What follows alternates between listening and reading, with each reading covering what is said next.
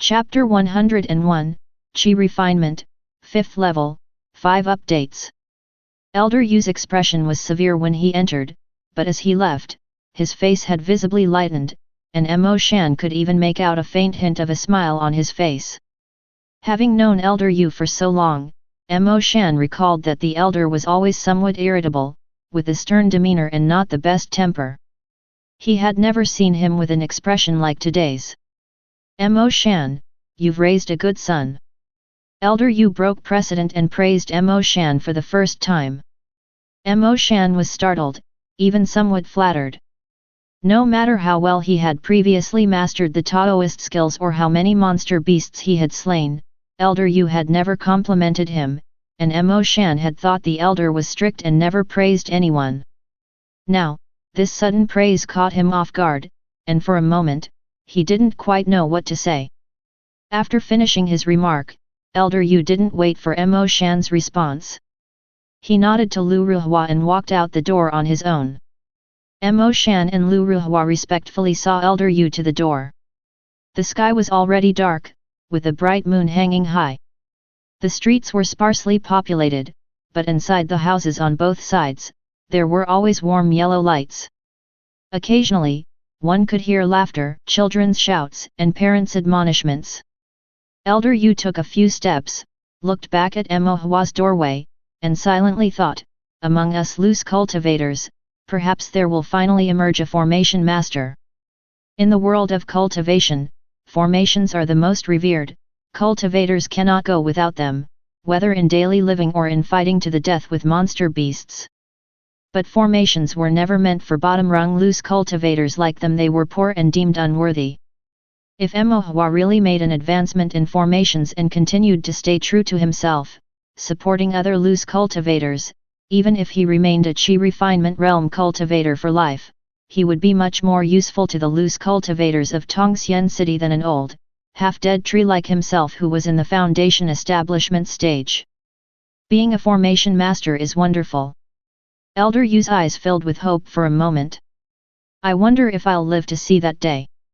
The next day, Elder Yu had someone deliver 20 sets of rattan armor, 20 bottles of golden spiritual ink, and 50 spirit stones, plus 2 bottles of each of the 5 elements spiritual ink, with the rest of the rattan armor to be delivered after being refined. The 50 spirit stones were a deposit, the rest would be paid after completion. The 5 elements spiritual ink was specifically sought out by Elder Yu as an additional reward for Mo Hua, who was very happy with the high quality of these items. The spirit stones and spiritual ink should last Mo Hua for quite some time. Although the monster hunting festival was 3 months away, Mo Hua didn't want to wait that long. He planned to finish within a month and a half, painting 2 to 3 sets a day during his spare time, careful not to neglect his cultivation and studying of more advanced formations. Mo Hua was also looking forward to reaching the 5th level of Qi refinement so that he could choose a spell to study. Half a month later, as Mo Hua finished painting the 36th iron armor formation and was planning to continue, he suddenly noticed something unusual about his Qi Si. Mo Hua's eyes lit up, and he quickly sat down to meditate and regulate his breath. He took out a spirit stone and began to absorb the spiritual energy.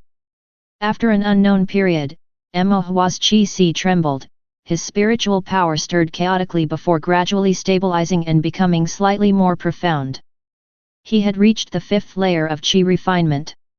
Mo Hua was somewhat delighted, as the realm is the foundation of a cultivator.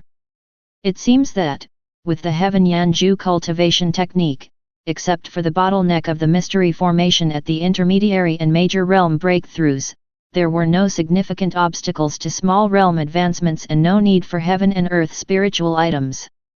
For a moment, Mo Hua felt an endless stream of admiration for the cultivator who had created this technique. If I keep cultivating like this, is it possible, can I really become an immortal? Mo Hua's thoughts began to wander. Then he considered the enormous amount of spirit stones needed for cultivation, the complexity of the compound formation that gave him a headache when he read the formation books, and the unknown mysteries of the mystery formation. Mo Hua reined in his fanciful thoughts. One must be down to earth in cultivation, not ambitious beyond one's grasp. One must be down to earth in cultivation, not ambitious beyond one's grasp. Mo repeated the mantra twice in his heart, then started to plan out his chi refinement fifth layer. First and foremost, it's the spells. Can one be called a cultivator if they don't learn spells? It's fine for body cultivators, but as a cultivator who aspires to and can only be a spiritual cultivator, how can you get by without learning a few spells? But who to learn them from? Mo was a bit worried, as most monster hunters were body cultivators and there were very few spiritual cultivators. If we say that it's somewhat dangerous for body cultivators, who focus on body refinement, to hunt monster beasts, then for spiritual cultivators, who specialize in spells, going into the mountains to hunt monsters is basically betting that they're not tough enough. There is a big difference between spiritual cultivators and body cultivators in the business of monster hunting. If a spiritual cultivator happens to be attacked by a monster beast, compared to a body cultivator, what would be a minor injury for a body cultivator could be a serious injury for them, and what would be a serious injury for a body cultivator could mean death for them. If a body cultivator dies, the spiritual cultivator would hardly have a whole corpse left. Thus, there are very few spiritual cultivators among monster hunters, not only because few choose to become spiritual cultivators but also because few spiritual cultivators survive. Unless one really has no choice, like Mo. If he were strong and robust, he would become a body cultivator, have Master Chen custom make him a scimitar engraved with a green dragon and charge into the horde of monsters, slaughtering all around. The very thought of it is exhilarating. But the only flaw in this idea is that it's just a thought. What about seeking Mr. Zhuang's guidance? Mo shook his head. He would be content if Mr. Zhuang could teach him formation techniques, asking him for spells would be a bit presumptuous. Moreover, it's hard to tell what Mr. Zhuang practices. His vital energy doesn't seem strong, his spiritual power invisible, and his divine sense appears flimsy, altogether a mysterious and elusive master. If he were to ask Mr. Zhuang and somehow displease him, losing even the formation knowledge, it would be like losing a watermelon in pursuit of a sesame seed, a huge loss. What about seeking Aunt Shue's help? She's always been quite kind to Mo. Right, Aunt Shui probably practices illusion techniques, which Mo, with his aptitude, is neither qualified nor capable of learning. After much consideration, there seemed to be only one person who could help Mo. Mo picked up a copy of Qi Refining Spell Record, which details some basic spells for the Qi refinement realm, of course, only the index, without any specifics on how to cultivate them. Mo even took the liberty to enlarge the characters for spell on the cover, making it easily noticeable to anyone at a glance. Early in the morning, Mo sat in a restaurant with the Qi Refining Spell Record in hand, ready to go fishing. As the sun rose higher and the weather grew fair, the fish arrived. Zhang Lan appeared on the street, basking in the sun, stretched lazily, and then sauntered toward the restaurant. Mo ignored him, pretending to be absorbed in his book. Zhang Lan entered the restaurant, sat in his usual spot, ordered a pot of wine, a dish of meat, a dish of fruit, and then began to look around out of boredom. During his survey, he noticed Mo and naturally the book in his hands, as well as the prominently displayed spell on the pages. Zhang Lan carefully checked and saw that the cover of the book read Qi Refining Spell Record. He reiterated the words spell and Qi refining in his mind a few times, suddenly feeling a surge of vindication. Mo's previous book, Initial Understanding of Compound Formation, had almost caused him to capsize in the gutter, and the mere thought of it still sent shivers down his spine. But as long as it's not about formations, or even just not about compound formations, Zhang Lan feared nothing. What's more, it was Qi refining, spells. In these two categories, nobody could stop him from showing off. Zhang Lan deliberately coughed to clear his throat, swaying over to Mo, and casually said, "Oh? What's that you're reading? Anything you don't understand, want me to teach you?" Chapter 102, Spell, first update. Emohua thought to himself, I intentionally wrote the book's title so large that it could be seen from several zhang away, and you still ask what book this is. This pretentious act, could it be any more fake? No need, I'm just looking, said Emohua. The more Emohua refused, the more curious Zhonglan became. He leaned in to take a look and then pretended to notice the book title, saying, Qi Refining Technique Compilation, not bad hui, interested in learning spells? Reached the 5th level of Qi refinement. Just reached the 5th level, I'll take a look first, no rush, Emohua said, feigning calm. How about it? Want me to teach you? Zhonglan raised an eyebrow. Uncle Zhang, are you a spiritual cultivator? Well, sort of, he responded. Sort of. What does that mean? Oh, a half-baked one. Emohua said. Zhonglan's face darkened, what half-baked? At such a young age, where did you learn these messy terms? Your blood qi doesn't seem weak though, and I haven't detected much strong spiritual power from you. Am I just not seeing it right? Emohua asked. Zhonglan said proudly, I used a spell to conceal my aura, of course, you can't detect it. If a youngster like you could, then wouldn't all my years of cultivation be in vain? Oh, so is this considered dual cultivation of spirit and body? Emohua asked curiously. Dual cultivation of spirit and body is not that easy. I've just cultivated my body somewhat, to avoid being at a disadvantage when fighting cultivators who practice body cultivation at close range. My main focus is still on spells. A cultivator who practices dual cultivation of spirit and body needs exceptional natural talent, a prestigious family lineage, and a wealth of resources. You might not even meet one in your entire life, Zhonglan lamented. Emohua clicked his tongue. Talent, lineage, and resources, each of these requirements seemed as insurmountable as the heavens to Emohua, so even if he were reborn 10,000 times, he might not meet the criteria once. Then, Uncle Zhang, are you good at casting spells? Zhonglan replied with pride, not bad, just so-so, I guess. So that means you're not very good, right? Zhonglan, extremely irritated, tapped Emohua's head, I'm being modest, you understand? Modest. Emohua rubbed his head and asked, then between you and Aunt Shuet, who is more impressive? That, well, Zhonglan hesitated, how would I know without having sparred with her? Do you know any illusion techniques? Of course, not, he admitted. Emohua said, Aunt Shui knows illusion techniques, but you don't, so surely you can't be as capable as her. I'll ask Aunt Shui when I have time, see what spells I should learn. Unconvinced, Zhonglan retorted, I just don't know illusion techniques, but other spells are not necessarily weaker than hers. Really? Emohua looked at Zhonglan skeptically.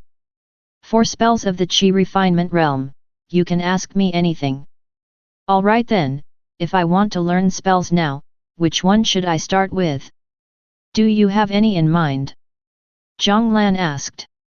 Emohua handed Zhonglan the Qi refining technique compilation, I picked out a few spells, you tell me which one I should learn first.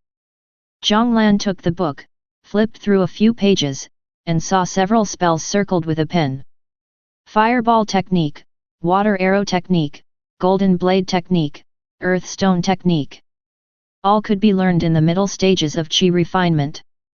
The spells were not difficult and the spiritual power required was not excessive. Zhonglan nodded. Starting from the basic spells and not aiming too high, Emohua's choices were pretty good. Many cultivators, when first learning spells, only want to learn those of high grade, great power, or rarity. But they do not realize that with high grade comes the need for more spiritual power, greater power means longer casting time, and the rarer the spell, the more stringent the requirements for learning it. Let alone mastering the spell, even if they did, using up more than half of their spiritual power for one spell, if they miss their target, would essentially leave them sitting ducks. Zhonglan stared at Emohua for a while and suddenly realized a problem. The spells you've picked, they're all attack-oriented. Emohua was stunned for a moment. If I don't learn attack spells, then what should I learn? Don't you think about how to save your life? Oh right, Emohua had a sudden revelation. I need to be able to save my life first. If I can't even save my own life, who am I going to attack? The incident with Xianxia had also made him understand that cultivators must have means to save their own lives. Otherwise, in sudden danger, without the power to protect themselves, they would fall into a passive deadlock. What are the life-saving spells then? Golden Bell Shield. Emohua humbly asked for advice. Golden Bell Shield is not bad, but it's not very useful for you. Why? Emohua didn't understand. Zhonglan looked at Emohua with a somewhat disdainful glance. Haven't you realized that your spiritual power is actually not strong? That's because my cultivation is low, Emohua argued with reason. Part of it is because your cultivation is low, but isn't the quality of your spiritual root itself just mediocre? If I'm not mistaken, the cultivation technique you're learning doesn't add much to your spiritual power either. So the spiritual power within your Qi must be weaker than others at the same realm. Although Emohua was reluctant to admit it, it seemed that this was indeed the fact. Zhonglan thought to himself that it was a good thing that Emohua's spiritual root talent was average. If his spiritual root talent were as good as his talent for formation, what would happen in the future? Indeed, the heavenly Dao is relatively fair. Zhonglan continued to explain, if your spiritual power is weak, even if you use a defensive spell like Golden Bell Shield, it won't last long. Once your spiritual power is exhausted, you'll still be sitting ducks. Moreover, Golden Bell Shield requires prior knowledge of danger and the preemptive mobilization of spiritual power to cast. If you are ambushed and don't have time to cast it, the spell might as well be unlearned. Emohua became worried. Then what should I learn? So you do have moments of worry, hey? That'll teach you for not wanting to ask me. Zhonglan secretly gloated in his heart for a while. Every problem at the Qi refinement realm is a minor one, as long as it doesn't involve formation.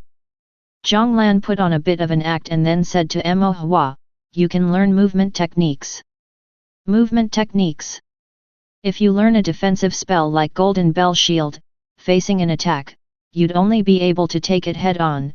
Zhonglan glanced at Emohua, but your physical body and spiritual power can't take much of a beating. Emohua nodded in deep agreement. So that's why you learn movement techniques. You can advance to attack and retreat to dodge, and if it really doesn't work out, you can still run, Zhonglan said. Won't there be any drawbacks? There will definitely be drawbacks. If you use a defensive spell, you can at least take a few hits before your spiritual power runs out.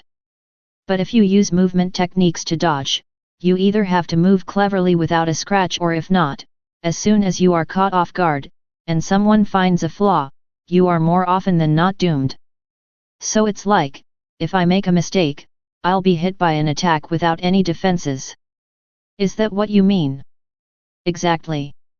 Emohua hesitated for a moment, then said, defensive spells, once my spiritual power runs out, I'll be at the mercy of others. Movement techniques, if someone catches a flaw, I'll be just as vulnerable. But at least with movement techniques, I can attack or retreat. If I learn Golden Bell Shield, then if it doesn't hold up, I can't block or run away. Have you made up your mind? Yes, I'll learn movement techniques. Zhonglan nodded, that's wise of you. Since you can't have the best of both worlds, you should play to your strengths and avoid your weaknesses. Zhonglan picked up the Qi refining technique compilation, flipped through it, then took up a pen from the table and marked several movement techniques, ready to let Emohua choose one to practice, when he suddenly realized something was amiss. These movement techniques were common at the Qi refinement realm. It was fine for Emohua to learn them, but if they were common, others could teach them too. How would that show that he was superior? Chapter 103, Water Passing Step, 2 more. Mo Hua's companions were indeed mostly loose cultivators with limited horizons, but there were also not a few cultivators with exceptional insight. Not to mention anyone else, the gentleman who taught Mo Hua formation techniques was definitely not an average cultivator. The woman called Aunt Shui by Mo Hua, shrouded in a veiled haze, could possibly perform illusion techniques, let alone other spells. There were also the two children who strolled the streets with him that day, seemingly surnamed Bai, with appearances and manners that indicated an extraordinary background, and then there was his father Mo Shan, who, although having average cultivation, had spent years hunting monsters in the mountains, and his judgment and experience were certainly not weak. Zhang Lan pondered in his heart, if they came to know that he had taught Mo Hua a movement technique as common as dirt, it wouldn't be Mo Hua who was looked down upon. A mere child, what could Mo Hua understand? When the time came, the one to be scorned would only be himself, Zhang Lan.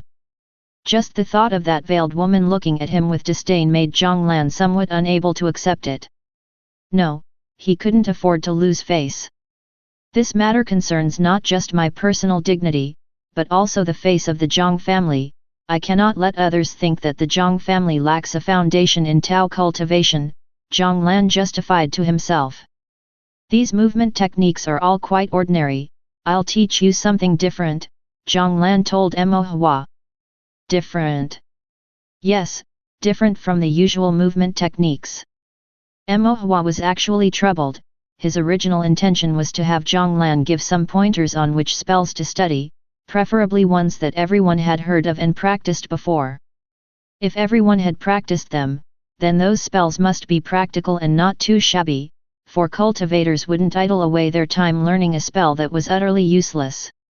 And if everyone had practiced them, it meant the spells were relatively stable. Even if Zhang Lan stopped teaching later on, Mo Hua could still find others to consult should he have any doubts about the spells. But now Zhang Lan intended to teach Mo Hua something different. This made Mo Hua apprehensive, as the cultivation of this spell could require some precious spiritual objects which he truly couldn't afford. What's with that expression? Zhang Lan couldn't help but tap the table lightly. Why do you look so reluctant? Others beg me to teach them, and I refuse. Don't try to act cute when you're getting a bargain, kid.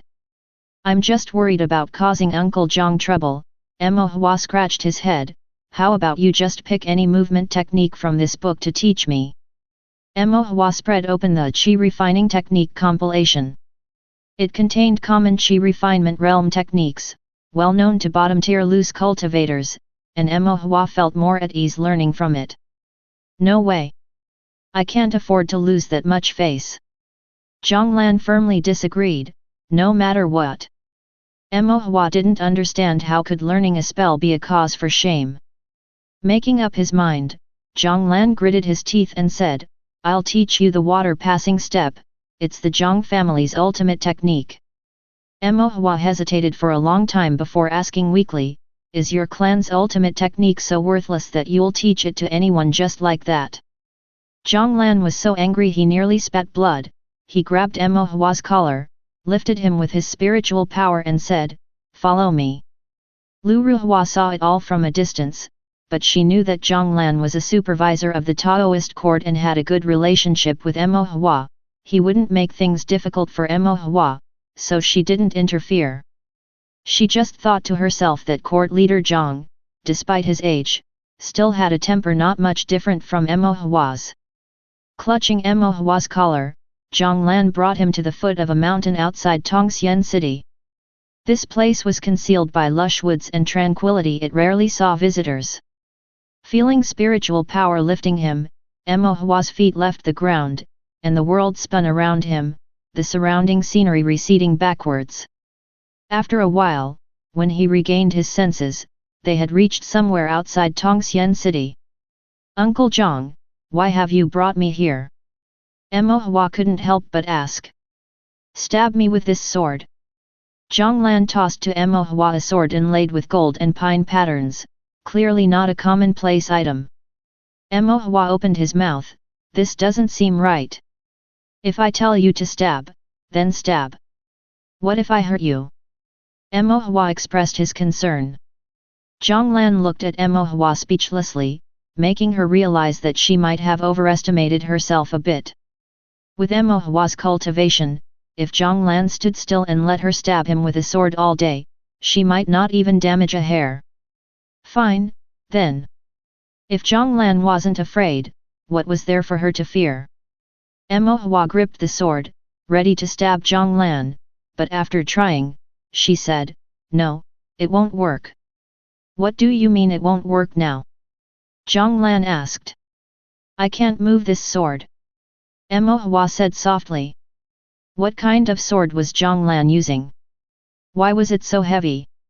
Could it really be a sword meant for a spiritual cultivator? Zhonglan sighed and pointed up slightly. Before Mo Hua could understand what had happened, a section of a branch fell from a tree. Use this branch. Oh, Mo Hua nodded. She took the branch, held her breath to focus, channeled her strength through the branch, and thrust vigorously at Zhonglan. Of course, Mo Hua's strength was almost negligible after all, she was not a body cultivator. But the next scene left Mo Hua dumbfounded. Mo Hua's branch had pierced through Zhonglan's body. Mo Hua was startled, but on coming to her senses, she realized there was no force feedback on the branch. She hadn't actually hit anything. As she took a closer look, she saw Zhonglan's figure gradually blur and then vanish, with Zhonglan reappearing a step away. Although Mo Hua didn't know what had happened, it felt incredibly powerful. Is this a movement technique? Zhonglan lightly chuckled, then his figure dispersed like mist, creating many afterimages around Mo Hua. She could neither discern with her eyes nor lock on with her divine sense. After a short while all the spiritual power dissipated, and Zhonglan appeared back in his original spot, as if he had never moved. Mo Hua was utterly shocked. Seeing Mo Hua's inexperienced look, Zhonglan felt quite refreshed, but his facial expression remained indifferent. Now you want to learn, right? Mo Hua couldn't help nodding. This movement technique is called the water passing step, an ultimate technique of my Zhang family, not ordinarily taught to outsiders. The water passing step is a movement technique for spiritual cultivators that uses spiritual power to manipulate the body, enabling swift and nimble movement within tight spaces to dodge attacks from cultivators. And at its advanced stages, one can even create afterimages to confuse someone's vision and disorient their divine sense. Mo Hua listened intently, then worriedly said. But if you teach me, won't that be considered disclosing it? Won't the Zhang family penalize you? If so, let's forget it. You don't like this technique. It's good, but I don't want to cause you trouble, Mo Hua said, somewhat torn. Zhonglan paused for a moment, and then laughed, don't worry. If I dare to teach you, it's definitely not going to be a problem. Those old stick-in-the-muds in the clan can't do anything about me. I'll just be locked up for a few months or kneel in the ancestral hall for a few days at most. Zhonglan silently added in his mind, of course, he wouldn't say something that would diminish his status out loud. Oh, okay, Mo Hua nodded, then asked, but if I learned it, wouldn't your family kill me to keep the technique a secret? Zhonglan couldn't help but tap Mo Hua's forehead again, what is your little head filled with? How can you spout such nonsensical things? Chapter 104 Movement Technique, 3rd Update. Our Zhang family is a legitimate noble clan with strict family traditions, how could we possibly silence someone at every turn? Although the water passing step is an ultimate technique, it's not completely forbidden to pass on. I'll teach you stealthily, and you'll learn stealthily, there won't be any trouble. If anyone finds out, just say it was me who taught you, and push all the responsibility onto me, Zhonglan said rather boldly. If it's not going to be a big deal, why should I pin it on you? I'll just say I learned it by a lucky coincidence, wouldn't that work? Mo Hua asked with a blink, speaking softly. Zhonglan frowned and said, what you're saying, seems to make some sense. Why should he step forward to take responsibility if the Zhang family wouldn't make it difficult for Mo Hua? If this matter were exposed and the clan elders found out, being confined for a few months was almost customary for him. But after all, being grounded and kneeling in the ancestral hall was not something to be proud of. If it could be avoided, so much the better. Then you'll need an excuse, Zhang Lan said. I'll just say it was a kind-hearted uncle passing by who taught me. If they ask for a name, I don't know. If they ask what he looked like, I've long forgotten, Mo Hua replied. All right, as long as that kind-hearted uncle isn't me. With no worries left in his mind, Zhang Lan said, I'll teach you the water passing step right now, practice it whenever you have the chance. The water passing step is a movement technique specifically for spiritual cultivators, which uses spiritual power to guide the body, achieving nimbleness and freedom to advance or retreat in tight spaces. The key to movement technique lies in using divine sense to control spiritual power with extreme precision, directing the spiritual power to corresponding meridians, and then guiding the body. This way, you can quickly move and shift within mere inches, and avoid your opponent's swords within fractions of a breath. Zhang Lan explained the essentials of practicing the movement technique to Mo Hua, and then handed him a meridian chart. This chart records the sequential pathways and specific spell points of spiritual power circulation in the meridians for different movements of the water passing step. Take it home, study it carefully, and commit it firmly to memory. Remember to burn it afterwards so you don't leave any traces. On the back of the meridian chart, there's also a simple body refinement technique. Isn't it a spell? Why do I need body refinement as well? Mo Hua had little confidence in his body cultivation talent. Zhang Lan corrected Mo Hua's understanding. Spiritual cultivators are those who rely on spiritual power to activate spells for attack, not those who only cultivate spiritual power. Both the physical body and spiritual power are fundamental to a cultivator, you can't lack either. Even for spells, they are not completely separated from the body. It's just that spells are so important for spiritual cultivators that physical cultivation might seem optional in comparison. After explaining, Zhang Lan offered Mo Hua some reassurance. Don't worry, the body refinement technique that comes with the water passing step isn't about strengthening the body's toughness, it's a body refinement method that makes the limbs flexible and the physique coordinated.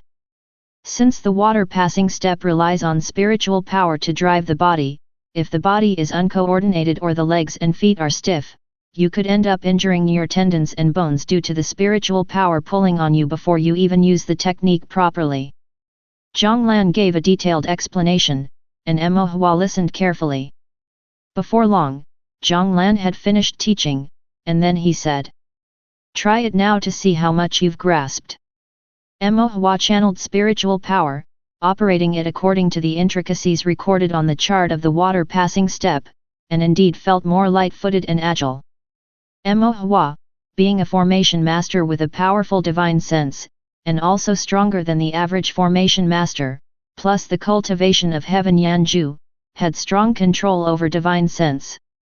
Thus, the circulation of spiritual power in the water passing step was unimpeded. The technique seemed simpler than Mo Hua had imagined.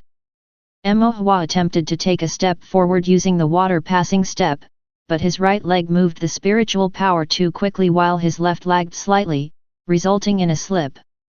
And he tumbled face first onto the ground.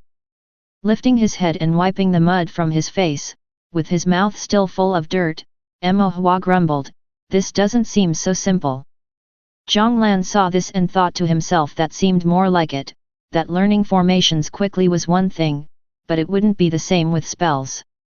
Mo Hua tried several more times, but still failed to succeed, either because the spiritual power in his hands and feet were out of sync and he slipped, or he moved his same hand and foot together and plopped down onto the ground on his butt. Zhang Lan watched the dust-covered Mo Hua with an unchanged expression, feeling secretly delighted in his heart and thought to himself, "Now you know it's not easy to learn spells." Zhang Lan's main practice was other movement techniques, and he wasn't very skilled at the water passing step, mainly because this movement technique in the Zhang family's ultimate techniques was the kind that wasn't outstanding in either offense or defense. Offensively, the technique wasn't sharp enough, and defensively, it was too difficult to control spiritual power, so there weren't many cultivators in the Zhang family who primarily practiced the water passing step. That was precisely why he dared to secretly teach it to Mo Hua. If it had been one of the clan's mainstream movement techniques like the falling flower steps, which everyone in the family learned, anyone would have recognized the origin of the movement technique as soon as it was used, and that would have caused him big trouble. The water passing step was just right. The technique itself wasn't bad and was sufficiently low-key.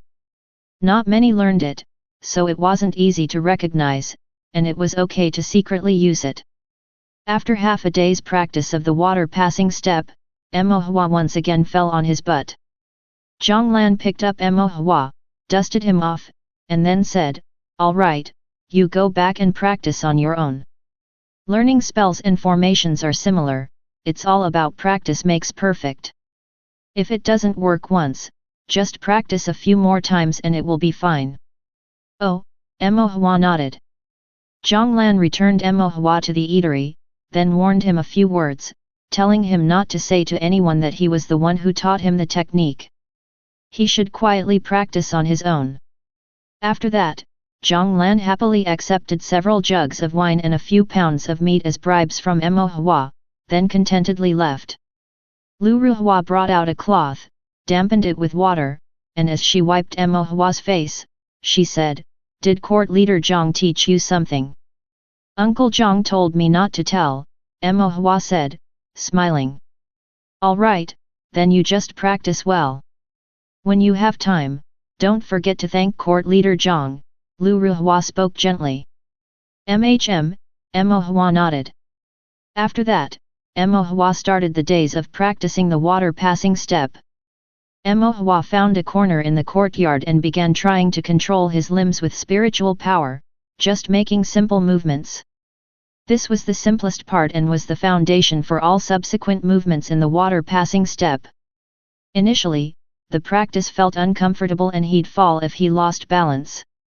However, after practicing several times and becoming familiar with the pulling of spiritual power along the meridians of his flesh, his movements gradually became smoother.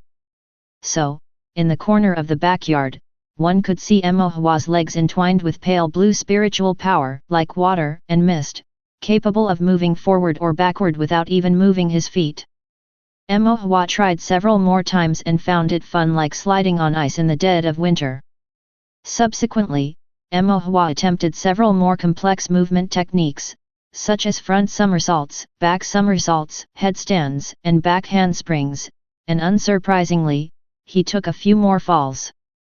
Mo Hua analyzed the reasons and realized that his own body was too weak, lacking strength and agility in his movements. Mo Hua took out the body refinement realm techniques that Zhang Lan had given him. These techniques were simple, only including basic movements. Unlike the body cultivation techniques that focused on strength, these techniques cultivated the body's flexibility and coordination. The illustrations showed a figure moving naturally and lightly, as graceful as flowing water. Mo Hua had an epiphany, no wonder it was called the water passing step. Mo Hua then began practicing the movements depicted in the illustrations, one by one. Initially, his limbs would feel sore and hurt so much that he couldn't get out of bed, but after persevering for a few days, the soreness dissipated, and his circulation improved. Even though his physical strength was still weak, his every move became light and fluid, as natural and graceful as water. Feeling that the time was ripe, Mo Hua began to officially practice the more difficult techniques of the water passing step. Chapter 105, The Big Tree, 4 Updates. When Mo Hua truly started learning, he realized that the water passing step wasn't as difficult as he had initially thought. The difficulty of the water passing step lay in controlling spiritual power with one's divine sense to lead the physical body. The stronger the control of the divine sense over spiritual power, the more agile the movement of the physical body.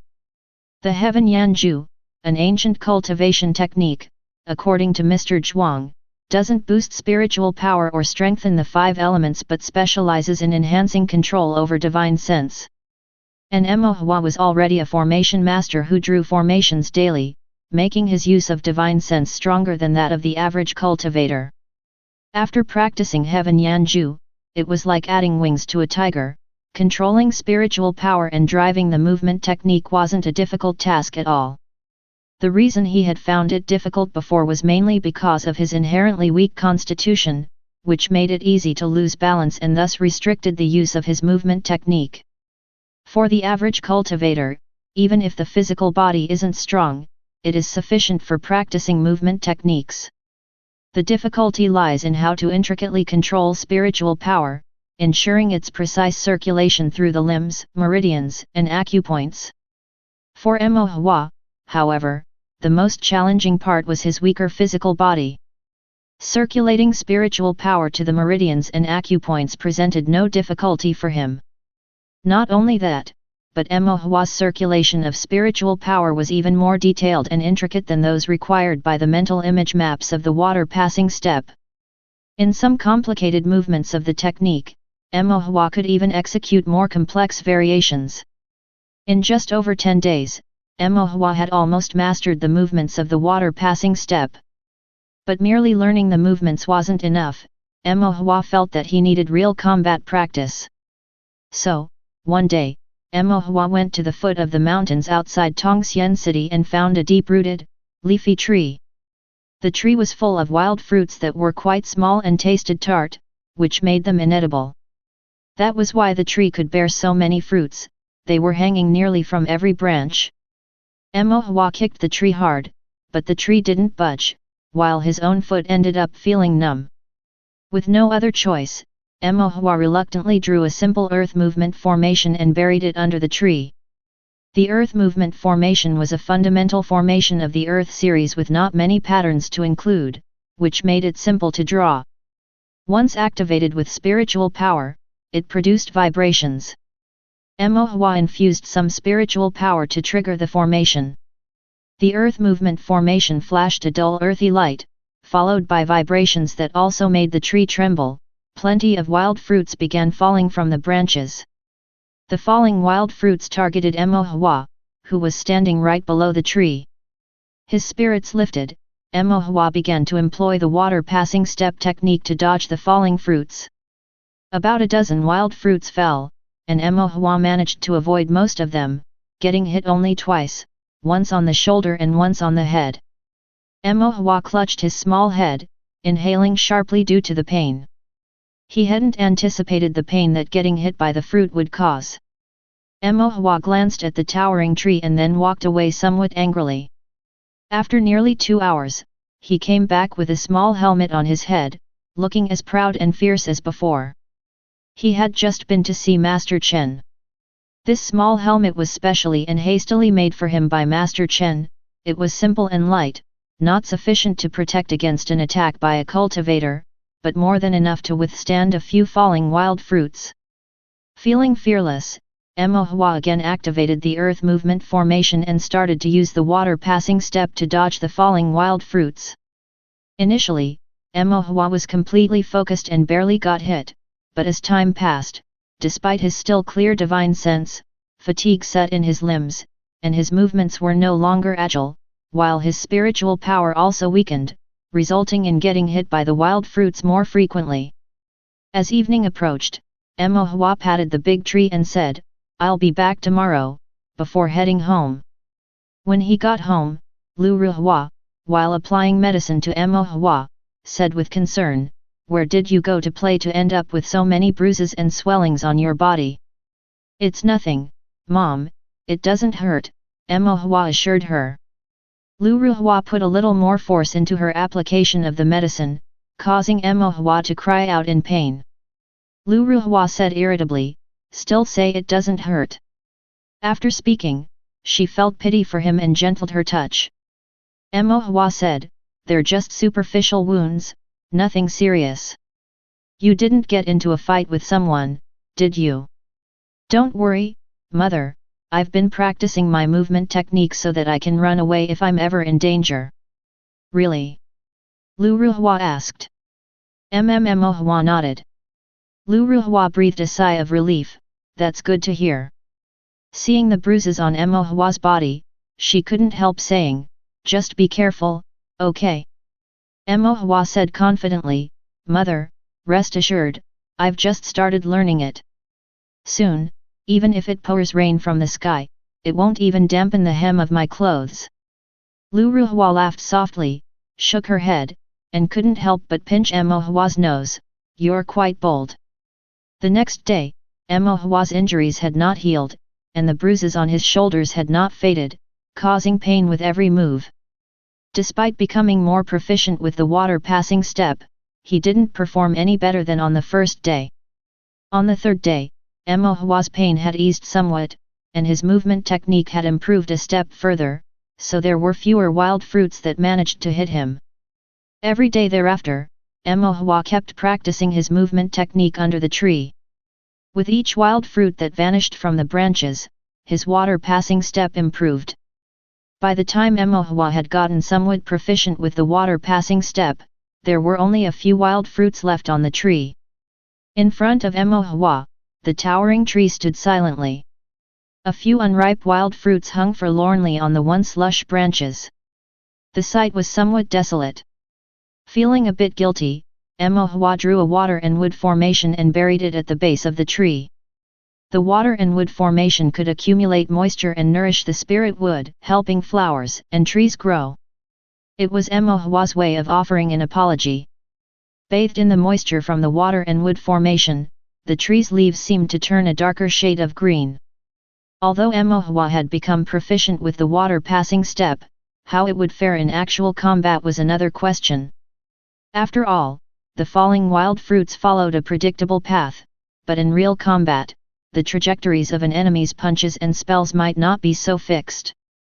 He still needed to find someone to practice sparring with to know for sure. But whom could he ask?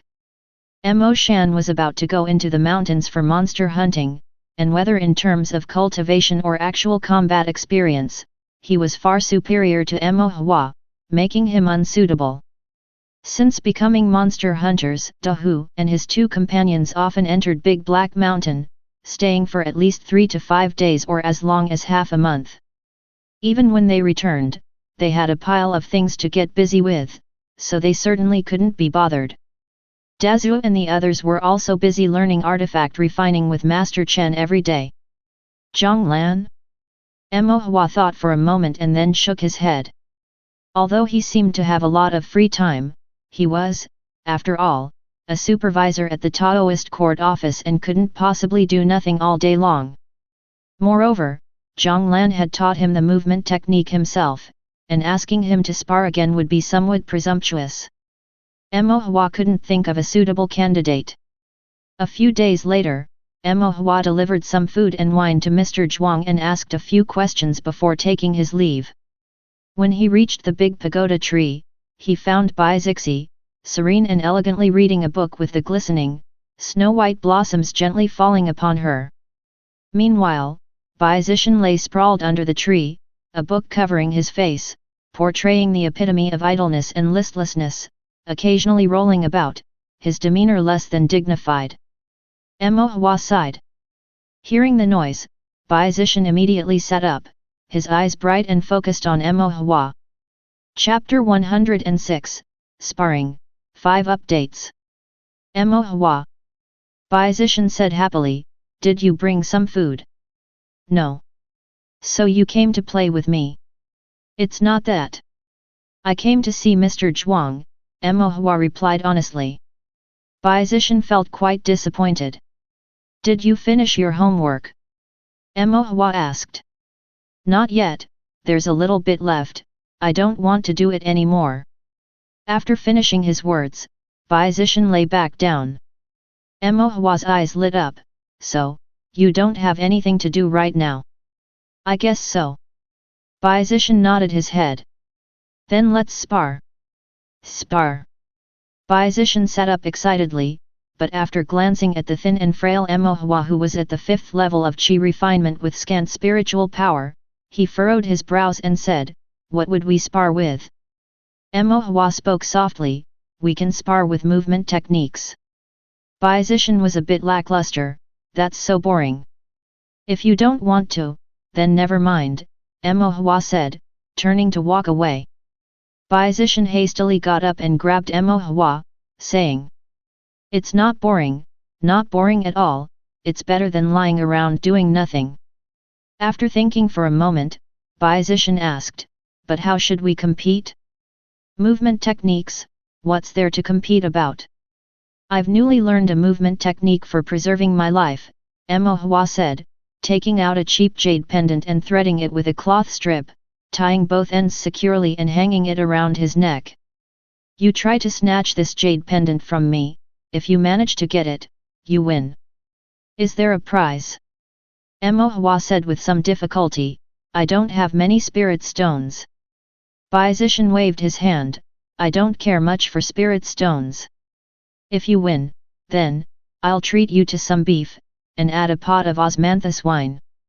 Deal?" The prospect of eating, having fun, and sparring with movement techniques made Bai Zishan very happy. He thought it over and suddenly negotiated with Hua, "Add a box of crabapple pastries too, for Xianxia." "Sure," Hua agreed cheerfully. The two of them delineated boundaries in the open space on one side of the great locust tree, with each standing at one end. As soon as Hua said begin, Bai Zishan's gaze changed, and in his white clothes, he pounced like a fierce tiger, incredibly fast. Hua's eyelids twitched, he held his breath and concentrated, predicting Bai Zishan's trajectory through his divine sense. He lightly sidestepped, avoiding him. Then, with the tap of his foot on the ground, he lightly retreated 3 jong away. Bai Zishan was surprised, he had thought he would certainly catch Hua this time, yet with just a slight move, Hua had dodged past him. "Where did you learn that movement technique?" "It was taught by a passing, unknown, kind-hearted uncle," Hua explained. Not quite understanding, Bai Zishan didn't bother to inquire further, but his competitive spirit was roused, his eyes shining even brighter. "Be careful!" With a push off the ground, Bai Zishan flashed a faint golden spiritual power, and in the blink of an eye, appeared again in front of Hua, reaching out his right hand to snatch the jade pendant from Hua's neck. Hua leaned back, almost falling to the ground, when he used spiritual power to pull his body and glided backward just above the ground. Bai Zishan's hand missed, and his body turned, chasing after Hua even faster than before. Before Hua could finish his move and redirect his spiritual power to change his stance, it was too late. Bai Zishan tackled him to the ground and snatched the jade pendant from his neck. Bai Zishan pulled Hua up, feeling somewhat guilty. "I got carried away, are you okay?" Hua rubbed his arm. Despite the pain, there was no serious harm. He replied, "It's fine, it was just a friendly spar." Bai Zishan then felt relieved, and couldn't help but shake the jade pendant in his hand, somewhat proudly. "Don't forget the beef and pastries, though." Seeing his childlike demeanor, Hua couldn't help but laugh. "Don't worry, I'll bring them to you tomorrow." "MHM, MHM." Bai Zishan nodded repeatedly, then his enthusiasm returned. "Still playing, I mean, sparring." Bai Zishan corrected himself. Sparring Taoist skills was a serious matter, unlike playing. Hua thought for a moment, then regretfully shook his head. "No, our cultivation is too different, I'd lose even if we played a few more times." Bai Zishan came from a great noble clan outside of Li State, with top-notch spiritual root cultivation techniques and learned Taoist skills. He was also a prodigy in his family, with extremely high comprehension. Despite often appearing carefree, his strength was undeniably remarkable. Just now, after using the water-passing step to contend for a while, Hua clearly understood that with his current movement technique, he was no match for Bai Zishan. Not to mention Bai Zishan's realm was much higher than his. Hua couldn't help but sigh. Seeing Hua a bit downhearted, Bai Zishan said, "How about I suppress my cultivation and spar with you?" Hua hesitated for a moment. "Is that okay?" "Since it's a spar, it has to be fair," Bai Zishan said righteously. Relying on superior cultivation is just bullying. Moreover, if we're sparring movement techniques, we definitely can't depend on cultivation, otherwise, it's meaningless. Mo Hua nodded, all right, but let me rest a bit first. Mo Hua rubbed his arm again and couldn't help but ask Bai Zishan, Zishan, are you a body cultivator? Bai Zishan wasn't too happy, you should call me big brother. Mo Hua rolled his eyes at him.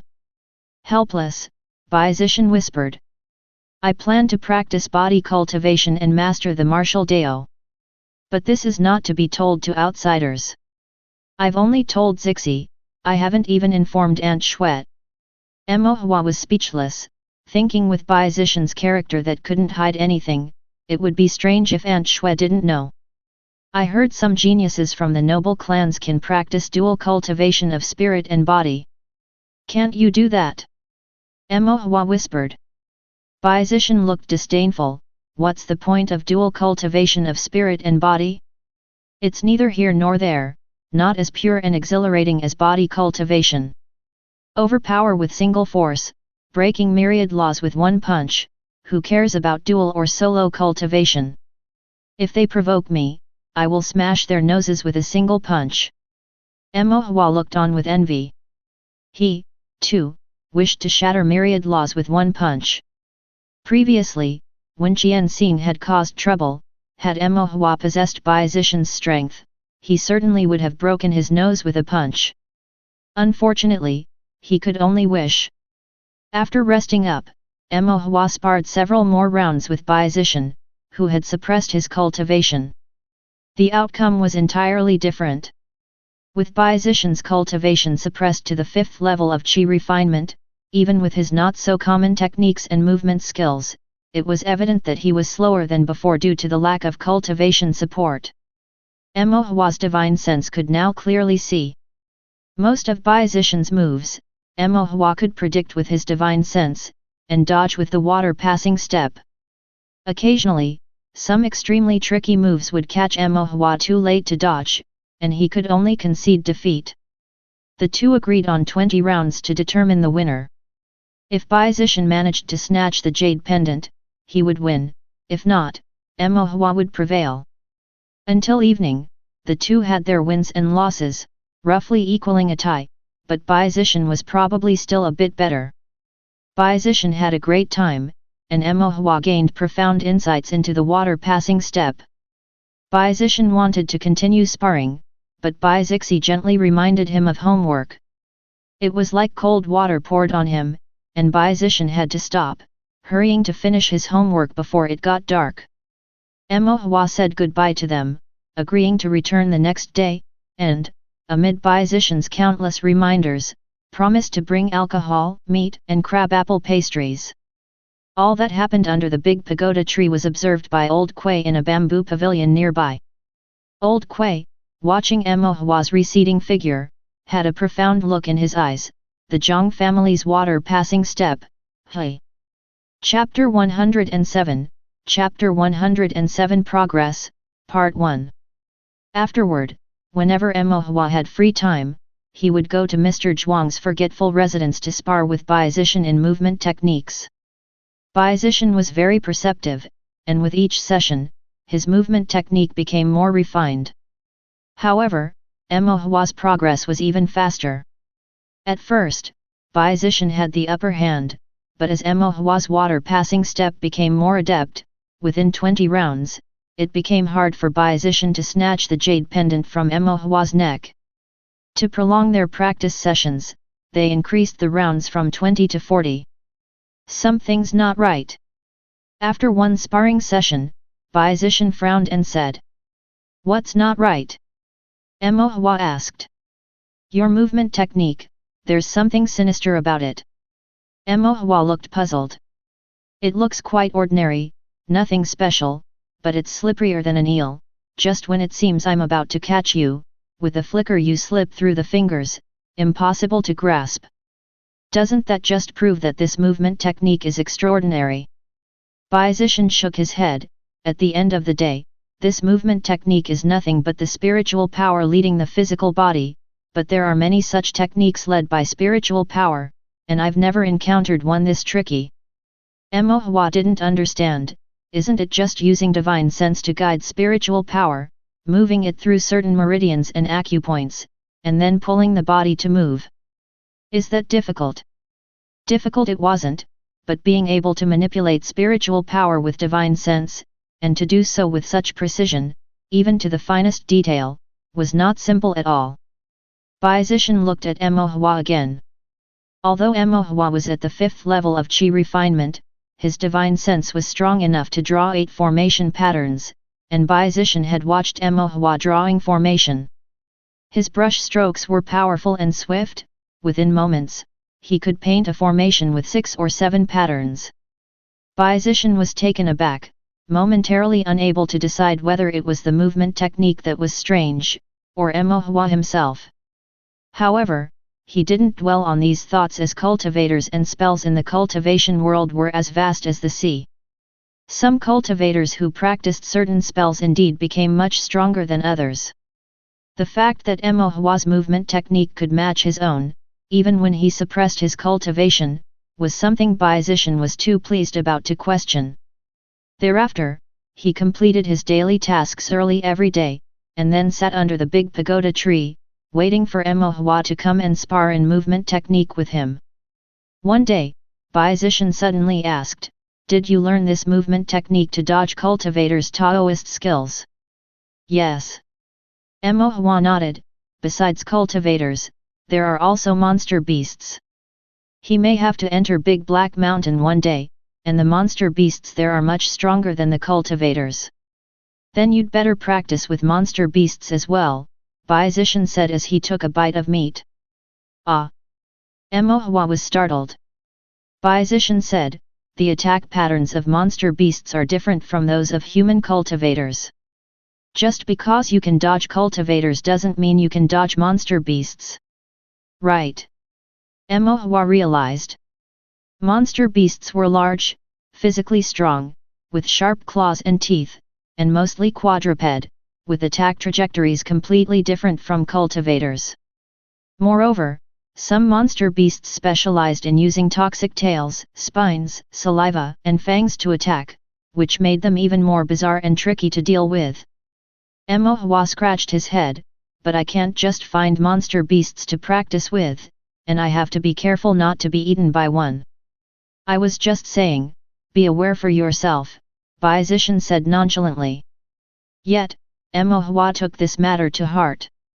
He estimated the likelihood of being killed by cultivators versus being bitten to death by monster beasts in his mind. He felt there was a greater chance of being killed by monster beasts. Big Black Mountain is treacherous and unpredictable, infested with monstrous beasts fierce and sly. Should he ever enter Big Black Mountain, he would have to confront these beasts, whose brute strength, speed, and mysterious tracks are unparalleled by any cultivator. How can I spar with monstrous beasts? Could it be, I should try to become a monster hunter? After pondering for a while, Mo Hua decided against it. A few days later, Mo Hua was reading formation books in an eatery. He could already draw the formation patterns of an 8-formation array. To save spiritual ink, he didn't draw them every day, so he spent his free time just reading the books. He couldn't go to spar with Bai Zishan every day either. The sparring sessions between Bai Zishan and Mo Hua came to Aunt Shue's attention after Bai Zishan let it slip out in a moment of excitement. Aunt Shue was somewhat angry, thinking Bai Zishan was too playful and was also distracting Mo Hua from learning formation techniques, so she assigned him even more tasks. Mo Hua went to plead with Aunt Shue on Bai Zishan's behalf, claiming that it was his own wish to practice movement techniques, which is why Bai Zishan was sparring with him. But Aunt Shue clearly didn't believe it. She knew about Mo Hua's congenital frailty, so how could he suddenly start learning movement techniques? She thought Mo Hua was merely making excuses for Bai Zishan, and said, "Good child, I know you mean well for the young master, but without rules, there is no circle." After speaking to Mo Hua, Aunt Shue turned around and piled even more assignments on Bai Zishan. Mo Hua felt helpless and would occasionally bring some food to Bai Zishan as consolation. Zhang Lan, who often used to stroll into the eatery, seemed to have gotten busy with something and had not been seen for many days. Thus, Mo Hua's life became quite peaceful, leaving him alone to read the formation books. While Mo Hua was reading alone, Aunt Zhang brought over a bowl of chicken soup for him and urged him to drink it while it was still hot. Aunt Zhang, whose given name was Yun, had a husband named Chu who was also a monster hunter. He had been severely injured during a hunt, leaving them with no other source of income and a starving child. Lu Ruhua then asked her to help out in the eatery, and gradually their household situation improved, with her complexion becoming healthier. Although her husband could no longer hunt monsters, he was skilled at using traps and occasionally went up the mountain to catch weaker monster beasts, selling them for spirit stones to supplement their household income. Sometimes, he even managed to capture a spirit beast. These spirit beasts were most likely raised by clans or sect elders and had inadvertently wandered into the mountain, gradually undergoing demonization, their body's spiritual energy greatly depleted. However, their flesh was still of better quality than that of monster beasts. Aunt Zhang would cook these spirit beasts into delicious soups, always making sure to set aside some especially for Mo Hua. Aunt Zhang excelled in making pastries and frying pine nuts. She learned her culinary skills from Lu Ruhua, and her cooking tasted quite good. "Thank you, Aunt Zhang," Mo Hua said happily as he drank the delicious chicken soup. Mo Hua was eating joyously, and Aunt Zhang was also pleased, but she was not good with words, so she just smiled shyly. "By the way, was the wood binding formation I gave to Uncle Chu useful?" Mo Hua remembered something and asked. MHM, it's useful," Aunt Zhang nodded and said, "each time your Uncle Chu returns from the mountain, he praises how useful that formation is. Now, when monster beasts are trapped, their fur isn't damaged. The fur of the monster beasts often got damaged due to their frantic struggles and biting when caught in traps, which then reduced the number of spirit stones they could be sold for." After learning about this, Mo Hua searched the 1000 formation collection and found a formation called wood binding formation that could restrain monster beasts. Although activating the formation required a spirit stone, the unspoiled pelt of a monster beast could be sold for many more spirit stones. "It's just," Aunt Zhang hesitated to speak. "Is there a problem with the formation?" Mo Hua asked. "No, it's not that," Aunt Zhang waved her hand, "it's not the formation. It's that previously your Uncle Chu caught a young monster beast. The beast has been trapped for many days and surprisingly hasn't died yet.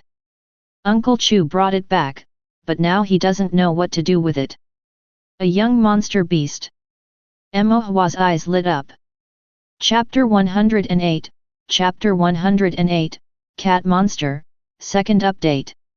"What kind?" "It's like a cat that was just born not long ago, only 2 or 3 feet long, with patterns that haven't even fully developed," Aunt Zhang said. "Can you give it to me? I'll buy it with flower spirit stones," Mo Hua hurriedly said. Aunt Zhang waved her hand. "If you want it, I can have Uncle Chu bring it to you tomorrow, there's no need for spirit stones." Mo Hua insisted on giving spirit stones. Aunt Zhang firmly refused. "Sister Lu has helped me too much already, and you have helped us with drawing formations, I couldn't possibly take the spirit stones." Aunt Zhang, who seemed shy and introverted, could sometimes be the most stubborn. Mo Hua had no choice but to agree not to give the spirit stones, but thought of speaking with his mother about giving Aunt Zhang some extra salary this month. "However, what do you want with the monster beast?" "Monster beasts cannot be tamed." After a while, Aunt Zhang asked curiously. "All monster beasts naturally harbor malice towards cultivators. Some monster beasts that eat flesh will hunt cultivators and devour their flesh and blood. Even those that do not consume flesh will hunt down cultivators weaker than themselves, eviscerating them before striding away. Young monster beasts also possess such nature, and so cannot be raised by cultivators. Some cultivators in Tongxian City had once raised monster beasts. When the monster beasts were young, it was fine as their strength was weak, and they would not turn on their owner. But once they grew stronger and tasted human blood, they would seize the opportunity to kill their master and consume their flesh and blood. Many cultivators ended up as food for the monster beasts they had raised as pets. Zhang Yun thought that Mo Hua, being young, might not be aware of the nature of monster beasts, so she expressed her concern. Raising a monster beast is very dangerous. Aunt Zhang, don't worry, I'm not taking it to raise, Mo Hua explained. Zhang Yun nodded. Anyway, she would tell Mo Hua's parents about the monster beast when she brought it over. Mo Shan was a monster hunter and was more familiar with monster beasts, so there probably wouldn't be any issues. The next day, Zhang Yun brought over the cat monster. This was the first time Mo Hua had seen a young monster beast, and he couldn't help but look it over multiple times. The cat monster was both skinny and small, with wrinkled fur and primarily white patterns mixed with dark patterns, but its coat appeared extremely dim due to the dirt it was smeared with. Despite its small size, the cat monster had sharp claws, 2 long fangs at the sides of its mouth, and while its gaze was cautious, it also held a fierce wildness. Last night, Mo Hua had told his parents about the cat monster, so when Zhang Yun brought it over today, Mo Shan was standing to the side. The cat monster was confined in an iron cage, which bore scratch marks. Perhaps because Mo Shan was a monster hunter, and his hands bore the blood of too many monster beasts, the cat monster, despite the fierce light in its eyes, simply lay down its head without daring to act rashly. Mo Shan looked at the cat monster with a frown. Dad, what kind of monster beast is this? A cat? Mo Hua asked. It's too small to tell. Some monster beasts look very different when they're adults compared to when they're juveniles, which makes them hard to identify. However, judging by its appearance, it's probably either a night cat or a fluorescent cat, Mo Shan speculated carefully. Are cat monsters one of the monster beasts that move quickly? Mo Shan nodded. Right, feline monster beasts do not possess the strongest bodies, but they are incredibly agile and their movements are unpredictable, which makes them quite a handful. Mo Shan brought the cat monster locked in the iron cage to a side room in their house. The side room was originally used for storage, but Mo Hua said he needed it, so Mo Shan cleared it out temporarily. Mo Hua told Mo Shan about his plan. He wanted to use the monster beast to practice his movement technique. Mo Shan had some concerns, but he agreed nonetheless. The cat monster was young and not strong, which made it just right for practicing the movement technique. Otherwise, directly facing an adult monster beast later on, a single misstep could indeed result in being devoured. Nevertheless, Mo Shan still cautioned, even young monster beasts have some innate monster powers that are very troublesome, and they are also exceedingly cunning. You cannot afford to take them lightly. Mo Hua nodded, took out a few pieces of beef, and tossed them to the cat monster.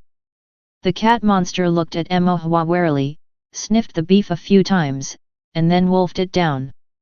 Uncle Chu had captured the cat monster and, thinking it was going to be killed sooner or later, hadn't fed it. Having eaten the beef, the cat monster's condition seemed to improve. You practice first, I'll watch from the side.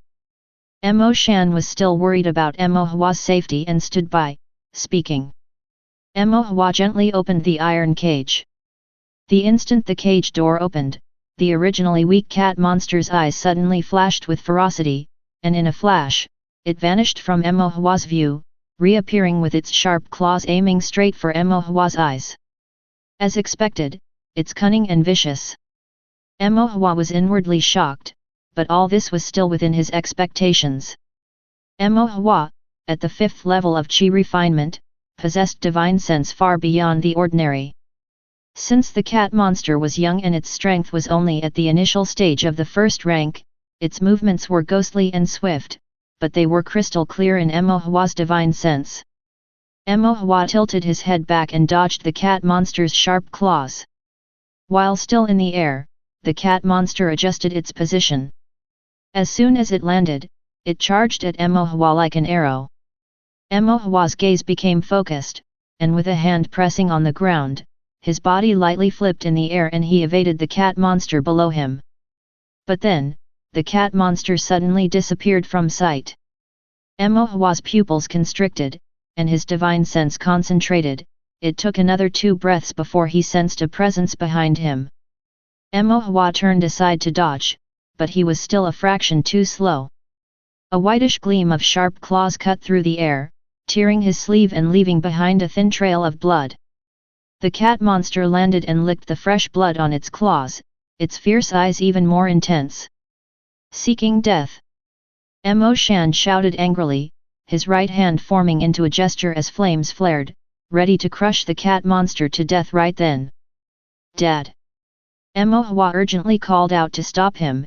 It's just a light injury, it's not serious.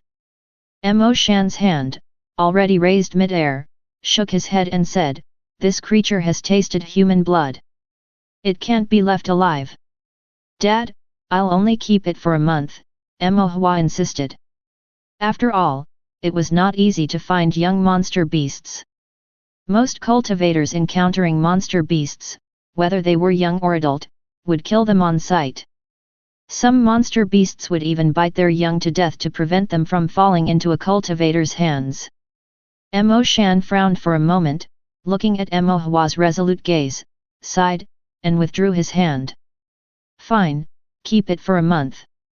Then Mo Shan turned his head, his eyes fixed on the cat monster like sharp swords. However, if this cat monster injures you again, I'll crush it to death. Intimidated by Mo Shan's aura, the cat monster curled up in the corner, shaking violently. Mo Hua breathed a sigh of relief and smiled. Dad, don't worry, I was just careless just now.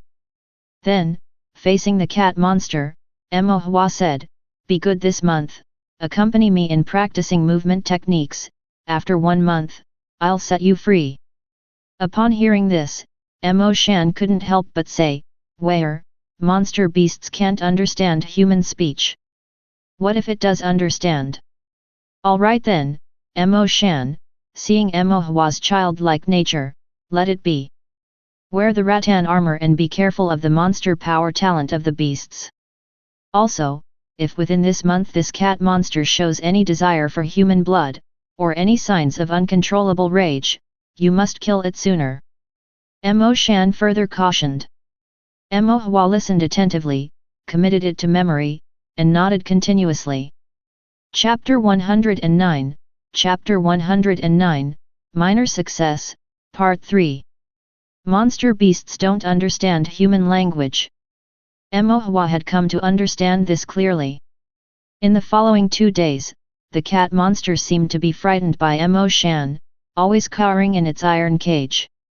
Even when let out, it refused to leave the cage, let alone attack Mo Hua.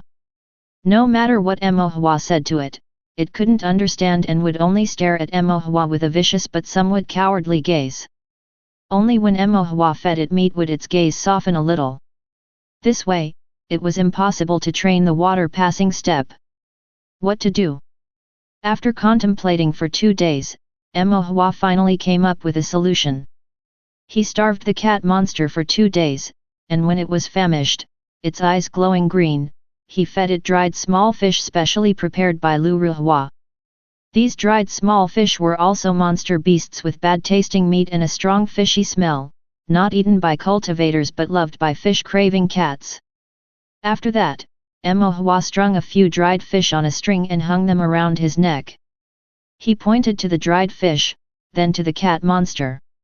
The message was roughly, if you want to eat the fish, come and snatch it yourself. The rules were similar to when he sparred with Bai Zishan, except now the opponent had changed from Bai Zishan to the little demon cat. Even if the cat monster didn't understand human speech, it understood now. So, the cat monster, formerly timid, began to snatch the dried fish hanging from Mo Hua's neck in an effort to appease its hunger. It clearly remembered Mo Shan's intimidating gaze, so it didn't dare to harm Mo Hua in the slightest. Its target was only the dried fish on Mo Hua's neck. In this way, in the secluded side chamber, human and monster shadows chased each other in a crisscross pattern. After sparring with the cat monster for a few days, Emohua couldn't help but admit that monster beasts were indeed much stronger than cultivators. This cat monster only had the cultivation of the initial first grade and wasn't known for its strength, but its speed was very fast, and its movements were exceptionally agile, not even inferior to a typical 6th layer Qi refinement cultivator. The cat monster's attack patterns were richer and even more cunningly peculiar than those of cultivators. If the attack was up close, a body cultivator would mainly rely on fists and feet, while a spiritual cultivator would rely on long-distance spells. Their behaviors and actions were traceable. But the cat monster could use its teeth, claws, and tail to attack, with tricky angles that were unpredictable. Furthermore, the cat monster had a natural talent activated by demonic power. It could blur its figure for a short time, making it almost impossible for eyes to discern. Emohua could only sense the position of the cat monster by pushing his divine sense to the extreme. And this was only at the initial first grade. If it were the mid or late first grade, its speed would be even more unimaginable. No wonder monster hunting teams generally required around 10 monster hunters to form a team. How powerful would a second-grade monster beast, comparable in cultivation to a foundation establishment stage cultivator, be? Wouldn't most cultivators be obliterated upon contact? Emohua shivered uncontrollably. I must learn the water-passing step well, so that even if I can't defeat them, I can at least run away. Emohua thought silently to himself. Sparring with monster beasts was also a process of practice makes perfect. At first, not familiar with the cat monster's moves, the dried fish on Emohua's neck would often end up in the mouth of the cat monster not long afterward. The cat monster would then lie in its cage, leisurely chewing on the dried fish and licking its paws, from time to time casting a glance at Emohua with a look of smugness and scorn. As Emohua gradually became familiar with the cat monster's attack patterns, he could vaguely guess whether the cat monster was preparing to unleash a claw strike, a bite, or to lash out with its spiked tail. The first time he encountered the cat monster's innate ability, he was caught off guard, but after witnessing it several times and developing predictions, Emohua gradually began to see through its movements with his divine sense. The process of the cat monster getting its dried fish became increasingly difficult. Sometimes, Emohua would be careless, and the little demon cat could snatch 1 or 2 fish to fill its belly. If Emohua was fully focused, it basically couldn't get a single fish and could only stand by the wall, glaring fiercely at Emohua. But this ferocity was somewhat superficial, lacking real impact. Knowing that hunger was an unpleasant feeling, Emohua would deliberately act carelessly, allowing it to have a few pieces of dried fish. A month passed like this. Although the cat monster wasn't fully satiated, it wasn't starving either, and it had grown in size, now 5 feet long. That's when Emohua knew it was time. The cat monster couldn't be kept any longer. If it kept growing, there might come a day when it wasn't paying attention, and it could possibly turn on him. The nature of monster beasts is not so easily changed. Emohua didn't intend to kill it, rather he planned on following through on the promise to set it free. Even though the cat monster couldn't understand human speech and was unaware of this arrangement. One evening, Emohua put the cat monster into an iron cage, covered it with a black cloth, and took it to the foothills closest to the exterior of Big Black Mountain, just outside Tongxian City. Monster beasts and other living things cannot be placed in a storage bag, they must be kept in an iron cage instead. Emohua specifically used the black cloth to cover it, to prevent other monster hunters from discovering it and killing it on the spot. Seeing that there was no one around, Emohua removed the black cloth, opened the gate of the iron cage, and released the cat monster. Upon seeing the mountains and forests around it, the cat monster seemed stunned at first and then showed a look of joy. But it did not leave immediately, instead, it watched Emohua with a wary expression.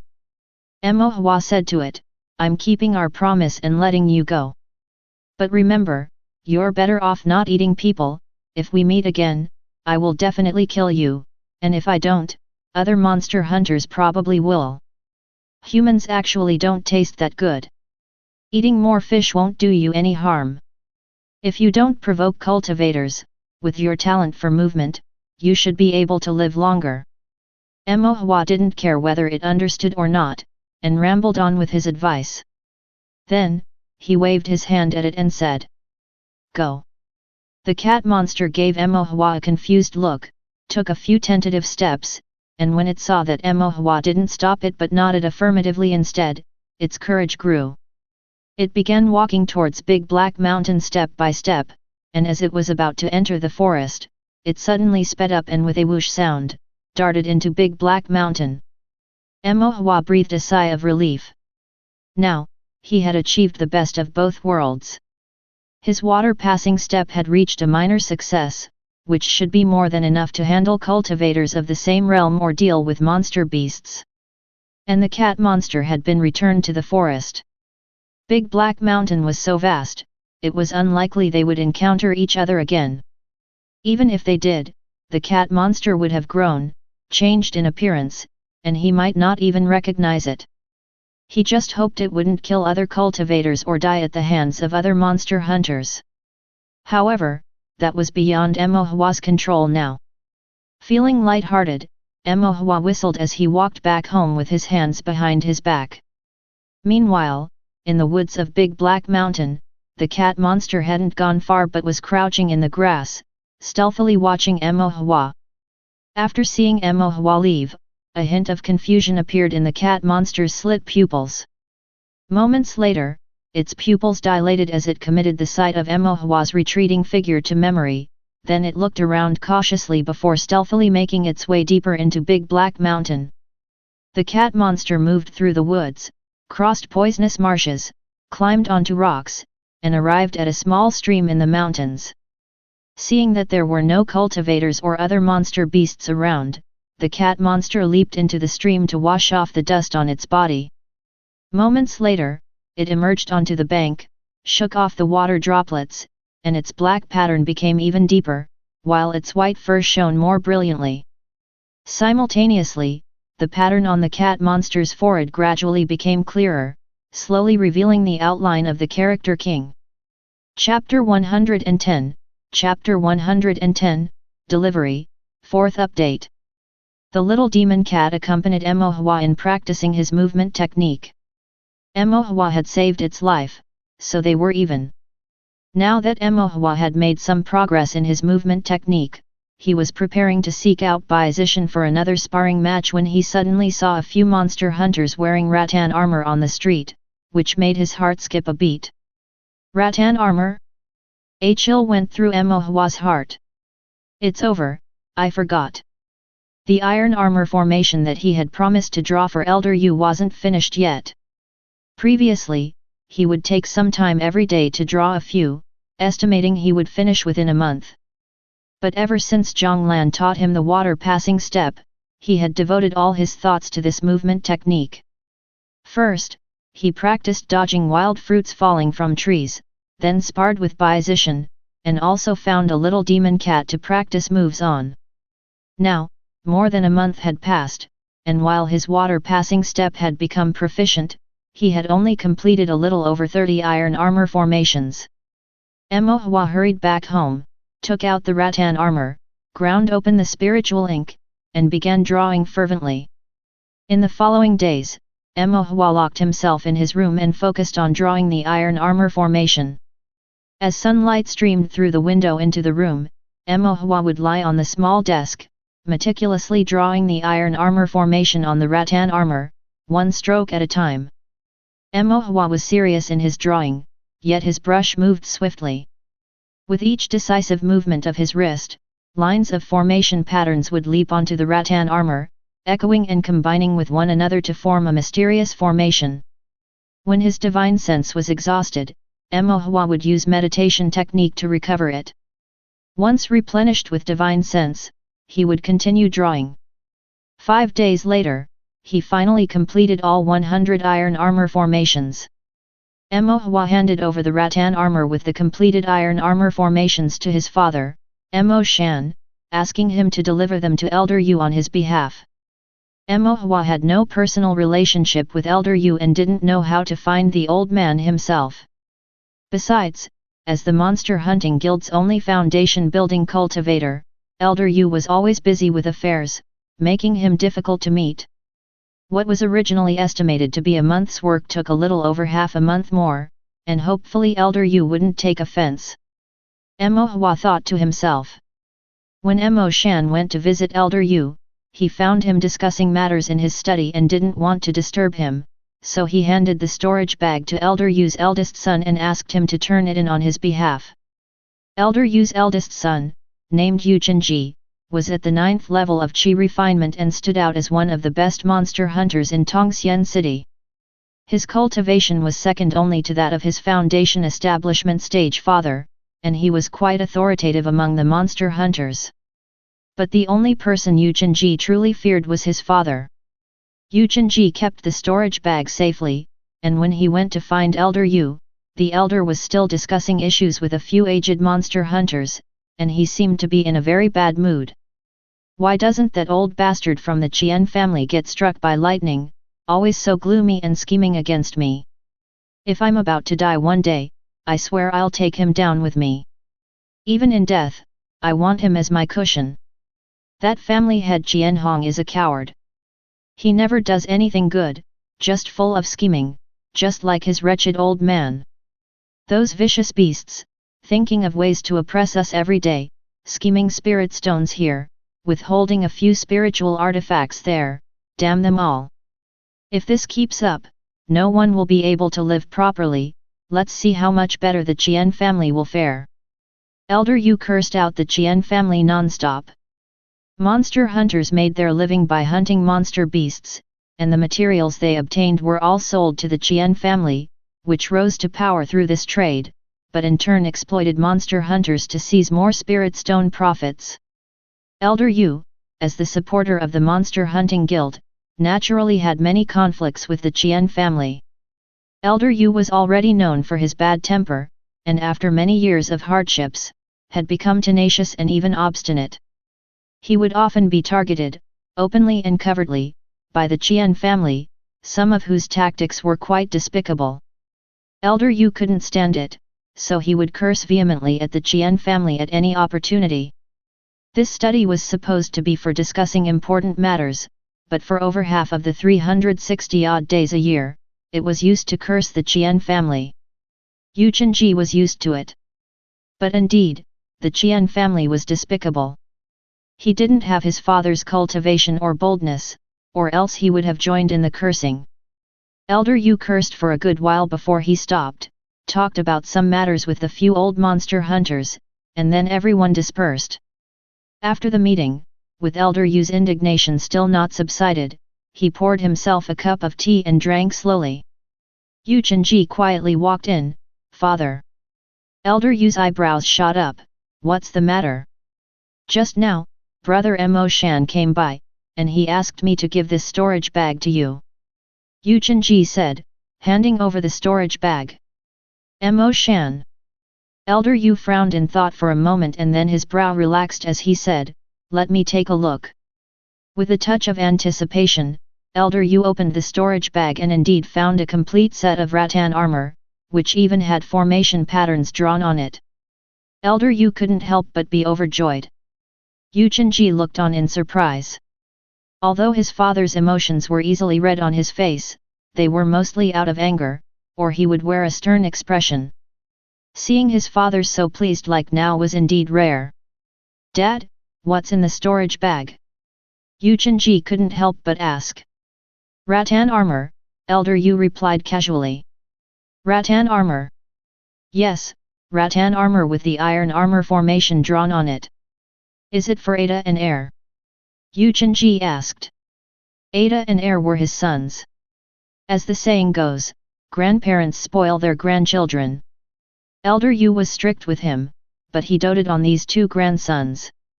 "Yes, but not only for them," sighed Elder Yu. "You monster hunters are all old hands by now, tough-skinned and hard-fleshed. A few bites from monster beasts won't matter much." But a few bites from monster beasts did matter. In his heart, Yu Chenji silently rebuked the notion that cultivators could withstand being gnawed on by monster beasts, but he didn't dare to contradict and could only listen quietly. But it's different for the newly initiated monster hunters. Although they have learned the Taoist skills, they are still children after all. If something bad happens to them, it would pain my heart. The future of the monster hunting guild depends on them, said Elder Yu. Yu Chenji nodded, then couldn't resist asking, then Dad, who is the formation master you asked to draw these formations? He's still young, I'm not sure if he counts as a formation master. Elder Yu remembered Emo Hua's obedient and adorable appearance, and his mood brightened even more. It's Emo Shan's son, named Emo Hua. Emo Hua, Yu Chenji nodded. He had also heard from some familiar monster hunters that Emo Shan had a son who showed great talent in the art of formations. However, he still had one more question. How many spirit stones did you give him for each set? Elder Yu, having seen much in his life, couldn't help but blush slightly. Ahem, just 3. Yu Chenji timidly said, Dad, isn't it a bit inappropriate to do this? Elder Yu immediately frowned. How is it inappropriate? Lower-level loose cultivators should help each other. I think the child Emo Hua is quite good, more aware than you are. Yu Chenji remained silent. Elder Yu thought for a moment and sighed, You're right, no matter what, I did take advantage of him. If his family ever needs help, I'll just lend a hand. Yu Chenji was inwardly shocked.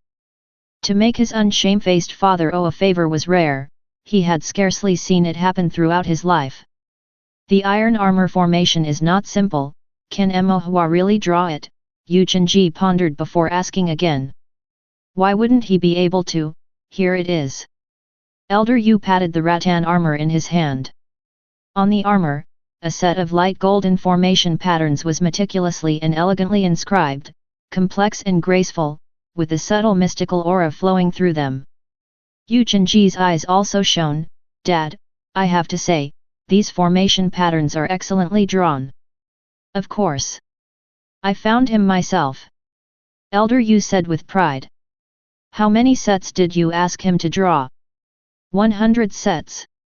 100 sets. Yu Chenji gasped in surprise, that many. Are they all done? How could it be possible? He's just a kid. He couldn't draw that fast. Elder Yu hadn't expected Emo Hua to finish them all at once, getting most of them done would suffice, considering Emo Hua was still young with low cultivation, probably not enough divine sense to draw so many formations. Having about 70 to 80 sets would be enough for the time being. There are only. Elder Yu's expression was leisurely as he swept through with his divine sense, roughly counting, 30, 50, 80. There's more? Elder Yu's face stiffened as he counted again, 40, 70, 90, 100. 100. Elder Yu took a cold breath in disbelief, finished. If you're enjoying this content, please make sure to like and subscribe Chinese Novel Audiowave. Chapter 111, Chapter 111, Giving Gifts, 5 Updates. 100 iron armor formations, and it only took a little over 1.5 months for Emo Hua to have completed the paintings? Elder Yu furrowed his brows and fell silent. Seeing this, Yu Chenji asked, Dad, what's wrong? Elder Yu handed the storage bag to his son, You count. Yu Chenji took it, swept it with his divine sense, counted once, and then again, and couldn't help but count yet another time. A moment later, he, too, was gaping, it's all done. Elder Yu glared at him, Can't you count? Yu Chenji gave a sheepish smile, then couldn't help but ask again. Did he do this all by himself? Elder Yu opened the rattan armor inside, compared it to the iron armor formation, and even though some strokes were a bit sloppy, they were spirited and integrated, completed in one go, indeed from the hand of one person. Father and son looked at each other, lost for words. This Emo Shan, he couldn't be some kind of little demon, could he? Yu Chenji couldn't help but murmur. Elder Yu smacked him on the head. What are you talking about? Yu Chenji, holding his head, couldn't help but mutter. I was just saying. Elder Yu looked at him with an unexpected expression on his face. After a moment of thought, Yu Chenji added, it couldn't have been someone else who helped him paint, could it? Who would help him paint? Elder Yu snorted coldly. As a foundation building cultivator, I've asked around everywhere, and not a single person would help me with the formation painting. As soon as this was mentioned, Elder Yu got a bit angry. Of course, it wasn't that others weren't willing to help him paint, it was just that the price he was offering was too low. If it really was his own work, not to mention anything else, the depletion of his divine sense must not be trivial. Mo Hua, that kid, is only at the Qi refinement 5th level, isn't he? And he's not that old either. That's right, Elder Yu sighed, suddenly feeling a bit compassionate, and commanded. You take some of the nourishing pills and spiritual objects from the house, I'm going to visit Mo Shan's place. Yu Chenji started to speak but held back. Spit it out. Elder Yu scolded. Yu Chenji said softly, there aren't that many nourishing pills at home. Take whatever we have. But Elder Yu's face darkened. Yu Chenji dared not say anything further, and could only gather some nourishing pills, spirit grass, lingzi, and the like that could supplement spiritual power or blood qi, wrapped them in parchment, packed them in the storage bag, and handed it to Elder Yu. Elder Yu took it, turned to leave, then suddenly turned back and instructed, you come with me, too. Yu Chenji asked in confusion, what do I need to go for? If Mo Hua can really become a formation master in the future, it will be a fortune for us monster hunters. I'm taking you so you can get acquainted, should there be anything in the future, it will be easier to talk, replied Elder Yu. Yu Chenji, despite being a Qi refining 9th level monster hunter, felt slightly reluctant to curry favor with a child, but seeing his father's stern look, he could only obediently say yes. Elder Yu took Yu Chenji to the Mo family. Mo Shan was extremely surprised, he hadn't expected Elder Yu to come in person, and that Yu Chenji would be with him too. He thought it must be something serious and his expression turned grave. Elder Yu waved his hand, it's nothing, I've just come to check on Mo Hua. You go about your business. Taken aback, Mo Shan, but thinking it must have to do with the formation, put his mind at ease. Mo Hua was also startled to see Elder Yu. He had thought Elder Yu was dissatisfied with the speed of his formation painting and had come to question him about it. But surely, an elder in the foundation establishment stage wouldn't be so small-minded.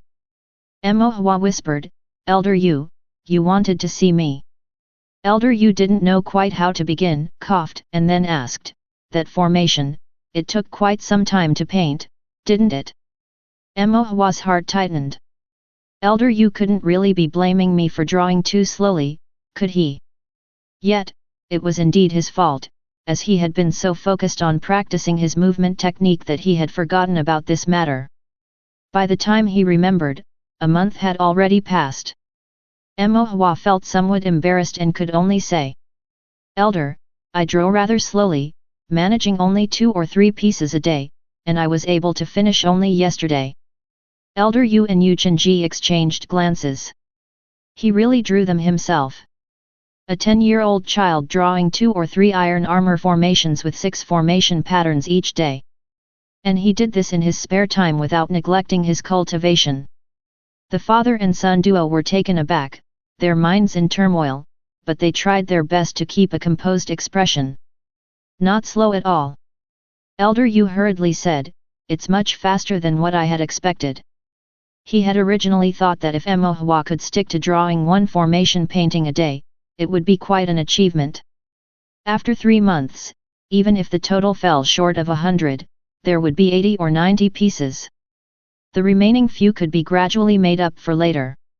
However, now that he saw the speed at which Mo Hua drew the formation patterns, it was much faster than he had imagined. Such talent! Elder Yu was thrilled and took out a storage bag, speaking gently and softly, I was afraid that you would be too tired. That's why I brought some nourishing pills and spiritual objects for you, along with some spiritual meat. They're not anything precious, so please accept them without worry. Yu Chenji stood by, dumbfounded. When had his father ever spoken to someone with such a gentle and amiable tone? As if he had been possessed by someone else. Yu Chenji couldn't help but shiver. How could I accept this? Mo Hua politely declined. Elder Yu deliberately put on a stern face, you take what I give you. Mo Hua had no choice but to accept. Only then did Elder Yu nod in approval, pulling Yu Chenji over and saying, this is your Uncle Yu. If you run into any trouble in the future, just go to him. There's no need to be polite. Yu Chenji, feeling awkward under Mo Hua's pair of shiny black eyes, forced a smile and said, yes, if you have any problems in the future, just come to your Uncle Yu, and there's no need for formalities. Yu Chenji didn't know what to say while being watched by Mo Hua, so he just repeated what his father had said.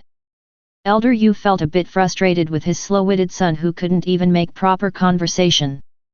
Mo Hua gratefully said, thank you, Elder Yu. Thank you, Uncle Yu. Elder Yu nodded with satisfaction and then patted Mo Hua's shoulder. Focus on your cultivation and on learning the formation patterns well.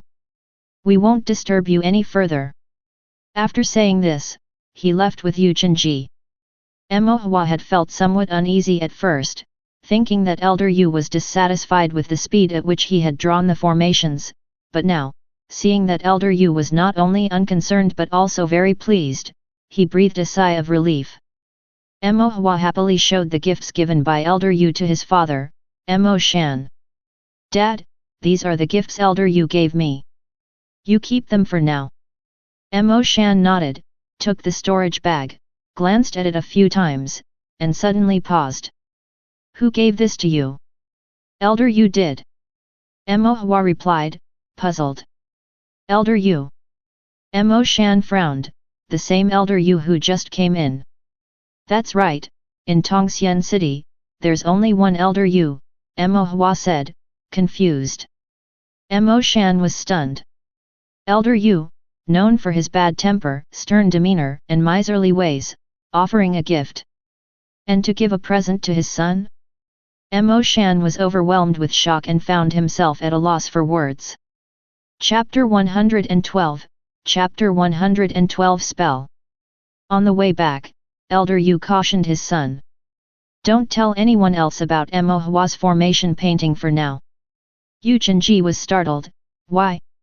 He's young and comes from a humble background, yet he's bursting with talent. I fear it might attract jealousy, which isn't necessarily a good thing. Oh, Yu Chenji somewhat understood. But we can't keep it a secret forever, can we? If the child truly has a gift for formations, it's bound to come out sooner or later. Yu Chenji added. At least wait until he's older and can protect himself. Despite his relieved gaze, Elder Yu couldn't help but worry. I hope the child can grow up safely. Having completed the iron armor formation, Mo Hua earned some spirit stones, Bai received some spiritual ink, and also received gifts from Elder Yu, making him very happy. The next day, he went to find Bai Zishan to test the effectiveness of the water passing step. Bai Zishan was first delighted but then suddenly remembered something, hung his head down, and became despondent. Aunt Shui has given me a lot of homework, and she won't let me spar with you anymore. Mo Hua was also taken aback, how about just one spar? Bai Zishan felt troubled. If we spar in secret, Aunt Shui won't know, right? Bai Zishan sneakily glanced at his sister, Bai Zixi, who was sitting aside, and said. Aunt Shui had Zixi watch me, not allowing me to fight you. Next to him, Bai Zixi, who was elegantly and quietly reading a book, moved her beautiful eyes slightly upon hearing this. She looked at Bai Zishan with a faint gaze and in a soft and melodious voice said. I won't tell Aunt Shui, but can you finish your homework? Now, Bai Zishan found himself at a loss for words. The homework Aunt Shui assigned was copious, covering alchemy, artifact refining, and theories of Tao cultivation, and sparring with Emohua would undoubtedly mean he wouldn't finish it all. Emohua looked at Bai Zishan with sympathy. You'd better focus on your homework. I'll bring you some treats when I have time. Bai Zishan felt a bit better. Leaving forgetful mountain residence, Emohua sighed. He had finally learned a movement technique, but now he found no occasion to use it, which disappointed him greatly. Why not use this time to learn another spell, he thought to himself. With this idea, Emohua's spirits lifted once more. An adept spiritual cultivator should advance to attack and retreat to defend. But, who could he approach to learn a spell? Emohua felt troubled again. He hadn't seen Zhonglan for many days and wondered what kept him so busy, probably some affairs of the Taoist court he couldn't escape from. But even if Zhonglan was available, it would not be right for him to seek him out again. One can't always keep shearing wool from the same sheep. To learn the water-passing step and use it discreetly was one thing, but to learn more from him would be inappropriate. If Zhonglan happened to teach him an ultimate technique of the sect-protecting faction on a whim, the elders of the Zhong family would probably never let him off the hook. Even if they didn't kill him to silence him, they would likely try to make him marry into their family. That would be a great loss for Emohua. And yet, there was no one else from whom he could learn spells. After much thought, Emohua decided to boldly seek advice from Mr. Zhuang. The next day, Emohua brought some beef and pastries for the siblings, Zishan and Zixi, and some food and wine to see Mr. Zhuang. After asking a few questions about formations, Emohua hesitated several times and held back. Mr. Zhuang looked like a sage, with an air of immortality, no detectable blood qi, and no sense of spiritual power. What if he wasn't adept at Taoist skills and never fought with anyone? If Emohua asked him these questions and he couldn't answer, what then? Considering this for Mr. Zhuang, Emohua eventually decided not to ask. On his way out, he encountered old Kui playing chess alone in the pavilion. Emohua gave him several boxes of pine nuts and then played a couple of games of 5 elements chess with him. As he was about to leave, old Kui asked, "Is something troubling you? How could you tell?" Emohua couldn't resist asking. "Your chess skills have regressed," old Kui said. Emohua opened his mouth, speechless. 5 elements chess is so simple, you can play it blindfolded, and there's no room for retreat even if you wanted to. However, old Kui's words reminded him, and taking the opportunity, Emohua quietly asked, "Grandpa Gui, do you know any spells?" Old Kui hesitated for a moment, then said, "I have some understanding." Emohua's eyes lit up, then, "Could you teach me a little?" Old Kui got up and started walking away. Emohua thought old Kui was unwilling, but after walking a few steps, old Kui turned back to look at Emohua and said, "Follow me." Oh. Emohua hurriedly followed. Old Kui led Emohua to another grassy area, far from the large locust tree.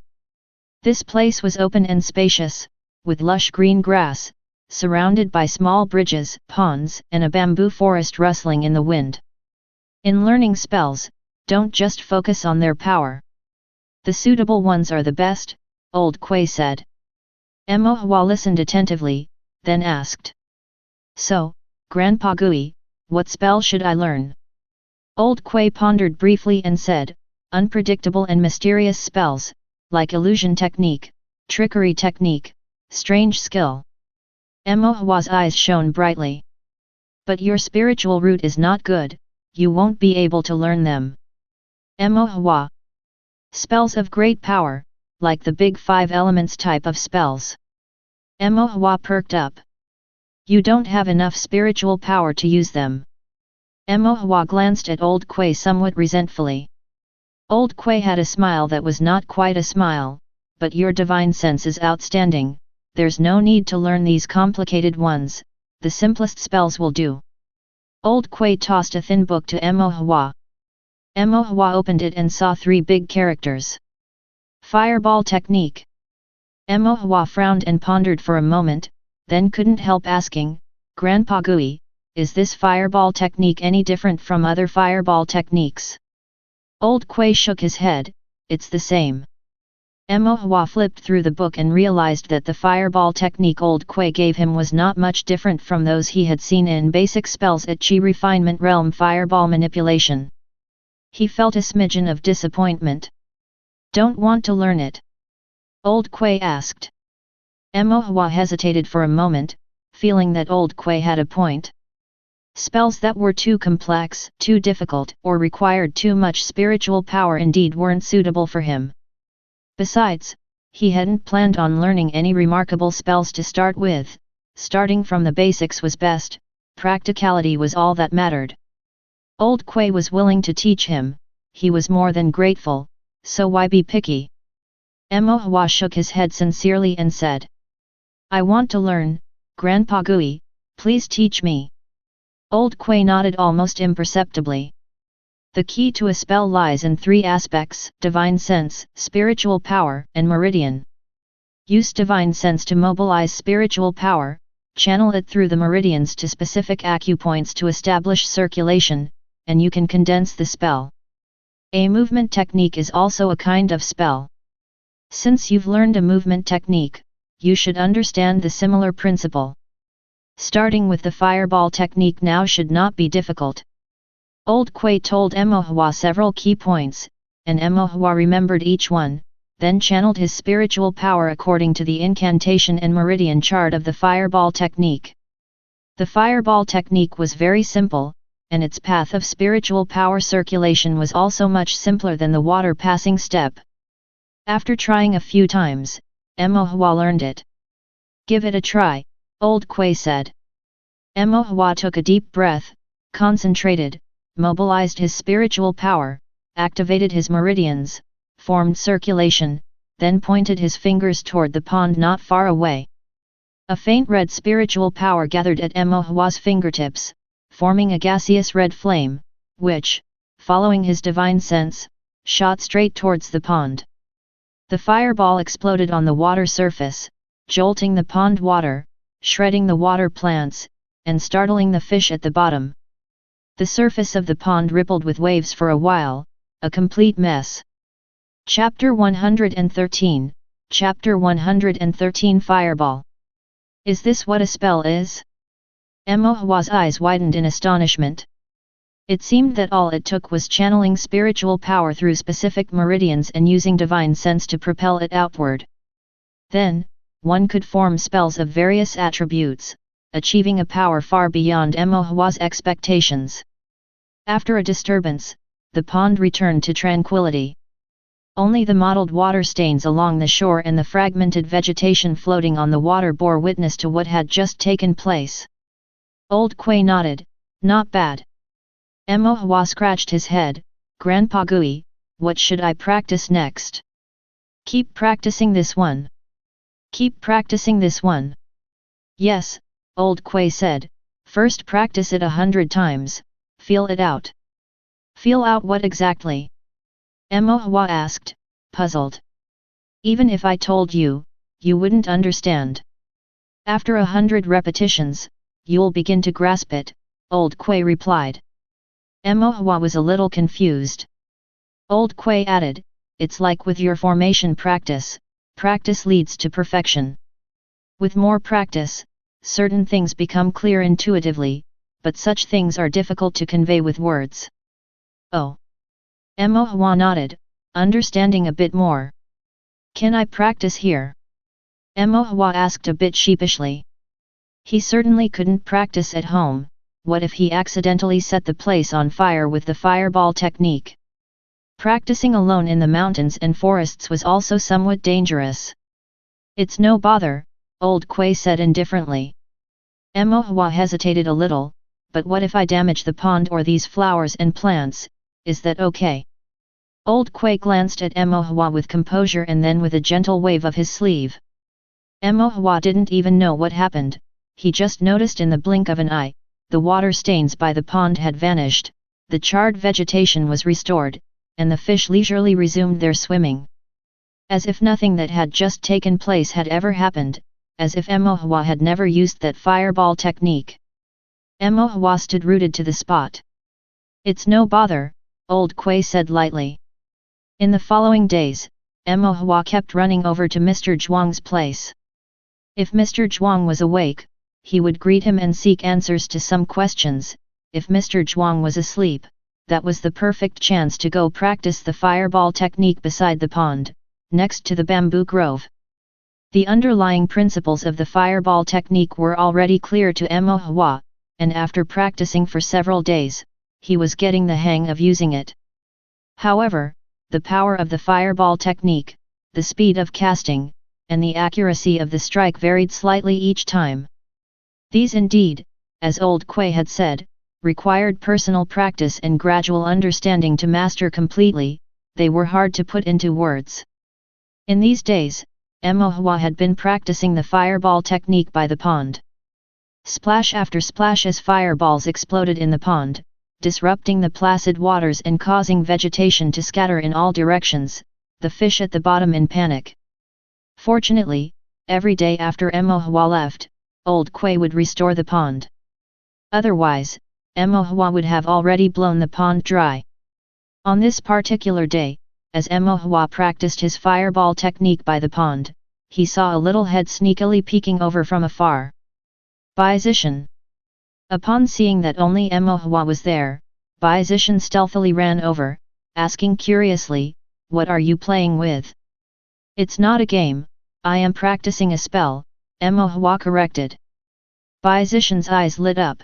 "You're learning a spell? Which one? Show me." Emohua set off another fireball technique into the pond. With a thunderous boom, water splashed every which way. After watching, Bai Zishan's excitement faded a bit, and he said dismissively, "It's just the fireball technique." Emohua wouldn't have it. "What's wrong with the fireball technique?" Bai Zishan consoled, "It's all right, I guess. I thought you had learned something more powerful." "Like what?" "Like, oh, right, you have low spiritual power, even if you learned it, you couldn't use it," Bai Zishan said. Emohua gave him a disdainful look and said coolly, "Have you finished your homework?" "Not yet." Bai Zishan's spirits instantly sank. "I heard noises coming from here, so I sneaked over. I'll have to go back soon." Bai Zishan went on to ask, "Won't your practicing the fireball technique disturb Mr. Zhuang?" Emohua shook his head. "I asked Grandpa Gui, he said it wouldn't. Mr. Zhuang's place is far away, very quiet." Bai Zishan nodded and looked at Emohua enviously. "Mr. Zhuang is really good to you. Mr. Zhuang is also pretty nice to you all, and you and Mr. Zhuang, you have some connections, right?" Emohua asked with puzzlement. Bai Zishan waved his hand. "You don't understand." He thought for a moment but did not elaborate further. He and Zixi held Mr. Zhuang in great awe, and even though they would go to him with questions on regular days, they generally would not disturb the gentleman unnecessarily. Like Emohua, who would seek the gentleman's guidance whenever he encountered a problem, even going as far as to use the fireball technique to blow up a pond in Mr. Zhuang's courtyard, they would not dare to do such a thing. "Are you trying to scheme against the gentleman, feeling guilty, and hence you are afraid of the gentleman?" Emohua looked at Bai Zishan with suspicion. Bai Zishan curled his lip. "I would need the ability to do that first." "That's true," Emohua nodded. Bai Zishan curiously asked, "Did old Kuei teach you this fireball technique?" "Yes." "Did old Kuei only teach you the fireball technique?" "You don't understand, what's suitable is the best," Emohua said, imitating old Kuei's experienced manner. Bai Zishan thought about it and nodded, "That's true." Emohua asked in return, "Is Grandpa Gui really that powerful?" "He should be," Bai Zishan said, uncertain. "So you don't know either?" Bai Zishan gave an awkward smile. Emohua then hurried him, "You better go do your studies, don't disturb me from practicing spells." Bai Zishan didn't really want to leave, studying was too tedious. "You practice, I can give you some pointers." "What can you point out?" You don't know spells, said Mo Hua, taken aback. Bai Zishan said, displeased, haven't eaten pork, but haven't seen a pig run either. Although I practice martial arts, I still know some powerful spells. That was indeed the case, the Bai family had a rich heritage of knowledge. Use the fireball technique again for me to see, Bai Zishan said.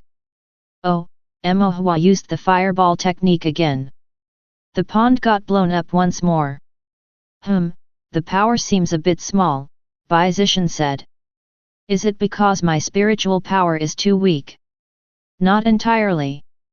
The strength of a spell is related to your proficiency with it. The more adept you are at using the spell, the greater its power will be. Master a spell to perfection, and even if the consumed spiritual power remains the same, its strength will still increase, Bai Zishan explained patiently. Mo Hua nodded continuously. Then what specifically does this proficiency entail? Do you have the meridian chart for the fireball technique? Mo Hua opened the meridian chart for the fireball technique. Bai Zishan pointed at the chart and said. Simply put, it's about the precision when your spiritual power follows these meridians and acupoints. If every time your spiritual power circulates exactly through these channels and points, then undoubtedly the power of the spell will greatly increase. Of course, absolute precision is nearly impossible.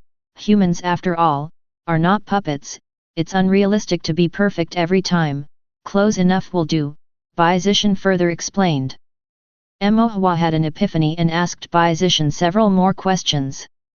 Bai Zishan was thrilled to show off in front of Mo Hua for once and eagerly gave guidance for quite some time. Suddenly, a paper ball flew over from nowhere, striking Bai Zishan right on the head. Mo Hua picked up the paper ball, unfolded it, and saw that it was a simple sketch of a small face drawn with a brush. The face had simple lines, just a few strokes and 2 dots, and it seemed somewhat displeased. Bai Zishan, holding his head, saw the note and exclaimed. It's over, Zixi is angry. I told her I was coming to play with you for a while, but I inadvertently stayed too long. Bai Zishan hurriedly stood up, dropping a practice more by yourself, before he ran off quickly. Mo Hua was stunned for a moment, then couldn't help but laugh. Afterward, Mo Hua practiced with precise control of spiritual power as Bai Zishan had said, and sure enough, the fireball technique became a bit more powerful. Once Mo Hua had practiced 100 times, he had managed to use the fireball technique rather proficiently. Mo Hua then went looking for Old Kui. Grandpa Gui, I've practiced it 100 times. Old Kui nodded, have you got it? I've got it. Good, Old Kui gave a nod of approval, now I will start teaching you properly. Ah! Mo Hua was stunned, haven't you already taught me? Old Kui said indifferently. I haven't started teaching yet. What's there to teach about the fireball technique? Chapter 114. Chapter 114 Divine Sense. What's there to teach about the fireball technique? After spending 4 or 5 days and practicing the fireball technique 100 times, Mo Hua was stunned. He thought he had almost learned it, but Old Kui's words implied that he actually hadn't learned anything at all. Grandpa Gui, then what other spells will you teach me? Mo Hua was somewhat expectant. No need to teach spells. The fireball technique is enough, Old Kui said. Completely baffled, Mo Hua asked, then what are you teaching me? Old Kui did not answer but asked a question instead. The first key point of using a spell is what? You learn the spell first. Mo Hua ventured. That's the foundation, not the key point. The first key point is that you must hit your enemy. No matter how powerful a spell is, if it doesn't hit the enemy, it might as well not exist. Learning it is a waste of time, Old Kui said. Mo Hua suddenly realized but also felt that this was somewhat self-evident. If you want to hit someone with a spell, what is it that you rely on? Old Kui continued. Divine sense, Mo Hua replied. Why? After a moment's thought, Mo Hua said. The execution of a spell relies on divine sense, casting depends on divine sense, and after a spell is cast, its trajectory is controlled by divine sense too. Hence, if a spell is to hit someone, it relies on divine sense as well. Old Kuei nodded in agreement. The world in divine sense is different from the world seen with the naked eye. You know that, right? Mo Hua nodded. The world seen with the naked eye has clear outlines and a wealth of delicate colors. However, when a cultivator releases their divine sense, what they perceive is a void of whiteness, where the objects lose their concrete outlines and only the states of spiritual power remain. In other words, the world in a cultivator's divine sense is like a blank piece of paper with colorful daubs of spiritual power. What divine sense perceives is not the specific appearance of objects, but rather the more essential state of spiritual power in those objects. Old Kuei continued, if a spell requires the guidance of divine sense, then to hit the target, the divine sense must see it first. Then, Grandpa Gui, can't we use our eyes to see? Mo Hua asked. Eyes are too easily deceived. It's very foolish for cultivators to rely only on sight, Old Kuei said. Mo Hua nodded. With a casual pinch, Old Kuei had a narrow, jade-green bamboo leaf falling between his fingers. From 30 feet away, hit this bamboo leaf with the fireball technique. Mo Hua worried that the fireball technique might harm Old Kuei, but considering the gap in their cultivation, he tactfully kept his concerns to himself. His fireball technique probably wouldn't even be enough to warm Old Kuei's hands. Mo Hua stepped back 30 feet, released his divine sense, and in the world of divine sense, everything was a void of whiteness. The bamboo leaf floated in midair, showing a faint green spiritual power shadow. But in this world of whiteness, Old Kuei's figure was absent. Mo Hua knew this was because of their great disparity in divine sense. The weaker one's divine sense, the less able they are to glimpse a cultivator with powerful divine sense. Grandpa Gui, here I come. After Mo Hua spoke, he activated the fireball technique, targeting the spiritual power shadow of the bamboo leaf in his divine sense. The fireball technique hit the bamboo leaf, burning that piece of jade green into ash, yet Old Kuei, who was pinching the leaf, remained wholly unharmed. Old Kuei flicked his fingers and grasped another bamboo leaf. This time he loosened his grip, and the leaf between his fingers began to drift, floating and dancing in the air with the wind. Hit this one with the fireball technique. Mo Hua found this challenging, but still he focused intently, following the trajectory of the leaf with his divine sense, and then cast the fireball technique. The fireball flew into the air, barely missing the leaf without hitting it. Do you know why you didn't hit it? Mo Hua scratched his head, is the leaf flying too fast? With a casual wave of his hand, Old Kuei conjured a gust of wind within the room, the wind sweeping up several bamboo leaves and whirling them through the air at high speed. Old Kuei flicked his fingertips, launching a spark, which then soared upwards, chasing after the leaves in the air.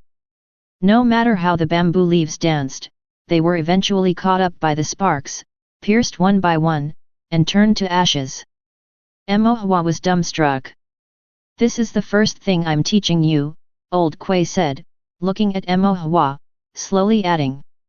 Divine sense locking. Divine sense locking. Mo Hua muttered, not understanding what it was, but feeling an inexplicable shock in his heart. Divine sense locking means locking onto your enemy with your divine sense. This way, no matter how they dodge, they cannot escape the tracking of the spell, Old Kuei said. So if you lock on with divine sense, will you definitely hit the target? Mo Hua asked. Unless the opponent's movement technique is so fast that it surpasses your spell, or they defend with another spell or a spiritual artifact, otherwise they can't escape. Oh, Mo Hua said, a bit excited, then asked, how do I use divine sense locking? Release your divine sense, discern the state of the enemy's spiritual power, and once your divine sense adheres to it, you will be able to lock onto their position. Old Kuei explained it briefly, then added. It sounds complicated, but once you practice it a few times, you'll understand. After Old Kuei had finished speaking, he pinched a bamboo leaf with his fingers. Try locking onto this. Mo Hua nodded, did as old Kui had instructed, released his divine sense, and discerned the bamboo leaf's spiritual power state. Afterward, he naturally felt a sense of insightful locking. It was like drawing formation. Once you understood the formation patterns, the entire formation seemed to be imprinted in your mind. Mo Hua locked onto the bamboo leaf with his divine sense. Old Kui watched Mo Hua, his gaze intensifying. He's learning this quickly. Is it because his divine sense is too strong? Old Kui quietly thought to himself. After a moment of silence, Old Kui's fingers loosened, and the bamboo leaf danced into the air. Mo Hua closed his eyes, focused his energy, and a pale red fireball formed between his fingers. He sent it flying into the air, following the trajectory he envisioned, and it struck the dancing bamboo leaf, reducing it to ashes. Mo Hua opened his eyes and smiled happily. Old Kui nodded, "You've learned well. Grandpa Gui, you teach so well." Old Kui neither agreed nor disagreed. Mo Hua thought for a moment, then asked, "What if I can't lock onto my opponent with divine sense? What's the best thing to do?" "The best course of action," Old Kui looked at Mo Hua and said, "is to run." Mo Hua was taken aback and then understood. If you can't lock on with divine sense, it means the opponent's divine sense is far stronger than yours, and naturally, their cultivation is also far beyond yours. Not running equates to waiting for death, and engaging is akin to seeking death. If you really can't run, or if there's no escape, you'll have to rely on your eyesight or guess based on intuition, Old Kui said. So, it's leaving it up to fate then. Mo Hua silently thought to himself. How can I prevent being locked onto with divine sense by an opponent? Mo Hua asked again. If your divine sense is stronger than your opponent's, they will find it difficult to lock onto you. If your divine sense is far stronger than the opponent's, then they cannot lock onto you at all. Mo Hua thought it over for a moment and understood. The stronger your divine sense, the harder it's for the opponent's divine sense to detect you, consequently, it becomes harder for them to lock onto you. If your divine sense is so strong that the opponent can't detect you, then naturally, they can't lock onto you. In magical combat, there are also techniques for using divine sense, but I can't teach that. You will have to comprehend it on your own when you face other cultivators in battle, Old Kui said. Can't you teach me even a little? Mo Hua asked. Old Kui explained, divine sense is different from spiritual power. Spiritual power has a traceable path while divine sense is ethereal. Cultivators can use meridians and acupoints to locate spiritual power, but can't define divine sense in the same way. Therefore, how to use divine sense is something you must experience and comprehend yourself. If I were to explain it, you wouldn't understand. Even if you did, it doesn't mean you'll be able to use it properly. Mo Hua nodded, making sure to remember everything Old Kui said seriously. Even though he didn't fully understand now, he was certain it would be useful in the future. Old Kui continued, however, you don't need to worry too much. Generally speaking, among cultivators of the same major realm, the difference in divine sense is not big enough to completely prevent an opponent from locking on. Old Kui stopped speaking there and glanced at Mo Hua, his gaze becoming more focused. Generally speaking, that's the case. Chapter 115, Chapter 115, The Fastest. Generally speaking, cultivators at the same realm, their divine sense wouldn't differ so much as to make it impossible for an opponent to lock on. But strictly speaking, Mo Hua doesn't count as an ordinary cultivator, at least not when it comes to divine sense. If his divine sense keeps growing like this, whether it can be locked on by someone else's divine sense is hard to say. Old Kui didn't show it outwardly, but ripples stirred in his heart. Mo Hua then remembered another question and asked, Grandpa Gui, does every cultivator know how to lock on with divine sense? Not everyone. Old Kui came back to his senses and replied indifferently, of the cultivators I have seen, 7 out of 10 don't know how, more than 2 out of 10 know but are not adept, and less than 1 out of 10 can use it exquisitely. Mo Hua said with some confusion, "It doesn't seem difficult, why don't more than 70% of cultivators know how to do it?" At least when he used it, he didn't find it difficult. Old Kui silently gave him a glance, feeling that Mo Hua at this moment bore some resemblance to Mr. Zhuang. Not all cultivators have such strong divine sense, nor are all cultivators adept at using it. It really is like teacher, like student, isn't it? This kid Mo Hua has been led astray a bit too. Old Kui sighed inwardly and then said, "The reason 70% of cultivators can't lock on with divine sense, half is due to lack of proper teachings, unable to get the method right. The other half is because even if they learn, they fail to grasp it. Divine sense is intangible, like antelope horns, leaving no trace. Therefore, it's not easy to teach, nor easy to learn. Mere verbal instruction is hard to understand." "Oh," Mo Hua nodded, not fully comprehending. "But," Mo Hua hesitated, then asked, "even if a spell hits, fireball technique isn't very powerful, so it's not much of a threat, right?" Old Kui didn't answer directly but instead asked, "How much spiritual power is needed to kill a cultivator?" Mo Hua shivered inside and shook his head. He hadn't killed anyone before, how would he know? Old Kui said, "Some cultivators can kill with the spiritual power of 10 cycles, while others can't kill even with 100 cycles of spiritual power. Spiritual power circulates once through the 12 regular meridians to complete one cycle. Regardless of the cultivator's age or physique, the variance in spiritual power for one cycle isn't significant. Hence, cultivators commonly use cycles to measure the abundance of spiritual power. The more cycles there are, the greater the spiritual power and the stronger the spells one can cast." "Is it because cultivators have vital points?" Old Kui nodded and said, "The Beihui, Shenting, Heart Meridian, Danshan, and other parts are vital points for cultivators. If hit by a spell without any protection, one would either be seriously injured or dead." Mo Hua said, "That means, if you hit the vital points, even if the spell itself isn't particularly powerful, it could still cause greater damage. If it hits areas that don't matter much, even a powerful spell might not be fatal." "Correct." Mo Hua pondered for a while, then suddenly realized and said, "So divine sense locking is very important, only with a powerful divine sense and precise locking can spells more easily hit vital points. Is that correct, Grandpa Gui?" Old Kui nodded. Mo Hua was somewhat excited.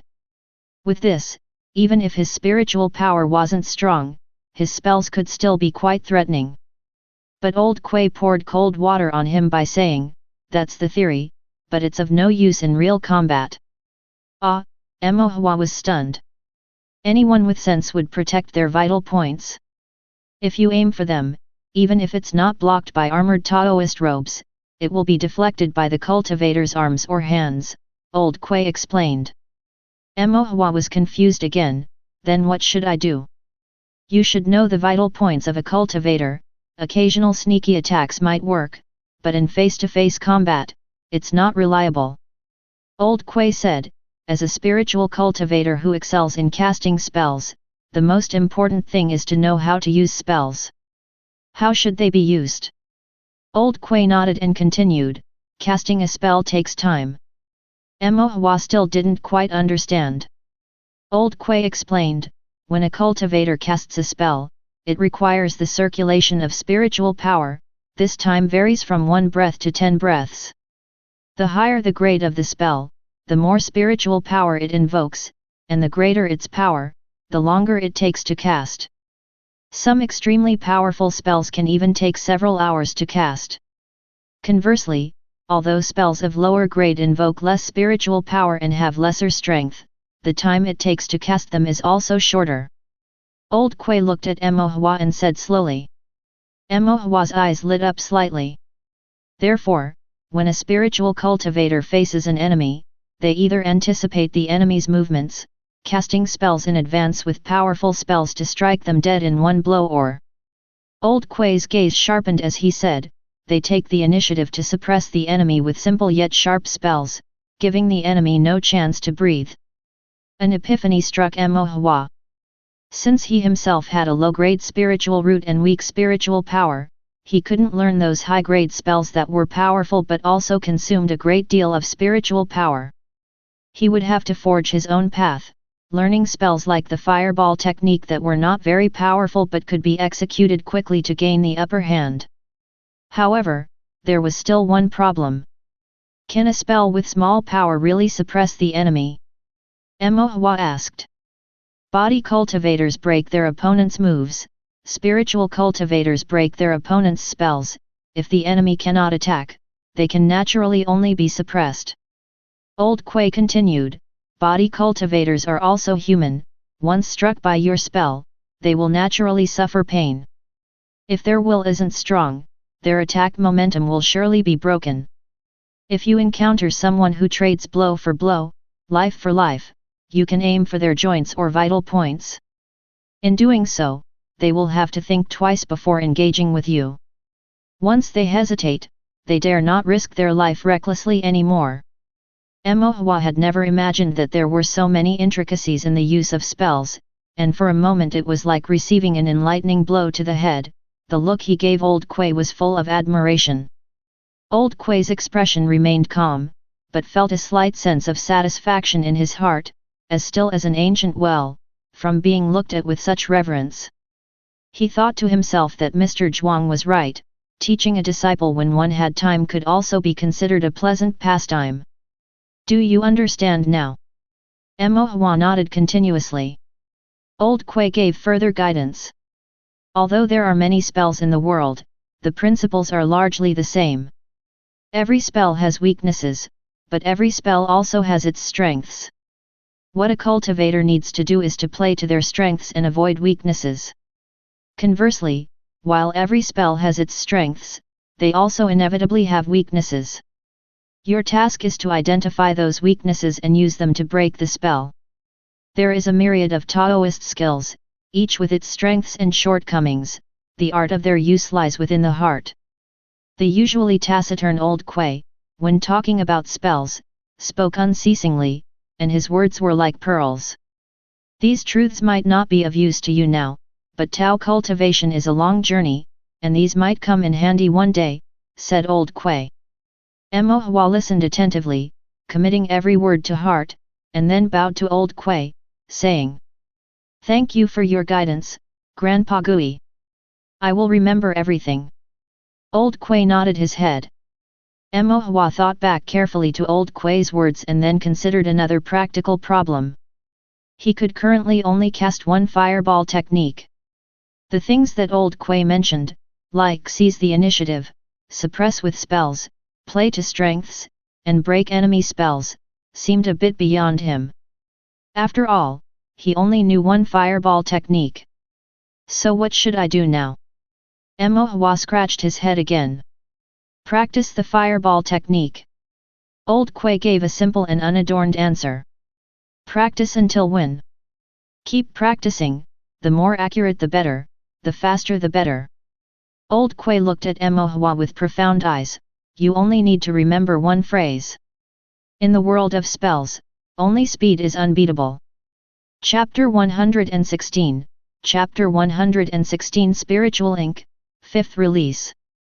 All spells in the world rely on speed, for only speed is unbeatable. Mo Hua etched this principle deep into his heart. So Grandpa Gui, what spell should I learn next? Mo Hua asked Old Kuei again.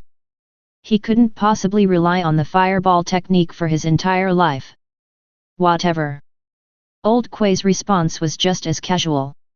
Does that mean as long as I understand the principles, it doesn't matter what I learn?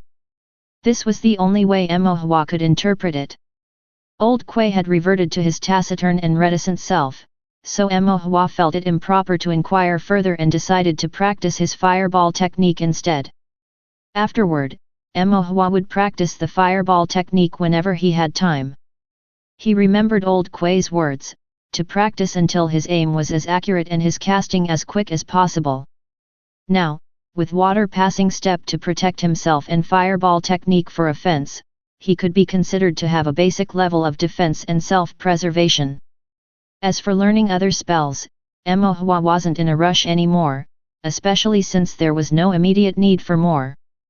Emohua then redirected his focus to formation.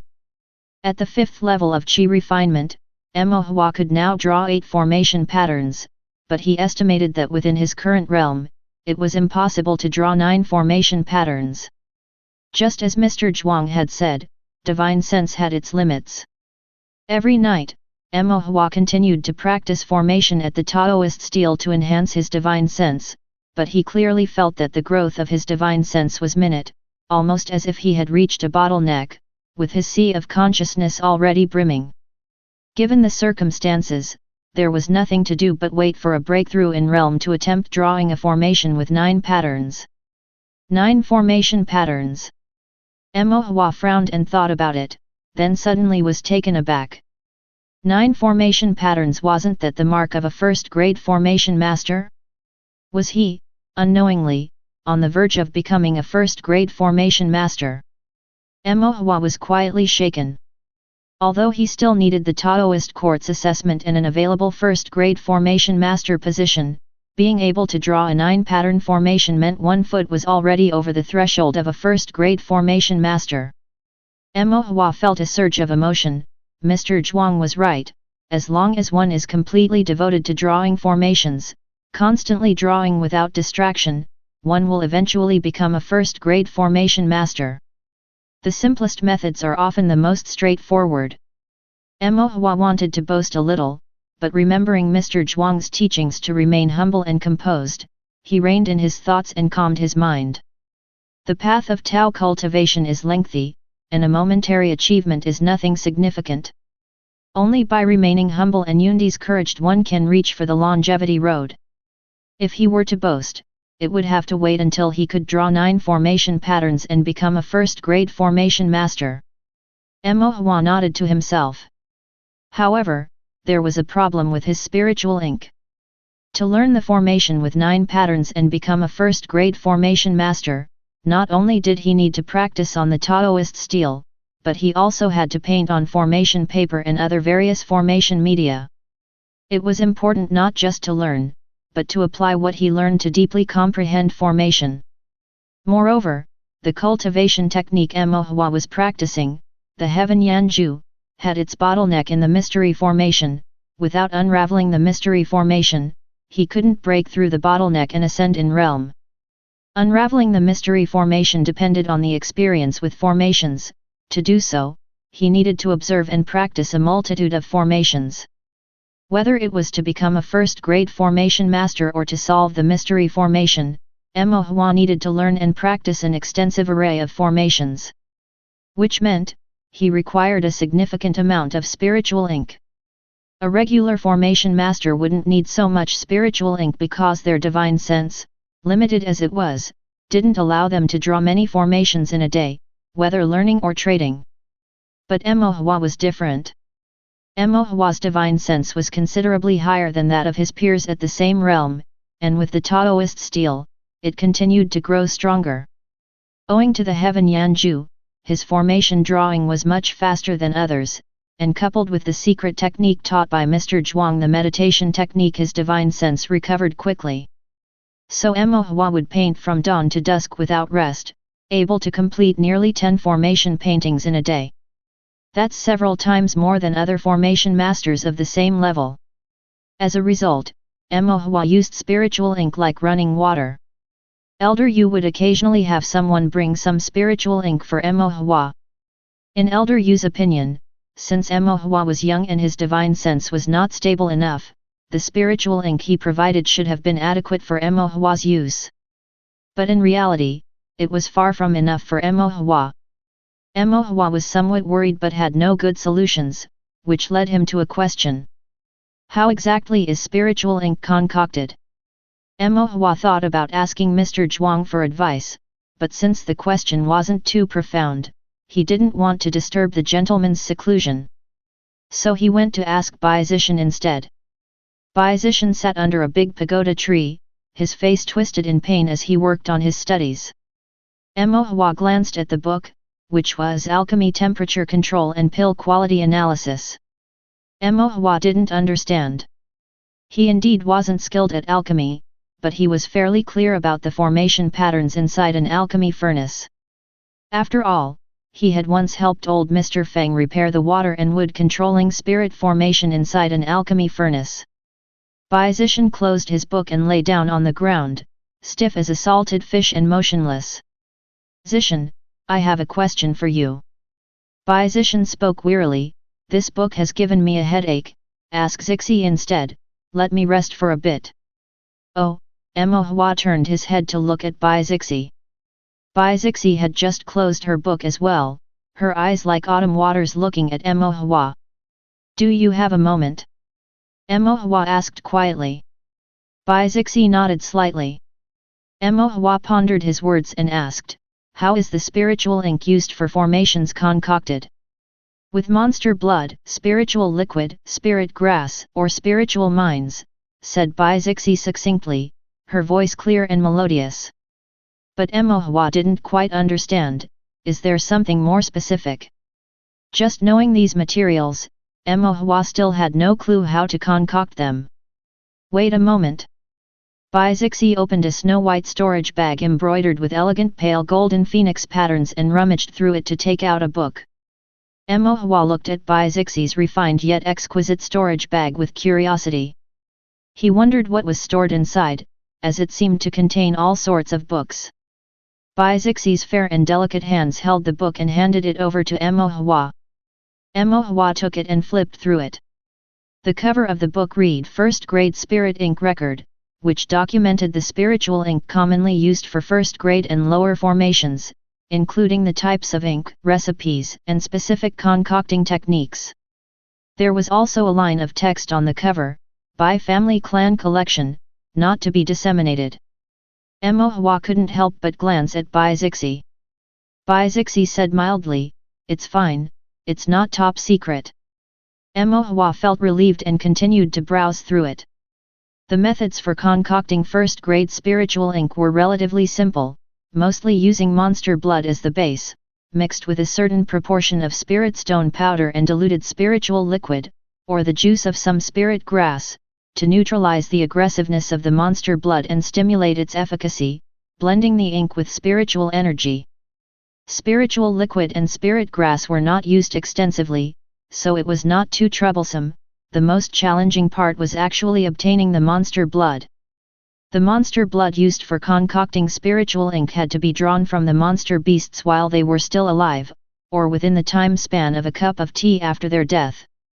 Once a monster beast died, if too much time passed, its blood would either cool and dim, losing much of its efficacy, or completely solidify, making it unusable for spiritual ink. Moreover, drawing the monster blood also required a special secret technique to guide the blood from the monster beast's vessels, bit by bit, into a specially made jade bottle for preservation to prevent the blood from solidifying. This special spell for drawing monster blood was known as the blood drawing art. Chapter 117, Chapter 117, Blood Drawing. Blood Drawing Art? Mo Hua was startled for a moment, then asked Bai Zixi, is the blood drawing art difficult to learn? Bai Zixi shook his head, it's not difficult to learn, but it's hard to use. Blood drawing art is a simplified divine sense manipulation that can attract monster blood with divine sense. Divine sense manipulation is an ability of cultivators at the foundation establishment stage. Although chi refinement cultivators can barely use it, they can't do it remotely, and it also consumes a lot of divine sense, explained Bai Zixi. If it was only a matter of divine sense consumption, Mo Hua wasn't afraid. After all, neither his spiritual root nor his body refinement were anything to write home about. He only had a bit of an advantage in divine sense. Mo Hua looked at Bai Zixi with his pair of glossy black, spirited eyes, full of expectation. Bai Zixi understood, sighed lightly, and then took out a book from the phoenix pattern storage bag. On the book cover was written Blood Drawing Art. Blood drawing is quite arduous and drains a lot of divine sense. Most cultivators wouldn't bother to learn it. Be careful, Bai Zixi said. Got it. Emohua replied happily. Then, he took out a rosewood food box from his own storage bag. Inside the box were several pieces of emerald cake and a pot of pear blossom brew. The emerald cake was sweet, the pear blossom brew was refreshingly sweet, mixed together, they emitted a rich fragrance. My mom just made this, try some, he said. Bai Zixi was taken aback for a moment, his lips curved slightly upwards, and without being polite to Emohua, he delicately picked up a piece of emerald cake and nibbled on it. Perhaps because it tasted good, his clear eyes slightly narrowed. Bai Zixi smelled the aroma and abruptly sat up, sniffed a few times, and looked toward Emohua. What about mine? He asked. Weren't you suffering from a headache? Emohua replied. It's gone now, Bai Zixi said. You should rest a bit more. I'll rest after I eat. Emohua shook his head and also took out a dish of beef for him. This was cooked with a spicy seasoning, it will taste even hotter. Bai Zixi picked up several slices of meat and stuffed them into his mouth all at once, immediately huffed, so spicy. After chewing a few bites, he nodded, tasty. While saying it was spicy yet delicious, Bai Zixi quickly finished the plate of beef. Only then did he say, what did you want to ask just now? I've finished asking. I can't just eat your food for free. Think of something else to ask. Bai Zixi insisted. Emohua thought for a moment and then asked. The blood drawing art is a simplified divine sense manipulation. So, what exactly is divine sense manipulation? Bai Zixi looked puzzled. You don't know about divine sense manipulation? Cultivators at the foundation establishment stage all know it. I'm a chi refinement cultivator, wouldn't it be normal for me not to know the abilities of those at the foundation establishment stage, said Emohua. Unable to find a rebuttal, Bai Zixi nodded and explained. Divine sense manipulation is essentially using divine sense to remotely control objects, like these small stone tables and stools. You can move them with your divine sense from a distance. That doesn't seem like such a big deal. How could it not be a big deal? Snorted Bai Zixi. Controlling tables and stools might not be, but you can control swords. Just think, divine sense sword control. From far away, with the thought of divine thought, a sword flies out and kills the enemy miles away. Isn't that impressive? Really, miles away? Bai Zixi gave him a look of exasperation. Are you just arguing for the sake of arguing? A cultivator at the foundation establishment stage couldn't possibly project their divine sense miles away, could they? Emohua said pragmatically. Bai Zixi had to admit, well, being capable of 10 or 100 miles is already quite good. Emohua had an expression of just as I thought. Tao cultivation must be rigorous. A miss by a millimeter is as good as a kilometer. If you don't calculate precisely, you could very easily lose your life in a duel, said Emohua with a serious face. Bai Zixi. Besides, your 1,000-mile sword control is nearly 10 to 100 times off from the actual situation. With such a huge discrepancy, if you were to really fight, you'd definitely be done for. Emohua added.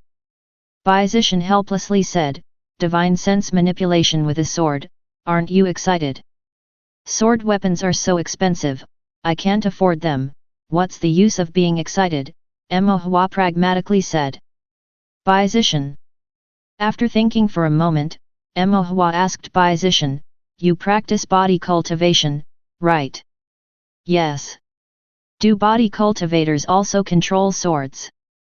Generally, they do not control swords. If you can't control swords either, what are you excited about? Asked Emohua. Bai Zixi took a deep breath, a sense of powerlessness welling up in his heart. He lay down on the ground, looking up at Emohua and said earnestly. Emohua, someday, someone in this world will be talked to death by you. Emohua looked confused, how could that be? After all, everyone is a cultivator with a tough Taoist heart. How could someone be talked to death by a few words? Rest assured, there will be. Bai Zishan declared confidently. After parting with the Bai siblings, Emohua returned home and started to learn the blood drawing art. The blood drawing art wasn't so much a spell, nor could it truly be counted as a secret technique. It was more akin to a Tao cultivation skill like herb picking, mining, or spirit plant cultivation. Some cultivators relied on this skill to extract the fresh monster blood, selling it to merchants or other cultivators who needed monster blood. The process of blood drawing was not difficult, but it was burdensome on the divine sense and also rather laborious. Blood-drawing cultivators were similar to those who toiled at the spiritual transport wharf, moving goods through body cultivation, except these used their physical strength to move goods, whereas blood-drawing employed divine sense to transport monster blood. Physical strength could recover quickly, but divine sense did not, so the amount of monster blood that could be extracted by a cultivator each day was limited, leading to modest profits. At least near Tongxian City, there weren't many cultivators proficient in the blood-drawing art. Emohua guessed that some cultivators in various state boundaries could extract large amounts of monster blood and make a living by doing so, otherwise, due to its rarity, the spiritual ink used by formation masters would become much more expensive. But this was just speculation. With limited experience in the cultivation world, Emohua couldn't be sure. The blood-drawing art wasn't difficult to learn. Following the instructions in the manual, Emohua learned it after going through it a few times. As Bai Zixi said, the blood-drawing art was a simplified version of divine sense manipulation, but this manipulation couldn't take place through the air. Instead, one had to place their palm against the monster beast's fur, sense the flow of monster blood, and then use divine sense to control it, drawing it out from the monster's bloodstream. In Tongxian City, there were no living or freshly dead monster beasts for Emohua to practice the blood-drawing art on. Emohua had no choice but to ask Emo Shan to cut a piece of hide from a wild cattle monster and pour water on it, then, through the hide, he used his divine sense to guide the flow of water. Although this differed greatly from the actual blood-drawing art, it was better than nothing. Emohua practiced a few times in reality and soon mastered the technique. The biggest problem, however, was that even though he learned the blood-drawing art, there were no monster beasts for Emohua to extract monster blood from. Without monster blood, he could not prepare spiritual ink. The scarcity of spiritual ink remained unsolved. After several days of thought, Emohua came up with only one solution. Go into the mountains to hunt monsters. Find a way to enter Big Black Mountain, slay the monster beasts, then while they are freshly dead and their blood has not yet clotted, extract the vibrant monster blood directly from their veins. This was the only way to stably and abundantly acquire monster blood. Emohua looked up, his gaze passed the houses and streets of Tongxian City and rested upon the dark, profound Big Black Mountain in the distance. The mountain ranges were treacherous, brimming with poison and miasma, shrouded in mist, and pervaded with monster chi. It was the dwelling place of formidable demonic creatures and also where countless monster hunters from Tongxian City had sought their livelihoods or met their end over thousands of years. Chapter 118 Trap. To be prepared is to be in a position to act, to be unprepared is to invite failure. Since entering Big Black Mountain was the plan, ample preparation was necessary. The environment within Big Black Mountain was treacherous, with poison everywhere, miasma spreading, and monster beasts lurking. Monster beasts did not reason with you, they typically saw humans as food to be eaten, and even those that did not eat people killed them just the same, leaving cultivators disemboweled before moving on. Emohua grew up in Tongxian City, and his father was a monster hunter. From a young age, he was steeped in knowledge of the dangers of Big Black Mountain.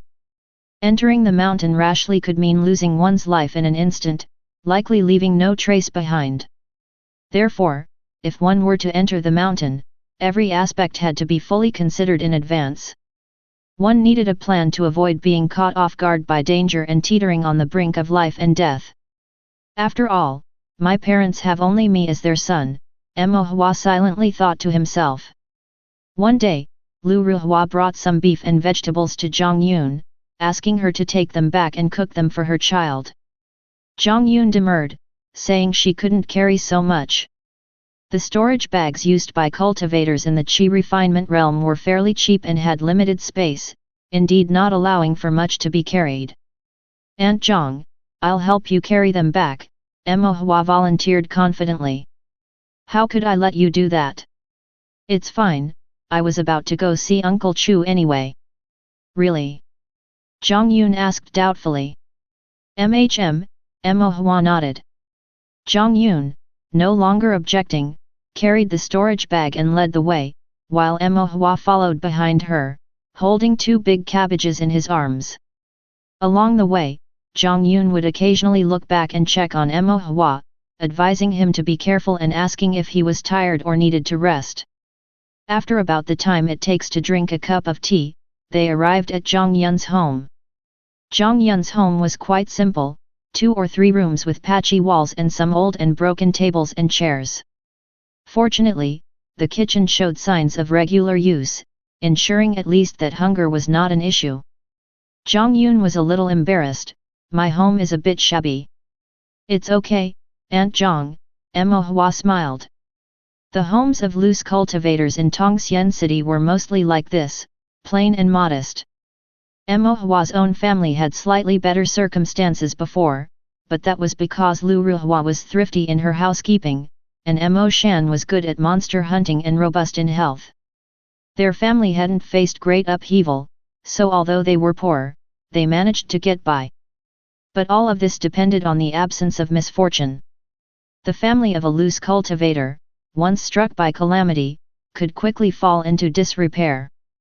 Making a living could become a problem, not to mention seeking immortality through Tao Cultivation.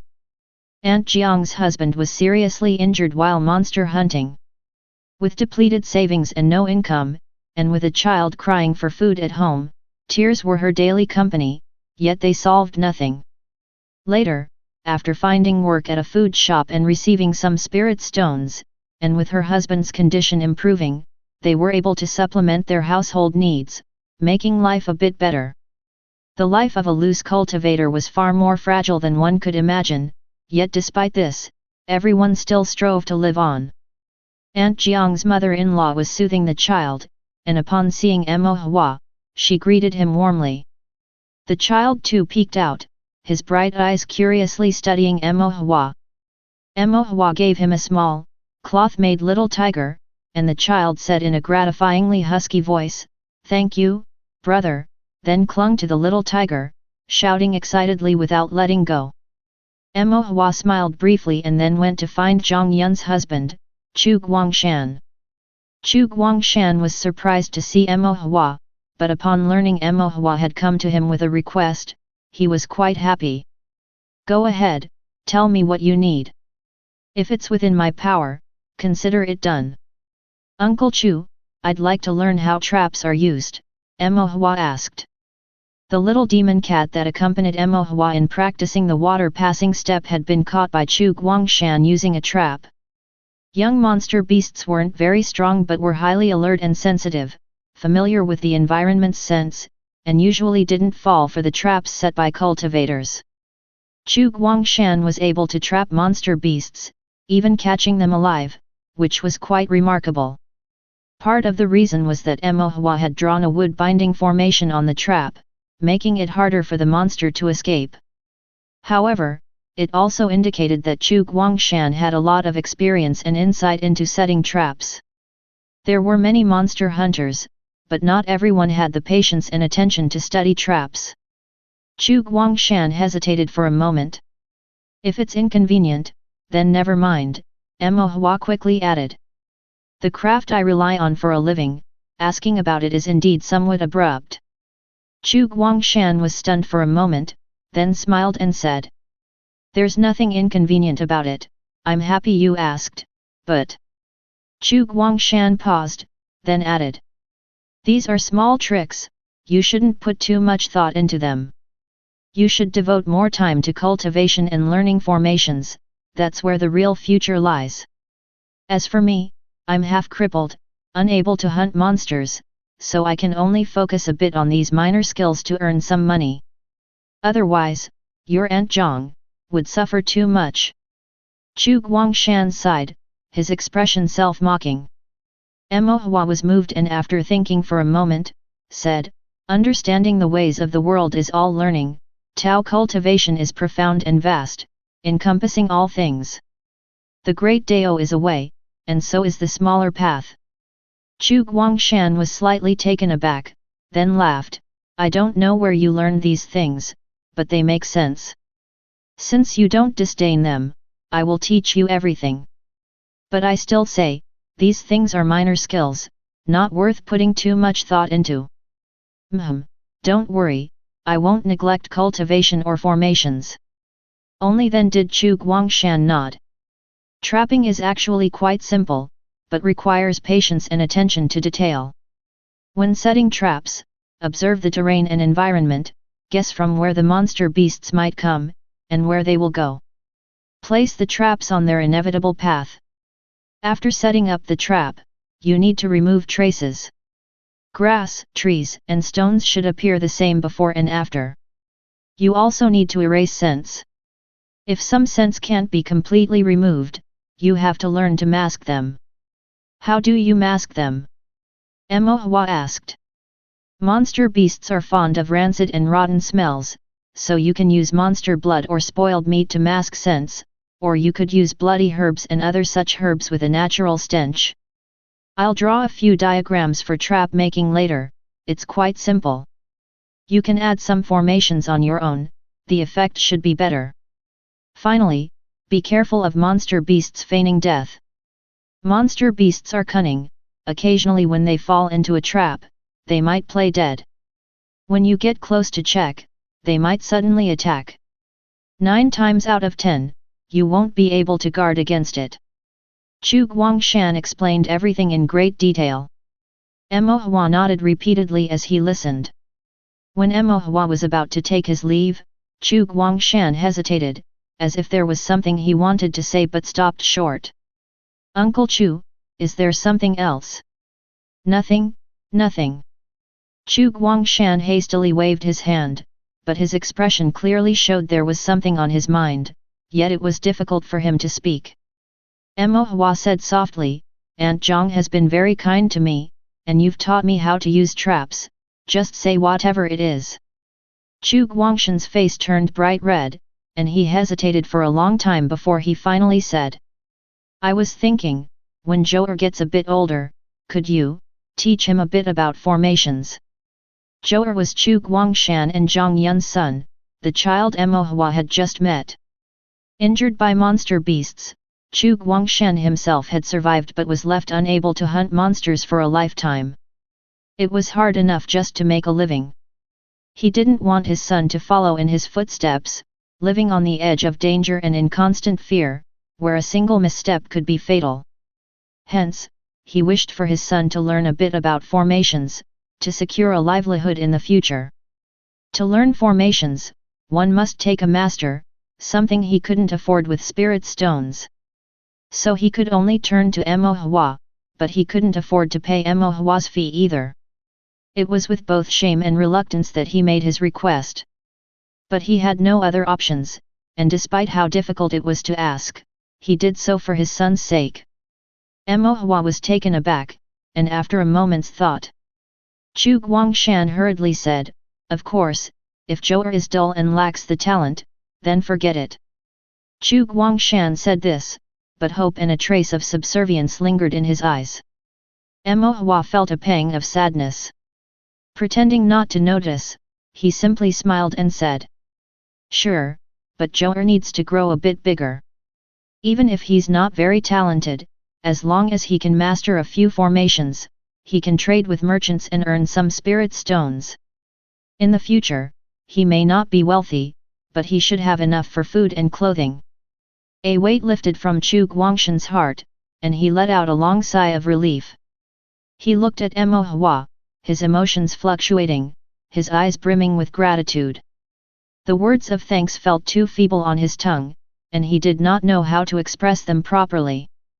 Mo Hua smiled and took his leave. Chu Guangshan escorted Mo Hua out of the house and to the street.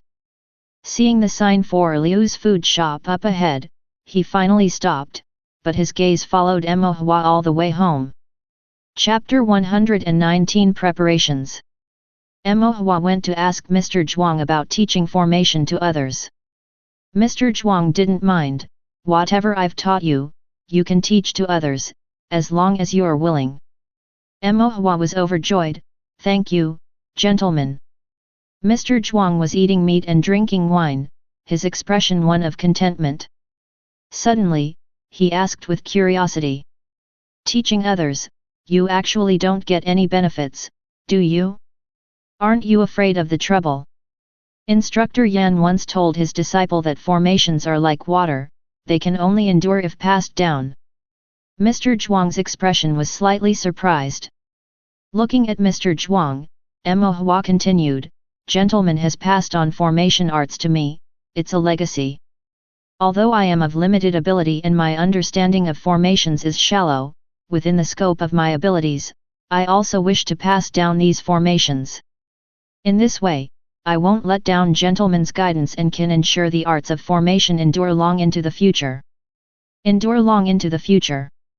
Mr. Zhuang's slender fingers gently tapped on the armrest of the bamboo chair. Enduring long into the future, what use is that? Mo Hua furrowed his brow slightly, thought for a moment, then slowly said. Formation arts are the manifestation of heavenly Tao's rules. Studying formation arts is comprehending heavenly Tao, drawing formation is practicing heavenly Tao, and teaching formation is passing on heavenly Tao. Cultivators seek the Tao for eternal life, and if the arts of formation endure long, it signifies that heavenly Tao's flow is ceaseless. Mr. Zhuang's eyes brightened, and he nodded, well said, Tao creates everything, Tao transforms everything. Mr. Zhuang then looked at Mo Hua, no matter what happens in the future, don't forget your initial resolve. I will, gentlemen. After Mo Hua left, Mr. Zhuang lay back in the bamboo chair, raising his right hand to gaze at its palm. Now his hand was empty, devoid of spiritual power, unable to draw formation, clutching at nothing, empty. Legacy, hey.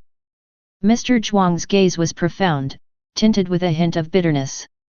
Mr. Zhuang allowed Mo Hua to pass on the formation arts, and Mo Hua breathed a sigh of relief. Zhou was still young, being able to learn some formation arts from him, even just the simple ones, would allow him to make a living in the future. Mo Hua continued with his preparations for entering Big Black Mountain. He had already learned how to make traps and knew the tricks to setting them up. In the following days, using the last of his spiritual ink, Mo Hua drew 5 earth-fire formations and some miscellaneous, potentially useful little formations. He also indirectly learnt from Mo Shan about the rules and taboos of the lower region of Big Black Mountain, as well as the basic process and methods that monster hunters use to hunt monster beasts.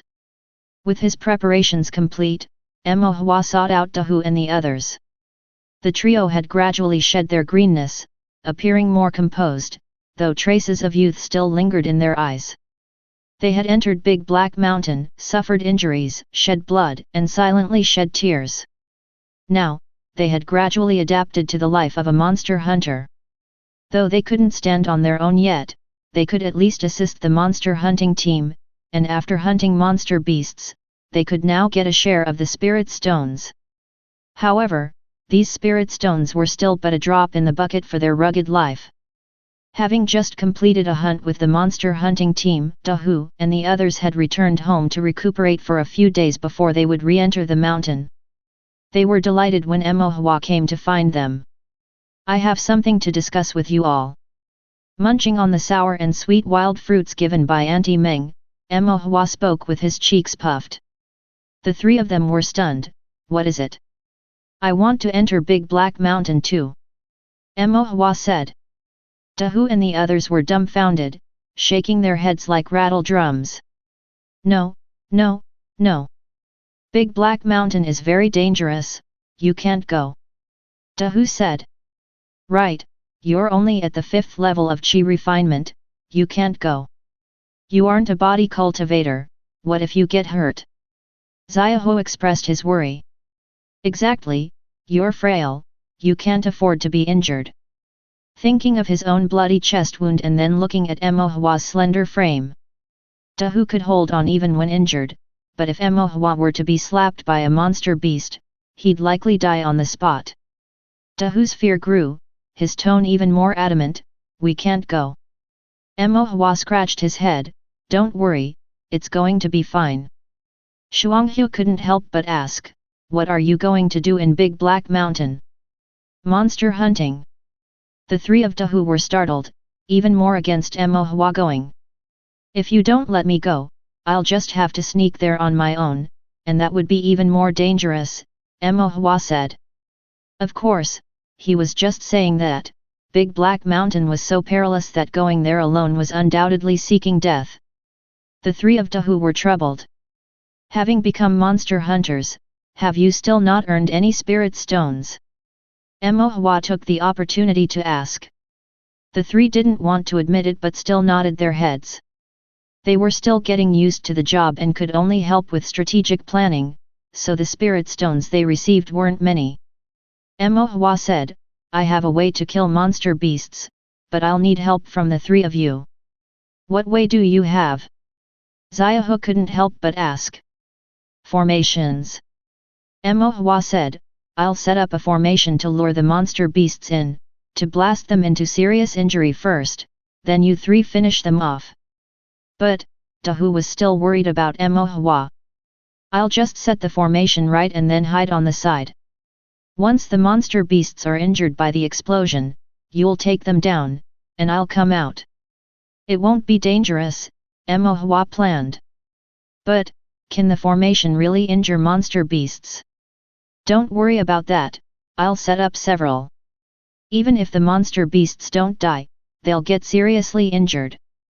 This was originally what he prepared to deal with Xianxia, but Xianxia chickened out, and now it was just right to use against monster beasts. The three of Dahu exchanged glances, they trusted Emohua's formation skills but still had their doubts. Don't you want Auntie Meng to have a better life?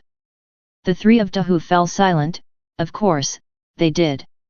Auntie Meng had suffered a lot in order to raise the three of them.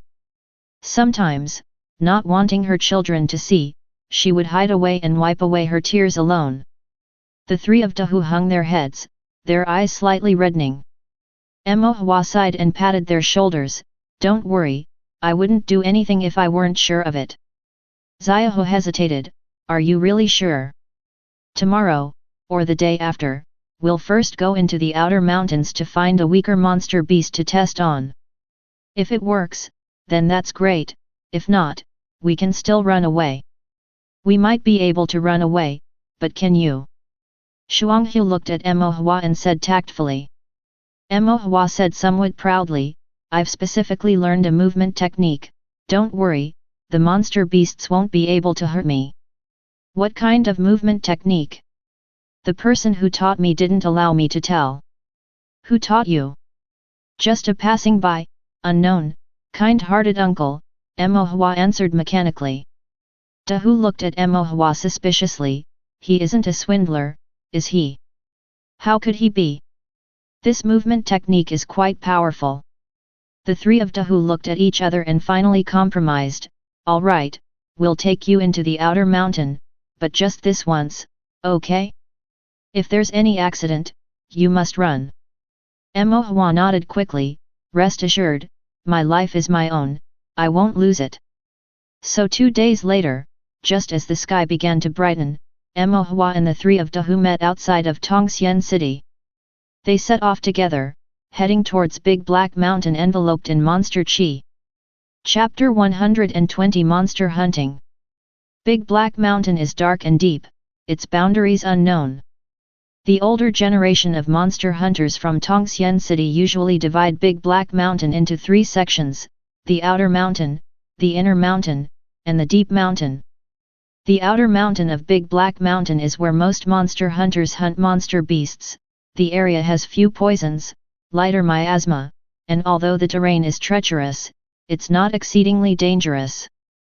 The monster beasts in the outer mountain are mostly at the middle phase of the first grade, with the occasional late phase first grade monster beast appearing, but not often. The inner mountain of Big Black Mountain, on the other hand, is extraordinarily perilous, riddled with poisonous creatures, thick miasma, and fog that confounds the mind. The monster beasts in the inner mountain are mainly at the late phase of the first grade, and occasionally there might even be a second grade monster beast. If a cultivator at the Qi refinement realm encountered a second grade monster beast and couldn't avoid it in advance, it would almost certainly be a life and death situation.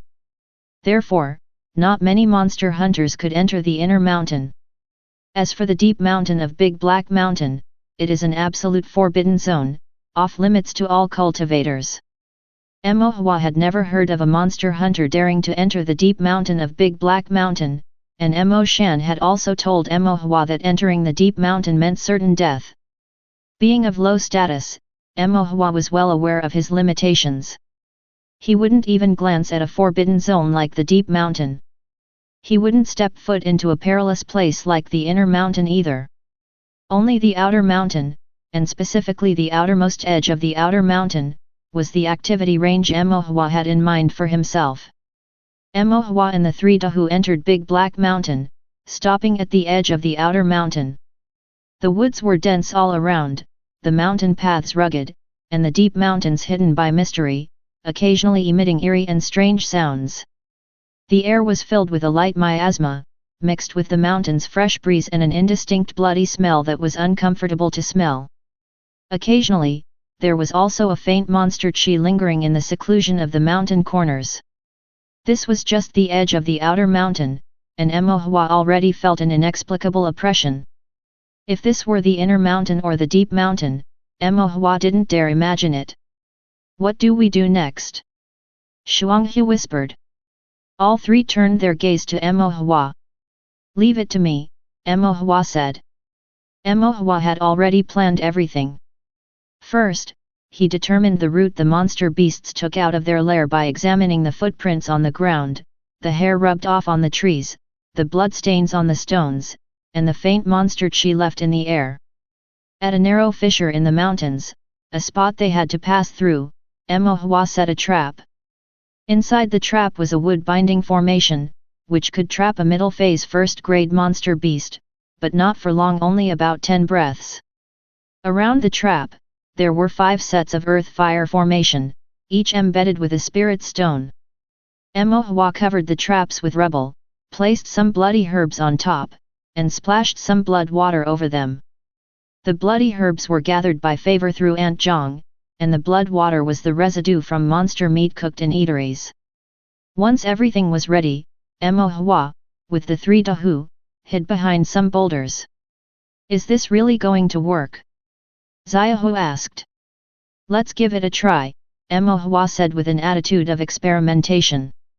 This plan had been rehearsed many times in his mind, considering the trap, the bloody herbs, the blood water, and every subsequent detail. It should be foolproof. Monster hunting is dangerous, there can be no negligence. Moreover, this was Mo Hua's first time participating in the hunting of monster beasts, so he prepared very thoroughly. The group waited behind the boulders. From the rising morning sun with its spreading mist to high noon when the mountain fog had all but dissipated, there was still no sign of any monster beast. Maybe no monster beast will come, Xiaohu started to get restless. Hush, Mo Hua placed his finger to his lips and whispered, laying traps requires carefulness and patience, just as Uncle Chu said. We cannot rush. The 3 found this reasonable and nodded in agreement. Another 2 hours passed, and amidst the rustling of the trees, a monster beast finally showed itself. With crimson fur, sharp teeth and claws, dripping saliva, it was a split-claw wolf demon. Its strength was probably around the middle phase of the first grade. Just right for Mo Hua. Mo Hua's spirit lifted, and the 3 Dahu were also on full alert. The split-claw wolf demon was not easy to deal with, they had suffered losses many times before. As Split Claw walked, it glanced from side to side, its eyes filled with ferocity, extremely alert, occasionally scraping the trees and at times licking its dark red claws. While walking, Split Claw soon arrived in front of the trap. Enticed by the scent of bloody herbs and the rotten smell of blood, its eyes revealed greed, but it remained cautious, circling the trap a few times before ultimately stepping inside. The trap was triggered, and pale green spiritual energy shackles sprouted from the wood-binding formation, binding Split Claw in place. Split Claw struggled desperately, appearing to free itself after just a few moments. Emohua peeked out from behind the rocks, his right hand pointing forward, and a fireball condensed and flew straight out, tracing an arc. However, it didn't hit Split Claw but exploded at its feet. Did it miss? Dahu and his two companions were surprised to see Emohua using the fireball technique. But as the fireball flew out and did not hit Split Claw as they had anticipated, the three of them felt a bit of regret. No, it hit its mark, Emohua said with a calm smile. His target wasn't Split Claw, but the spirit stone beneath its feet. The spirit stone under Split Claw was shattered by the fireball, releasing spiritual energy that flowed into the earth-fire formation buried underneath. The formation patterns flashed red, and 3 moments later, 5 sets of the earth-fire formation exploded. With a deafening boom, the rocks shattered. Emohua and the others were also left with ringing in their ears from the shock. Once the thick smoke cleared, there were shattered rocks and burnt marks everywhere. The Split Claw wolf demon was covered in wounds, half of its fur charred black, its gaze malicious, but its breath was feeble. While it was down, time to take its life. Emohua waved his hand, go. Dahu and the others, recovering from the shock of the earth-fire formation's explosion, heard Emohua's shout and immediately charged, forming a pincer movement to surround Split Claw. Emohua remained hidden behind the rocks, only his head peeking out to watch the fray. Not being skilled in body cultivation and hand-to-hand combat, he wouldn't get in the way of Dahu and the others. Dahu and his companions had good talent in body refinement, and after their tempered experiences in monster hunting, had become quite adept in their use of Taoist skills and martial arts. Dahu used boxing techniques, Xianxia used sword techniques, and Xiahu used leg techniques.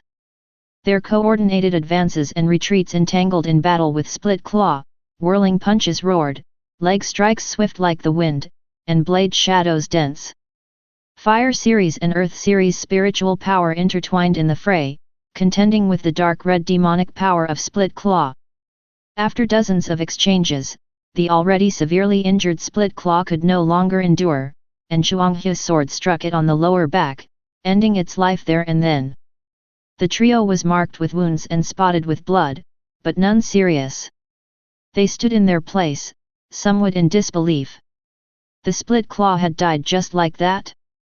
For their monster hunting team to kill a mid-phase second-grade Split Claw wolf demon, they would need 1 or 2 late Chi refinement realm monster hunters to be in charge, and at least 5 or 6 middle Chi refinement cultivators to take turns fighting to the death with the beast. Additionally, there would have to be several cultivators in the periphery to assist and prevent the Split Claw from escaping. Only after several trials, if nothing unexpected occurred, would they be able to kill the Split Claw. Now, with just one trap set up by Emohua, a few formations laid, and a single fireball tossed, the Split Claw was severely injured. The 3 of them ganged up on a severely wounded and dying Split Claw, and took it down, quite effortlessly. This was way too easy, far simpler than they had expected. As Dahu and his companions looked at Emohua, recalling the power of the earth-fire formation's blast, they were filled with awe. To be able to blast a second-grade mid-phase beast, with such formidable physical strength, to the brink of death. Emohua had somehow managed to lay down such powerful formations without them realizing. Their gazes toward Emohua had changed a bit. Emohua then poked his head out from behind the rocks and looking at the Split Claw, he asked, "Has it stopped breathing?" The trio came back to their senses. Dahu nodded and said, "It has stopped." Good.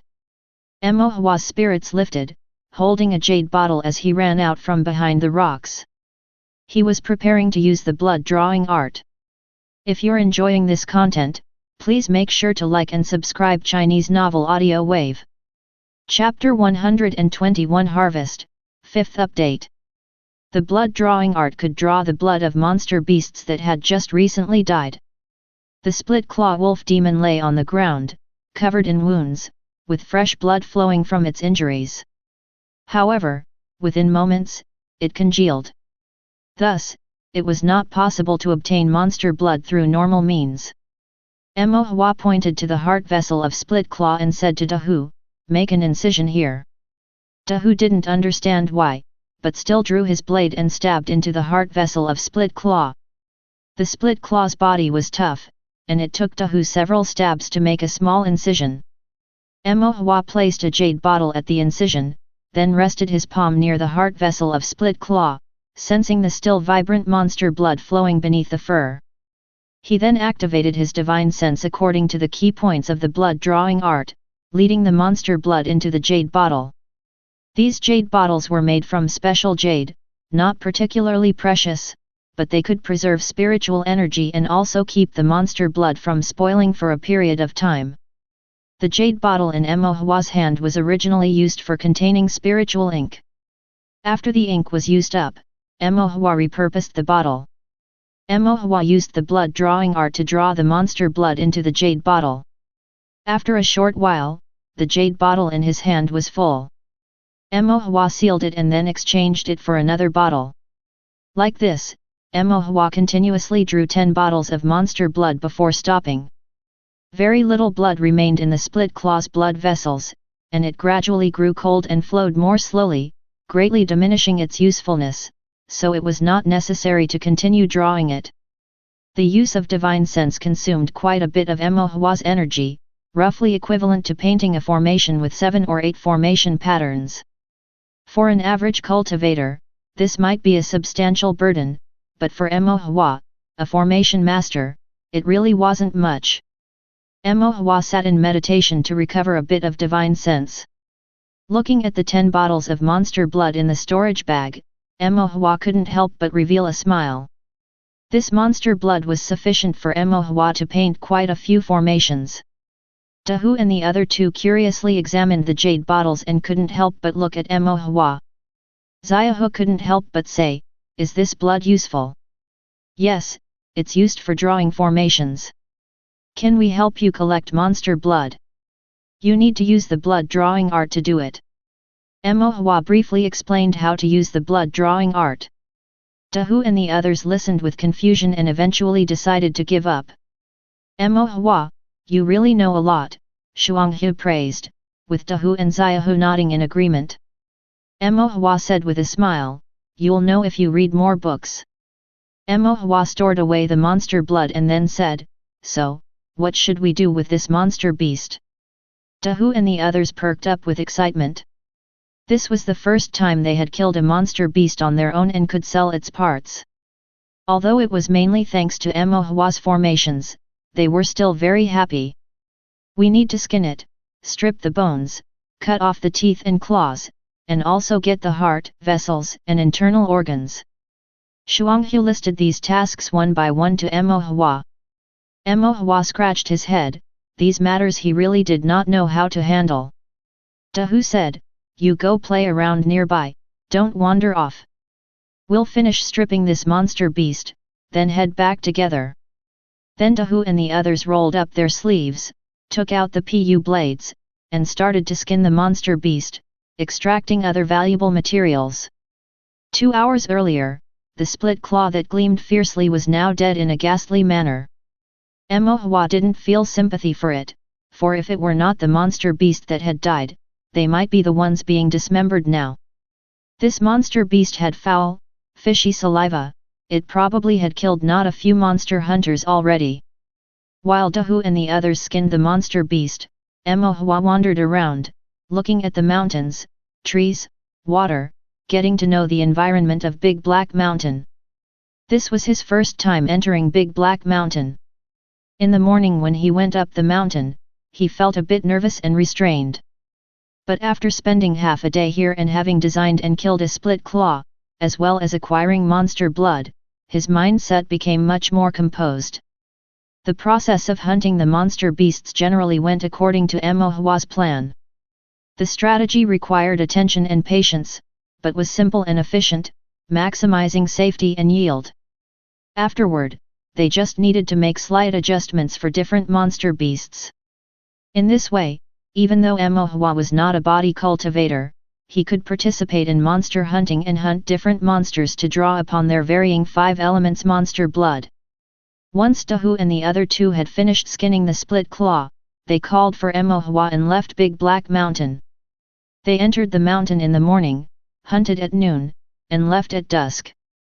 In less than a day, the 4 of them had hunted a middle phase rank 1 monster beast. If it weren't for the bulging storage bags filled with the split claw's hide and claws, Dahu and the others would believe they were dreaming. Afterward, they went to the market town to sell the split claw's materials. Split claws were common monster beasts, not too expensive, but also not difficult to sell. After some haggling, they sold them for a total of over 80 spirit stones.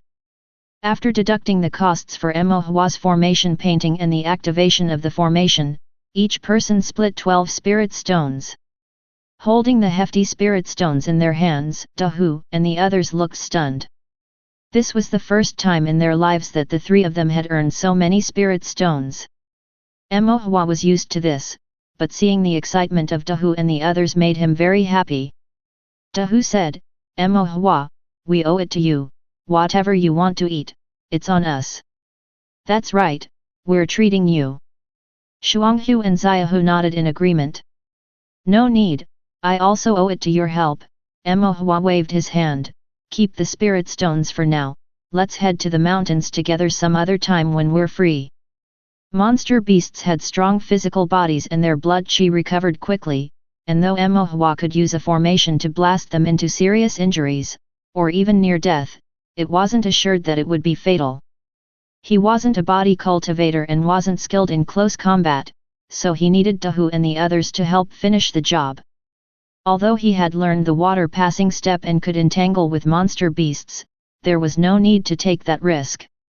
After all, even good swimmers can drown, overconfidence sooner or later leads to a fall. After selling the monster beast and splitting the spirit stones, they looked up to see the bright lights on the streets.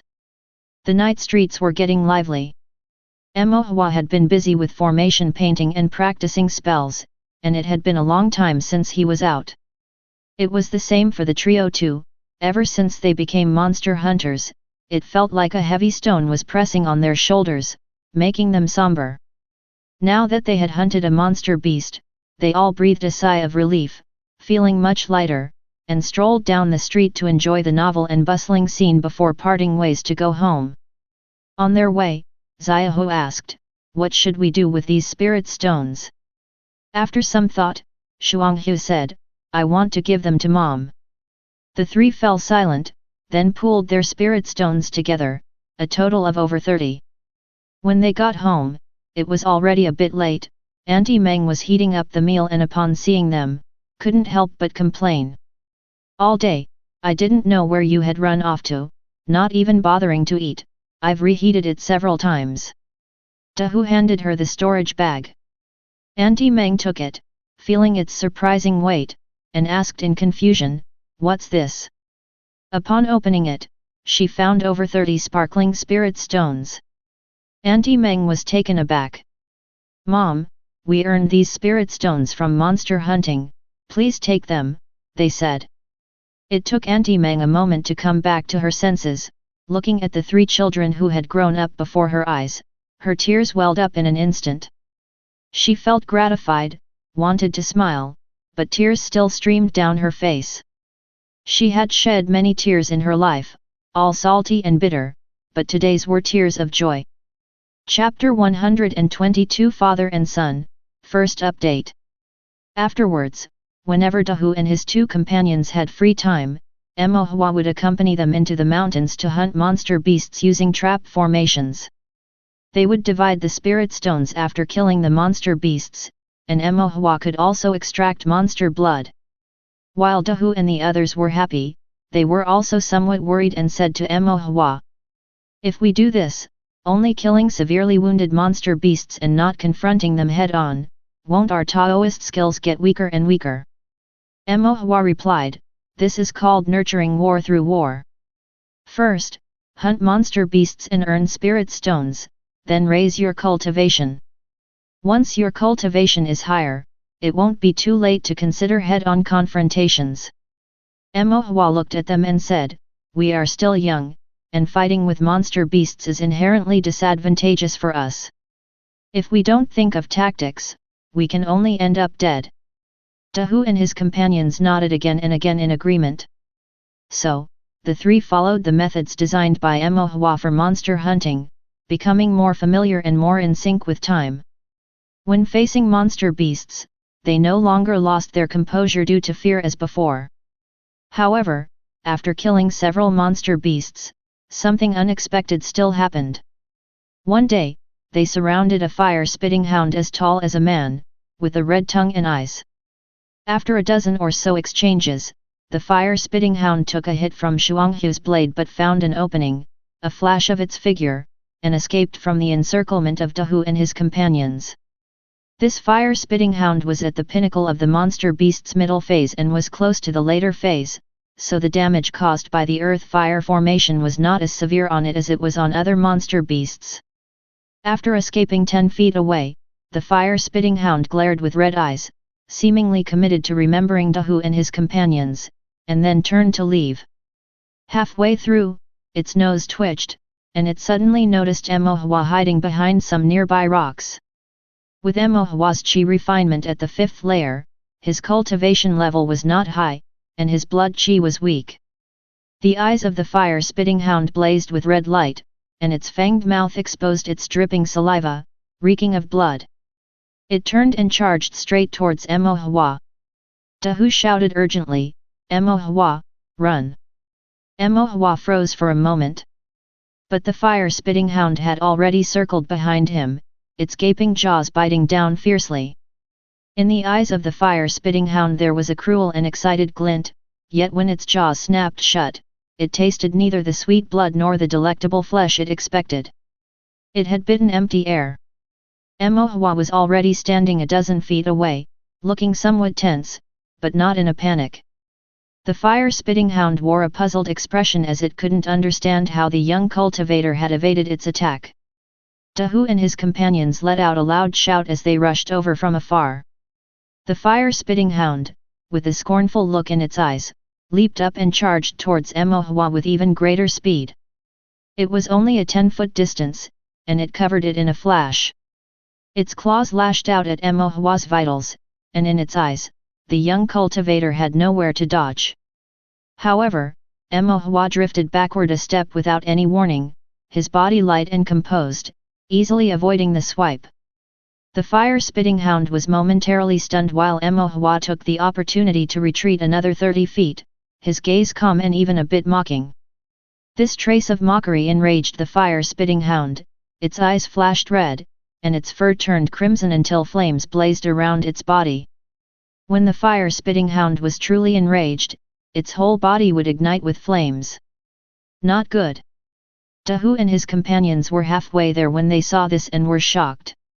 The enraged fire-spitting hound, like a blaze, charged straight at Emohua with increased speed, and it was also suffused with raging demonic power. This kind of flame, shaped by the monster beast's demonic power, could erode a cultivator's flesh, burn a cultivator's spiritual power, and even destroy a cultivator's meridians. Once it entered the body, it was difficult to eradicate. Emohua's expression also became serious as he pushed his divine sense to the limit, perceiving the trajectory of the fire-spitting hound, while simultaneously stimulating his spiritual power, performing the water-passing step. For every step the fire-spitting hound advanced, Emohua retreated one step. With every attack the fire-spitting hound made, Emohua managed to escape by a whisker, his form flowing like water, ethereal and elusive.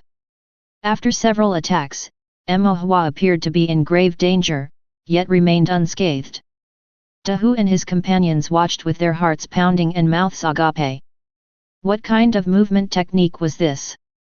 Snapping back to reality, the three immediately moved towards Emo Hua.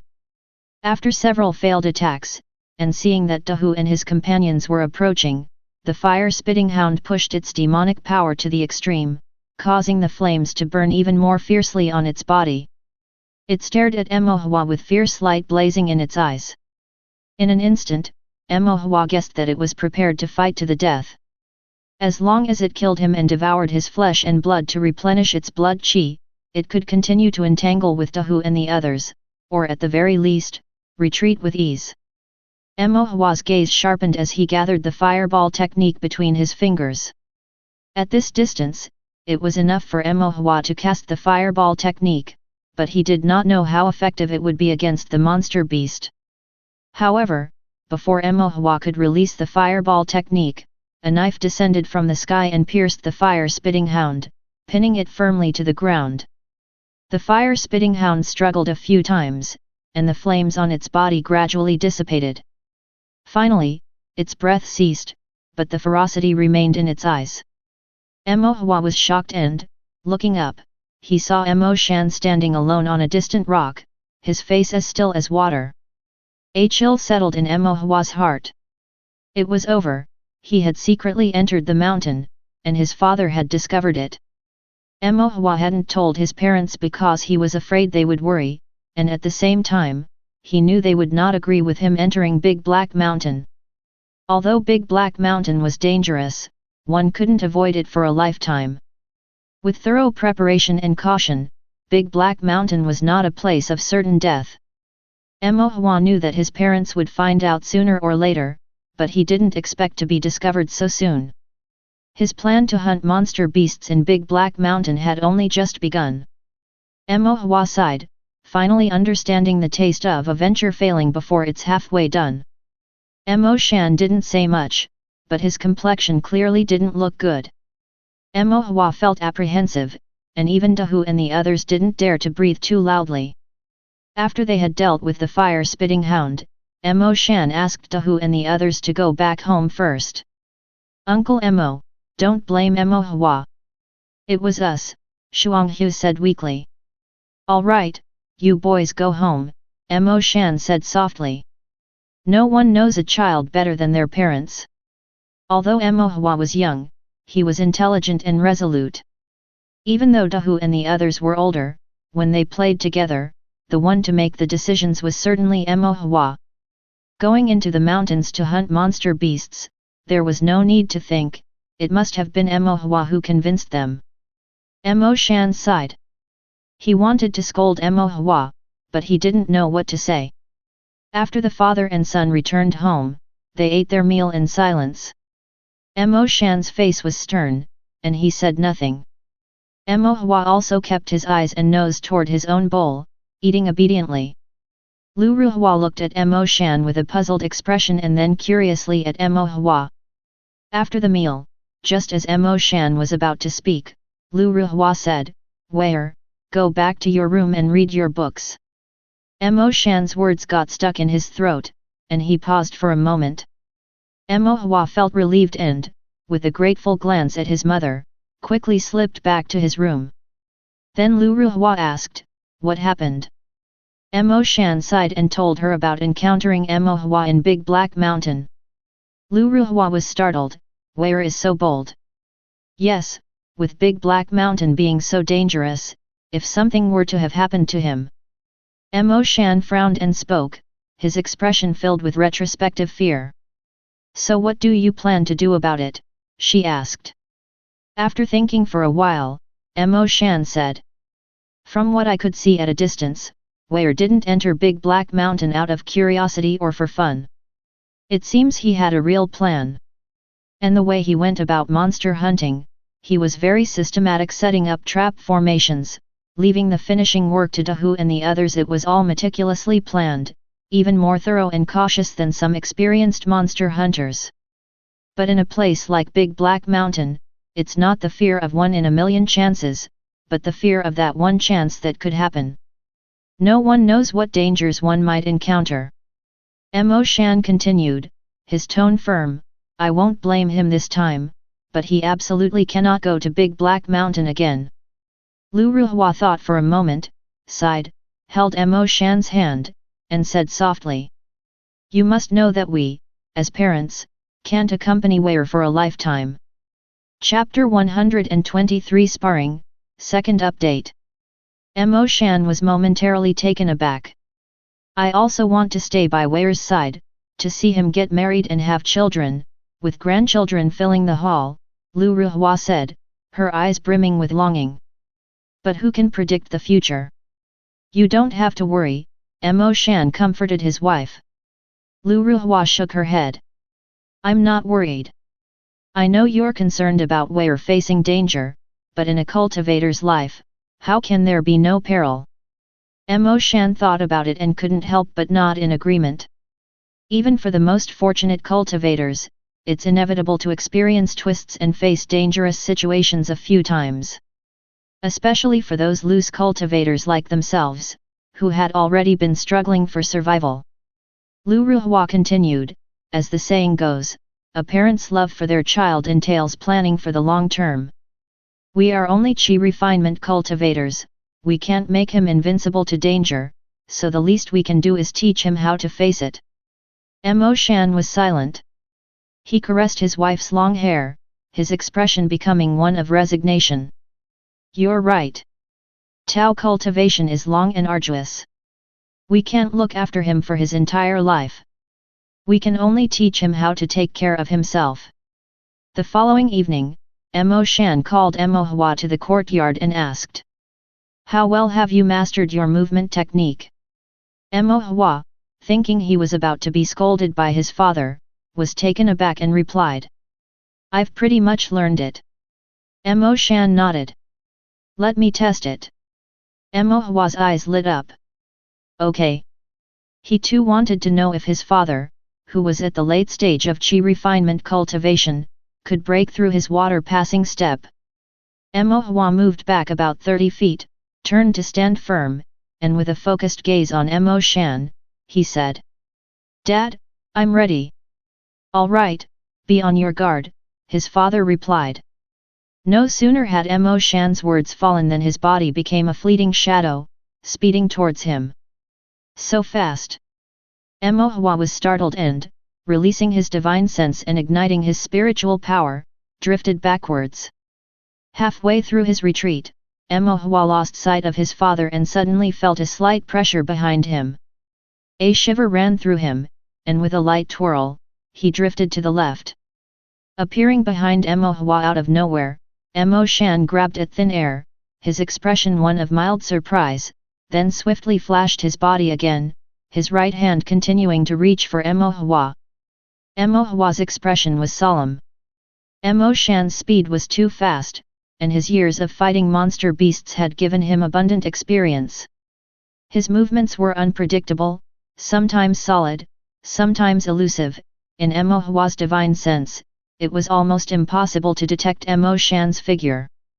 And when he did detect him, Mo Shan would usually already be by his side.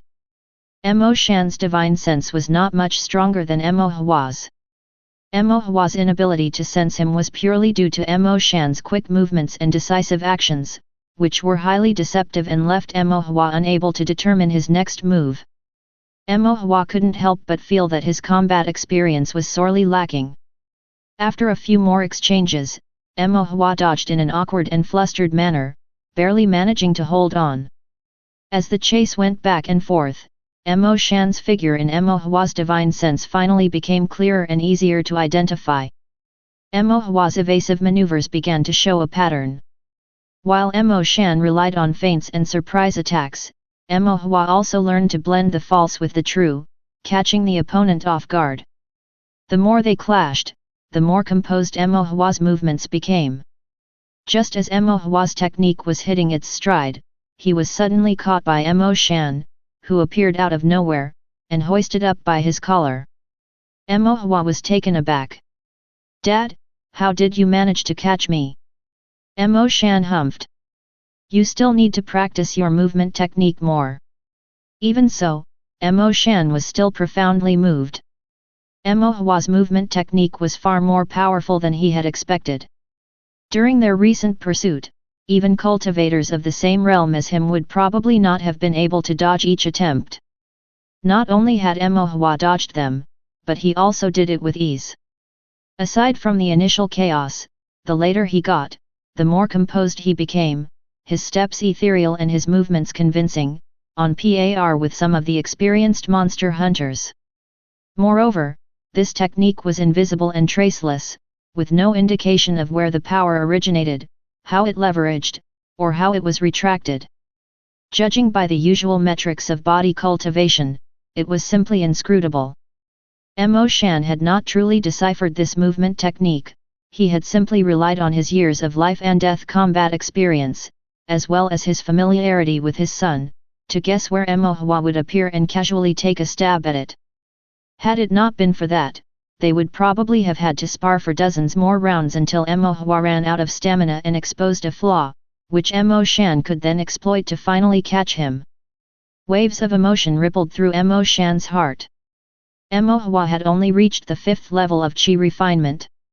Seeing his father standing in place, his expression calm, showing neither joy nor anger, but seemingly lost in thought, Emohua asked, "Dad?" Mo Shan came back to his senses, looked at Emohua, and after thinking for a moment, said, "Your movement technique is not bad, but you still need to practice more, do not slack off." "Oh," Emohua nodded. But thinking that this was also a form of praise, he felt a little happy inside. "Dad, have you also learned a movement technique?" Emohua asked again. Mo Shan shook his head. "This isn't really a movement technique of any sort, it's just something I figured out on my own to avoid getting hurt while fighting monster beasts, then I learned a bit by watching others and pieced it all together. Purely a combat-oriented movement technique." Emohua asked with sudden respect. "You could say that." Emohua's eyes lit up. "Can you teach me?" Mo Shan hesitated, then said, "Haven't you learned a movement technique? Do not learn too many at once, master one first." "I could use it for reference," Emohua suggested. After a brief moment of thought, Mo Shan nodded. "All right." Mo Shan showed Emohua several basic steps of the technique. Some moves were similar to the water passing step, but slightly different, others were seemingly simple advance and retreat steps, and then there were assorted moves from other techniques. Eventually, they all blended together into a concise and sharp set of movements. It appeared to be a patchwork of different elements, but Emohua did not take it lightly at all. This was, as far as he was concerned, the most threatening set of movements he had faced, and he could not even think of how to counter it. It was straightforward, efficient, without superfluous movements, emphasizing adaptability and the principle of winning by having no fixed moves against someone with a set repertoire. One could say it was all openings, but if used well, one could also say it was flawless. What if these steps could be broken down and integrated into the water passing step? Would that make the water passing step even more powerful? Invigorated, Emohua seriously memorized all these techniques, planning to practice them more when he found the time. Mo Shan thought back to the movement technique Emohua had used and still found it unbelievable, asking, "Did court leader Zhang teach you this technique?" "Uncle Zhang told me not to tell." Mo Shan nodded, and couldn't help thinking to himself, "Isn't that the same as telling me?" "Dad, are you not angry anymore?" Emohua asked softly. Mo Shan glared at him. "You still know that I can get angry." Emohua chuckled. "Get up early tomorrow morning," said Mo Shan. "Tomorrow morning?" Emohua was taken aback. Without saying anything more, Mo Shan turned and left. At 6 a.m. the next day, Emohua got up and went out to the courtyard, only to see his father Mo Shan had already been standing there early. "Your mother made breakfast, eat something first," said Mo Shan. After the father and son finished eating, Mo Shan took Emohua out of their home. The two walked through the streets in the early morning, exited the gates of Tongxian City, and stepped onto the mountain trail outside the city. "Dad, where are we going?" Unable to contain his curiosity, Mo Hua asked. Mo Shan was silent for a moment, then said, I'm taking you to Big Black Mountain. Chapter 124, Entering the Mountain, 3 more updates. Monster hunting is dangerous, and I originally did not want you to get involved in this matter, but since you have learned movement techniques and have the power to protect yourself, I will teach you all the skills of monster hunting. Mo Shan looked at Mo Hua and said, these are lessons summarized from the life and blood of monster hunters over tens of thousands of years. Learn them well. Even if you don't become a monster hunter in the future, they will undoubtedly be useful. Mo Hua's little face was serious as she nodded solemnly. The first point of monster hunting is not to kill monster beasts but to familiarize yourself with the terrain.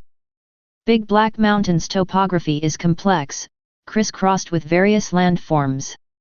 You need to familiarize yourself with the paths, know where there are peaks, where there are cliffs, where there are caves, where monster beasts roam, where miasma is dense, and which spirit grasses are poisonous. If you know these well, even if your cultivation is not enough when you encounter danger, you will know how to avoid it and not lose your life. Conversely, if you don't know the terrain, the geography, if you are not poisoned by miasma or by toxic plants, or you accidentally enter a beast's den, even if your cultivation is high, it will be very difficult to walk out of Big Black Mountain alive. I will take you around the outer mountain, and you must remember the terrain, the locations of small streams, miasma, venomous marshes, and thick forests. After he finished speaking, Mo Shan walked along the mountain path. Mo Hua followed closely behind, memorizing the path under her feet and the scenery along the way. When they encountered dangerous places, Mo Shan would specifically stop and explain them to Mo Hua carefully. For example, where the miasma was thin, which mountain tops had dense miasma, and in places where the miasma was thick, one should not stay for more than half an hour, or the miasma would invade the body, causing confusion and dizziness. Some thick forests would produce heavy fog. If one accidentally wandered in, they would lose their way. Unless the sun was high at noon and the mountain fog dissipated, they would never be able to find their way out.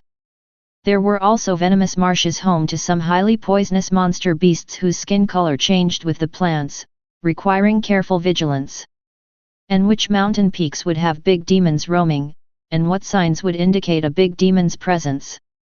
Walking from morning to night like this, they only covered a small part of Big Black Mountain's outer mountain. When evening came and the sky darkened, Mo Shan brought Mo Hua to a small campsite on the mountainside. The camp was a small cave with its entrance concealed by grass and wood, sealed off with an iron gate. A simple formation was painted on the door to prevent monster beasts from attacking. The camp was not large, but it had some dry food, miscellaneous herbs, and a few crude stone beds. This is a temporary campsite for monster hunters to rest or stay overnight. It's very rudimentary, but it's enough to take shelter. Mo Shan then pointed to the iron gate and said, there is a formation on the door. It's not good, but usable. If you are chased by monster beasts and have nowhere to hide, you can take refuge in the camp, activate the formation, and most monster beasts won't be able to get in. Mo Hua nodded her head. Father and son spent the night in the camp. The next day at dawn, they got up and continued along the mountain path. As Mo Shan walked, he explained. In this manner, after spending days and nights in Big Black Mountain, it took a full 7 days for Mo Shan to finally lead Mo Hua around the entirety of Big Black Mountain's outer mountain. After returning home, Mo Hua felt sore all over, her calves were swollen, and she felt dizzy and had a swelling headache due to the miasma she had inhaled.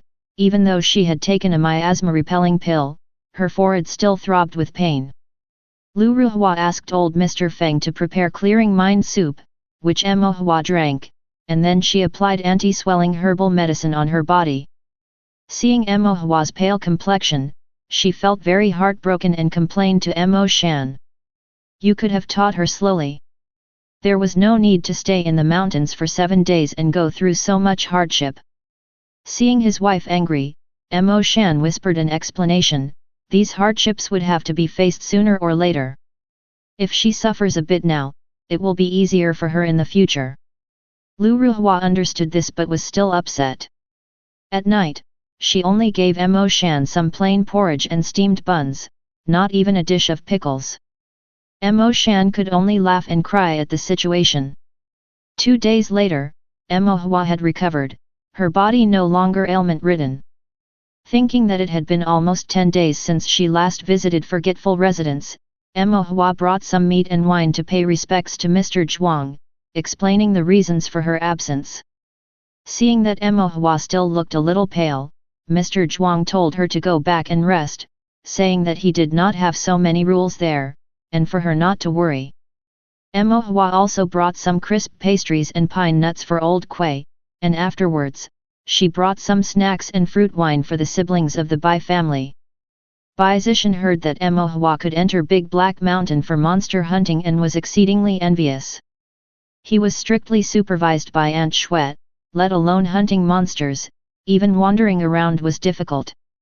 Mo Hua sympathetically patted his shoulder but was powerless to help. A few days later, Mo Shan took Mo Hua into Big Black Mountain again.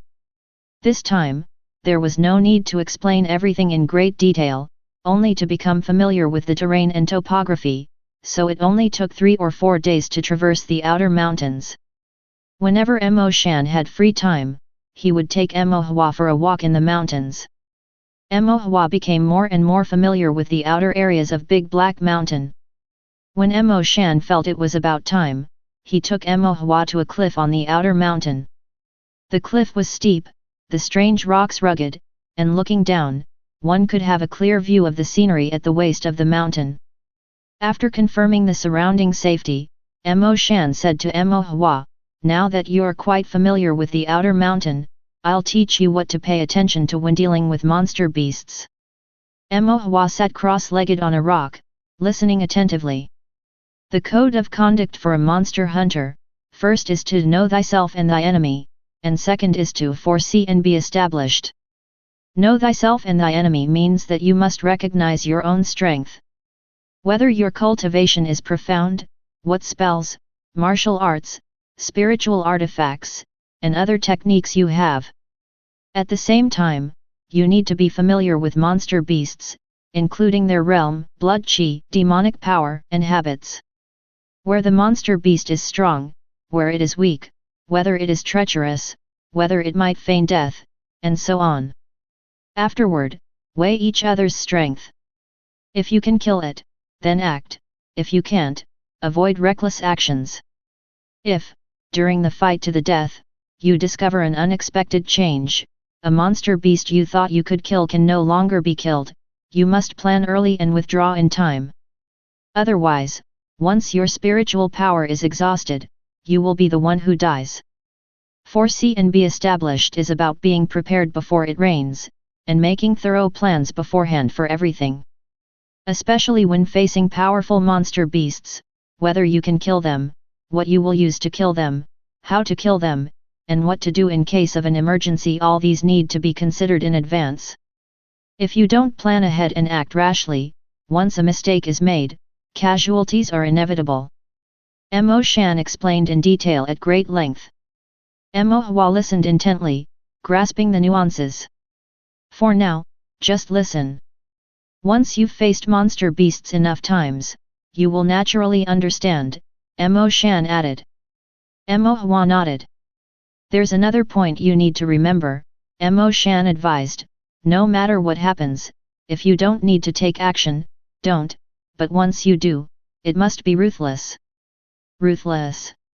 Mo Hua was somewhat surprised. Monster hunters make monster beasts their enemy. If you're not ruthless, the monster beasts will be. If you don't kill them, you will be the one killed by them. But what does it mean to be ruthless? Mo Shan raised his eyebrows slightly and said. When not acting, do not reveal any intent to kill. When the time comes to act, don't hesitate at all. As soon as the opponent shows a weakness, strike first and hard, aiming for a lethal blow, and do not give the opponent a chance to fight back. An opponent who does not act is the best kind of opponent. Mo Hua was somewhat shocked by these words coming from his father, a man with bushy eyebrows and large eyes. After hesitating a moment, Mo Hua couldn't help but ask for confirmation, "Isn't that a bit unsportsmanlike?" Mo Shan's expression became stern as he said seriously, "For a monster hunter, there is no victory or defeat, only life and death. A victory, no matter how unsportsmanlike, is still a life. A defeat, no matter how glorious, is still death." After speaking, Mo Shan patted Mo Hua on the head. "A loose cultivator's life is not easy. If you can live, you should do your best to stay alive." Chapter 125, Yuchenji, Part 4. Mo Hua became familiar with the outer areas of the Big Black Mountain, and afterwards, he drew his own map of the outer mountain. The so-called map was the one used by monster hunters, which marked the mountain's topography, streams and rivers, miasma and poison marshes, areas where monster beasts roam, and so on. Mo Shan also had a map in his possession, but it was very rudimentary, basically only showing some mountain paths and nothing else. To an experienced monster hunter, a map wasn't something drawn on paper, but rather memorized in the mind. After all, it wouldn't be possible for a monster beast to be chasing after you and you'd have to stop to look at a map to determine which way to run. But Mo Hua wasn't an experienced monster hunter, he didn't even count as a monster hunter, so he wanted to make a more detailed map. So, Mo Hua made his annotations based on Mo Shan's old map. From mountain shapes to watercourses, all points of interest along the way were earnestly marked on it. After Mo Shan took him through the outer mountain several more times, Mo Hua gradually filled in the map and eventually had the entire topography of the outer mountain not only drawn on the map but also etched into his mind. Mo Shan casually tested Mo Hua with a few questions. For instance, where miasma was poisonous, where monster beasts roamed, where the camps were, and where to hide in case of danger, and so on. Mo Hua answered with ease, even clearer than some of the veteran monster hunters. Mo Shan sighed and then breathed a sigh of relief, and after that, he didn't pay much attention to Mo Hua. Thus, Mo Hua went to find Dahu and his two brothers, and they ventured into the mountains together. While Dahu and his brothers killed monster beasts, Mo Hua bled them, and then they all split the spirit stones. The division of labor was clear and efficient. "But, Uncle Mo really let you go into the mountain?" Xiahu still found it somewhat hard to believe. "Aren't you guys also going into the mountain, so can I?" Mo Hua, while bleeding a wild boar-shaped monster beast, said. "Is it the same though?" "Exactly. That day when I saw the fire-spitting hound charging at you, I broke out in a cold sweat. Thankfully your movement technique is good, otherwise, it would have been really frightening." The three of them still felt a chill when they thought back to it. "However, Mo Hua, your movement technique is really amazing." Xianxia couldn't help but praise. He had never seen such movement technique before, it was like flowing water and like a butterfly, darting unpredictably, making it hard to grasp. Being so close to a furiously enraged fire-spitting hound and not even having the hem of his clothes touched. Mo Hua said somewhat shyly, "I owe it to that kind-hearted uncle who passed by, but I've just learned the basics." After putting away the jade bottle full of monster blood, Mo Hua added, "I'm done bleeding it, you guys can skin it. This pig is really big, it could probably sell for a good amount of spirit stones." Inspired, the three Dahu brothers began to skin and debone the pig monster, getting ready to sell it for spirit stones. Having nothing to do, Mo Hua checked his storage bag and found it already had several dozen bottles of monster blood in it. But Mo Hua felt it might not be enough. 9 formation patterns is a significant threshold for a formation master. After reaching the middle phase of Qi refinement, you need to solve formations to break through the bottleneck of the Heaven Yanju, which is also a major threshold. Both of these thresholds require a lot of formation drawing, so naturally, the more spiritual ink, the better. It's best to stock up on monster blood. But, how can he stock up more? Mo Hua frowned slightly. The three Dahu brothers, after all, were only at the 6th level of Qi refinement, and killing one monster beast in a day was already quite an accomplishment. If Mo Hua himself took action, facing a dying monster beast, although he could manage with his movement technique, killing it would still be a bit difficult, and he could only rely on the fireball technique. The fireball technique wasn't very powerful, and against monster beasts with thick skins and flesh, especially those with fire series demonic power, its effectiveness had to be discounted even more. Killing a dying monster beast, he'd probably need to fire several fireball techniques to succeed. Whenever Mo Hua had time, he practiced the fireball technique, which had now become fast and accurate, even allowing him to strike before a monster beast could. But even if he could use the fireball technique to kill 10 monster beasts, a single flaw, if exploited by a monster, would put him in danger. For the sake of 10 bottles of monster blood, and some spirit stones, the risk wasn't really worth taking. Mo Hua thought for several days, but still hadn't come up with a good solution. Not until this day, when he was strolling around the outer mountain and updating his map, did he run into Yu Chenji, who was leading a monster hunting team. Yu Chenji was Elder Yu's eldest son, with the cultivation of the Qi refining 9th level, quite impressive, and quite well respected among monster hunters. Usually, he led teams to hunt monsters in the inner mountain, but a few days ago, he received news that a rather troublesome monster beast had appeared on the outer mountain. Although it was only in the middle phase of the first rank, it was difficult to deal with.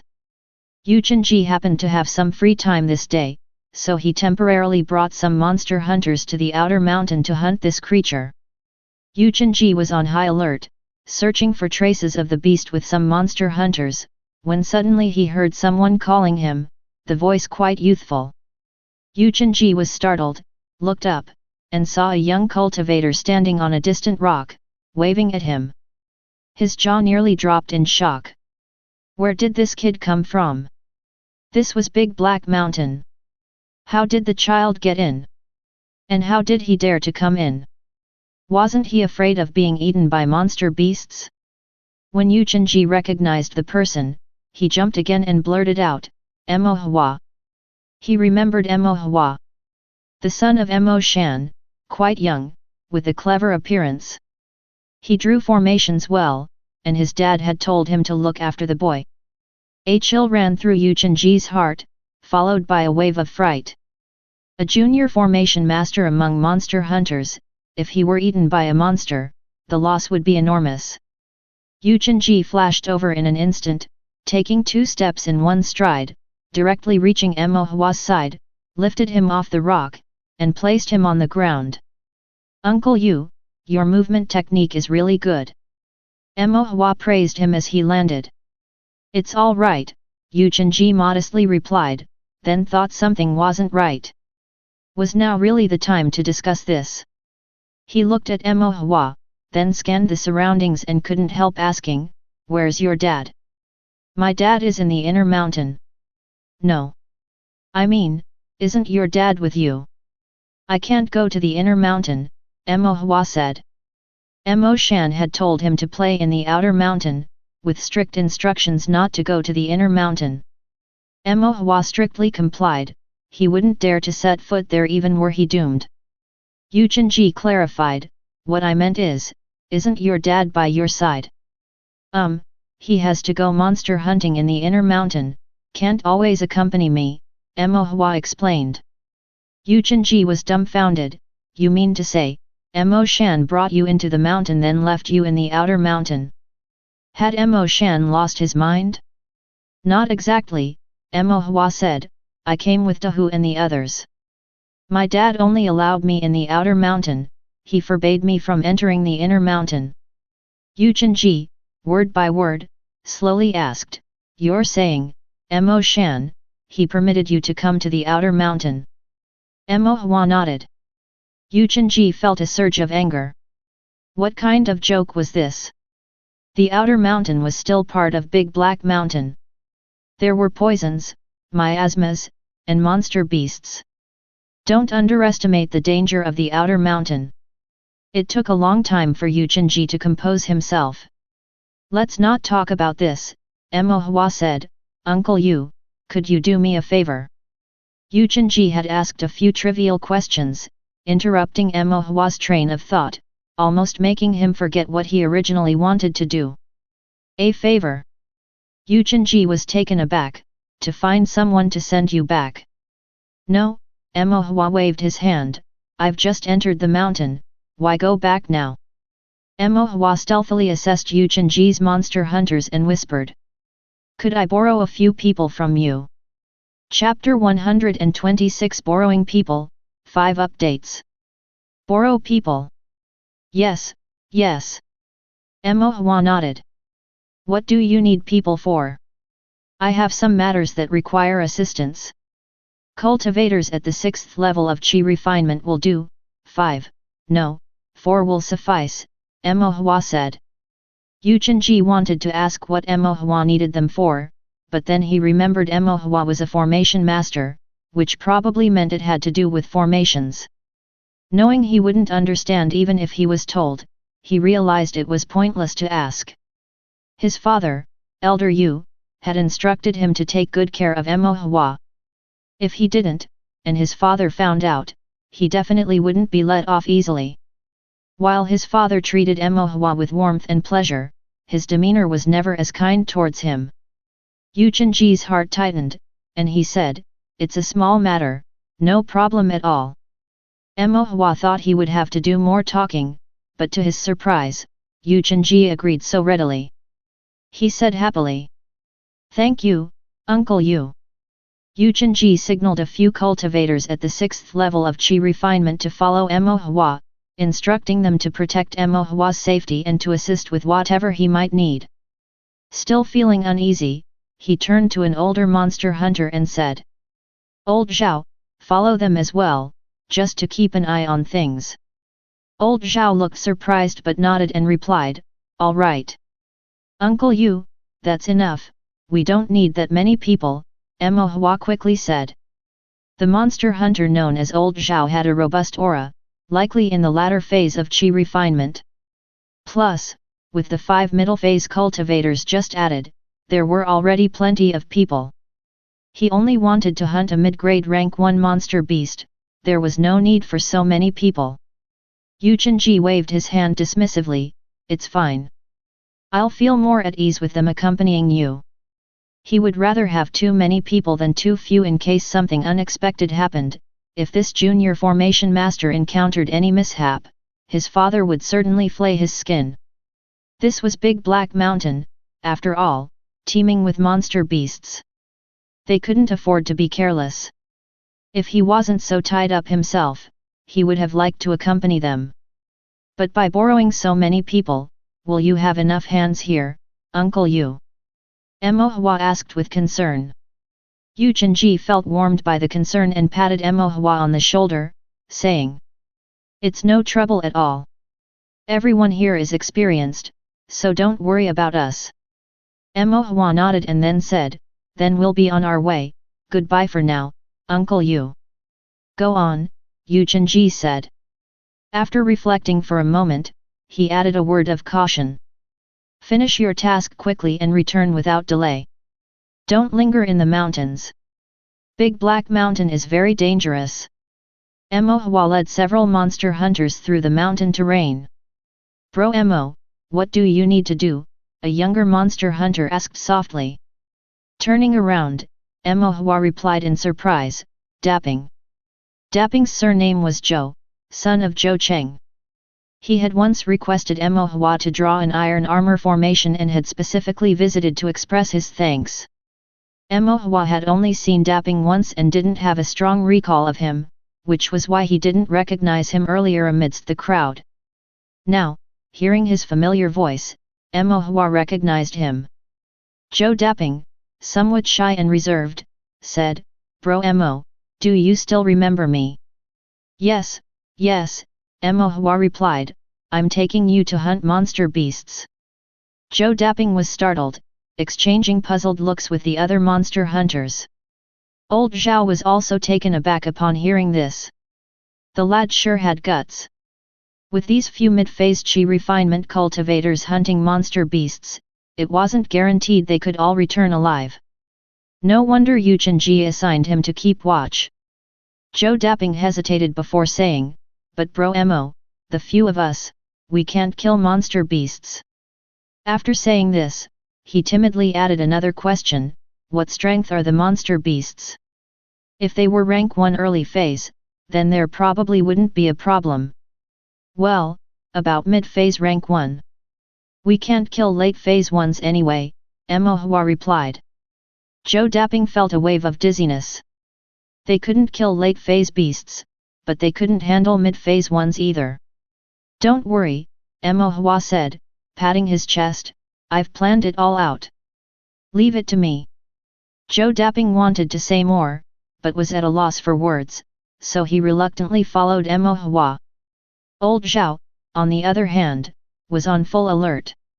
The kids didn't understand the risks, but having spent many years in Big Black Mountain, he was acutely aware that even a mid-phase rank 1 monster beast was not to be taken lightly. Since Xianxia had asked him to look after them, if something went wrong, he wouldn't be able to give an account. I just hope nothing unfortunate happens. Old Zhao could only mutter to himself in his heart. Mo Hua walked along the mountain path, then stopped before a stretch of mountain forest. This was the boundary between the forest and the mountain cliff, an intersection of two paths. The terrain was narrow, and it was a necessary pass for monster beasts entering or leaving the forest. Next to it, the wild grass was thick, and mountain rocks provided cover for hiding. Mo Hua set up the traps, laid out the formations, erased any traces, and then used bloody herbs to cover the scent. After that, he led everyone to hide behind the rocks. We'll wait here. When the monster beast comes and triggers the traps, I'll activate the formation, and you will take action, Mo Hua said. He wasn't about to add to the trouble. Daping and the others nodded while old Zhao slightly raised his eyebrows. He had heard that Mo Shan had a young son who was quite skilled at drawing formations. But these were monster beasts, with their thick skin and flesh. Could formations really be effective? Old Zhao's brow furrowed even more. Zhou Daping was somewhat anxious. Brother Mo, are you sure this will work? Mo Hua reassured him, don't worry, I've tested it, there will be no problem. Zhou Daping nodded, but he still seemed uneasy, gripping the handle of his knife tightly. The other monster hunters were also young, and they all held their breath in concentration, not daring to even breathe loudly. The waiting was agonizing, and everyone looked very serious. Only Mo Hua appeared relaxed, even finding it boring, as he picked a blade of grass and started casually drawing formation patterns on the ground. After an indeterminate amount of time, Daping gently nudged Mo Hua, Brother Mo, it's coming. His voice trembled slightly from nervousness. Mo Hua perked up, dropped the grass, and poked his head out to see a goat-like monster beast emerging from the forest. The monster beast's eyes were blood red, and its mouth was covered in fresh blood. It seemed to have just finished devouring its prey. However, it may have eaten too much, as its vigilance seemed low. As it slowly walked into the trap and got caught by the wood-binding formation, Mo Hua threw a fireball from afar to activate the earth fire formation. An explosion rang out, fierce flames swirled, spiritual power overflowed, and the surrounding rocks were shattered. Zhou Daping and the others were stunned. Mo Hua yelled, go for it! The group snapped out of their stupor and without further delay, drew their swords and threw their punches, rushing toward the monster beast. In a short while, the monster beast lay on the ground. Mo Hua stuck his head out from afar and asked, is it dead? Seeing the monster beast lying on the ground after just a few rounds, Zhou Daping was stunned for a long time before he slowly replied. It's dead. Mo Hua then ran forward and began drawing the monster blood using the blood drawing art. The bright red monster blood flowed into the bottle, guided by Mo Hua's divine sense. Brother Mo, this is for... Zhou Daping couldn't help but ask. For drawing formations, Mo Hua replied, continuing to draw blood. "Oh, I see," Zhou Daping said, dropping the subject. After Emo Hua finished with the blood drawing and saw that Zhou Daping and the others were still standing there foolishly, he asked, "Aren't you going to skin it?" "Hey! The monster beast, skin it and remove the bones, take them to sell," Emo Hua explained. They then came to their senses and set to work, processing the monster beast and putting it into the storage bag. Emo Hua did the calculations for them, how many spirit stones the formation would cost, how many to activate the formation. After selling the monster beast and deducting these, the spirit stones would be divided equally among them. Daping quickly shook his head, "No, this is your achievement, how could we take the spirit stones?" The others also declined the offer. "You helped, it's what you deserve." But Emo Hua didn't allow them to refuse and waved goodbye. "I'm heading back home now, if there's anything next time, I'll ask for your help again." After saying that, he happily went home. Daping and the others stood there, exchanging glances, their expressions complex. After selling the monster beast, each person could share 7 or 8 spirit stones. They had never earned so many spirit stones before. Chapter 127, Night Drinking, First Update. At nightfall, outside of Big Black Mountain, Yu Chenji had exhausted the strength of 9 oxen and 2 tigers to kill the monster beast before him. It took him more effort than he had originally anticipated. The monster beast was not particularly strong, but it was quite cunning and fast. Even when severely injured, it still found ways to escape from his hands. Originally, he had plenty of help to encircle and kill the beast, which would have made its escape impossible. But after lending a few people to Emo Hua, the gaps in their encirclement widened.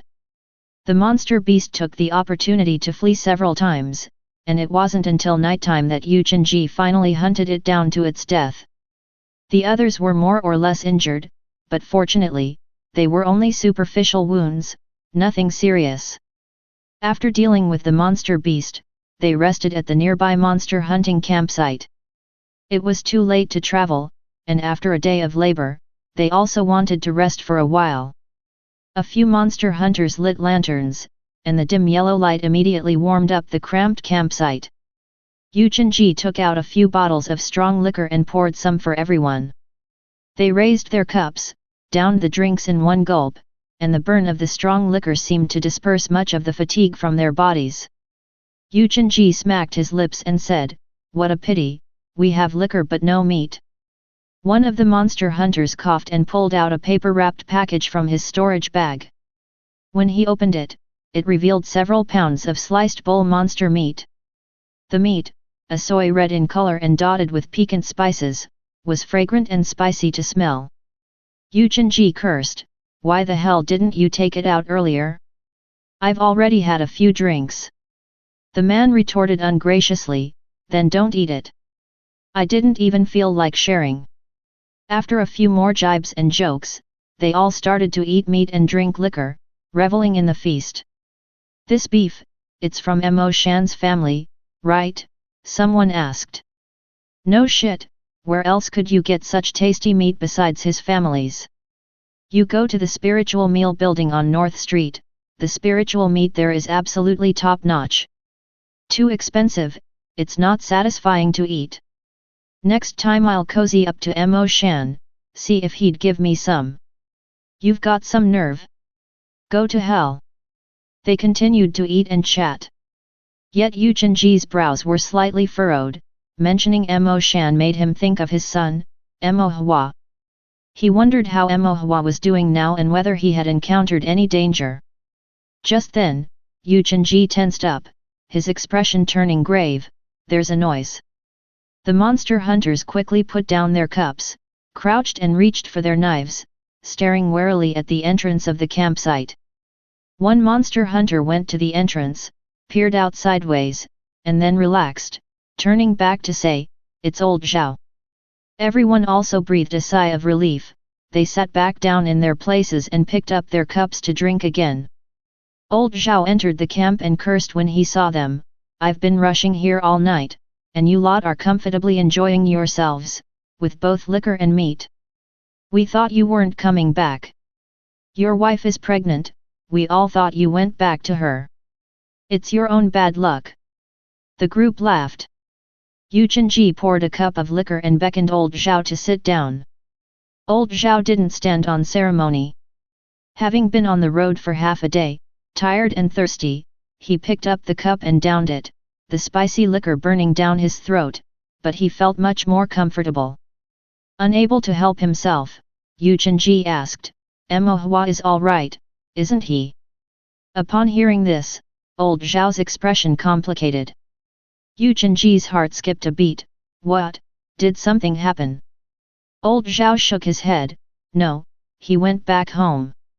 Oh, that's good, Yu Chenji sighed in relief, then cursed, "Can't you speak plainly? You scared the hell out of me." Yu Chenji took another sip of his drink, casually asking, "What did Emo Hua go off to do?" "Nothing much, went off to kill monster beasts." Yu Chenji spat out his drink. "What?" Old Zhao repeated helplessly, "To kill monster beasts. Middle phase of first rank. Middle phase of first rank." Yu Chenji was startled. How was it killed? Old Zhao sighed. Yu Chenji suddenly understood and patted old Zhao on the shoulder. "You did well, old Zhao, it must have been hard on you." Having said that, he felt something was off and voiced his doubt. "You weren't injured, it doesn't look like you were the one who killed it." "I didn't kill it," old Zhao said, "at least, I don't suppose it counts as me killing it." Yu Chenji frowned and said, "What do you mean it doesn't count? Stop beating around the bush and just speak clearly."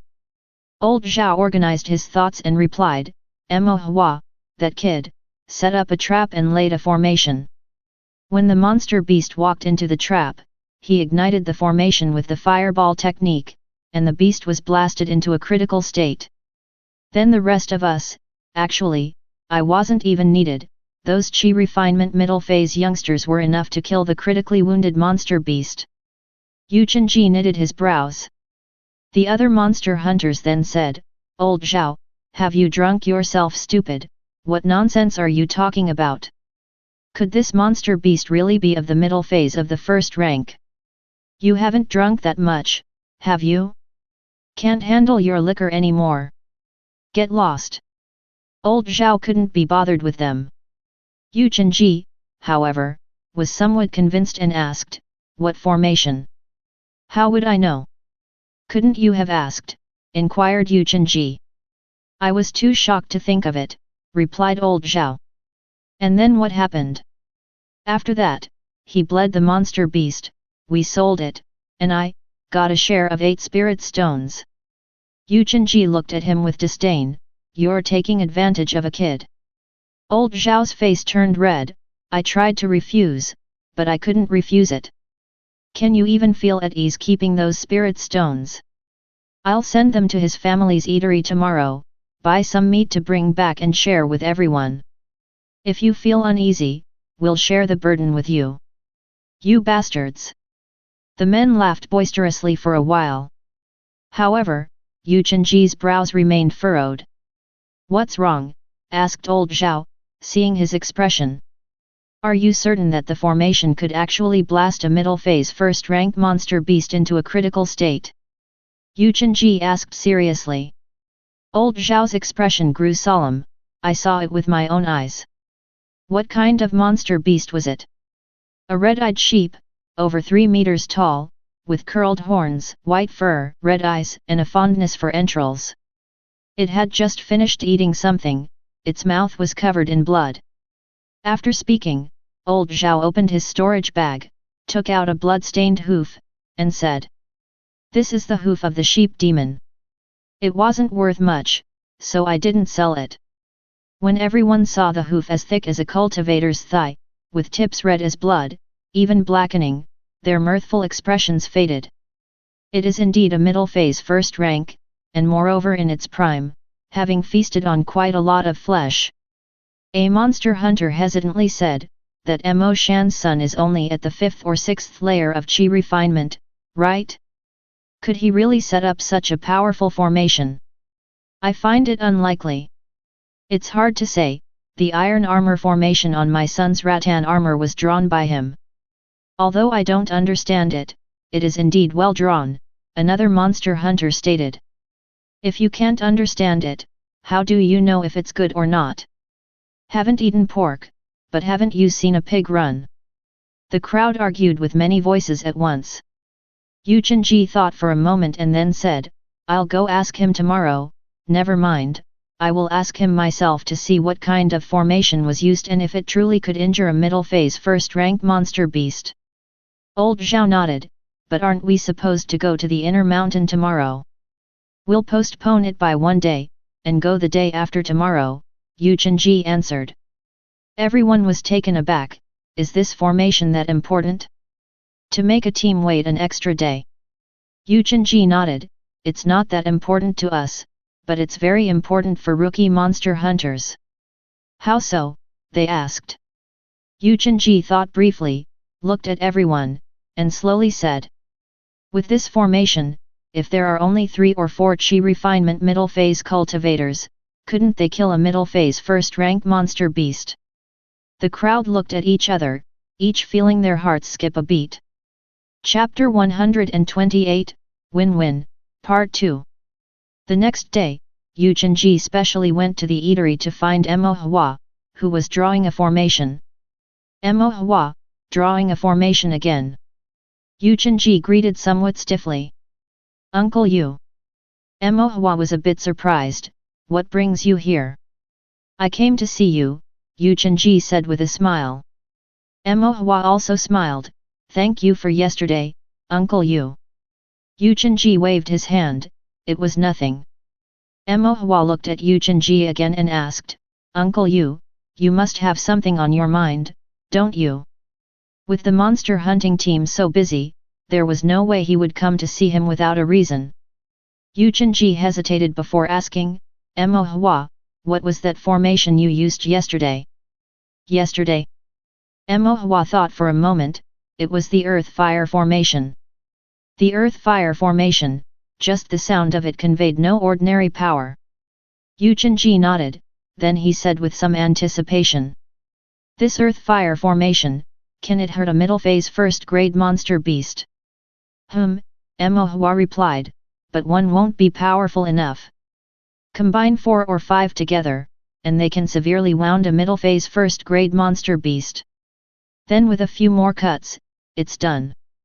Just as expected. Yu Chenji got excited for a moment, when you have some time, can you draw a few for Uncle Yu? You want them, Uncle Yu? But this formation isn't that useful for you, is it? Emo Hua asked in confusion. Yu Chenji, who had reached the 9th level of Qi refinement, should not need a formation to hunt middle phase first grade monster beasts. Against a late phase first grade monster beast, the power of the Earth-Fire formation would be rather limited. I don't need it for myself, it's for the newcomers to use. Yu Chenji sighed, their cultivation is inadequate, and following us, they sometimes don't even get to share in the spoils. Waiting for them to stand on their own takes too long. With this formation, at least they could earn some spirit stones. Emo Hua thought of Dahu and the others. Just becoming a monster hunter was both dangerous and earned hardly any spirit stones, truly the most difficult time. Emo Hua agreed, sure, I can do that. Yu Chenji breathed a sigh of relief, then his expression became hesitant, and he gritted his teeth, about drawing this formation, how many spirit stones would it cost? This formation must be complicated, at least more so than the iron armor formation, so the fee should be higher, but he couldn't actually offer many spirit stones.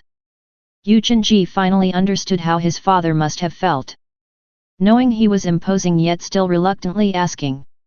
Unable to provide much in the way of spirit stones but still requesting others to do him a favor. And the favor was being asked of a teenager, no less. The normally generous Yu Chenji couldn't help but look down, too embarrassed to meet Emo Hua's gaze. Emo Hua inwardly sighed. Whether it was Elder Yu or Uncle Yu, they must both be proud individuals, yet both were willing to set aside their ego and face for the sake of other monster hunters. Mo Hua felt a deep respect, his dark eyes twinkling. He then smiled and said, "Uncle Yu, let's make a deal." Yu Chenji was taken aback. "A deal?" "Yes, a deal." Mo Hua said, "You just provide me with the spiritual ink, I'll draw the formations. You get someone to take them for monster hunting. After splitting the earned spirit stones, give me a portion as a fee for drawing the formations." Yu Chenji's eyes also brightened, and he exclaimed, "That's a great idea.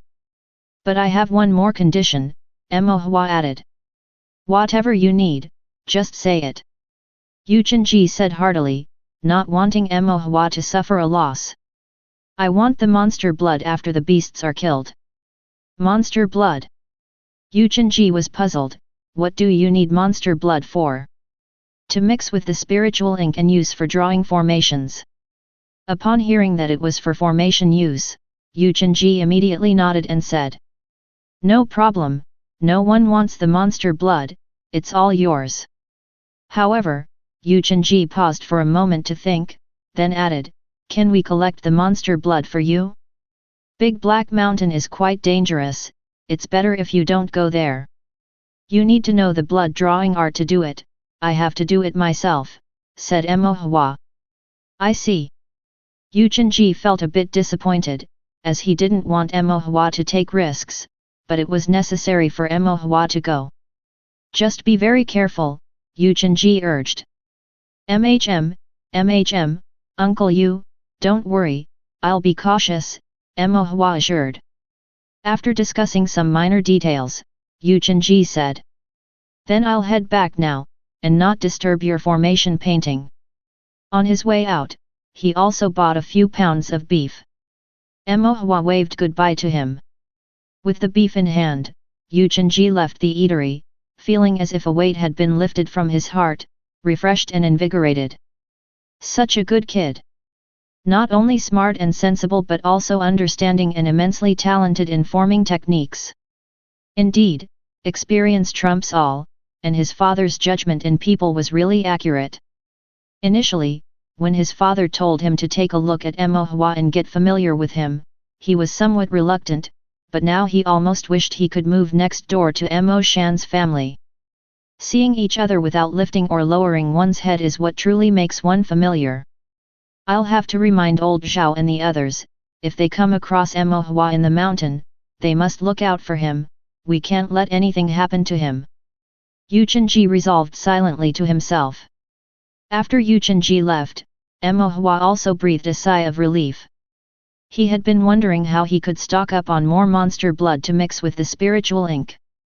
With just Dahu and his two companions, they were short on manpower, and he couldn't always be asking Uncle Yu to lend him people. Now it was much better, all he had to do was draw formations and then use the blood drawing art to extract the monster blood. The novice monster hunters could also gain experience in monster hunting while earning some spirit stones on the side. After all, monster hunters weren't exactly wealthy. Thinking about it that way, he had helped Uncle Yu, and Uncle Yu had helped him, killing two birds with one stone. Mo Hua quickly drew several earth-fire formations and handed them over to Yu Chenji. Yu Chenji had people try to use the earth-fire formations to hunt monster beasts, but they failed. The problem lay with the placement of the traps. Other monster hunters could also set traps, but the locations weren't good, and their techniques were rather crude, easily discovered by the monster beasts. If the monster beasts didn't fall for the traps, they wouldn't be confined, and if not confined, they naturally couldn't trigger the explosion of the earth-fire formation. Yu Chenji came to ask Mo Hua if there was any solution. Mo Hua thought for a moment and then recommended Uncle Chu Guangshan. Mo Hua's own method of setting traps was learnt from Uncle Chu. Naturally, he was the best person for this task. So Chu Guangshan, who was badly injured and unable to continue monster hunting, joined the monster hunting team again and ventured into Big Black Mountain. He was in charge of tracking the monster beasts, placing traps, then setting up Mo Hua's earth-fire formations before detonating them with arrows tipped with fire stones. After the explosion of the earth-fire formation, he didn't have to take action himself, as the other monster hunters would naturally finish off the monster beasts. Even though he was badly wounded and unable to fight the monster beasts to the death, he could still help in hunting them, and in the end, he got a significant share of spirit stones. With his share of the spirit stones, Chu Guangshan bought many things and visited with Zhang Yun to express their gratitude. But neither of the couple was good with words. Zhang Yun's face was red, while Chu Guangshan was somewhat tongue-tied, not sure what to say. Watching the husband and wife struggle to express themselves, Mo Hua was moved but also found it somewhat amusing. He thought to himself, the old saying really was true, you never know a person until you share a house with them. Chapter 129, Spices, Third Update. The effects of the earth-fire formation exceeded expectations. Yu Chenji was not mistaken, with the earth-fire formation in place, just a few cultivators at the 6th level of Qi refinement could hunt down a rank 1, middle phase monster beast, and as long as they were careful, there wouldn't be any significant casualties. Previously, the monster hunting team consisted of veterans mentoring newcomers, with several experienced hunters bringing along some rookies. This not only protected the newcomers but also allowed them to familiarize themselves with the environment, gain experience, hone their Taoist skills, and even share some spirit stones to subsidize their household income. However, this method of teaming up significantly reduced the hunting efficiency of the experienced monster hunters. Now with the formation in place, as long as the novices were taught some basic techniques, they could hunt on their own. Because the earth-fire formation would directly blast the monster beasts into severe injuries, their channels would be damaged, their demonic power would circulate slowly, and many of their tricky maneuvers could not be deployed, so these newcomers would also be relatively safer. Thanks to the earth-fire formation, the novices could earn spirit stones, and the veterans could hunt more easily, making the lives of all monster hunters more comfortable. However, Mo Hua was just one person, and although she could draw the formations quickly, there was still a limit to how many earth-fire formations she could produce in a day. Yu Chenji thought it over and decided to save some earth-fire formations and assign more manpower instead. Using 5 earth-fire formations required 3 or 4 monster hunters to finish off the beasts. Now, with 3 formations, but 6 or 7 monster hunters to deal the final blows. The results were more or less the same.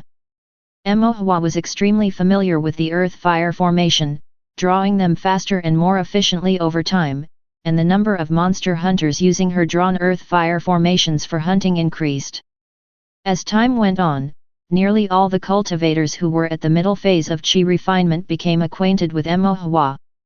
Some wore rattan armor with iron armor formations drawn by Mo Hua, some used earth-fire formations drawn by Mo Hua for hunting, others had formations on their families' doors and windows drawn by Mo Hua. Even the cultivators in the latter stages of Qi refinement mostly recognized Mo Hua. Some had life-saving ties with Mo Shan and naturally knew Mo Hua well, some had asked Mo Shan to have Mo Hua draw formations for them, even if some had no direct connection with Mo Hua, they had heard about this junior formation master from relatives or Taoist friends. And there were some who had been personally instructed by Yu Chenji to take extra care of Mo Hua inside Big Black Mountain. In this manner, Mo Hua had been mixing in the mountain for over a month and found that almost everyone in the external part of the mountain had become an acquaintance. Often, as he walked around, cultivators he recognized would greet him. There were also cultivators who would offer him wild fruits picked from the mountainside. Sour and sweet, crispy and delicious. Beyond wild fruits, there were those who offered dry food, jerked meat, pine nuts, and rice wine. Even without bringing anything, Mo Hua could eat to his heart's content and return home full and satisfied. Since it's rude not to reciprocate, Mo Hua began to ask his mother to pack several pounds of sliced beef in various flavors into his storage bag for every mountain expedition. When others treated him, he would treat them to his beef. As this went on, some people started hoping to encounter Mo Hua in the mountains. especially some veteran monster hunters who had a craving for liquor but lacked meat to go with it. Previously, when they were not hunting monsters, they did not wish to stay in the mountain for a moment longer. Now, with time to spare, they would even deliberately wait on the mountain paths of the external mountain, eagerly anticipating Emohua's arrival. Then they'd offer Emohua pastries and wild fruits, and Emohua would offer them meat to pair with their drinks. These monster hunters had been entrusted by Xianxia to keep an eye on Emohua, and sometimes when Emohua encountered difficulties on the mountain, they would lend a hand. Emohua remembered their kindness. So sometimes, even when he had no particular reason to, Emohua would bring some meat to the mountain, sit with them on the large rocks amidst the mountainscape, enjoy the meat, and listen to their tales of monster hunting. Occasionally they would comment on the taste of the meat, such as it being not spicy enough, cooked too soft to have any chew, or the gamey flavor being too mild for their taste. While commenting, they gorged on the meat as if it were the most delicious thing ever.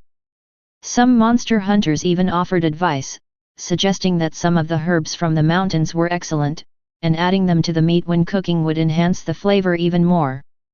Emohua's eyes lit up, and he immediately inquired about where these herbs could be found. There are many in the mountains, you'll have to find them yourself. The monster hunter said this as he took out a thin booklet, which depicted various flowers, plants, and trees and also indicated which parts of these plants could be used as spices. Some were flowers, some were leaves, some were stems and branches, and there were also dew, flower paste, tree resin, and more. All in all, there were dozens of varieties. The monster hunter gave the booklet to Emohua with only one condition: that he be allowed to taste the delicious meat once it was cooked. Emohua, considering it a treasure, nodded eagerly. Afterward, as Emohua crossed the mountains, he kept an eye out for the spices listed in the booklet. If he found any, he would pick them and later take them home to his mother. Lu Ruhua was also overjoyed. She had always been devoted to researching various Taoist culinary dishes, and with these spices, her cooking could only be enhanced. Using the spices, Lu Ruhua made some meat dishes. Emohua tasted them and found indeed that the flavors were improved and the aftertaste more complex. Emohua, as promised, brought some of the meat to the monster hunter to try. After eating, the monster hunter's expression was calm and open-minded, as if he tasted a kind of death with no regrets in this lifetime. His expression was so exaggerated that Emohua didn't know what to say. Emohua also delivered some to forgetful residents. Bai Zishan tasted it and, finding the flavor improved, enviously said, "Emohua, your mother is really great." After saying that, he had a brainwave and suggested, "Why don't you ask your mom if she'd take me as a foster son?" Emohua rolled his eyes at him. Bai Zixi couldn't help herself either and threw a paper ball at Bai Zishan's forehead. The beef Emohua brought to Mr. Zhuang was the best, with an excellent presentation, comprising 5 or 6 dishes each garnished with either vibrant green onions or fiery red-hot sauce, every dish offering a unique flavor. After tasting a bite, Mr. Zhuang furrowed his brow. Moments later, he couldn't help but lament. The desires of the palate can corrupt a person's determination. Yet he couldn't resist taking another bite. The spices were excellent, and the food business thrived even more. Emohua was very happy and decided that while he was gathering spices, he might as well collect some medicinal herbs and other such things. After all, setting up formations and hunting monster beasts didn't actually require him. He just needed to paint the formations and then bleed them at the end. With the remaining time, he usually strolled around the outer mountains. Gathering spices, harvesting herbs, and mining were all part of the same task. Emohua sought out old Mr. Feng and got a copy of Tao Cultivation Herbalism, then went to Master Chen and received a copy of Tao Cultivation Mineral Records. He used the descriptions in the 2 books to search for medicinal herbs and various minerals. It would both enhance his knowledge of Tao cultivation and allow him to collect some medicinal herbs and minerals. After all, it was a matter of convenience and opportunity should not be wasted. The herbs he collected, Mo Hua gave to old Mr. Feng, while the minerals he mined, he gave to Master Chen. They were not polite to Mo Hua and told him to seek them out whenever he needed pills or a spiritual artifact. So Mo Hua went about his life outside Big Black Mountain, drawing maps, finding spices, picking some herbs, digging for minerals, and waiting for other monster hunters to kill the monster beasts before he would go bleed them, stocking up to mix spiritual ink. Until one day, he noticed that more and more monster hunters were using the earth-fire formation. Often, by the time he finished bleeding a monster beast killed in the south, another would already be dead in the north. By the time he heard about it, the monster beast in the north would already be too cold to bleed. And just like that, 10 bottles of monster blood were wasted. After this occurred several times, Mo Hua frowned and pondered. I need to think of a solution, or it's too wasteful. Chapter 130, Si Nan, 4th Update. Upon arriving home in the evening, Mo Hua laid prostrate on the small desk, lost in deep thought. After the monster beasts died, Mo Hua needed to arrive at the scene at the earliest opportunity. The best method would be to transmit his voice. However, Mo Hua inquired about it and found out that methods like the voice transmission formation, voice transmission talismans, or other related techniques were not accessible to cultivators in the Qi refinement realm. So, were there any scouting-type formations? Mo Hua leaned over the desk, and flipping through the 1000 formation catalog several times by the lamplight, found no suitable formations. After looking for a long time, his neck started to ache. Mo Hua tilted his small head back, laying on the backrest of the wooden chair, contemplating. If there truly existed such a formation, there should be similar records in the 1000 formation catalog.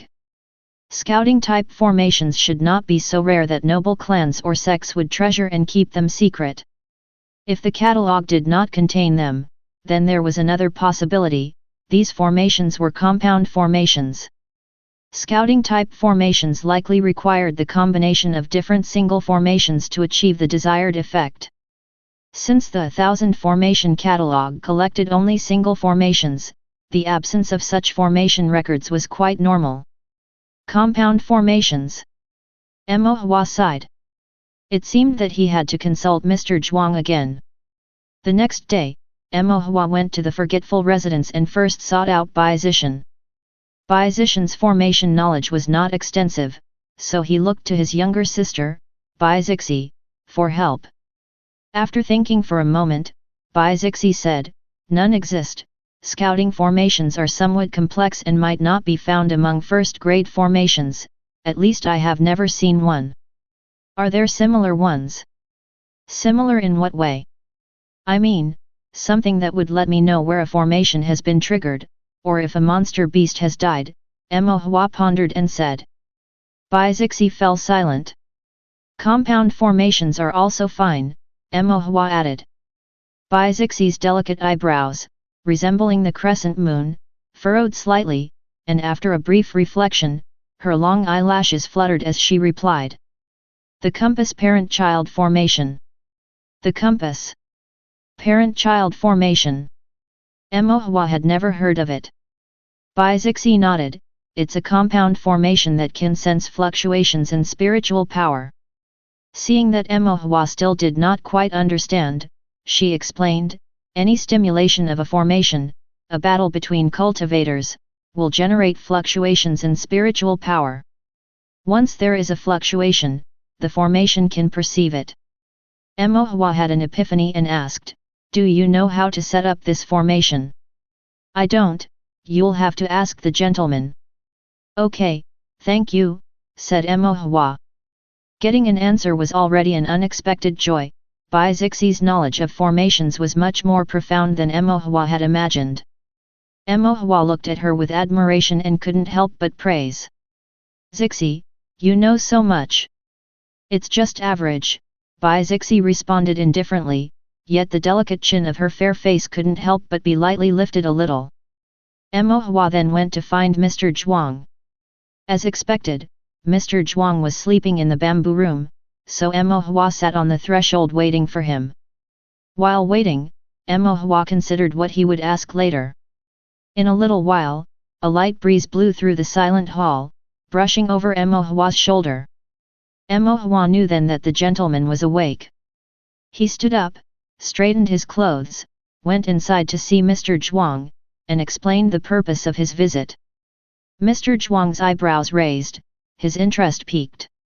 The compass parent-child formation. Yes, gentlemen, can you teach me? Hua looked at Mr. Zhuang with a pair of pitch-black, clear eyes. Mr. Zhuang found it somewhat difficult to refuse but still said.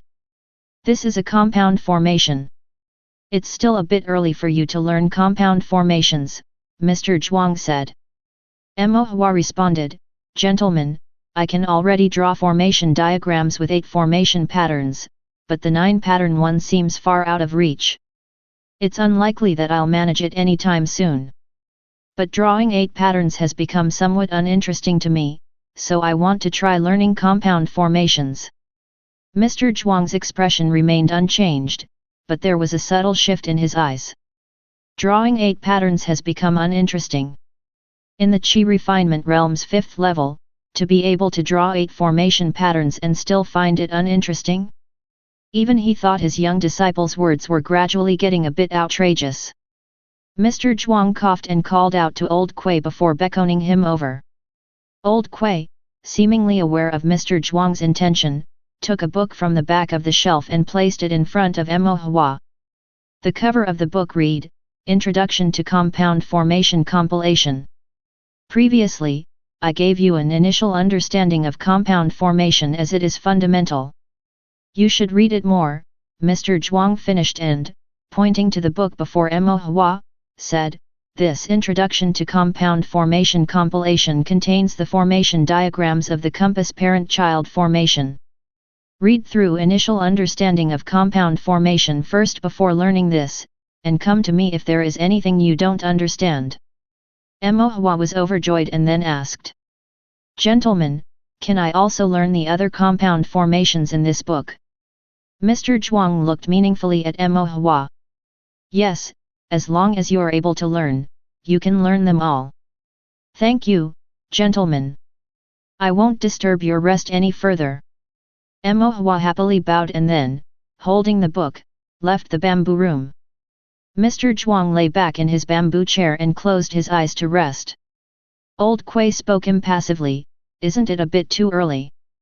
Don't worry, it's just a compound formation. Unable to restrain himself, Old Kui said, What you gave him is the entire compound formation compilation. It's just introductory. Old Kui rolled his eyes. What introductory? Some of the formations in there aren't even meant for someone in the Qi refinement realm to learn, right? Mr. Zhuang remained silent.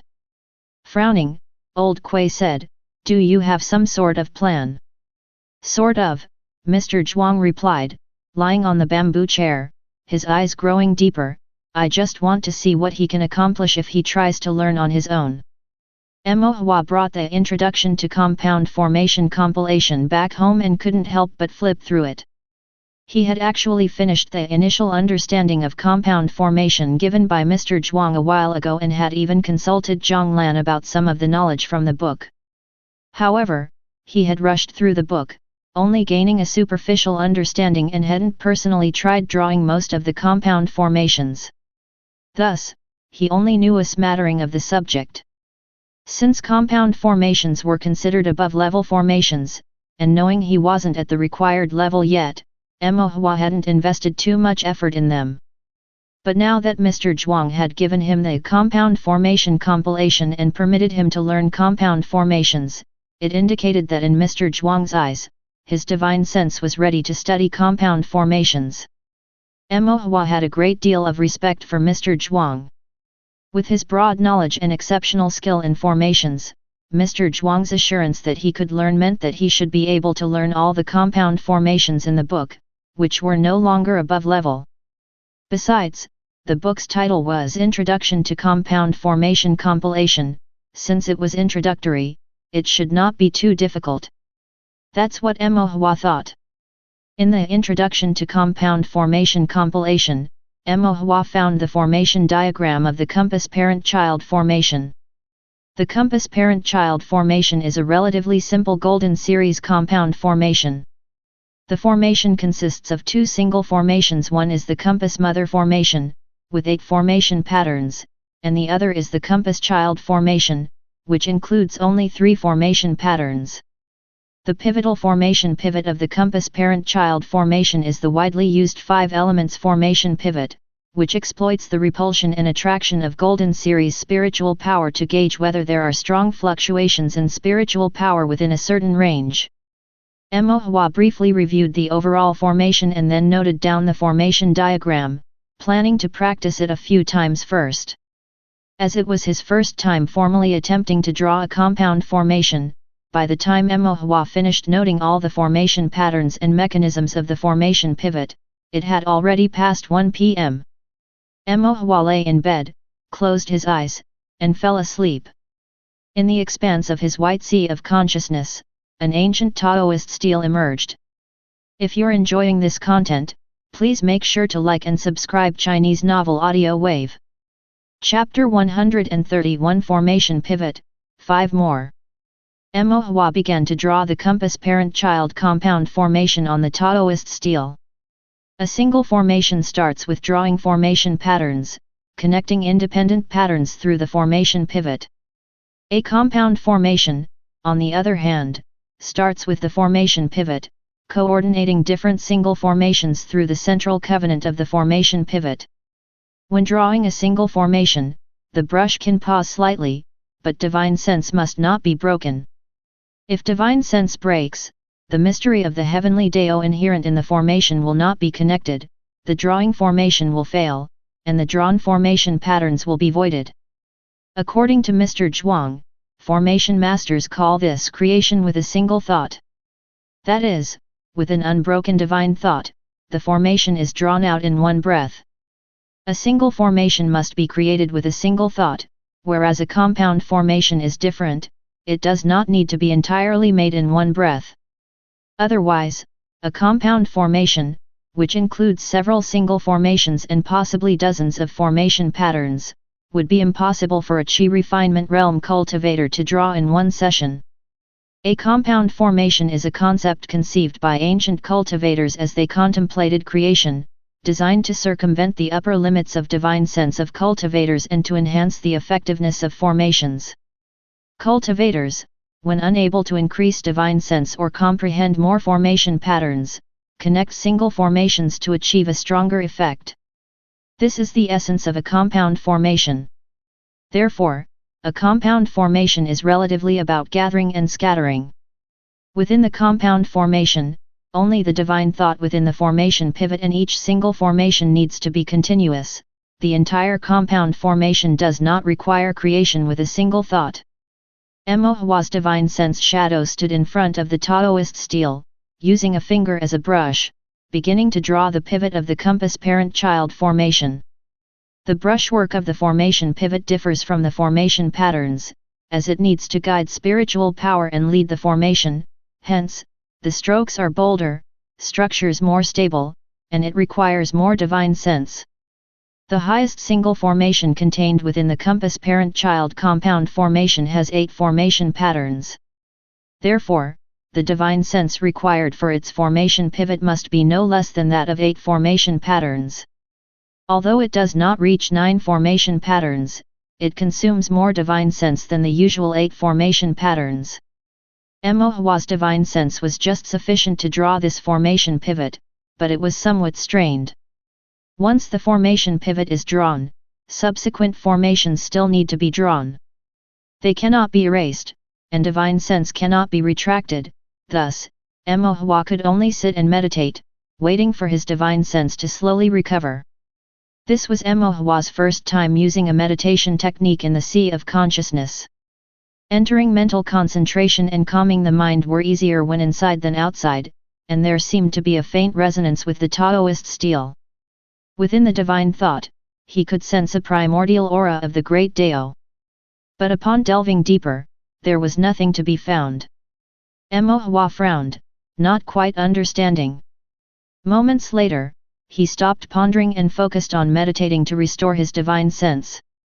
Before long, his divine sense became full again, which recovered much faster than during outside meditation. He wondered if this was due to the sea of consciousness or the effect of the Taoist Stele. Mo Hua, with abundant divine thoughts, continued drawing the formation. Once the formation pivot was complete, what needed to be drawn next was the compass mother formation and child formations at specific positions according to the framework of the formation pivot.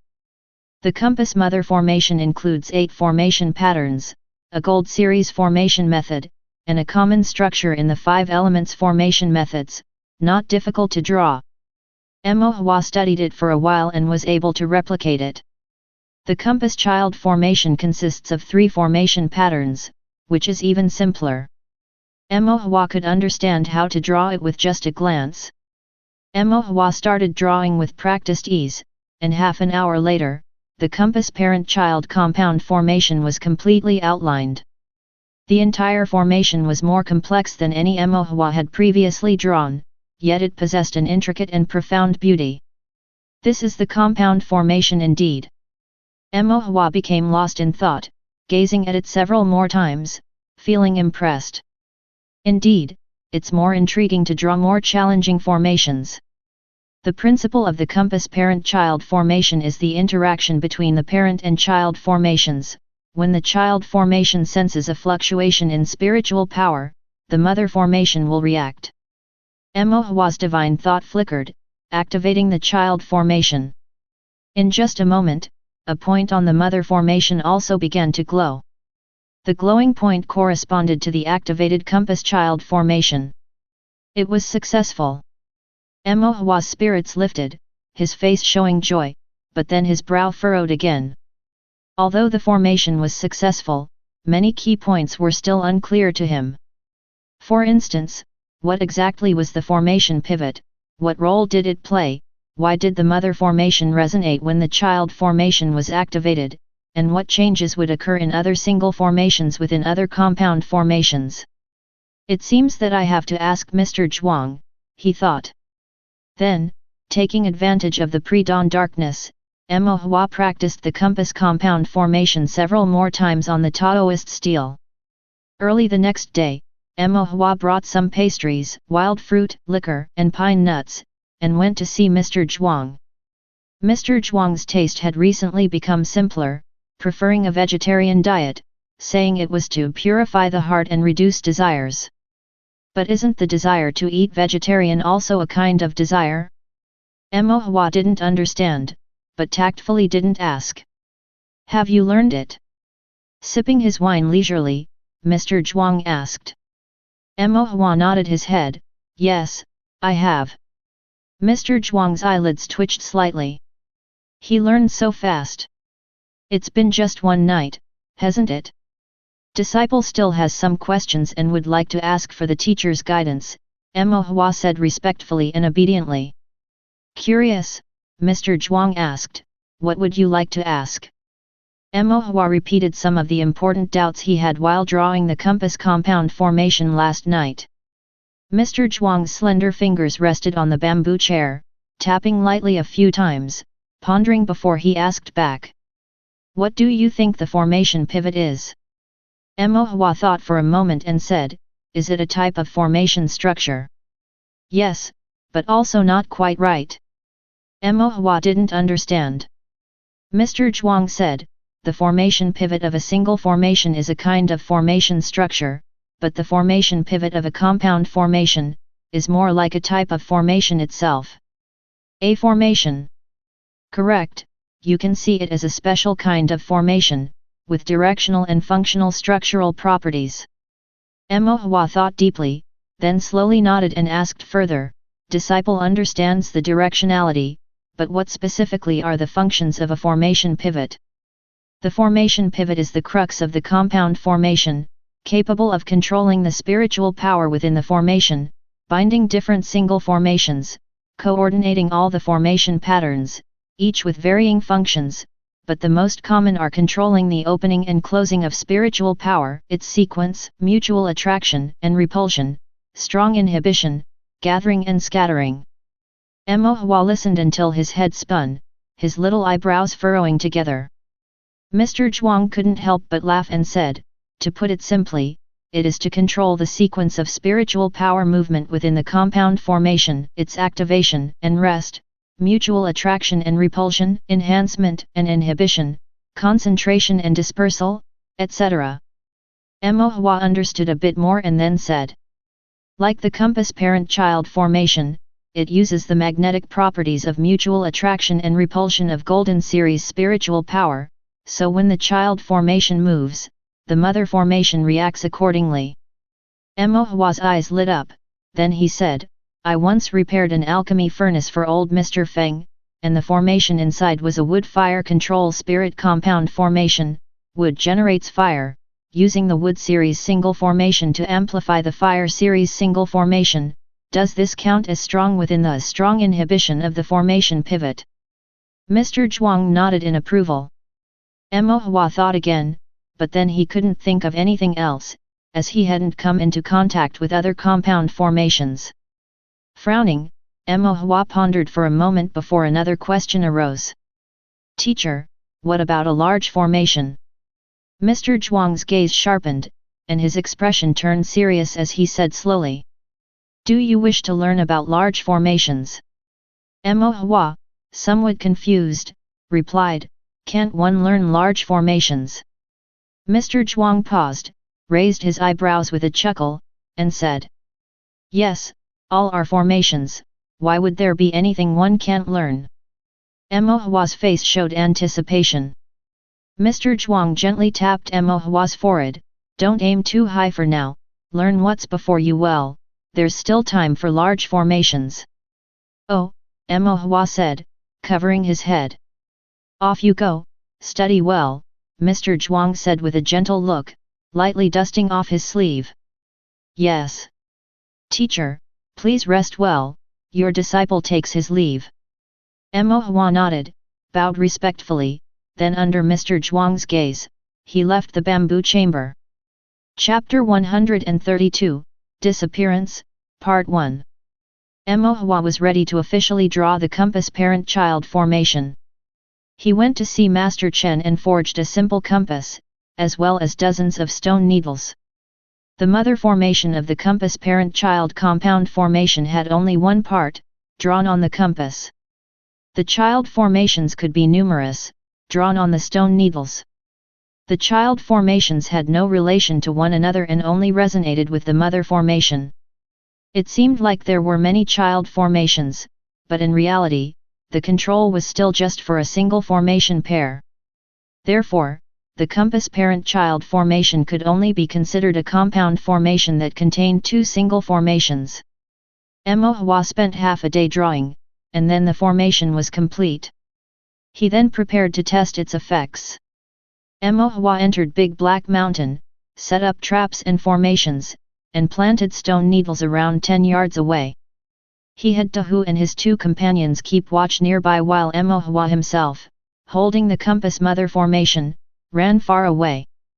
After more than half an hour, Mo Hua finally stopped and squatted down in a patch of grass, staring at the compass in his hand. Mo Hua waited and waited, almost dozing off.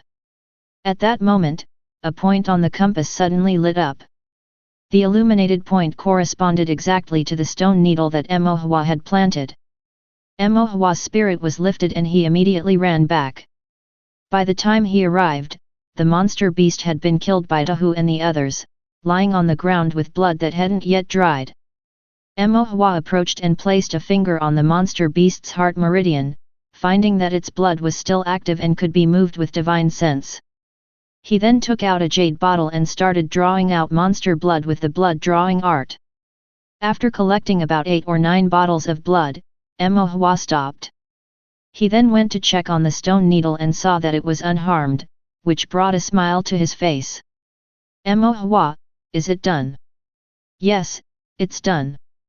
Tahu and the others didn't know what Mo Hua was doing with the compass, but they guessed it was related to a formation. Not understanding formations themselves, they didn't ask, but seeing Mo Hua successfully complete his task made them smile too. As usual, the group skinned and deboned the monster beast that had been bled and put it into a storage bag. The spirit stones obtained from selling it would be delivered to Emohua's house that evening. Emohua waved goodbye to Dahu and his companions and continued wandering around Big Black Mountain, placing stone needles engraved with the compass child formation. The locations for placing the stone needles were mostly at crossroads, mountain paths, and forest clearings that monster beasts or monster hunters frequently passed, also places suitable for setting traps.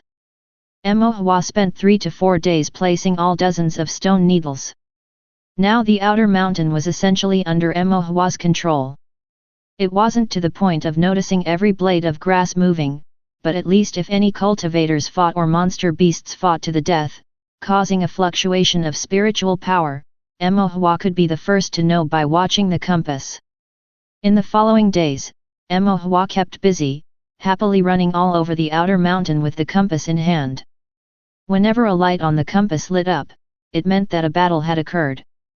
Most were due to the explosion of earth-fire formations or the fluctuations caused by novice monster hunters cornering monster beasts. When Emohua arrived at the scene, the battles were usually nearing their end. He would wait a while and, once the monster beast expired, he would then be able to go up and draw blood. Some were other monster hunters encircling and killing monster beasts. Normally, a hunting team would not permit others to touch their prey. But Emohua was well known, very well known of that kind. Most monster hunters had asked Emohua to draw formations and owed him favors. Some had never asked, but they also wanted to get in Emohua's good graces. In case they needed a formation in the future, it would be easier to ask. So, general monster hunting teams didn't mind Emohua drawing some blood from the monster beasts they had killed. After all, they had no use for the monster blood. Others were caused by the fighting of monster beasts among themselves, clashing demonic powers creating fluctuations. Monster beasts fighting over mates, searching for food, hunting, or contending for territory all led to deadly confrontations. Monster beasts fight to the death, rashly approaching is too risky. Emohua could only watch from a distance, expanding his experience by observing the habits or characteristics of the monster beasts and recording some of their special demonic powers or enraged states.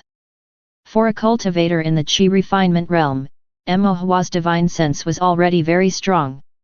He could observe from afar and even spy on the state of demonic power within the monster beast's meridians without being detected.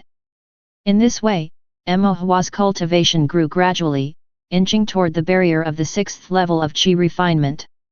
He had also amassed an increasing amount of monster blood, totaling several hundred bottles. Emohua was well prepared, thinking that once his realm broke through, he could attempt to reach the rank of a 9-patterned first-grade formation master. In the days that followed, Emohua devoted himself to cultivation and studying formations. A few days later, in the evening, Emohua and Lu Ruhua, the mother and child, were at home waiting for Emo Shan to return for dinner. Suddenly, a downpour began, lasting for nearly half an hour. After the rain, Emo Shan returned, but with a serious expression. He ate a few bites of food, packed some dry rations, and then had to leave again.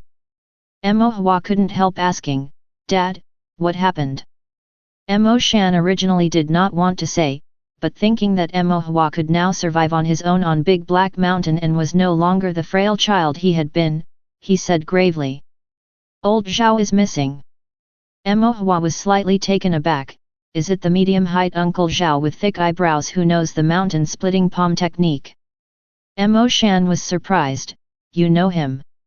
Emohua nodded. That was the late-stage Qi refinement cultivator uncle you had called Old Zhao and asked to look after him. Emo Shan nodded. That's right. Where did he go missing? Big Black Mountain. I'll go have a look too. Emo Shan was about to refuse, but after a moment's thought, he said, "Follow me and don't get separated." Lu Ruhua prepared some more food for them to take, and with a worried face, she advised, "Be careful on the road." Emo Shan left the house with Emohua. Instead of heading straight for Big Black Mountain, they first went to Elder Yu's house. Elder Yu's house was more spacious but furnished simply. The room was filled with quite a few monster hunters. As Elder Yu's gaze swept over Emo Shan and landed on Emo Hua by his side, he showed a slight surprise but still nodded at Emo Hua with a kind smile. Afterwards, he said with a serious tone, "Old Zhao is missing. I've already sent Jinji to lead a search, but there's been no news so far.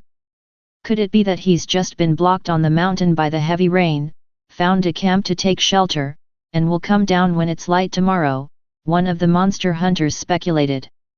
Elder Yu shook his head and said, "Old Zhao's wife came over and said her husband is missing." Elder Yu explained the situation. Old Zhao's wife was pregnant, already 5 or 6 months along. Old Zhao learned from a pill master about a medicinal herb called Beisha ginseng, which could nourish qi and stabilize a pregnancy. He found one on the mountain, picked it, planning to bring it down to his wife. But that day's monster hunting took longer than expected. When he was coming down, he realized his storage bag was broken, and the Beisha ginseng was missing. Guessing it might have fallen out during the fight with the monster beasts, he told his wife he'd go back to the mountain to look for it and that he would return shortly. As soon as old Zhao entered the mountain, a downpour began. Even after the rain stopped, he still hadn't returned. It was common for monster hunters to spend a night in the mountains if needed. But old Zhao's wife felt an unexplainable sense of panic and palpitations, as if she might never see her husband again. She couldn't pin down this intense feeling, and in desperation, she had no choice but to ask Elder Yu to send someone to look for him in the mountains. Elder Yu sighed, "Better to err on the side of caution. It's better to tire ourselves out than to have old Zhao lose his life. Otherwise, how would his widow and orphan live on?" Chapter 133, Searching for People, Second Update. Elder Yu finished speaking and led the crowd into Big Black Mountain. In a camp at the entrance of the outer mountain, everyone met with Yu Jinji. Elder Yu asked, "How did it go?" Yu Jinji's clothes were wet from rain and dew, his face slightly pale, frown deeply furrowed. The rain was too heavy. After the downpour, there were no traces left in the mountain, no idea where he could have gone. Elder Yu sighed deeply, "This is troublesome now. Big Black Mountain is so vast, even just the outer mountain, if one were to stroll around, it would take 7 to 8 days, and even longer if searching thoroughly. If old Zhao is fine then all is well, but if something indeed happened, I fear the worst." The monster hunters in the camp all had gloomy expressions. "Where did Uncle Zhao enter the mountain?" A crisp and youthful voice rang out from the crowd. Everyone turned towards the source and saw Emo Hua following behind Emo Shan. Though Emo Hua was young, he was quite familiar with most of the monster hunters there, and they all called him Junior Formation Master, so nobody ignored him due to his age.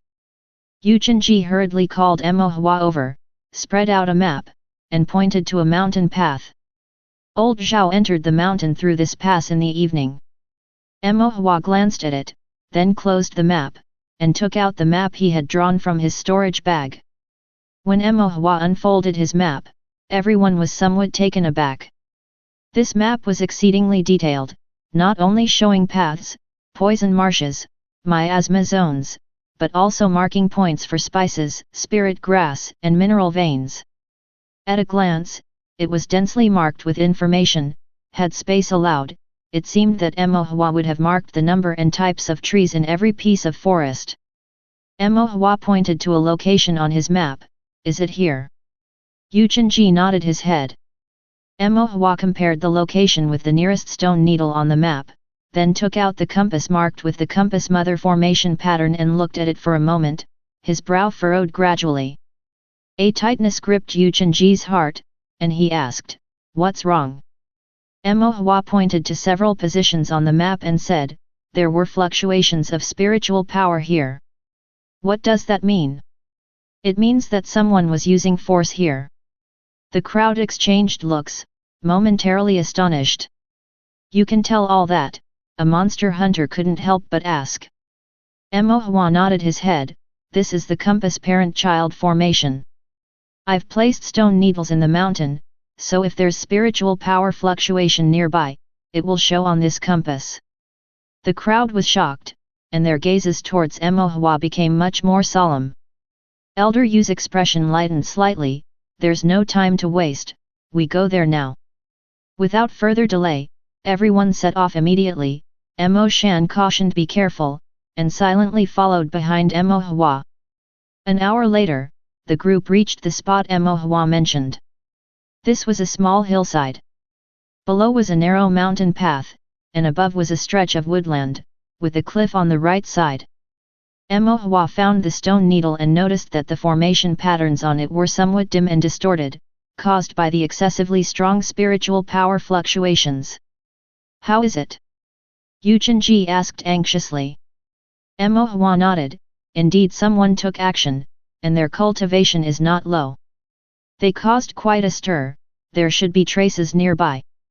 Yuchenji then ordered, spread out and look around. Shortly after, someone shouted, here.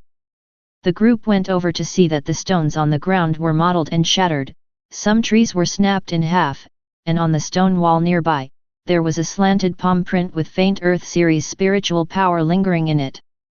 Yuchenji looked and said, mountain-splitting palm, it's old Zhao. Mo Shan also stepped forward, wiping the stone wall with his finger, then brought it to his nose to sniff. His expression turned cold as he said, there are blood traces, washed away by the heavy rain. The faces of the crowd all took on a grave expression. Elder Yu asked Emohua, are there any other traces? Emohua looked at the compass, noticing many points had dimmed, even disappeared. He shook his head. Too much time has passed, the spiritual power fluctuations are very weak now, I can't make them out. The compass parent-child formation had a time limit. When the spiritual power fluctuation began, the points would be very bright, but as time passed, the points would fade until they vanished. Elder Yu and the others all furrowed their brows. Feeling a sense of urgency, Emohua suddenly had a flash of inspiration and asked, Uncle Yu, when did Uncle Zhao enter the mountain? Yu Chenji thought for a moment and said, it was about midway through the 5 p.m. hour, so it's been nearly 2 hours already. Emohua's eyes gleamed slightly. As a formation master, he had an exceptional memory. He had glanced at the compass before dinner, although he hadn't committed it to memory intentionally, some impressions still lingered in his mind. He spread out the map and marked a few spots. These spots might indicate battles that took place after 5 p.m., but they might not necessarily be related to Uncle Zhao. It could be other cultivators or monster beasts. Moreover, these spots may not be precise. That's all right, Elder Yu said. Having a direction is always better than searching aimlessly. Elder Yu patted Emohua on the shoulder. You've done your best. If we really can't find him, it just means that old Zhao has bad luck. Emohua nodded somberly. Any other clues? Elder Yu asked. Emohua reviewed the map again, then drew several lines on it. There have been fluctuations in spiritual energy along these routes. We should search them carefully.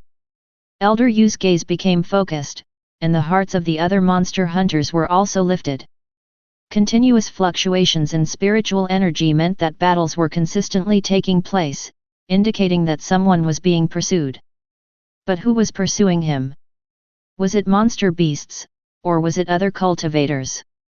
Elder Yu's expression turned stern as he decisively ordered. Split up and search. Groups of 3 for small areas, 5 for larger ones. For these routes, more than 10 people each. Be careful, and blow the whistle to signal any findings. With commands issued by Elder Yu, the monster hunters swiftly scattered in all directions.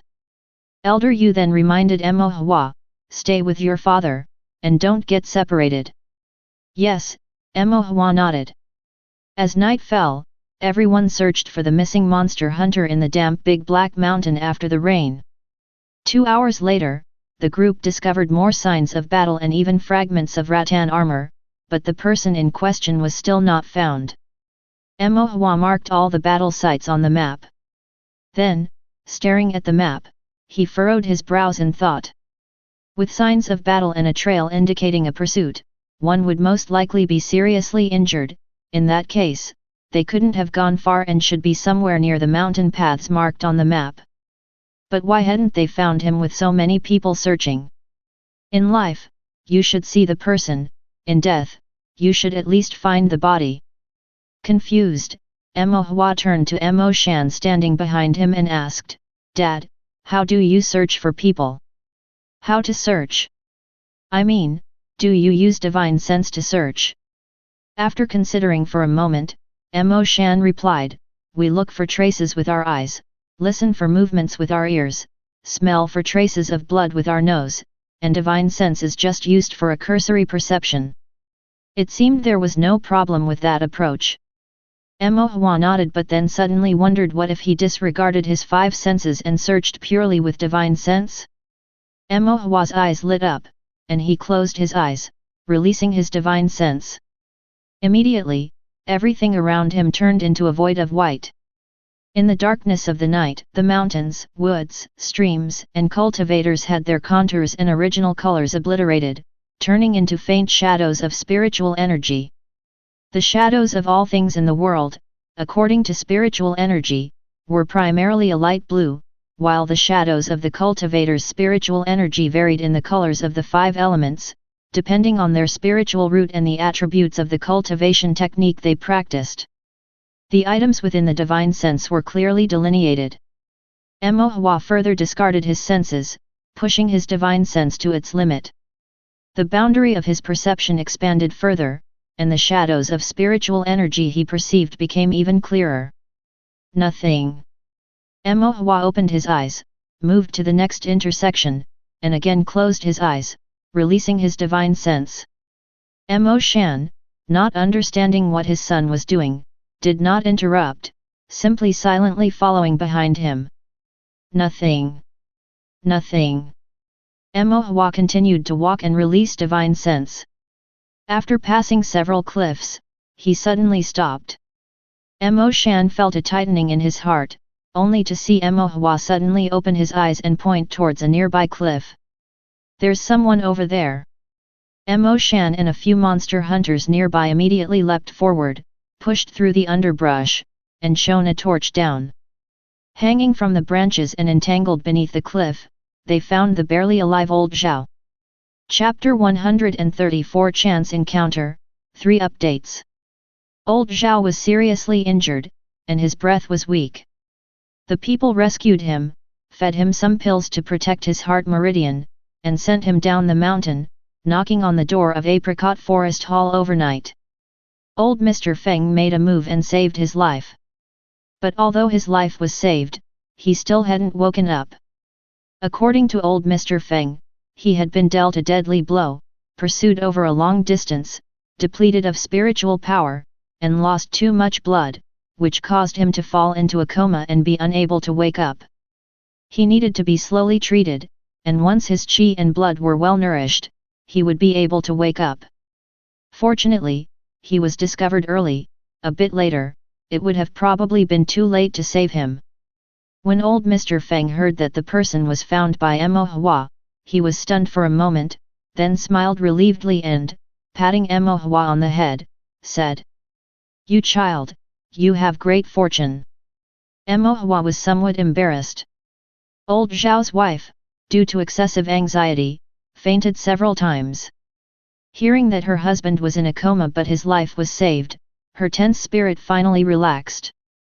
When she found the time, she came to thank Mo Hua, presenting him with a few Taoist robes she had made by hand. On the collar of each robe, she had embroidered 2 lines of small characters. "Wishing you safety and longevity." It was the most heartfelt blessing. Lu Ruhua chatted with her in the house, soothing her in a soft voice. By the time she bid farewell and left, her expression had improved a lot. But there was still one thing Mo Hua was very concerned about. Old Mr. Feng said that Uncle Zhao had been dealt a deadly blow, not chased by monster beasts. In Tongxian City, who would want to harm a cultivator in the later stages of qi refinement like a monster hunter? Mo Hua couldn't figure it out. Elder Yu had already sent people to investigate, and there should be some clues. Even if they couldn't find anything, once Uncle Zhao woke up, they would probably be able to know the truth. But this was Elder Yu's and others' concern now, no longer related to Mo Hua. He had done what he ought to do. He could only hope that Uncle Zhao would wake up soon and that their family would be reunited. In the following period, Mo Hua devoted a bit more effort to cultivating. Every day, he would spend an additional 2 hours meditating and refining spirit stones. Cultivators talk more about persistence. If one cultivates without interruption day after day, accumulating over time, success comes naturally. There's no need to cultivate for excessive lengths each day, it's enough to be consistent for 2 hours. The additional 2 hours Mo Hua invested were not particularly efficient, and the spiritual power he refined was not much. But after all, he was only a step away from the 6th level of qi refinement, and Mo Hua wanted to make an effort to get past it sooner. Several days later, he indeed felt the threshold of the 6th level of qi refinement. Mo Hua took it seriously, burning incense, bathing, preparing spirit stones, and focusing intently, waiting for the breakthrough. Then he failed. He didn't get past the threshold. Mo Hua's face darkened, his storage bag slung over his shoulder, he entered Big Black Mountain again. As for the cultivation breakthroughs, he would leave it to fate, he didn't bother anymore. He'd better stock up on more monster blood for practicing formations. After Mo Hua entered Big Black Mountain, he noticed there were fewer monster hunters in the mountain. In the past, he'd meet quite a few acquaintances within half a day of entering the mountain. Now, after roaming around for a day, he could only encounter 1 or 2. Mo Hua joined a monster hunting team he wasn't very close with, mooched some monster blood off them, treated them to beef, and inquired about what had happened, only to learn the details. Since old Zhao was pursued and nearly killed, Elder Yu had concerns. He had sent people to investigate and advised everyone to enter Big Black Mountain less frequently in recent days, which is why there were fewer monster hunters in the mountain. Mo Hua frowned. With fewer people, the mountain would relatively have more monster beasts. It would be somewhat dangerous for him to stay in the mountain under these circumstances. If he were chased by monster beasts, there would be no one available to help. Leave the mountain now. Mo Hua thought for a moment, then shook his head. His divine sense was already strong, no weaker than that of an average cultivator in the later stages of qi refinement. He could detect monster beasts early on and wouldn't easily be chased by them. But it was still necessary to keep a low profile. Mo Hua smeared some grass juice on his clothes, stuck a few twigs in his hair, and even dirted his face. In this way, monster beasts wouldn't be able to sniff out his scent. From a distance, with the grass and twigs, his figure wouldn't be distinguishable. As for dirty clothes, his mother would wash them when he returned. Mo Hua set his worries aside and continued his original plan of patrolling the mountain. Mo Hua held the compass, swaying until noon. When hunger struck, he sprawled in the grass eating the beef his mother had made. While eating, Mo Hua suddenly sensed some movement. Looking up through the blades of grass, he saw several cultivators walking this way from a distance. Their attire didn't resemble that of monster hunters. Mo Hua's expression tensed as he lay down and stealthily released his divine sense. His divine sense detected 3 people approaching, 2 men and 1 woman, all in the late stages of qi refinement, their spiritual power subtle and elusive, hard to probe. They seemed to be arguing about something. Mo Hua pricked up his ears, listening with curiosity. Been searching for days, found nothing, a man's voice came intermittently. Be patient, that person is extremely cunning. Despicable and shameless.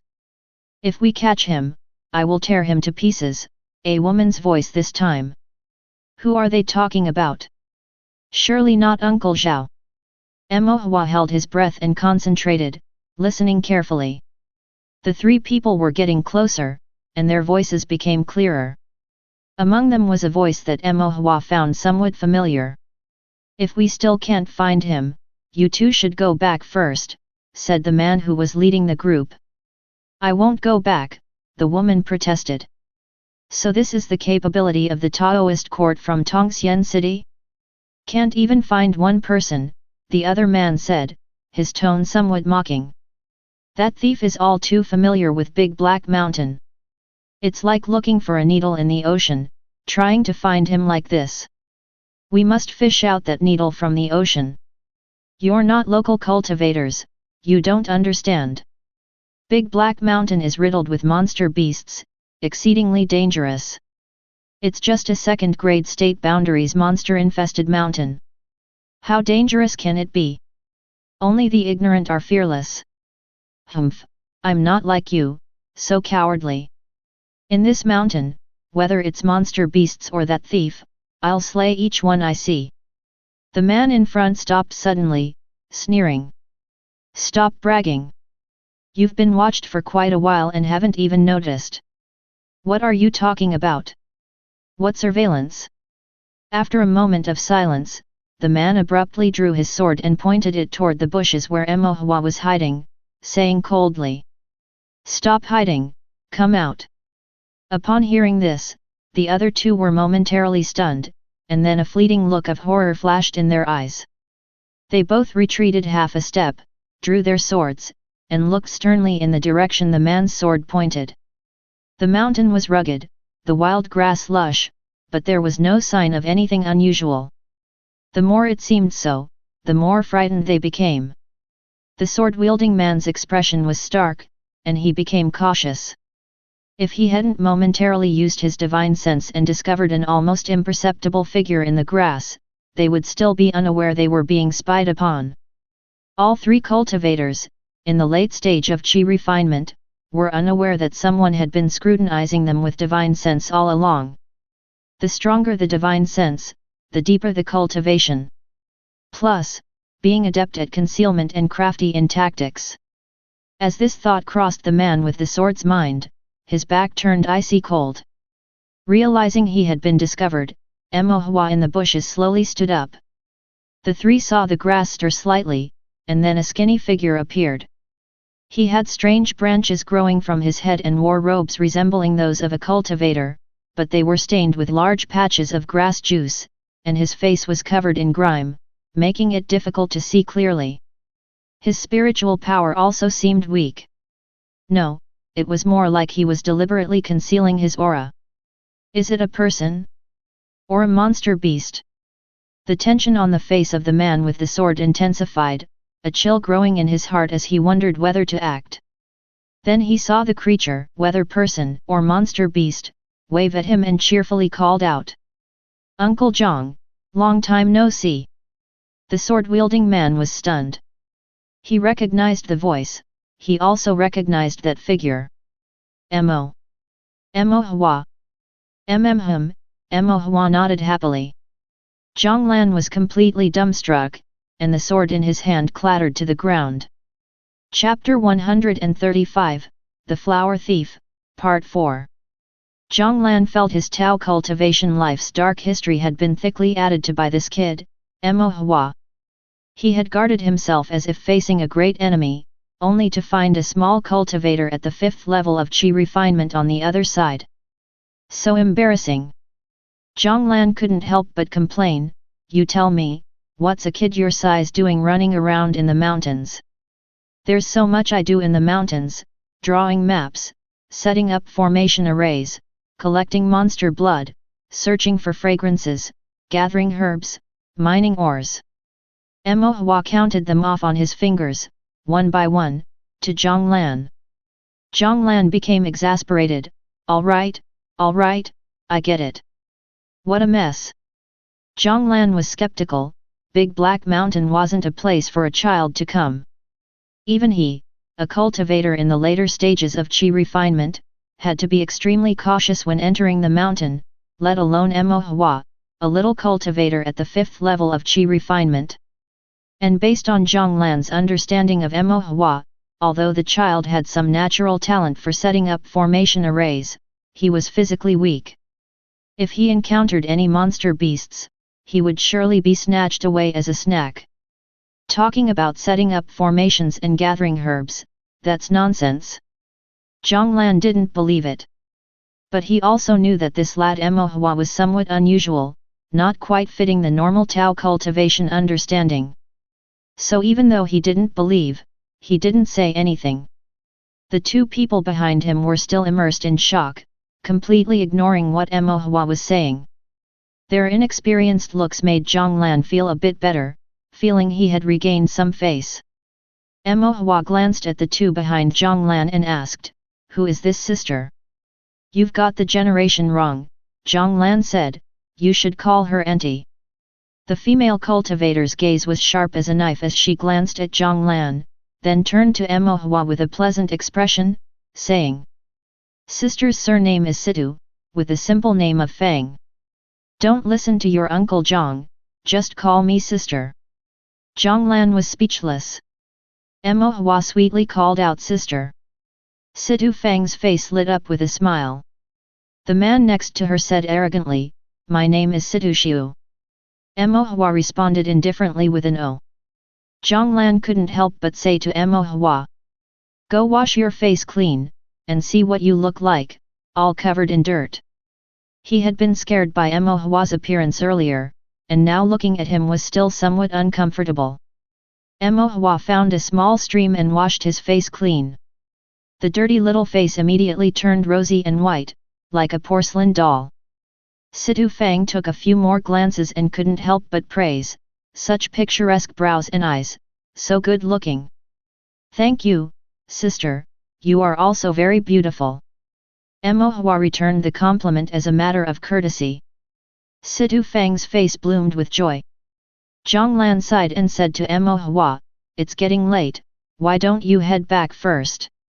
Situ Fang nodded in agreement. "There are monster beasts in the mountains, it's not safe for you here, do you want sister to escort you down the mountain?" Zhonglan couldn't help but give Situ Fang a look, "Have you forgotten about the important matter?" Situ Fang was somewhat conflicted. Emohua asked curiously, "What are you doing in the mountains?" "Taoist court business, can't tell you." "You're searching for someone, aren't you?" Zhonglan's head ached. "How did you know?"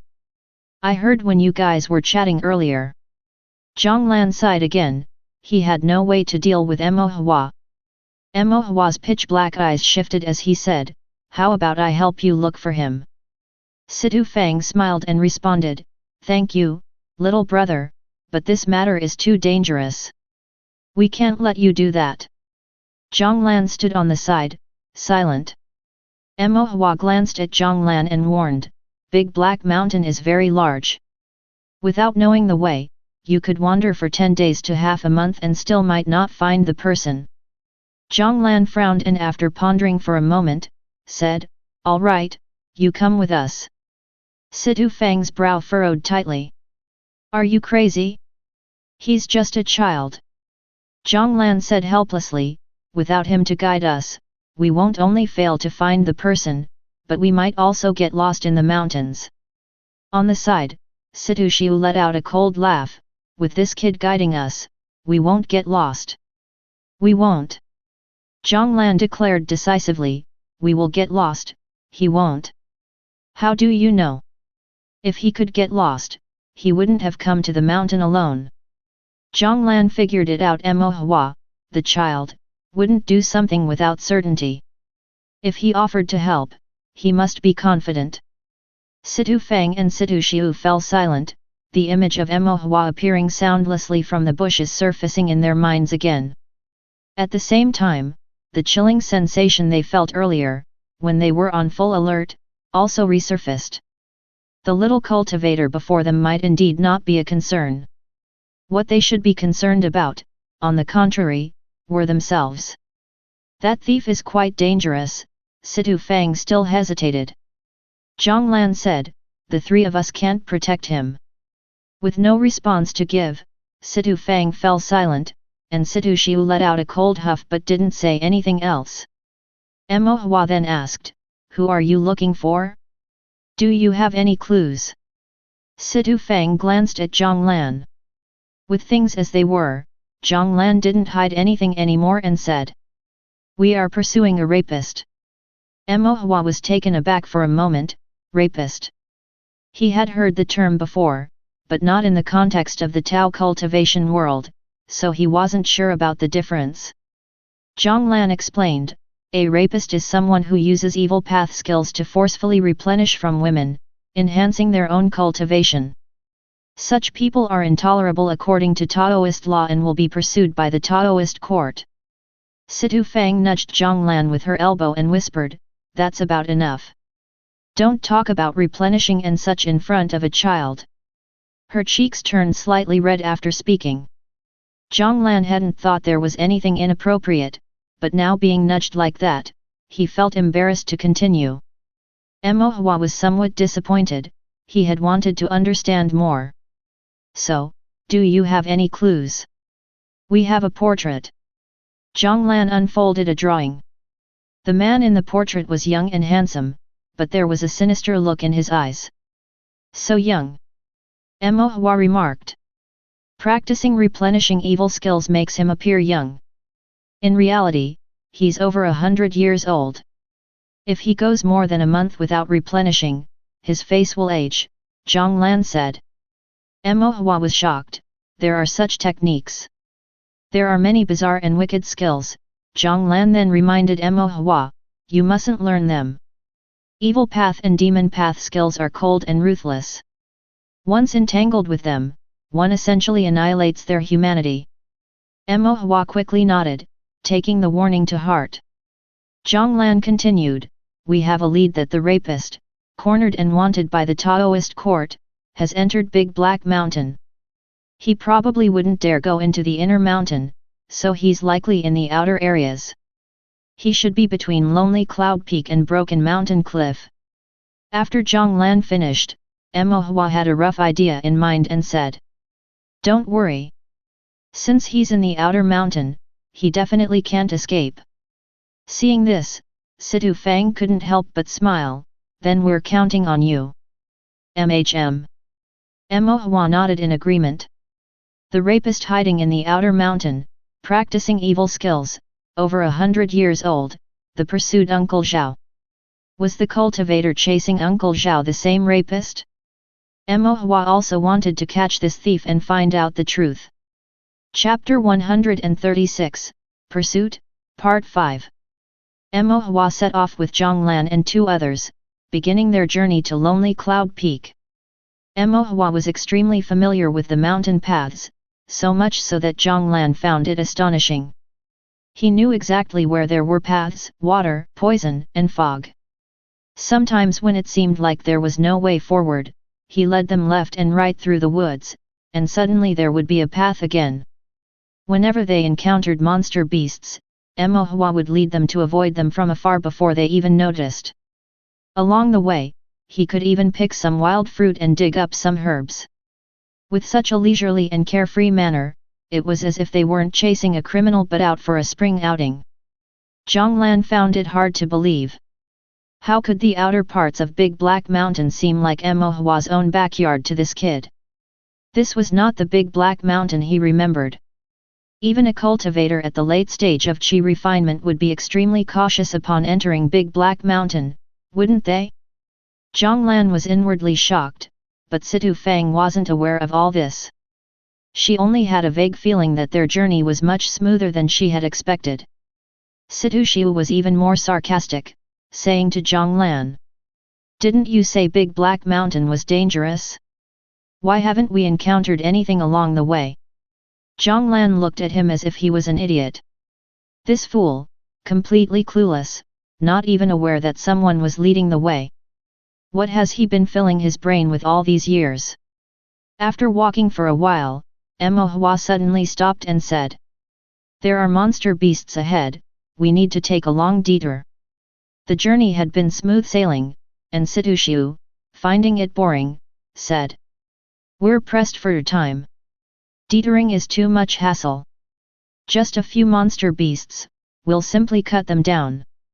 Situ Xiu spoke loudly and didn't conceal his presence. As soon as he finished speaking, he saw a pair of crimson eyes looking towards him from not far away. They were discovered. Zhonglan frowned and cursed the fool once more. The monster beast looked like a sheep, with red eyes and curly horns, white fur, and sharp teeth, and it stood as tall as a person. It was wrapped in a blood-colored demonic power, exuding a faint sense of oppression. Upon seeing Zhonglan and the others, a flash of bloodthirsty delight appeared in its eyes, and it charged at them. Zhonglan and the others had no choice but to brace themselves for battle. Fortunately, all three of them were at the late stage of qi refinement, so dealing with a single red-eyed demon sheep wasn't too difficult. Situ wasn't very strong but became increasingly bold in battle. He couldn't help but shout proudly, "Just a monster beast, nothing to it." No sooner had his words fallen than another monster beast emerged from the bushes. It had dark red fur and a stench from its drooling mouth. It was a split-claw wolf demon. Zhonglan felt bitter inside and wished he could twist Situ mouth askew. Dealing with one monster beast was manageable, but two had them in a frantic mess. Situ, injured, felt the pain burning his wound and dared not act arrogantly anymore. After a hard fight, 2 hours later, the split claw was killed, and the sheep demon fled injured. The three finally had a chance to catch their breath. Zhonglan's back was soaked with sweat.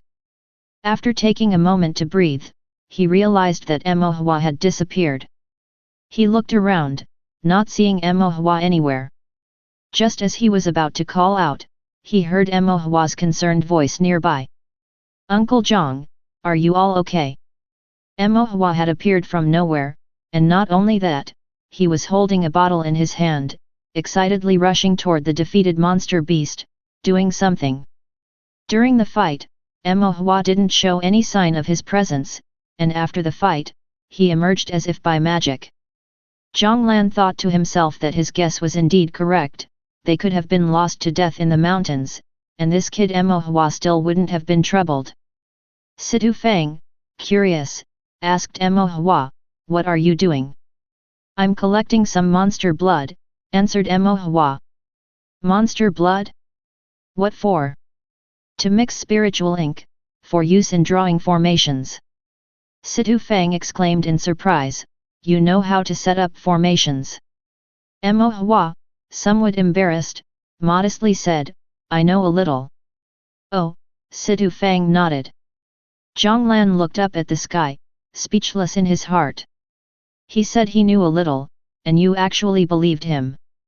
After Emohua drained the monster beast's blood, he said, "We need to hurry up, or we won't make it before night falls."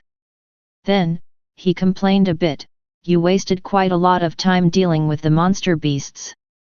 Situ Feng felt a bit ashamed and asked, "Did you ask us to take a detour because you knew the monster beasts were tough to handle?"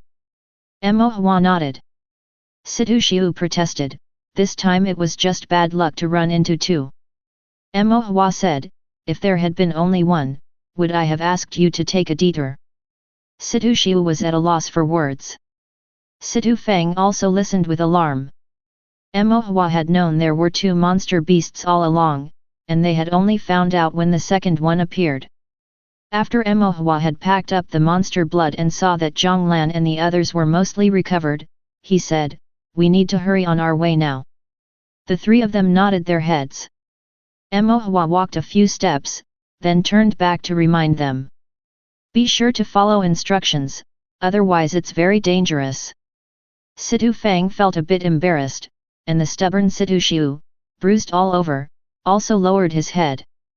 Afterwards, the three of them followed Emohua quietly, and the journey went smoothly, but it was getting late and they would probably have to spend the night in the mountains. Emohua then found a passing monster hunter and said, "Uncle Joe, when you go back, please tell my mother I won't be home for dinner tonight. I'll come back tomorrow." "You're alone, is that okay?" the monster hunter asked. It's fine, I have an uncle from the Taoist court with me," Emohua nodded. "All right, then you be careful." Emohua waved goodbye to the monster hunter, then turned around and said, "Let's find a place to stay for the night first, and go to Lonely Cloud Peak tomorrow. Zhang Lan frowned, can't we go at night? Aren't you trying to catch someone? It's not easy at night, and there are more monster beasts. Zhang Lan nodded, we have no choice then. Mo Hua found a small camp nearby, lit a lamp, and drew some meat from the storage bag to offer Zhang Lan and the others. Situ Fang took a bite and her eyes lit up, this is delicious, did you make it yourself? Mo Hua said proudly, my mother made it. After eating a few bites, Situ Fang commented, it's a pity, this meat has no spiritual energy. Loose cultivators can't afford spiritual meat, Mo Hua replied. Situ Fang apologized, I didn't mean this meat isn't good. To show his apology, he took out some pastries from his storage bag and offered them to Mo Hua. Situ Xiu didn't say anything but also offered Mo Hua some wine.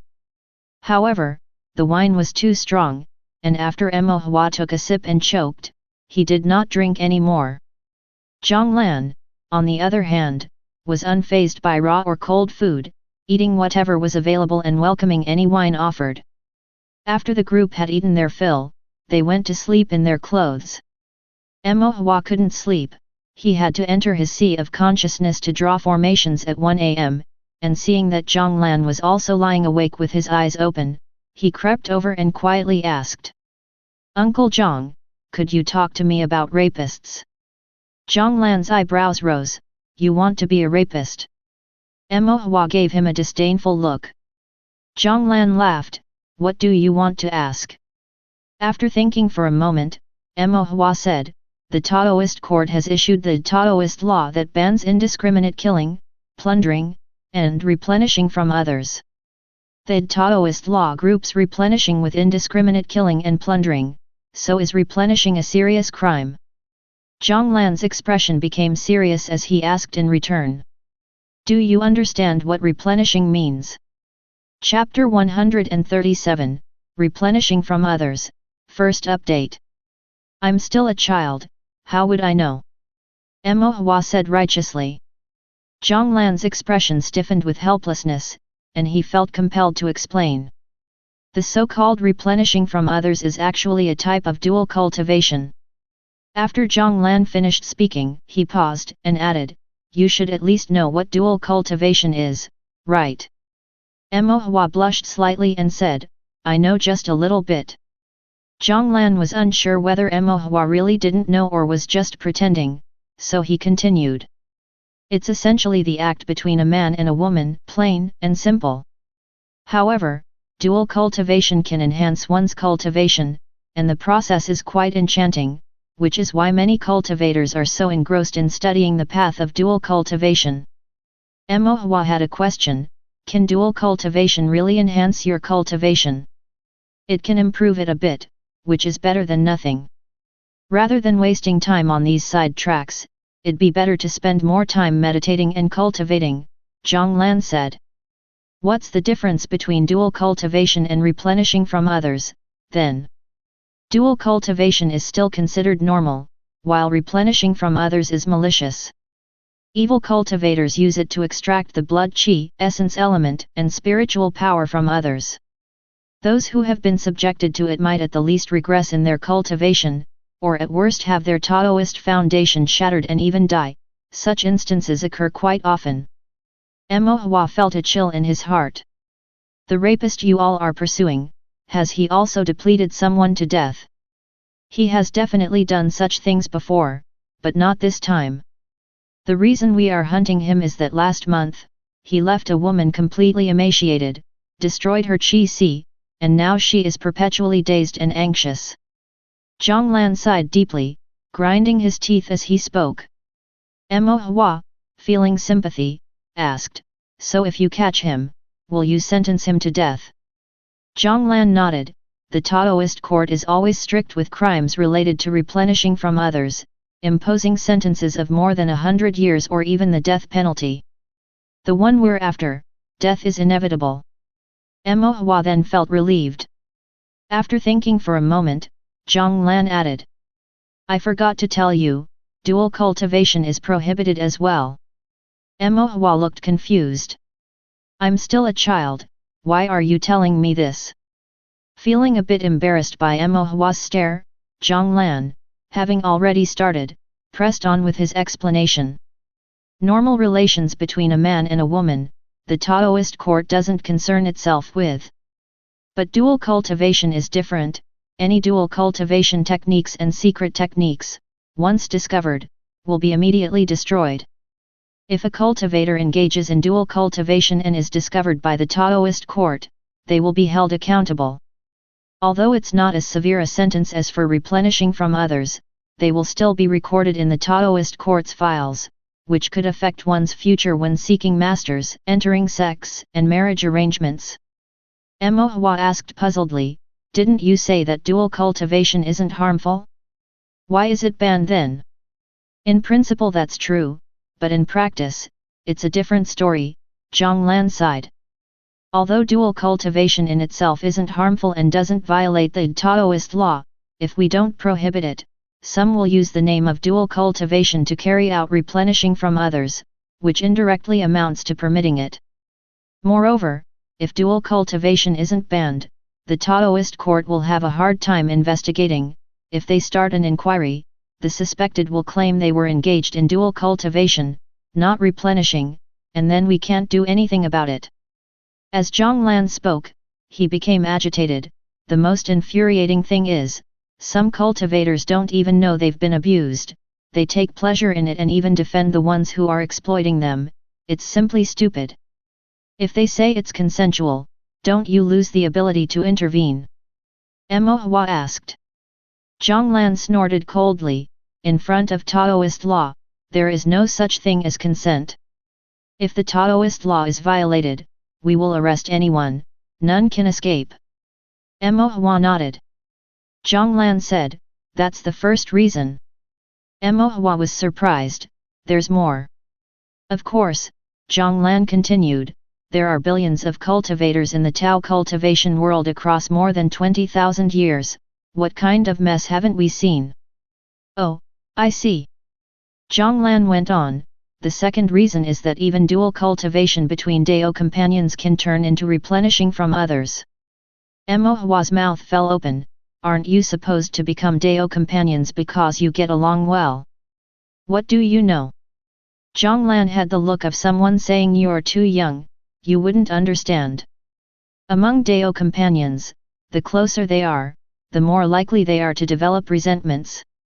Today they may love each other to death, and tomorrow they may wish nothing more than to kill each other. Once discord arises, it can easily turn into enmity, and then what was once dual cultivation becomes replenishing from others. Mo Hua's eyes were wide with wonder, and he couldn't help but say, Uncle Zhang, you know so much, haven't you ever been harvested? Zhang Lan immediately pinched Mo Hua's ear and said, Nonsense. I'm a serious cultivator. Mo Hua rubbed his ear and muttered softly. Who knows if you're serious or not? Zhang Lan was helpless, and then examined Mo Hua, saying, you need to be careful in the future. Careful of what? I'm not going to harvest from others. Zhang Lan cracked a wicked smile, although you won't harvest from others, you could be harvested from. Mo Hua was stunned, that can't be. Not only female cultivators can be harvested from by male cultivators, but male cultivators can also be harvested from by female cultivators, Zhang Lan said with a smile that was not quite a smile, especially someone like you, who is handsome and cute. Mo Hua's mouth hung open. Zhang Lan patted Mo Hua on the shoulder, in the future, when you see those coquettish and licentious female cultivators, you better stay alert. Who knows if they're thinking about harvesting from you? Mo Hua pondered for a long while, then nodded earnestly. Then he encountered another blind spot and asked curiously. Female cultivators can be harvested from by male cultivators, and male cultivators can be harvested from by female cultivators, but can male cultivators be harvested from by other male cultivators, and female cultivators by other female cultivators? Zhang Lan was asked until he saw stars. What a mess this all is! What on earth is stuffed in that little brain of yours, to ask such things? Zhonglan was silent for a long moment, finally letting out a tired sigh. "Let's sleep, I'm exhausted." He said this and then closed his eyes, ignoring Emo Hua. Emo Hua wanted to ask more, but seeing that Zhonglan already looked somewhat haggard, he tactfully refrained from asking further. The campsite's lights flickered, settling down into tranquility. Emo Hua read the formation books for a while, and at 1 a.m., he entered his sea of consciousness and practiced the formation, then closed his eyes to rest for a bit. The next day, at 6 a.m., as the sky turned light, Emo Hua woke up. Emo Hua got up, and at the same time, Zhonglan and the others also opened their eyes. The three of them ate something simple and left the campsite, continuing their journey. Once they reached Lonely Cloud Peak, Emo Hua looked at the terrain and circled several spots on the map. These places were relatively secluded, seldom visited by monster beasts, and not easily discovered by other cultivators. Zhonglan instructed, "Be very careful not to leave a trace, so as not to startle the snake by hitting the grass. If you encounter the thief, don't act rashly, just keep an eye on him from a distance, and we'll move in once everyone is here." Everyone nodded, then split up to search in the areas Emo Hua had circled. Emo Hua followed Zhonglan. Zhonglan had high cultivation, and it was safer for him to be with Zhonglan. After searching around, they all gathered in a forest not far from a campsite. Emo Hua said, "There are traces around here, the thief must be hiding in that campsite. Couldn't it be other monster hunters?" Situ Fang asked. Emo Hua said, "This campsite has been abandoned for a long time, monster hunters wouldn't stay here." Zhonglan nodded and said, "Let's surround the campsite and move in together." Emo Hua, "It could get dangerous here, you run far away." "Okay." Emo Hua nodded, then immediately ran off into the distance. Chapter 138, Engaging in Battle, Second Update. Zhonglan and his two companions began to besiege the abandoned camp. Soon after, a cultivator dressed in white rushed out of the camp. The Taoist robe he wore was lavishly styled and looked expensive, but after half a month of fleeing, it was soiled and tattered. His face resembled the portrait Emo Hua had seen, but it looked much older and skin was even flaking off. It seemed that due to the lack of replenishing from others, his evil skills backfired, and his appearance began to decay and age. Indeed, he was the evil cultivator who practiced the technique of replenishing from others. After Zhonglan's trio confirmed this, they wasted no words and directly took action, showing no mercy. The evil cultivator spat out a curse and began to fight back. The battle between the two sides was about to erupt. Emo Hua hid from a distance, secretly watching the fight unfold. Zhonglan was a spiritual cultivator, skilled in water series spells, and quite powerful at that. From afar, he gathered his spiritual power to cast spells, conjuring streams of water-shaped sword chi and relentlessly attacking the evil cultivator. Situ Fang and Situ Xiu were both body cultivators, specializing in blade techniques. Situ Fang's blade was thin and light, wrapped in a faint green spiritual power, cutting swiftly and densely. Situ Xiu, on the other hand, struck with wide, powerful blows, stimulating his flesh with spiritual power, which emitted a faint golden light from his body. The two engaged in close combat, entangling the evil cultivator.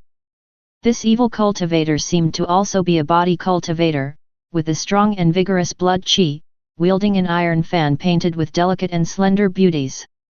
As the iron fan swept through the air, it released waves of pink spiritual power. No wonder he is an evil cultivator, even the color of his spiritual power is improper. Emo Hua thought to himself in silence. The evil cultivator's cultivation level should have been at the 9th level of chi refinement. He was no match for Zhonglan's trio. But he had good movement techniques, evading the attacks of both Situ cultivators and managing to dodge most of Zhonglan's water-shaped sword chi. But no matter how good his movement technique was, he was gradually overwhelmed by the combined assault of the three. With every hit from the sword chi, his injuries grew worse, and each time Situ Fang cut him, more of his blood spilled. Moreover, the faint green spiritual power prevented his wounds from healing.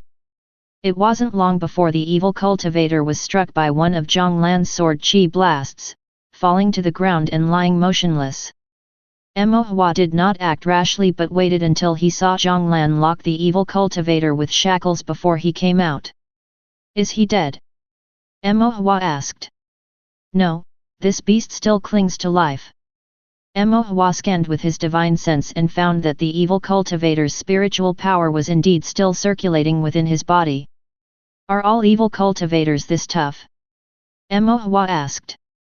Zhang Lan said, "Not all, but most are quite troublesome to deal with. The methods of the heretical path, despite having many drawbacks, are also very powerful. Otherwise, there wouldn't be so many falling into the path of the heretical demons." Mo Hua nodded in understanding. With the evil cultivator captured, everyone breathed a sigh of relief. Situ Xiu asked, "What do we do next?" Zhang Lan kicked the evil cultivator. "Take this beast back, deliver him to the Taoist court, interrogate him, and then convict him according to the law. We'll also have something to report to Old Master An." "Old Master An?" Mo Hua glanced at Zhang Lan. Zhang Lan had slipped up and, looking up at the sky, pretended he hadn't said anything. Situ Fang and Situ Xiu chopped down a few trees and made a raft, placing the evil cultivator on it, ready to drag him back. Mo Hua stared at the evil cultivator for a long time, then kindly suggested, "You should break his legs." "What?" Situ Fang was taken aback. "And you must destroy his meridians and shatter his qi." Situ Fang was speechless. This kid, how can he say such frightening things with such an innocent face? Zhang Lan thought for a moment, he has a point. Situ Fang hesitated, the man's already been captured, he doesn't have the ability to resist. Doing this, aren't we going too far with our own authority? We've only subdued him temporarily, it doesn't count as a capture, Mo Hua corrected. Can we really do this? Situ Fang was hesitant. But Zhang Lan had already drawn his sword, ready to sever the evil cultivator's meridians. Before, Mo Hua didn't understand why Zhang Lan, who was clearly a spiritual cultivator, would carry a sword weapon, he thought it was purely for show.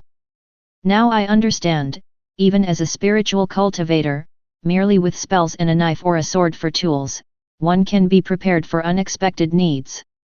At least it made severing a person's meridians much more convenient. But before Zhang Lan's sword could pierce down, the evil cultivator suddenly opened his eyes wide, his hands shook, and the chains fell off. Zhang Lan's eyes narrowed, and he accelerated his sword thrust. The evil cultivator twisted his body to dodge the vital points, and the sword only grazed a layer of skin. "Be careful!" Zhang Lan shouted. The moment the evil cultivator opened his eyes, Mo Hua had already retreated several meters away. When he had swept the area with his divine sense earlier, he noticed something odd about the fluctuations of the evil cultivator's spiritual power. But he had not expected this evil cultivator to be so cunning and hardy. Even after sustaining multiple wounds, he still had the strength to resist. The evil cultivator dodged Zhang Lan's sword and aimed a palm strike straight at Zhang Lan's face. Zhang Lan's expression turned grave as he retreated to avoid the blow. At this distance, it was too late to use spells, he could only counter with a backward stab of his sword. But the evil cultivator didn't take the strike, instead, with a flicker of his body, he appeared beside Situ Xiu, who was raising his sword to strike. Situ Xiu, originally planning to attack the evil cultivator from behind while unnoticed, had not anticipated that the evil cultivator had already sensed him. With a bizarre movement technique, the evil cultivator circled to his side. His attempt to ambush failed, and he was ambushed instead.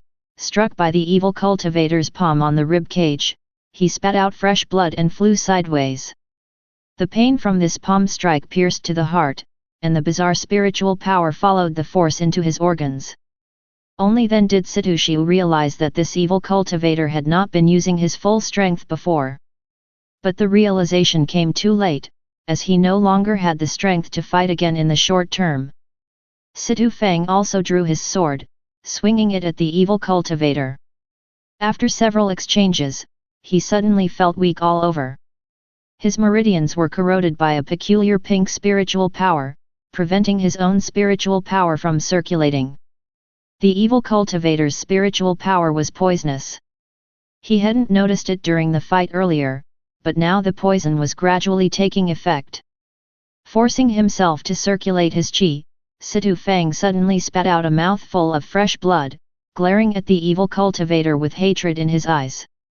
Licking his lips, the evil cultivator looked at Situ Feng and said, "Not bad."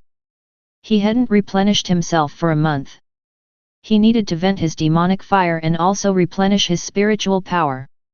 The evil cultivator's gaze roamed over Situ Feng. As his mind wavered slightly, a pale blue sword qi pierced directly through his shoulder. Enraged, the evil cultivator's mouth also exuded fresh blood as he turned to look. There, not far away, stood Zhang Lan with his fingers formed into a sword, coldly watching him. There was still a tough one left. The evil cultivator reigned in his thoughts. Unless he dealt with Zhang Lan, he couldn't escape. Even if he managed to run away, in the treacherous lands of Big Black Mountain, he wouldn't last long. With his body drained and demonic fire growing, he needed replenishment. As long as he killed Zhang Lan. The evil cultivator's eyes flashed fiercely as he charged straight toward Zhang Lan. Zhang Lan's heart tightened. What fast movement technique! The evil cultivator's movement technique was faster and more bizarre than before. Had he been holding back all along? Good, let me meet you. Zhang Lan's gaze sharpened as he executed the falling flower steps. Instantly, his figure multiplied, as graceful as falling petals. The evil cultivator was taken aback. This Taoist quartz cultivator's movement technique was actually not inferior to his. He was a rapist, who relied on movement techniques to make his living. The evil cultivator was in a difficult position, yet he had to fight. After about a dozen exchanges, he still hadn't managed to land a hit on Zhang Lan. Meanwhile, Zhang Lan had already grasped his opponent's strengths and weaknesses. In his advances and retreats, he still had the leeway to condense sword qi, threatening the evil cultivator. Just as Zhang Lan was about to capture the evil cultivator's lapse and finish him with sword qi, the evil cultivator suddenly disappeared. Zhang Lan released his divine sense, but detected nothing. Suddenly, he felt a surge of alarm and glanced toward Emo Hua in the distance, urgently shouting, "Be careful!" At the same time, a shadow flickered behind Emo Hua, and the evil cultivator appeared, his voice hoarse and vicious. "Brat, you want to break my legs?" Chapter 139, Broken Leg, Third Update. The evil cultivator's pale right hand reached for the back of Emo Hua's neck. Originally, everything was within his plan. He pretended to be defeated first, recuperating his spiritual power, waiting for the moment when the dogs of the Taoist court would be careless and off guard. Then he would suddenly burst forth and ambush, killing the two men and keeping the woman for replenishing from others. By replenishing from the woman until her death, he would be able to recover his blood qi and spiritual power. His appearance would also be restored. At that time, with this young and handsome shell, he could deceive a naive little girl, slowly replenish from her, and find temporary shelter, laying low for a while. Once the heat died down, he would still be able to roam freely. If it weren't for this brat. Talking about breaking his legs, destroying his meridians, and even shattering his qi. His plan might have already succeeded. If the cultivator from the Taoist court had moved to destroy his meridians, he certainly wouldn't have allowed himself to be captured so easily. After all, even if he was highly skilled, once his meridians were cut and his spiritual power was gone, he wouldn't be able to turn the tides. He could only make his move early.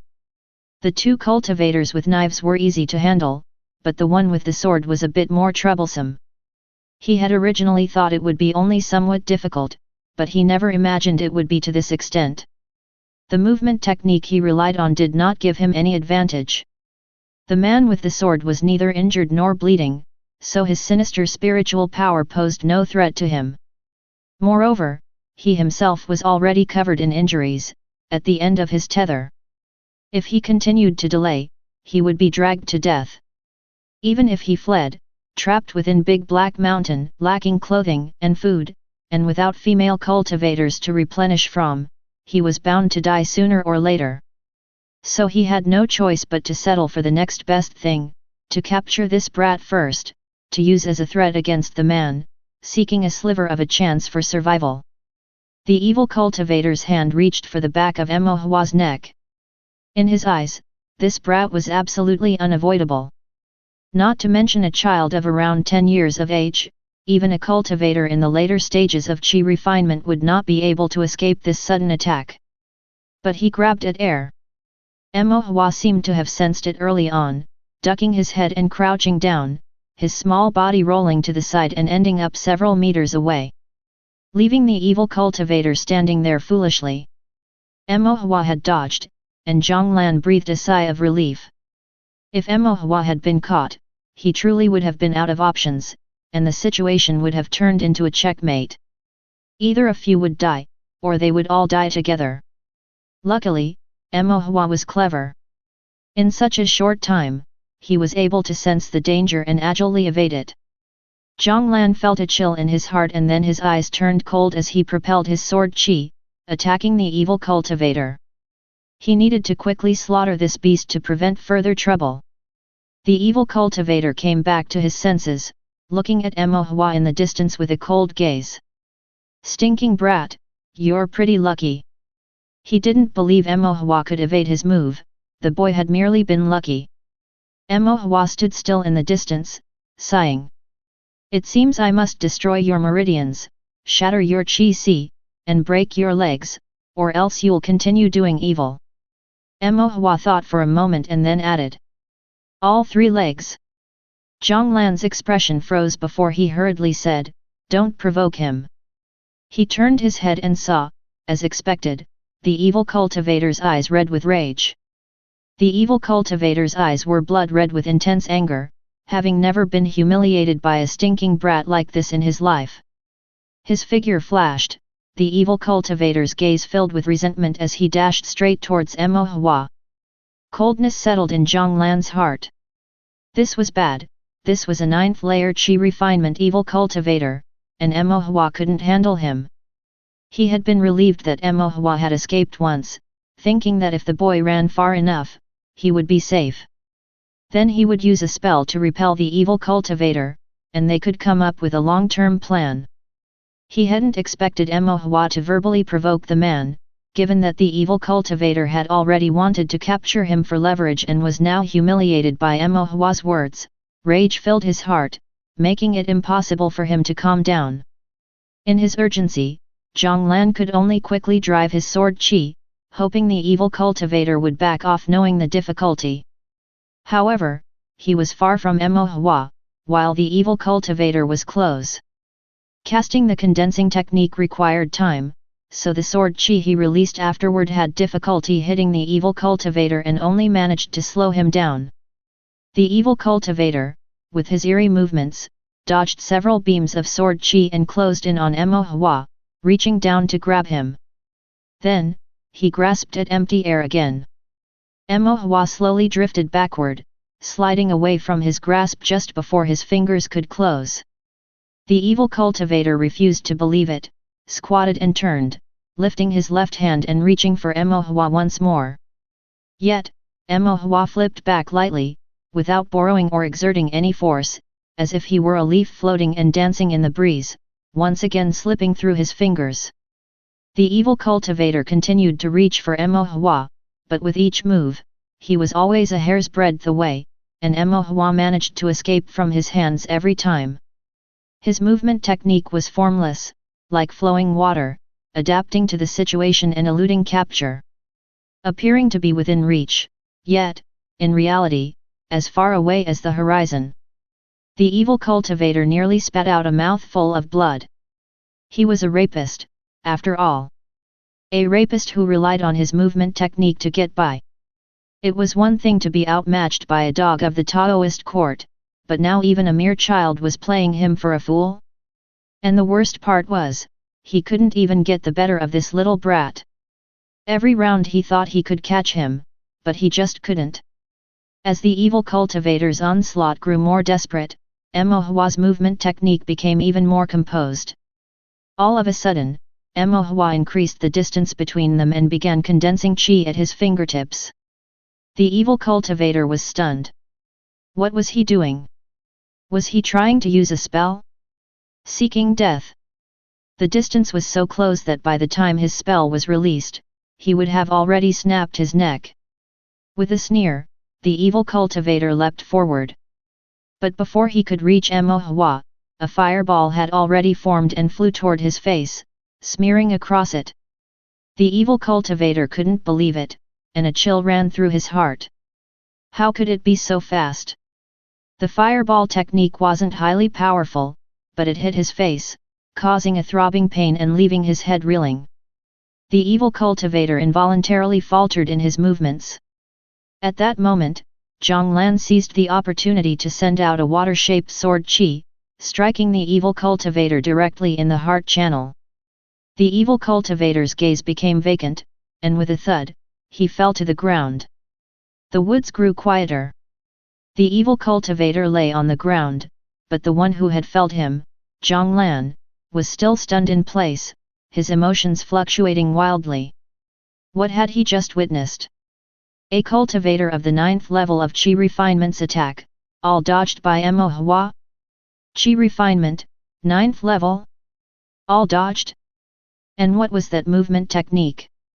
Without a constant pattern, without a fixed form, unpredictable, elusive, straightforward yet enigmatic. Who taught him this movement technique? Zhonglan stood still for a while, his memories churning, before he remembered. Oh right, it seems like it was the water passing step. It seems that I taught it. Emohua, looking at the fallen evil cultivator, swept him with his divine sense and said, Uncle Zhong, come quickly, he's not dead yet. Zhonglan came back to his senses and immediately went over to the evil cultivator. After checking his injuries, he said, he's not dead, but his spiritual power is exhausted, and his blood qi is depleted, he won't make any more trouble. His sword qi had pierced through the evil cultivator's heart channel, but it was slightly off, so the evil cultivator wasn't dead yet. Zhonglan had barely finished speaking when the evil cultivator groaned in pain, opening his eyes full of resentment. What a tough life, Emohua remarked. Zhonglan gave Situ Feng and Situ Xiu some pills, and after meditating for a while, they revived somewhat. Then they wanted to drag the evil cultivator back to the Taoist court. Wait a moment, Emohua said. Everyone turned their heads, looking at Emohua with confusion. Emohua walked over to Zhonglan and, with some effort, pulled out the sword from Zhonglan's waist. Holding the sword with both hands, he walked up to the evil cultivator and said, That's right, it was I who wanted to break your legs. Then with one stroke, he severed the evil cultivator's legs. Chapter 140 Inquiry, 4 Updates. In the agonized cries of the evil cultivator, Zhonglan and his two companions looked at Emohua with even more complex emotions. Emohua wiped Zhonglan's sword on the ground, but the bloodstains remained, not wiped away. Zhonglan sighed, helplessly took the sword back, and slid it directly into its sheath. All right, it's done now, we can go back. Then, still led by Emohua, Zhonglan and his two companions took turns dragging the evil cultivator down the mountain path. As for whether the evil cultivator would die from the rough handling, they were too lazy to care. If he didn't die, good fortune was on his side, if he did, he got what he deserved. On the way, Situ Feng couldn't help but praise. Emohua, your movement technique is amazing. She had been watching from the side, sweating from fear. When she saw Emohua successfully evade the evil cultivator's attacks each time, she breathed a sigh of relief and couldn't help but admire him. Mo Hua felt quite pleased on the inside, but he humbly said. Where, it's just average. Who taught you? Situ Fang asked. Zhang Lan coughed a few times. Mo Hua glanced at him and said in a straightforward manner, a passing, unnamed, kindly uncle taught me. Situ Fang asked doubtfully, there's such a person? After thinking for a bit, she whispered to Zhang Lan, it looks to me, why does it resemble the water passing step of the Zhang family so much? Zhang Lan choked and coughed several times before finally catching his breath, and hurriedly said. Do not smear someone's innocence, water passing step? Where does it resemble? Situ Fang nodded, it really doesn't seem quite right, the water passing step of the Zhang family isn't that impressive. Zhang Lan grew discontented, how can the water passing step of the Zhang family not be impressive?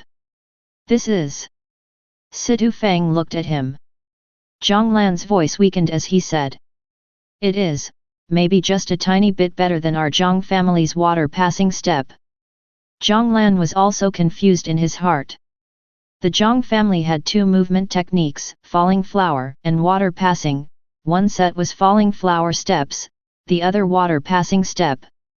He primarily practiced falling flower steps, but he was also proficient in water passing step and had seen other cultivators in the Zhang family, who specialized in water passing step, use it, but none of them used it as effortlessly, as unpredictably, with a bit of a devious and mysterious. How did I teach him again? Zhang Lan frowned, somewhat unable to remember, and mumbled to himself. Did I teach him water passing step? It should be right. While Zhang Lan's thoughts were in disarray, Mo Hua heard a faint thank you, as soft as a mosquito's buzz. He turned his head to see Situ Xiu with a flickering gaze, but also with a stubborn face. Clearly she wanted to give thanks but felt too embarrassed, so her voice was as faint as a mosquito's. She had been confident and arrogant when they ascended the mountain, but after a few injuries and bloodshed, she now seemed much more reserved. Mo Hua nodded, feeling somewhat gratified. Indeed, young people who experience setbacks tend to grow. Yet he had forgotten that he was even younger, not even qualifying as a young man. As they walked down the mountain path, Zhang Lan was still troubled by the matter of water passing step. He went over and over the scene in his mind of Mo Hua dealing with the evil cultivator just moments ago. He carefully compared Mo Hua's water passing step with the version from his memory. The basic steps were the same, but the minute nuances of each movement were more refined, and some moves were streamlined, eliminating unnecessary actions. It seemed Mo Hua had learned something else from someone. Why was it that the same movements looked completely different? Zhang Lan thought about it and suddenly realized, could it be divine sense? Because the divine sense was strong enough, the control of spiritual power was fine and nuanced, making the movement technique more elusive and varied. The cultivators of the Zhang family were not good at formation, they had weak divine senses, so they failed to grasp the essence of this movement technique, making it seem rather mediocre. It's over. Zhang Lan felt a chill in his heart. When he taught Mo Hua the movement technique, he thought Mo Hua would just learn it casually and not master it very well. That way, even if it was used, others would glance at it and then forget. How well can a child with an innate frailty learn a movement technique? But unexpectedly, now not only had Mo Hua learned it well, but he had also become somewhat too good, even better than the Zhang family's disciples. If someday Mo Hua became famous, others would see and say, this is the Zhang family's water passing step, even better than the Zhang family's own. Where would the Zhang family put their face then? Zhang Lan unintentionally added a stroke to his family's dark history. Zhang Lan's scalp tingled. Being punished was one thing, but bringing shame to his family was something far beyond just kneeling in the ancestral hall or being confined in solitary. While Situ Fang and Situ Xiu were not paying attention, Zhang Lan quietly tugged at Mo Hua's sleeve, his expression grave as he said. You must not. You absolutely must not. You mustn't say it was me who taught you. Emohua also looked serious and patted his chest in assurance. Don't worry, I won't rat you out. Zhonglan nodded, but then he realized something was off. What does rat out mean? That made it sound like he was some kind of criminal accomplice. Halfway through their journey, the group stopped on a small hillside to rest for a while. Emohua took out some beef and shared it with everyone. They didn't give any to the evil cultivator since he didn't deserve to eat what his mother made. Zhonglan savored the beef, finding it spicy and delicious, and could not help but think. Emohua's family beef is really great, tender yet chewy, and the cooking time is just masterful. Then Zhonglan paused, suddenly remembering that Emohua seemed to have used a fireball technique earlier. The power was average, but the speed of casting seemed a bit fast. At least much faster than his own spells. Zhonglan looked at Emohua with a meaningful gaze. He had originally thought that since Emohua's spiritual power was not strong, his spell casting wouldn't be particularly skilled, but now that was up for debate. The combination of water passing step with such a fast and accurate fireball technique made Zhonglan think it would be quite a handful to deal with. After eating their fill, the group continued on their way. Before evening, they reached the foot of Big Black Mountain. Emohua remembered something and walked up to the evil cultivator, who was awake, and asked. A few days ago, did you pursue a monster hunter in the mountains? The evil cultivator snorted coldly but did not respond. I'm talking to you. The evil cultivator gave Emohua a disdainful glance. Emohua's temper flared, and he turned around to reach for the sword at Zhonglan's waist. Zhonglan was startled and hurriedly stopped him. What are you doing? Emohua replied, he's being stubborn. I'll break another one of his legs. Situ Fang advised in a low voice, that's enough. You've already broken one. Emohua said, I've only broken one, and he's still got two left. Situ Fang said awkwardly, if you break them all, he's probably not going to make it. Emohua regretfully said, then it's just his bad luck. When the evil cultivator heard this, he immediately said. Whatever you ask, I'll tell you. Emohua was surprised. Why had the evil cultivator suddenly become so cooperative? Meanwhile, the evil cultivator's eyelid twitched uncontrollably. He was not afraid of death. He could die at the hands of his enemies, die from being replenished by others, be sentenced to death by the Taoist court, or even face the ultimate punishment. He didn't really care about being killed by another cultivator in any manner. But he absolutely could not die at the hands of a kid in his teens. To be slaughtered by a little brat at the 5th level of chi refinement was a disgrace he simply couldn't bear. Then go ahead, Emohua said. It wasn't me who was chasing him. And then? There's no then. That was it.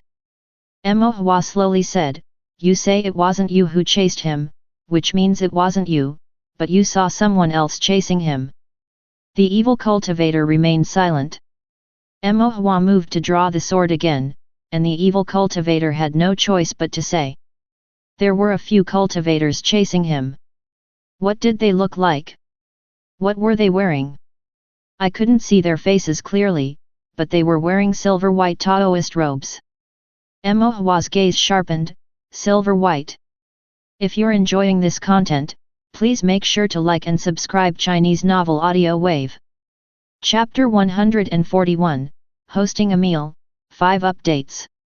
After they parted ways, Emohua returned home. The next day, she found Elder Yu and told him about the matter. Once Elder Yu heard about the silver-white Taoist robe, he was livid. It must be those damned bastards from the Qian family. Elder Yu placed his hands on his hips, standing in the room, and went on to curse the Qian family from the old to the young, from top to bottom, using coarse language without repeating a word, leaving Emohua astounded. After Elder Yu had his fill of cursing, he realized Emohua was there, staring at him with wide, shiny eyes. Elder Yu felt a bit embarrassed and thought to himself. In a moment of anger, I forgot this child Emohua was still here. Next time I must be careful not to lead the good child astray. Elder Yu coughed and said. Forget what I just said. Oh. Mo Hua nodded but quietly took note of all the curses Elder Yu used, keeping them for future reference. Cursing isn't very nice, but if you have to curse, you can't lose the battle. Elder, has the Qian family done a lot of bad things? Mo Hua asked. Elder Yu was about to answer, but he stopped himself and said. This is a matter for adults, you don't need to worry about it. Then he muttered under his breath, the apple doesn't fall far from the tree, the patriarch of the Qian family is a bastard, and you can't expect to find many good ones below him. It's really like a rat's nest in a sewer. Talking to himself, Elder Yu unconsciously started cursing again. Mo Hua found this both sad and funny. It was true that people from the Qian family wore silver-white Taoist robes, but that didn't mean that everyone wearing a silver-white Taoist robe belonged to the Qian family. Mo Hua decided to let Elder Yu investigate the matter and not to inquire any further. 2 days later, after Zhonglan had dealt with the evil cultivators, he decided to treat them out of his own pocket, inviting Mo Hua to have a meal at the spiritual meal building on North Street. Situ Feng was also there. The spiritual meal building was run by the An family. Mo Hua was acquainted with the An family's young master, An Xiaopeng, having helped him with his formation homework. She had been here before to consult the shopkeeper on the making of stoves, but she had never eaten here. After all, the meals served at the spiritual meal building were filled with spiritual energy and were very expensive. However, Zhonglan was not short of spirit stones, and Mo Hua was not shy about accepting his hospitality. It was hard work for you to catch that evil cultivator, eat up, Zhonglan said, gesturing to the table full of dishes. Situ Feng nodded repeatedly by the side, eat up. If it's not enough, we can order more. With her cheeks puffed out, Mo Hua asked, what about that big brother called Situ Xiu? He's gone back to report. Oh, Mo Hua responded, not really caring and asking just out of politeness. Mo Hua ate ravenously, while Zhonglan leisurely sipped his drink, barely touching the dishes. He had been eating these spiritual meals since he was a child and was tired of them. Although they were rich in spiritual energy, the taste was nothing remarkable, and he wasn't fond of them. He felt that the bull monster meat at Mo Hua's home, both fragrant and spicy, had a much better flavor.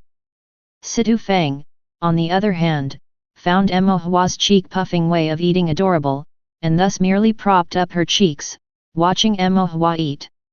A table full of poultry and meat from various spirit beasts was being consumed by Mo Hua alone. Mo Hua also felt they were not as delicious as the dishes her mother made, but these meals were just too expensive to waste by not eating them. However, despite Mo Hua filling her stomach, there was still a lot of food left on the table. Zhonglan said, I'll have the shopkeeper pack these up later and you can take them home with you. Then he took out a storage bag and handed it to Mo Hua. There are 100 spirit stones in here for you. Mo Hua was thrilled and just about to reach out, but then frowned and whispered. With food to eat and things to take, you aren't trying to bribe me for some reason, are you? What are you thinking? Zhonglan sighed in resignation. Inviting you to eat is indeed because you were of great help. These spirit stones are the reward from the Taoist court. I see. Mo Hua thus accepted the reward without any guilt. Zhonglan continued, I spoke with the court leader. Originally, the Taoist court would have given you other rewards, but those rewards are often empty honors, flashy but not substantive, and can easily cause trouble. Curious, Mo Hua inquired, what kind of trouble? These evil cultivators may not be alone, some have accomplices, some belong to the same sect, and some may even have sect backing. Once the Taoist court rewards you, they might come after you for revenge, Zhonglan explained while taking a sip of his drink. So, I had them attribute your visible achievements to the Taoist court and convinced them to give you some extra spirit stones. After all, for you, spirit stones are more tangible, Zhonglan raised his cup as he spoke. Mo Hua nodded in agreement. Exactly, making a fortune in silence is the best way. After a moment of thought, Zhonglan added, there's one more thing, Old Masterin wants to meet with you. Old Masterin.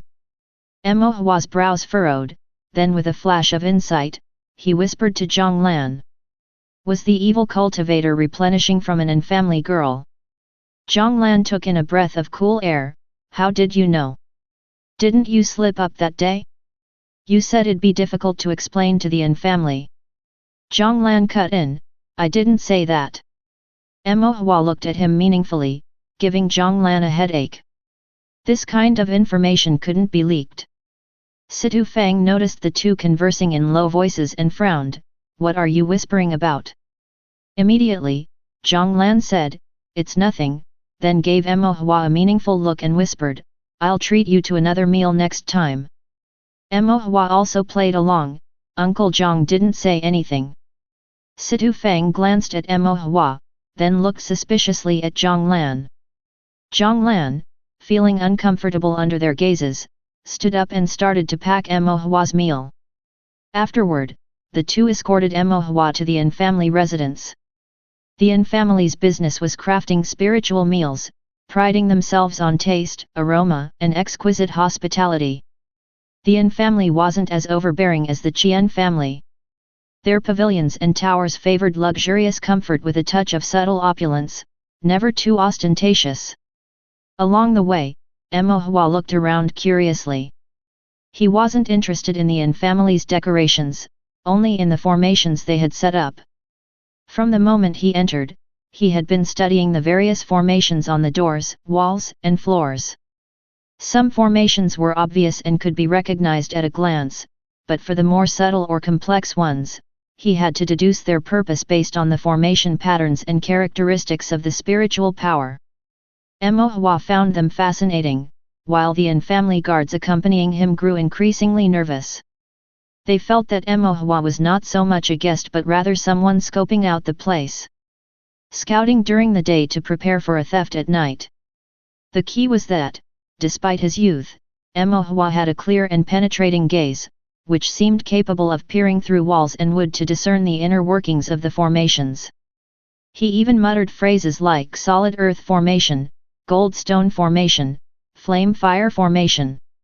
He had identified all the formations used in their infamily walls, floors, and rooftops. What kind of guest was this? The infamily guards were inwardly lamenting. However, since guests had arrived, they couldn't be impolite. Fortunately, it wasn't long before Mo Hua reached the living room. The guards breathed a sigh of relief, saluted an elder sitting inside the room, and respectfully withdrew. In the finely decorated living room sat an elder. Mo Hua covertly studied the man. Seeing his entirely white hair and beard and rosy, dignified face that nevertheless carried a gentle expression, he surmised this must be Old Masterin, the true authority of the infamily. Chapter 142, Chapter 142 Old Masterin, First Update. The infamily was the second largest family in Tongxian City, with An Yanglu serving as the family head, and An Xiapeng's father.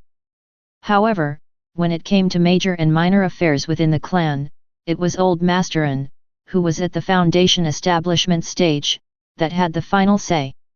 Upon meeting Old Masterin, everyone paid their respects. Old Masterin also exchanged a few courteous words with them. Old Masterin didn't take Mo Hua lightly because of his young age, on the contrary, he was quite polite. So polite that it made Mo Hua feel something was amiss. Never having met before, why was he so nice to him? A suspicion grew in Mo Hua's heart. After chatting for a while, Mo Hua learned the ins and outs of the situation. The woman who had been exploited by the evil cultivator was indeed a daughter born out of wedlock from the infamily. This woman, charmed by the evil cultivator's handsome appearance and sweet words, fell in love and privately pledged herself to him. By the time she realized something was wrong, it was too late. She had been used as a woman for replenishing, her vitality drained, and she spent her days in a dazed state. In her bitter hatred and desire to die, although she was later rescued, she had become a shadow of her former self, living in constant panic and misery. Upon learning of this, Old Master An was furious and secretly ordered the An family disciples to investigate, but there was no word. The evil cultivator had sophisticated methods and excelled in movement techniques, making him difficult to trace and even harder to pursue. Old Master An then called on the connections of the Situ family, with whom he had some rapport, and also asked Supervisor Zhang Lan of the Taoist court to assist in the chase. Later, with Mo Hua's guidance on Big Black Mountain, Zhang Lan finally captured the evil cultivator. Old Master An was very grateful to Mo Hua. But Mo Hua still felt something was off. Old Master An's gratitude seemed a bit excessive. At the very least, he should be more thankful to Zhang Lan and Situ Feng. After all, they were the ones who caught the man, Mo Hua merely helped. As expected, after beating around the bush for a while, Old Master An began to inquire about Mo Hua's private matters.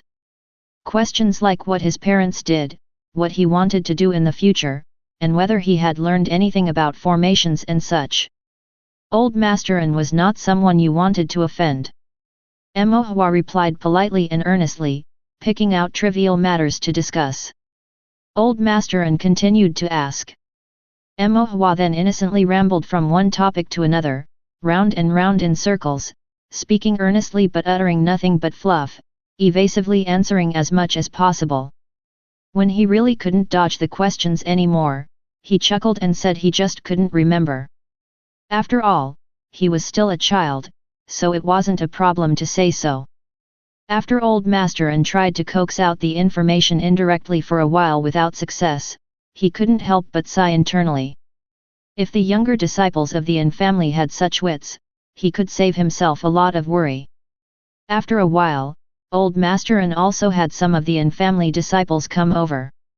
There were both men and women, mostly women, all about the same age as Mo Hua, good-looking, and dressed quite formally. Mo Hua glanced over and spotted An Xiaopeng among them. It wasn't hard to do, among the group, he was the fattest by far. Standing out like a sore thumb, it would be hard not to notice him. But An Xiaopeng didn't seem to be happy, standing among the group of disciples, somewhat sullen and always with his head down. It seemed that although he was the son of the An family head, he wasn't valued much, and among these An family disciples, he was likely the one with the lowest aptitude, the lowest cultivation, and the least impressive presence, probably thrown in just to make up the numbers. Old Master An said, "I have some matters to discuss with court leader Zhang, and if little brother Mo doesn't mind, you can take a stroll in our An family's garden in the back. The flowers there are a sight to behold, and the scenery is superb. These clan disciples can accompany you." Old Master An gestured toward the group of disciples, particularly pointing out a few of the beautiful girls in the front. Mo Hua felt a bit awkward. Old Master An's intentions were clear for all to see. Situ Xiu also felt embarrassed and wasn't sure what to say. Zhang Lan, on the other hand, watched the drama unfold without raising any fuss, quietly sipping his tea, but inwardly gloating as he winked at Mo Hua. Old Master An had gone to great lengths, presumably wanting to have Mo Hua marry into the family. But to not make it too obvious, he had included some other An family disciples in the mix. Mo Hua sighed internally and couldn't be bothered to play along with Old Master An anymore. Just now, he could afford to waste time on those pleasantries, and that was already giving enough courtesy. Mo Hua stood up to take his leave. "It's getting late, and I still have matters to attend to, so I will take my leave now and not disturb you and Uncle Zhang in discussing important matters." Old Master An's expression showed a slight disappointment, but he did not insist on keeping him, only saying, "Little brother, please feel at ease to go, no need to stand on ceremony." Mo Hua stood up to leave. As he turned around, he caught sight of the dejected An Xiaopeng and hesitated for a moment before sighing inwardly. "Young Master An." Old Master An's eyes brightened. "Little brother, you know Xiaofu." Mo Hua nodded. "Young Master An and I are fellow disciples, we have some friendship, and he has helped me before." And Xiaopeng was stunned. Wasn't it Emohua who helped him with his homework? When did he help Emohua? He couldn't remember. Old Master An's eyes shone even brighter, and the look he gave in Xiaopeng also contained a bit more appreciation. Since there is some comradeship between fellow disciples, then Ziofu, you should take little brother Emo and show him around. All eyes in the room turned towards An Xiaopeng. For the first time, An Xiaopeng found himself being watched by so many people and felt a bit uneasy. Nevertheless, he straightened his back a little and said, "Yes, grandfather." An Xiaopeng led Emohua out of the living room. Afterward, he let out a sigh of relief, his entire demeanor deflating like a punctured ball, wilting down. He looked a bit pitiable, yet somewhat amusing. Emohua couldn't help but ask, "Are you very afraid of your grandfather?" An Xiaopeng nodded, "Yes. Not just my grandfather, I'm also afraid of my dad, and the other uncles and elders." "Do they hit you?" An Xiaopeng shook his head. "Do they scold you?" "My dad does, but my grandfather doesn't, and usually, the other uncles and elders don't either." "Oh right, my dad also hits me." Emohua asked in confusion, "Then what are you afraid of them for?" An Xiaopeng did not answer but instead began to look despondent, saying, "Emohua, am I completely useless?" Emohua wanted to say no, but he couldn't find any strengths to point out, so he responded in a more tactful way. "A little bit." An Xiaopeng became even more dejected. "My dad is the family head, and logically, I should become the family head in the future, but I'm not capable, I can't be the family head." "Is that why you're unhappy?" "Yes." An Xiaopeng nodded, "That's why those uncles and elders, the way they look at me, it's with both regret and disappointment. When I was young, my grandfather cared for me a lot, but as I started to grow up, he didn't even want to look at me straight anymore." An Xiaopeng's voice grew fainter and fainter, until it was barely audible. "Did you not know about this before?" The An Xiaopeng Emohua remembered was the outspoken, somewhat temperamental, yet kind-hearted chubby boy. Now, he seemed burdened with heavy thoughts. "I didn't know before because I hadn't noticed. But then one day, I suddenly realized that the way my grandfather looked at me had changed. It wasn't concern anymore, it was indifference and disappointment. And when I looked at my dad and those uncles and elders, actually, their eyes were all the same, filled only with disappointment. Perhaps they had been disappointed in me for a long time, and it was just that I hadn't noticed."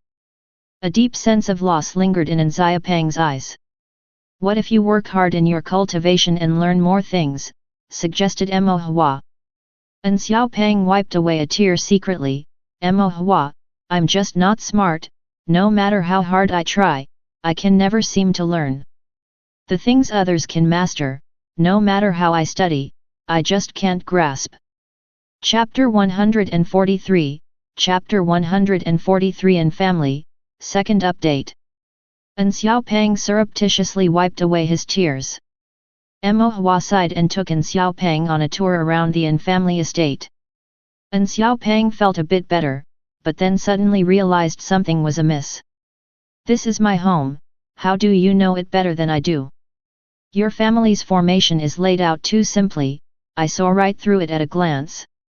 Emohua thought to himself, but out of consideration for the An family's dignity, he chose not to say it outright and instead replied, "I am a formation master, I figured it out based on the formation." The formation was laid out based on the pavilions and towers of the An family mansion. Having seen through the formation, Emohua naturally knew how the An family estate was constructed. Rockeries, water features, halls, and towers, every bit of earth and wood, all aligned with the formation in them were clues to follow. An Xiaopeng said admiringly, "Emohua, you are so amazing. I wish I were as smart as you." Emohua said, "You shouldn't be disheartened, everyone is born with their own useful talents. Think about it, what do you like to do? Everyone is born with their own useful talents. And Xiaopeng felt quite encouraged and furrowed his brows in thought for a long time until his eyes lit up.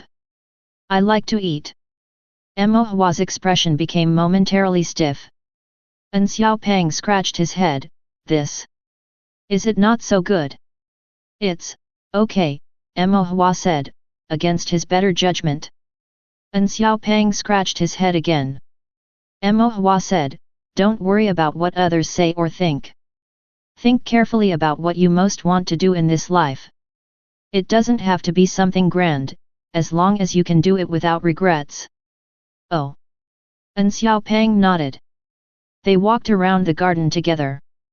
Then An Xiaopeng suddenly remembered something and mentioned, Mo Hua, my grandfather seems to want you to marry into our family.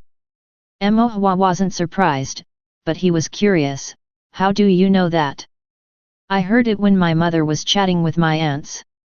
They love to talk about it and could go on for a whole day without getting tired. Seeing the delight on An Xiaopeng's face, Mo Hua guessed that his mother and the others must have talked for an entire day, and An Xiaopeng must have enjoyed listening to them the whole time. However, Mo Hua was still puzzled, I'm only in my teens. Isn't your grandfather thinking about this a bit early? It's not too early, An Xiaopeng shook his head. These things should be settled early. Wait too long and someone else might snatch up the opportunity. An Xiaopeng then lowered his voice, I've heard that in some noble clans, as soon as a child is born and their spiritual root is determined, they start matching them up for marriage. Childhood betrothals. Yes. An Xiaopeng nodded, those noble clans with profound heritage study the inheritance of spiritual roots, looking at what kind of cultivators spiritual roots can produce what kind of children when they become a couple. To cultivate rarer and superior spiritual roots, noble clans intermarry based on spiritual roots. Intermarrying based on spiritual roots, does that really work? It does, An Xiaopeng replied, among the disciples of those noble clans, there are countless with superior spiritual roots, even a superior lower-tier spiritual root is considered average talent. Meanwhile, for us cultivators from lesser places, a medium grade is already good. This is the result of noble clans' research on spiritual root inheritance and their intermarrying based on it. Mo Hua furrowed his brow, he knew about the inheritance of spiritual roots but hadn't realized it involved such complexities. Isn't choosing a life partner supposed to be about mutual affection? Would those disciples being forced into marriages agree to it? An Xiaopeng sighed, they have no control over it. You eat what the clan provides, drink what the clan provides, use the clan's cultivation technique for practice, rely on the clan's spirit stones and spiritual objects, and depend on the clan's power when going out. You can't expect to pay no price. Did you come up with that yourself? No, I heard my mother say it, An Xiaopeng admitted honestly. What if they don't agree, can they resist? An Xiaopeng pursed his lips, you can't twist an arm with a finger, what good would resisting do? Noble clans are like towering trees, and the clan's disciples are just leaves on the tree. What difference does it make if there's one more or one less? If you don't resist, you can cultivate in peace and enjoy the blessings, but if you resist, you end up with nothing. Mo Hua felt a mix of emotions. Familial bonds held together by blood, yet the kinship feels most tenuous. However, it's not like there's no way out, An Xiaopeng added. What way? Mo Hua asked. An Xiaopeng secretly said, do your own thing. What do you mean? Mo Hua did not understand. It's like, An Xiaopeng recalled what his mother had said during her chat, it means you do what the family wants on the surface, match with the right spiritual roots, get married, have children, but behind the scenes, you can be with whoever you want, however you want to play, as long as it doesn't look too bad on the outside. Mo Hua was so shocked that he stared with his eyes wide open, it's so chaotic. An Xiaopeng nodded, very chaotic. After saying that, he added, the bigger the clan, the more chaotic it gets. On the other side, Old Master An only exchanged a few casual pleasantries with Zhang Lan, discussing some inconsequential topics. Zhonglan and Old Master and didn't really have much to say to each other. It was very dull. It wasn't even as good as chatting with Mo Hua, even though that kid could be a bit annoying at times. Zhonglan said a few lukewarm words and then got up to leave with Situ Fang. Old Master and sat in contemplation for a moment, and then the family head, An Yang Lu, walked in, sat down beside Old Master and poured himself a cup of tea, and asked, "Father, have the guests left?" Old Master and nodded. "Then what are you sitting here thinking about? I won't live much longer. I am considering my affairs for the hereafter." An Yang Lu had just brought his cup of tea to his lips when he choked on it. "Father, one shouldn't speak lightly of such matters." Old Master An's piercing gaze swept over An Yang Lu as he spoke slowly. Our An family has been struggling against the Qian family for hundreds of years, always at a disadvantage. In the fields of artifact refining and alchemy, we've all but handed them over on a platter. Only in the area of spiritual meals do we still have some edge. An Yang Lu lowered his head. As the family head, even if it wasn't his fault, he had to shoulder the responsibility. Old Master An sighed and asked, "Do you know where we're inferior to the Qian family? We're not as ruthless as they are. Qian Hong is a wolf, his son and those direct disciples of the Qian clan are all wolf cubs. And you, and your son. I won't say more." An Yang Lu's head hung even lower. Seeing his son like this, Old Master An stopped berating him and simply said, "Do you still want your son to be the family head?" An Yang Lu raised his head, his face flushed with shame, but he still insisted, "Father, although Xiofu might not be much capable, at the very least, he is kind-hearted and understands the bigger picture. If he becomes the family head, he might not accomplish great things, but he also won't do any wrong." His son was naturally slow-witted, and if he as a father didn't consider things for him, who else would make plans for his son? Old Master An closed his eyes to rest and did not want to talk. An Yang Lu felt anxious inside, but, knowing it was best not to continue this topic, he changed the subject and said, "I heard that you wanted to take in a son-in-law." Old Master An opened his eyes, "Not anymore." "Why not anymore?" asked An Yang Lu in a soft voice. "The An family doesn't deserve one," said Old Master An indifferently. An Yang Lu was taken aback and felt a bit defiant inside. He quietly retorted, "How does the An family not deserve it?" Old Master An raised his eyebrows slightly. "Deserve it with what?" An Yang Lu felt a slight surge of pride. "Our An family's property, spirit stones, numerous disciples, in Tongxian City, we are second to none.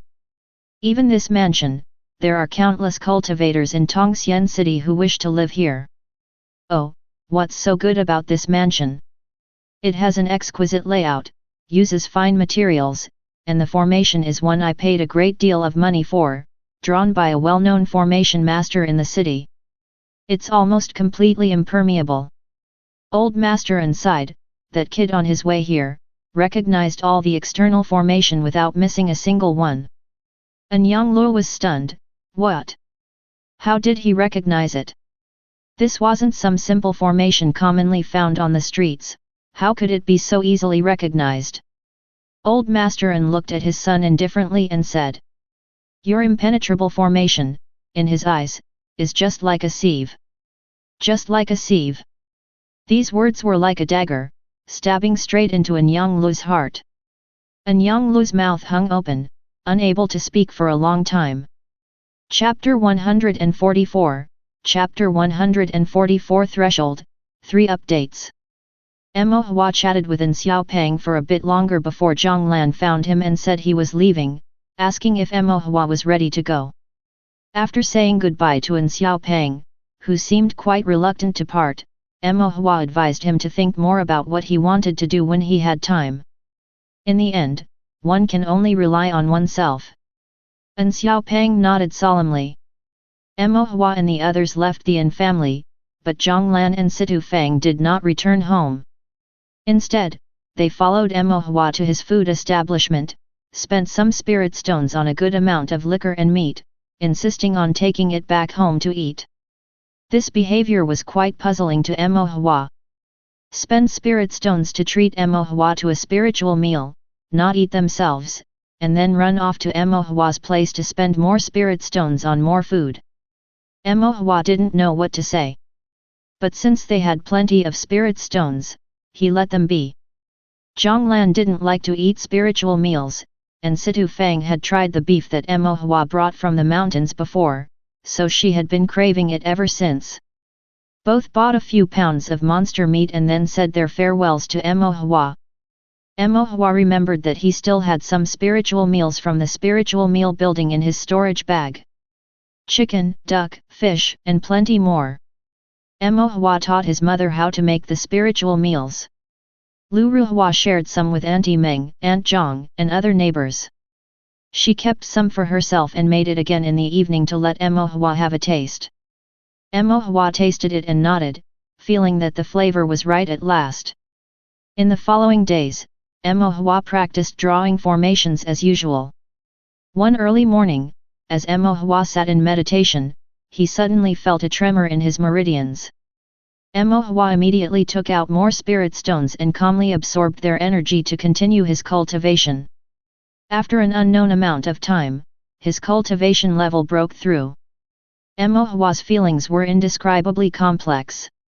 Trying so hard to break through might not yield success, yet when he focused on cultivating without distractions, he unexpectedly achieved a breakthrough. Indeed, Tao cultivation was a matter of gradual accumulation and natural progression. But he finally reached the Qi refining 6th level. Mo Hua was invigorated. He felt his divine sense growing stronger, and the invisible shackles that had been restricting its growth seemed to have been unwittingly unlocked. Mo Hua threw back his covers. All along the side of his bed were storage bags, and every storage bag contained jade bottles filled with monster blood. Densely packed, there were more than 1,000 bottles. Mo Hua planned to use these 1,000+ bottles of monster blood to comprehend the 9 formation patterns and step over the threshold to become a first-grade formation master. Mo Hua opened the 1000 formation catalog and looked for a formation diagram. The Golden Armor Formation. This was the first formation containing 9 patterns that Mo Hua intended to learn. He had already memorized the formation patterns perfectly, but previously his divine sense wasn't strong enough to draw them. Now that Mo Hua had become a Qi refining 6th level cultivator and his divine sense had been greatly enhanced, he could attempt to draw formations with 9 patterns. Mo Hua calmly prepared the paper, adjusted the spiritual ink, dipped his brush in the ink, and began to formally draw the Golden Armor Formation. The first 8 patterns flowed easily from Mo Hua's brush without any obstacles, but as he began drawing the 9th pattern, he faintly felt that his divine sense was being drained. That can't be right. Mo Hua was stunned when, after nearly exhausting his divine sense, he had only managed to draw 8.5 patterns. How can there be such a big difference? Mo Hua set down his brush, propped his chin in his hand, and began to think deeply. Logically, with the improvement of his realm, his divine sense should have correspondingly increased quite a bit, but why was it that now he could only draw half a pattern more than before? He originally thought that even if he couldn't directly draw the 9 pattern formation perfectly, he could have at least roughly sketched it, and with some practice, he would have been close to perfecting it. It seemed that it wasn't that simple after all. Mo Hua furrowed his brow, then sat in meditation and used his meditation technique to recover his divine sense. After several attempts, the results were still not ideal. In the afternoon, he went to Bamboo Residence to find Mr. Zhuang. Mr. Zhuang looked at Mo Hua with a complicated gaze and asked, "How many formation patterns did you draw in this formation?" 9. "And your cultivation?" 6th level. Mo Hua didn't understand why Mr. Zhuang was asking this. Mr. Zhuang sighed internally and said, "How can the breakthrough from the 5th to the 6th level of Qi refinement compensate for the difference in divine sense between the 8th and 9th formation patterns? Isn't there only one realm difference? The difference between the 9th level of Qi refinement and foundation establishment is also only one realm." Mo Hua gave a sheepish smile. Mr. Zhuang patiently explained, within each major realm, the closer you are to the end, the slower the improvement of cultivation and divine sense, and the greater the chasm between realms. So the gap between the 8th and 9th formation patterns is larger than the previous gaps? Asked Mo Hua. Mr. Zhuang nodded and said, generally speaking, for a formation master, 9 formation patterns are usually the limit. The instant completion of the 9th formation pattern places extremely high demands on your technique in drawing formation, memory of the formation diagram, understanding of the formation pivot, and the strength and control of your divine sense. The gap from the 8th to the 9th formation pattern seems only a small step, but the disparity is vast. Some formation masters linger at this threshold their whole lives, just one step away from advancing, yet that one step might never be taken. Mr. Zhuang was quite emotional. Mo Hua felt a bit anxious. He wouldn't also have to struggle with this threshold his entire life, would he? Seeing through Mo Hua's thoughts, Mr. Zhuang tapped his forehead and said, "How old are you to be in such a hurry? Just go home with peace of mind, and practice by drawing more, that's all." As Mr. Zhuang said this, Mo Hua felt reassured. All he had to do was to keep practicing the formation diligently. Sometimes, the simplest method was the best. Mo Hua nodded in agreement. After Mo Hua took his leave, a light breeze stirred in the bamboo room, and old Kui appeared behind Mr. Zhuang, asking curiously, "How long will this threshold take him?" Mr. Zhuang replied, "At least 3 or 4 days, or at most half a month." Old Kui fell silent, but finally couldn't help but say, "You call this a threshold? 10 days to half a month to overcome it, that's hardly a threshold, not even a stumbling block." Mr. Zhuang spoke indifferently, the breakthrough in cultivation has unlocked the shackles on his divine sense, relaxing the limit on its growth. Right now, his divine sense is insufficient. After about 10 days of practicing the formation, once his divine sense has strengthened, those 9 formation patterns won't be difficult. Old Kui was speechless. Mr. Zhuang raised an eyebrow. To other cultivators, 9 formation patterns indeed represent a threshold, but for this kid Mo Hua who has practiced too many formations, this so-called threshold really isn't anything significant. Old Kui said displeased, "So why did you say all that nonsense earlier?" The look on Mr. Zhuang's face turned playful, and he cracked a slight smile. "I was just teasing him to keep him from becoming arrogant." After returning home, Mo Hua earnestly followed Mr. Zhuang's advice, keeping his mind steady and heart at peace while he practiced the formation. After some practice, he indeed felt his divine sense grow stronger, and he could add a few more strokes to the golden armor formation patterns. Inspired, Mo Hua's spirits lifted, and he continued drawing. And so, each day his divine sense became a bit stronger, and each day he added a bit more to the formation patterns. After 10 days, Mo Hua naturally completed the golden armor formation. It felt as if the melon had ripened off the vine, everything coming to fruition effortlessly. But Mo Hua furrowed his brow. It didn't seem as difficult as Mr. Zhuang had described. Wasn't there supposed to be a threshold between the 8th and 9th formation patterns? Where was the threshold? Mo Hua reflected carefully but still could not recall anything that constituted a threshold. What's going on? Mo Hua was perplexed, his frown deepening. So much for the promised threshold. Chapter 145, Chapter 145, Grading, for more updates. When Mo Hua saw Mr. Zhuang again, her little face bore a trace of sullenness. "Gentlemen, didn't you say there would be a threshold?" Mr. Zhuang smiled casually. "There is a threshold indeed, perhaps you have crossed it unwittingly. So, do I qualify as a first-grade formation master now?" "It's not that simple." Mr. Zhuang found a more comfortable position in his bamboo chair and lay in it as he explained to Mo Hua. "Being able to draw 9 formation patterns only shows that you have stepped into the threshold of the first grade. You must learn more, draw more, master more first-grade formation methods, and take full control of the spell point to instantly create 9 formation patterns before you can be considered to possess the strength of a first-grade formation master. Mo Hua heard the underlying meaning in Mr. Zhuang's words, having the strength of a first-grade formation master, but not the title. Mr. Zhuang nodded. The title is conferred by the Taoist court. The Taoist court? Isn't it the Taoist court officer? Taoist court officers are governed by the Taoist court, and they themselves are without formation masters, so what capability do they have to determine the grade of a formation master? Mr. Zhuang's gaze turned profound.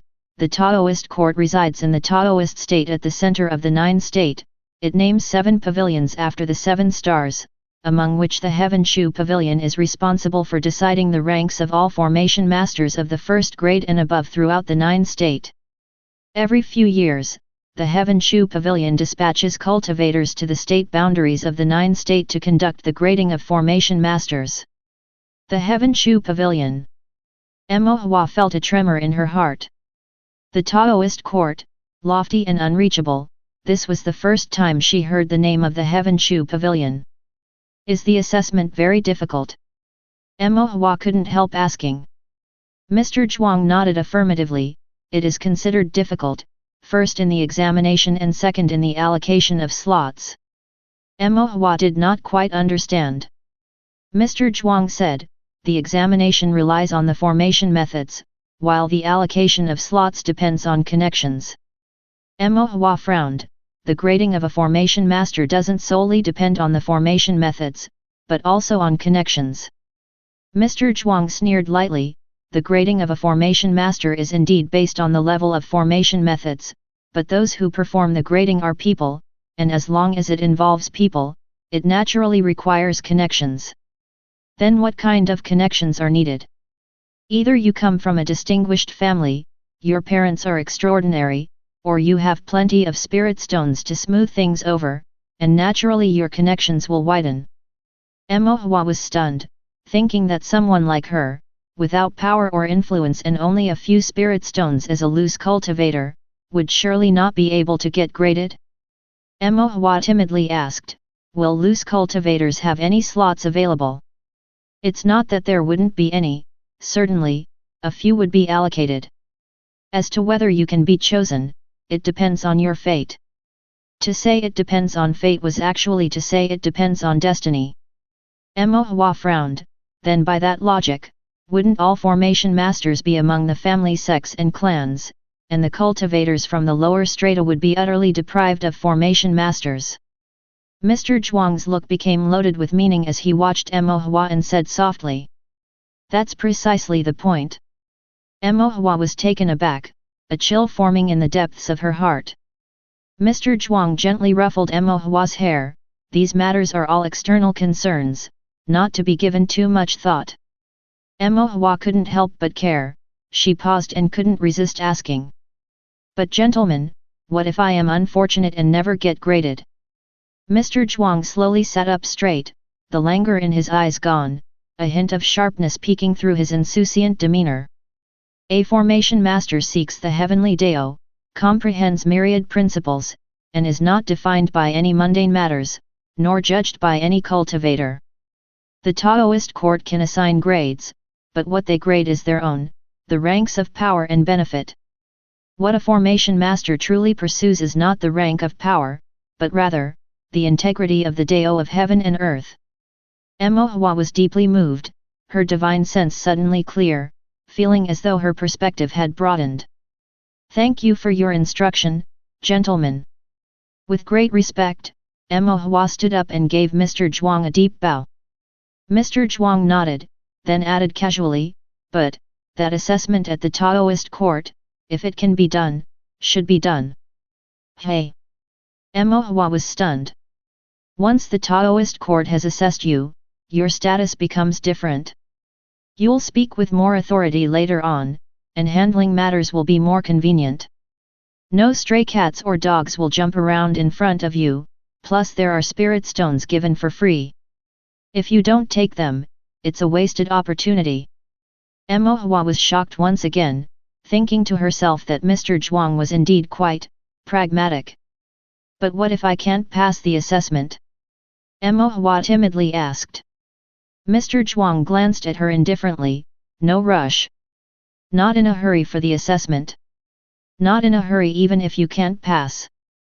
Mr. Zhuang said, how old are you anyway? The ones taking the assessment with you are either middle-aged cultivators or old men with white hair. They are more anxious than you. What's your hurry? Oh. With that thought, Mo Hua indeed felt much more relaxed. But what if I never pass? Mo Hua pressed the point. Mr. Zhuang couldn't help but ruffle Mo Hua's hair again. If you never pass, then you should just go straight for the second grade. Mo Hua was taken aback. Second grade. First grade might hold you back, but not second grade. The Heaven Shu Pavilion isn't full of fools, they turn a blind eye to the blockage at first grade. But second grade is different.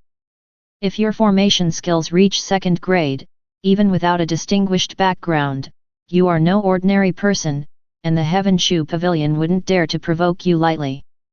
Mr. Zhuang said with a half-smile, if you really have the standards of a second-rank formation master and the Heaven Shu Pavilion still refuses to assess you, then you can stand at their doorstep, point at their plaque, and accuse their pavilion elders of being blind. Mo Hua quietly asked, what's the cultivation of the pavilion elders of the Heaven Shu Pavilion? It's hard to say. At the very least, they should be at the Heaven Void level. Mo Hua's mouth hung open. Heaven Void? She hadn't even heard of it. Mo Hua looked at Mr. Zhuang and quietly asked, gentlemen, you haven't cursed at a pavilion elder before, have you? Standing at someone else's doorstep, cursing their pavilion elders. If Mr. Zhuang hadn't done it before, how could he speak of it so familiarly? I always avoid cursing at people, said Mr. Zhuang. Mo Hua eyed him again. He had an air of immortality about him, a demeanor both elegant and casual, effortlessly composed even while lying down. Mo Hua thought to herself, Mr. Zhuang doesn't seem like the type to berate others, but what he actually does is another matter. Then Mr. Zhuang lightly tapped Mo Hua on the head. Are you imagining things about me? He asked. Mo Hua giggled softly, then added. But gentlemen, it would take ages for me to become a second-rank formation master. Mr. Zhuang said, becoming a first-grade formation master is difficult, as there is only one level. Second-grade formation masters are different, they are divided into 3 stages, initial, middle, and high. There is a significant disparity in formation skills with each step. Mr. Zhuang looked at Mo Hua, given your abilities, as long as you can achieve foundation establishment, it shouldn't be too hard for you to become an initial stage second-grade formation master with some hard work. Mo Hua perked up, feeling a newfound sense of purpose. But she still had one doubt, why does second grade have 3 stages, initial, middle, and high, while first grade does not? According to Mr. Zhuang, first grade could also have 3 stages. Apprentices and formation masters who have not been ranked, and those ranked as first-grade formation masters. Current first-grade formation masters could be considered high-stage first-grade formation masters. What do you think? Asked Mr. Zhuang. Mo Hua frowned and thought for a moment, is it a threshold? Mr. Zhuang nodded and spoke lightly, if the threshold is raised, the cultivators below won't be able to cross it. Chapter 146, Chapter 146 Quaywood Wolf, 5 more updates. Having already mastered the golden armor formation and crossed the threshold of first grade 9 patterns, Mo Hua just needed to continue learning and practicing formations as he did before. With Mr. Zhuang's knowledge, he said it wouldn't be hard for him to become a second-rank junior formation master, which greatly boosted Mo Hua's confidence. But upon further reflection, he realized that while becoming a second-rank formation master might not be difficult, becoming a cultivator at the foundation establishment stage was another story. A loose cultivator's journey to foundation establishment is fraught with challenges. Mo Hua sighed. Let's just take it one step at a time. When Mo Hua got some free time, he made a trip to the refinery shop and asked Master Chen to craft a new set of rattan armor. The common armors used by demon refining masters are rattan and iron armor. Rattan armor is made from vines that have been soaked in water and dried, then refined by artifact refiners. Its defense is average, at best able to barely block an attack from a first-grade mid-phase monster beast. If not inscribed with an iron armor formation, it is easy to get injured during monster hunting. Iron armor is crafted from fine iron and can defend against attacks from late-phase first-grade monster beasts. However, it consumes a lot of fine iron and is expensive to make, so the average monster hunter cannot afford it.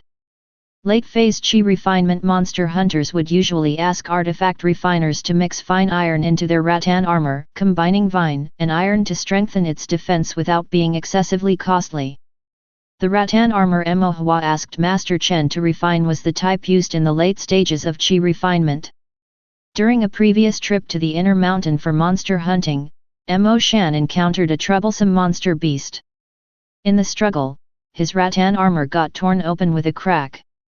Mo Shan didn't have the heart to discard his cracked rattan armor and continued to wear it. Seeing this, Mo Hua wanted to make a new set of rattan armor for his father. Because it was Mo Hua's request, Master Chen gave his full attention to the task. He didn't even let Dazuo and the others help, personally handling the hammering, tempering, water soaking, and everything else. And he mixed in a generous amount of fine iron. Mo Hua wanted to give Master Chen some spirit stones, but Chen refused. When Mo Hua tried to give them again, Master Chen's already dark complexion grew even darker. "You look down on me, don't you?" Mo Hua would draw formations for him and occasionally dig up some ores to give to him. Although he didn't say much, he always remembered these favors in his heart. Mo Hua had no choice but to bring him several pounds of beef, which Master Chen gladly accepted with relish. After bringing the rattan armor back, Mo Hua inscribed a first-grade golden armor formation on it. The first-grade golden armor formation truly includes 9 formation patterns. Even a chi refining 9th level cultivator should be able to use it. With the golden armor formation inscribed, the rattan armor's defense should be much stronger. Mo Hua didn't want to see his father, who was a monster hunter, covered in scars anymore. A few days later, Mo Shan was to enter the inner mountain for monster hunting again. Lu Ruhua prepared his travel bag, getting dried meat and provisions ready. Mo Hua then gave the rattan armor to Mo Shan. Upon seeing the brand new, meticulously crafted rattan armor, Mo Shan was momentarily stunned. "This is... Master Chen from the refinery shop helped me refine it. I helped him out, and he didn't even want any spirit stones from me," Mo Hua said with a smile. Looking at the rattan armor, Mo Shan couldn't take his eyes off it and still tried to refuse. "It seems rather valuable. My old one can still be used. The old one is cracked. It's very dangerous," Mo Hua said. Lu Ruhua also said with a smile, "Just accept Weir's kindness." Only then did Mo Shan accept the rattan armor. It felt heavy and warm in his hands. Mo Shan tried it on, it was a bit heavy, but it fit well. He then tried to take it off again. Lu Ruhua frowned, "Aren't you going to wear it?" Mo Shan stroked the rattan armor, reluctant to wear it because it was a gift from his son. "It's still new. I'll just keep it for now. I'm afraid of damaging it." Lu Ruhua replied impatiently, "If the rattan armor doesn't get damaged, won't you be the one who gets hurt?" Mo Shan paused, then gave a sheepish smile, "That's also true." Once everything was packed, Mo Shan set off into the mountains wearing the rattan armor given by Mo Hua. The mountain paths were rugged, and the monster beasts perilous. Wearing the rattan armor into Big Black Mountain, Mo Shan suddenly felt invigorated. No matter how arduous the path ahead, there was nothing to fear. Mo Hua watched as Mo Shan departed, a tinge of regret in his heart. He had inscribed the rattan armor with a first-grade golden armor formation with 9 patterns. A real first-grade formation method, hey!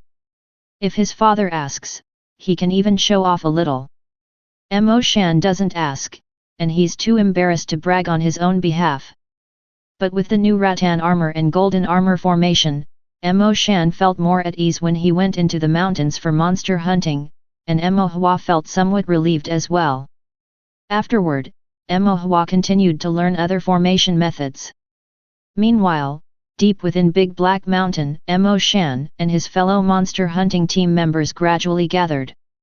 This time, they were hunting a Quaywood Wolf Demon at the late stage of the first grade. The Quaywood Wolf Demon, over 2 jong tall, with black-green fur, sharp claws and teeth, and accompanied by a pale green demonic power. The demonic power of the Quaywood Wolf Demon was poisonous and of wood attribute. Once injured by it and imbued with its power, the poison would spread and grow, making it very difficult to eliminate. The monster hunters discussed their strategy and then set off to find the traces of the Quaywood Wolf Demon. Since opening a restaurant at home, Mo Shan had extra spirit stones for cultivation, and his luck hadn't been bad either, as he had already reached the 9th level of Qi refinement. Mo Shan and a few other 9th level Qi refining monster hunters led the way, walking along the mountain forest and searching for the aura of the Quaywood Wolf. A burly monster hunter glanced at Mo Shan and said in surprise, "Old Mo, you've finally changed out of the rattan armor. My son gave it to me." Mo Shan's tone was flat, but there was a hint of pride in his demeanor that he couldn't hide. The other monster hunters looked on, their hearts bitter and resentful. "All right, that's enough. If you want to laugh, just laugh, we won't hit you. You'd have to be able to beat him first." The men joked for a while. Suddenly, Mo Shan's expression became serious. "We're close." All the monster hunters' expressions turned solemn, they stopped joking, and were on full alert.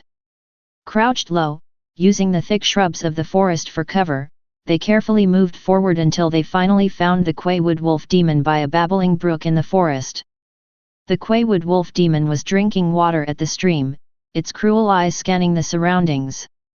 Mo Shan, in a low voice, said, "Same rules as always, I'll go first. Be careful not to get wounded by its claws." Everyone nodded. Mo Shan took advantage of the Quaywood Wolf Demon being unaware, relying on his swift movement technique. He leaped forward, his fists like the wind and wrapped with fierce flames, aiming a punch toward the ribcage of the Quaywood Wolf. Midway through the punch, the Quaywood Wolf became alert and twisted its body, so the punch only hit its back. The Quaywood Wolf, hurt by the impact, retreated a few steps, blinked its black eyes which flashed deep green, the malice in its eyes deepening. The other monster hunters also emerged from all sides, surrounding the Quaywood Wolf. The encirclement and kill officially began. Surrounding and killing monster beasts was a very time-consuming and energy-draining task that required intense concentration. The monster hunters needed to be fully prepared, combating the beasts at close range without a trace of carelessness, or else it was easy for the beasts to find an opening and cause dire consequences. Monster beasts have tough bodies and more profound blood qi than cultivators, so it is necessary to spend time wearing them down bit by bit to death. This process was quite lengthy and tested one's cultivation, Taoist skills, patience, and experience. Those who dared to hunt monsters in the inner mountain were all seasoned monster hunters. Mo Shan's team was no exception. They cooperated with each other tacitly, acted decisively, didn't linger in unfavorable situations, and didn't hesitate to exploit any weakness they found. Time passed bit by bit. During the hunt, Mo Shan was even more cautious than usual, pushing his movement technique to the limit, dodging attack after attack, not wanting to leave a single scratch on the rattan armor.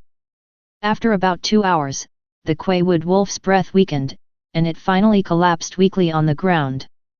Despite this, everyone kept their distance and stayed wary. A monster hunter stepped forward, carefully checked the body, and then breathed a sigh of relief. "It's dead." As soon as he finished speaking, he turned and walked toward Mo Shan. Catching something out of the corner of his eye, Mo Shan had a sudden premonition and shouted urgently, "It's not dead yet." Before his words fell, the Quaywood wolf lying on the ground opened its eyes. Chapter 147 Golden Armor, First Update. The faint dead Quaywood wolf opened its eyes. Its blood chi became more concentrated, and its demonic power began to circulate. The monster hunter facing away from the Quaywood wolf suddenly felt a chill on his back and hurriedly dodged to one side. He managed to dodge, but not completely. The claw of the Quaywood wolf swiped down from his left side, tearing a bloody gash on his arm. The pale green demonic power followed the wound, seeping into his meridians, numbing his arm, and causing the blood to flow incessantly. Cold sweat beaded on the big man's forehead. The Quaywood wolf's eyes revealed a fierce light as its second claw tore viciously towards his head. I can't dodge it. The monster hunter was injured, the demonic power eroded his wound, his actions slowed, and his eyes revealed a look of despair. Just then, Mo Shan suddenly appeared, kicking the big man out of the way with perfect timing, saving him. The Quaywood wolf missed with its claw once again. After the big man fell to the ground, he felt an intense pain in the spot where Mo Shan had kicked him, and his blood chi churned. He knew it was Mo Shan trying to save him, not holding back, kicking with all his might. That kick indeed saved his life. But it was truly painful. The big man couldn't help but exclaim, Mo Shan, you. He looked up, but his expression changed drastically because the Quaywood wolf had raised its claw high, aiming for Mo Shan. And while Mo Shan had kicked him, he hadn't retracted his force yet, leaving him with no avenue of escape. Mo Shan, the big man shouted urgently. Mo Shan furrowed his brows, but his expression showed no sign of panic. All of this was within his expectations. By saving the big man, he would expose a weakness and thus become the target of the Quaywood wolf's attack. But he had estimated the attack of the wolf demon. The Quaywood wolf's downward strike could only injure his back, and it wouldn't be fatal. He was willing to accept some injuries to save a brother's life. It was worth it. The other members of the monster hunting team also witnessed this scene, but their movement techniques were not as good as Mo Shan's, and despite rushing over, they were still a step behind. They could only watch helplessly as the claw of the Quaywood wolf, carrying a foul wind, tore into Mo Shan's back. But what happened next left them all dumbfounded. The claw of the Quaywood wolf did not tear the flesh, did not even break the skin, and it didn't even rip through the rattan armor. A faint golden light flashed on the rattan armor, blocking the Quaywood wolf's claw. Mo Shan, after being struck by the claw, was flung away, and although he spat out a mouthful of blood upon landing, there were no wounds, no invasion of demonic power, just the impact of the monster beast's strength. It wasn't a big problem. But this was a late-stage rank 1 monster beast. How could there be no wound?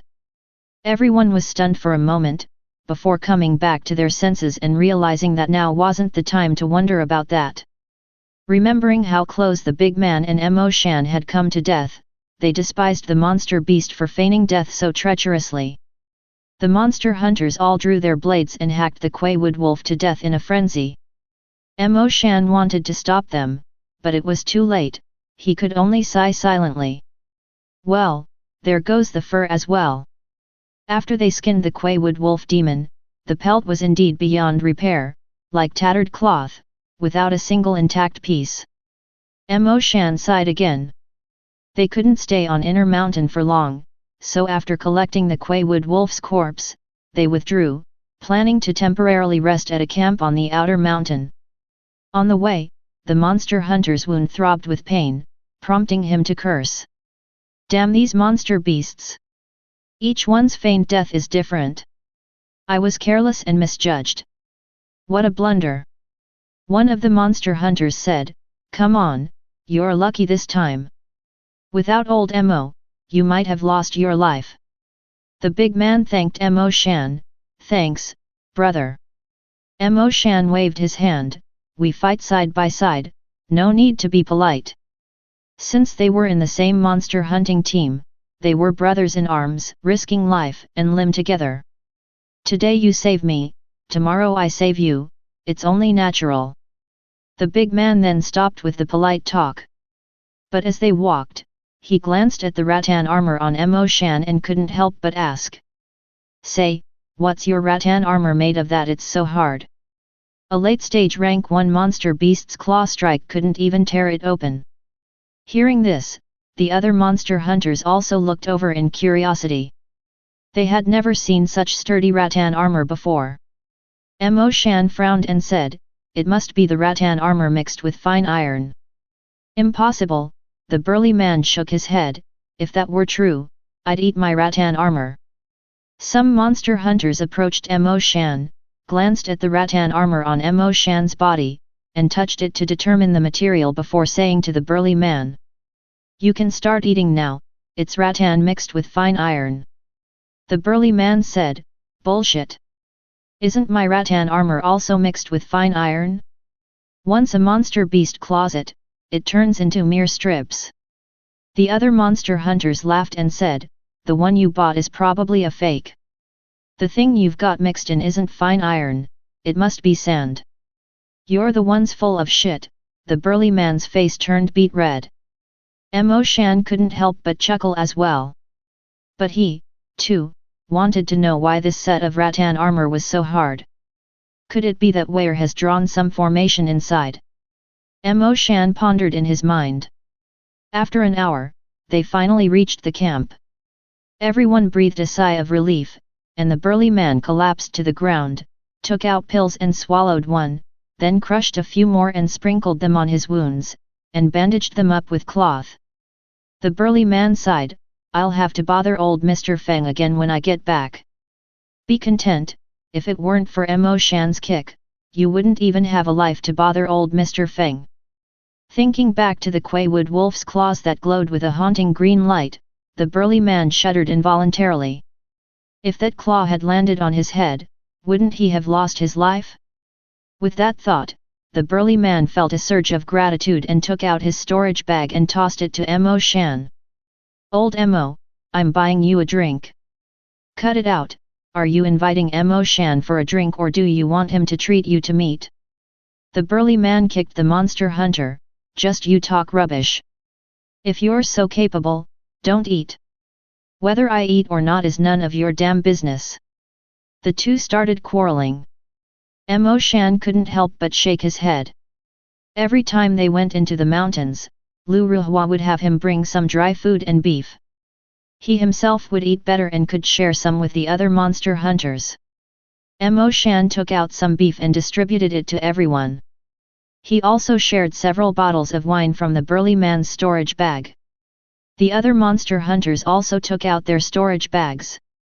They had wild fruits, dry food, snacks, and also some other flavors of wine. With food and drink, the campsite became lively. Mo Shan ate a few slices of meat, took a sip of wine, took off the rattan armor, and, recalling something, couldn't help but dismantle it to take a look. The other monster hunters also crowded around to see. It's a formation. What formation? How would I know? A monster hunter looked up at Mo Shan and asked, what formation? Mo Shan shook his head. Your son drew it, and you don't know. My son drew it, not me, how would I know? The burly man, both envious and jealous, said, before your son was born, did you worship some immortal? I'll also pay my respects, maybe my son can be as smart. Forget it, you're not even smart yourself, how can you expect your son to be smart? How would I know if I don't try? This formation, it's not the iron armor formation, is it? A monster hunter suggested.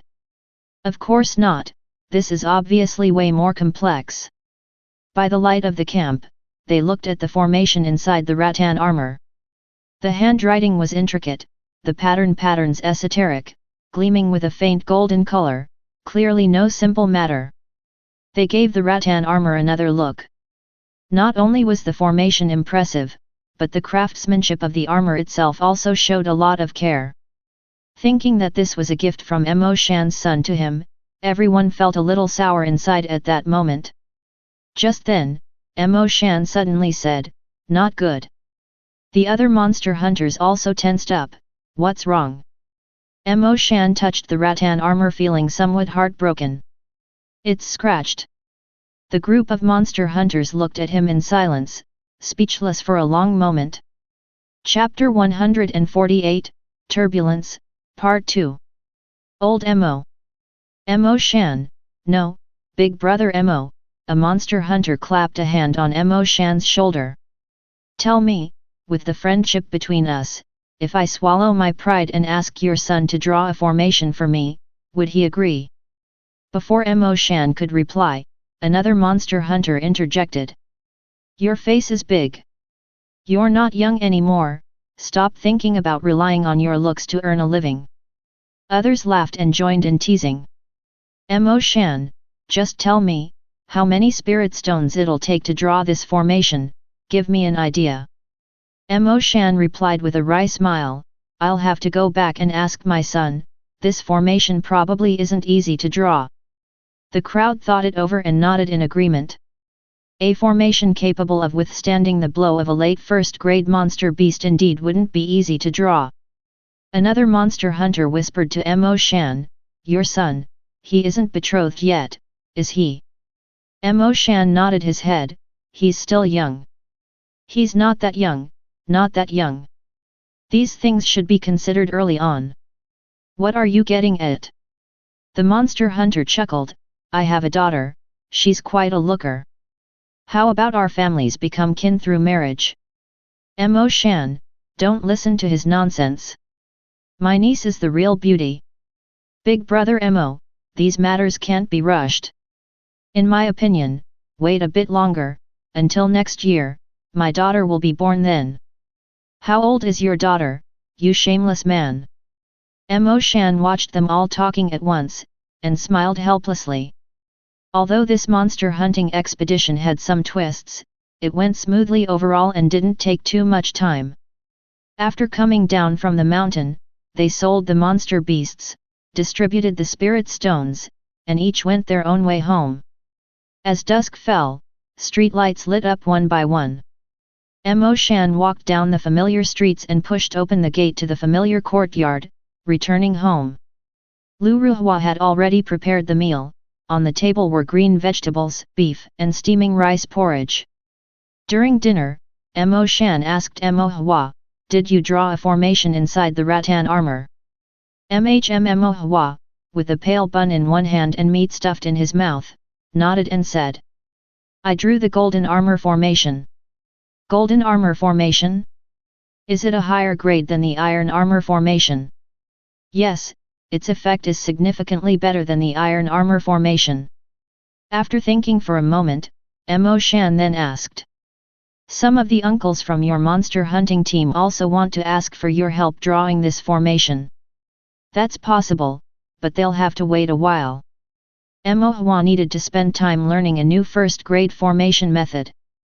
Once his skill in formation drawing stabilized, he would go back to drawing the golden armor formation to increase his proficiency. Thinking it over, Mo Hua added, to draw the golden armor formation, they will need to prepare some golden series pen and ink. They can give some spirit stones as they see fit, just as a token of appreciation for the hard work. After all, loose cultivators generally weren't wealthy. Mo Shan was reassured and smiled. I'll let them prepare in advance. When you have free time later on, you can help them draw it. Sure.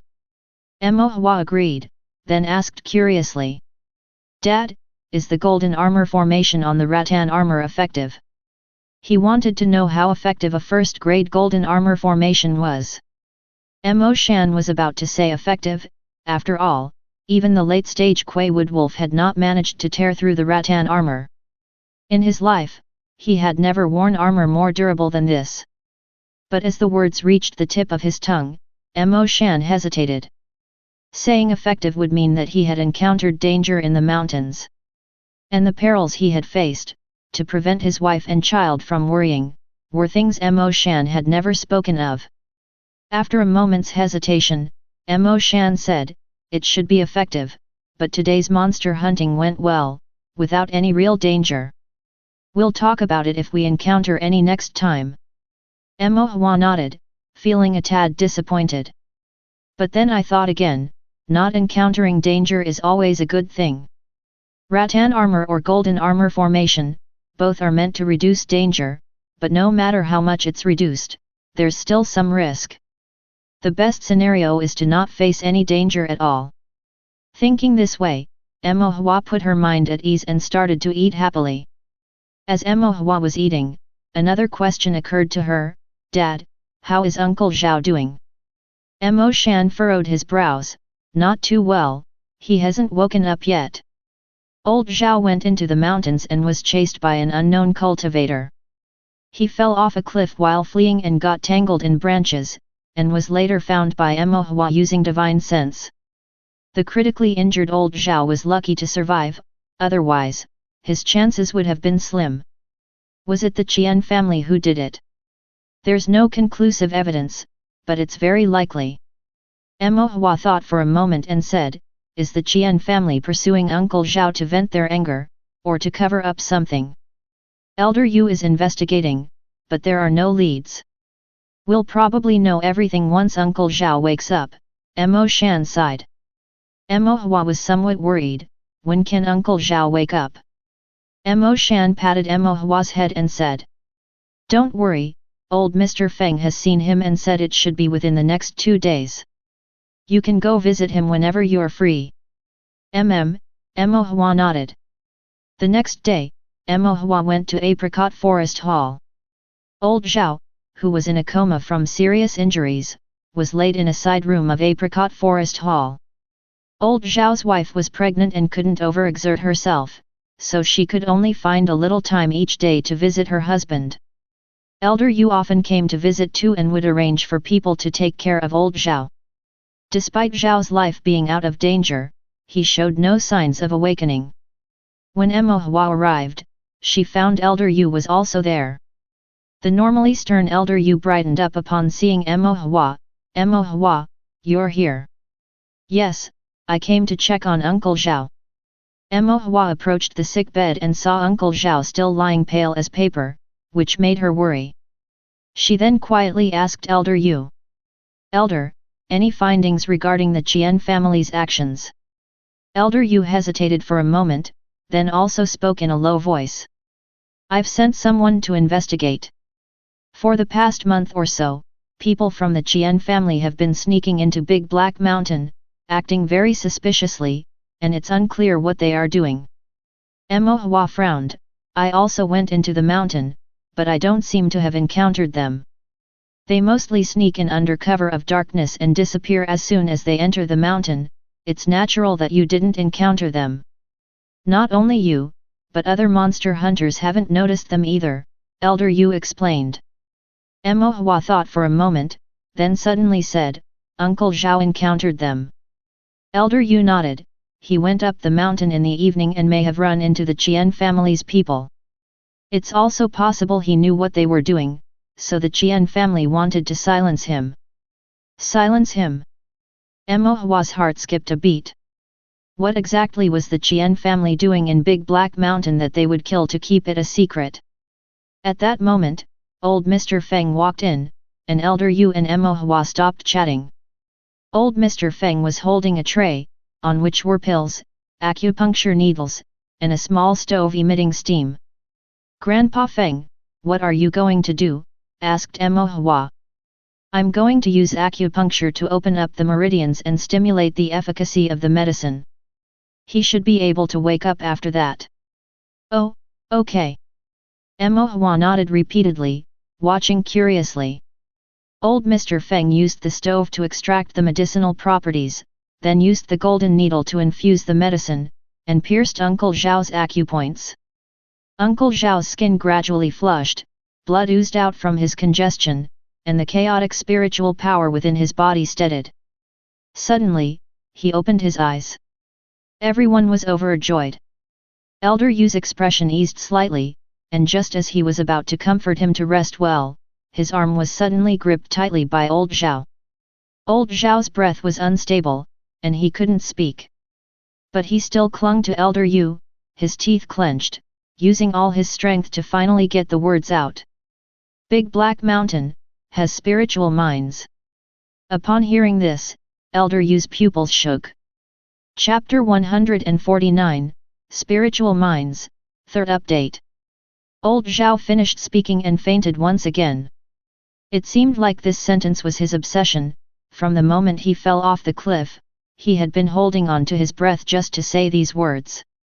Old Mr. Feng. Elder Yu called out anxiously.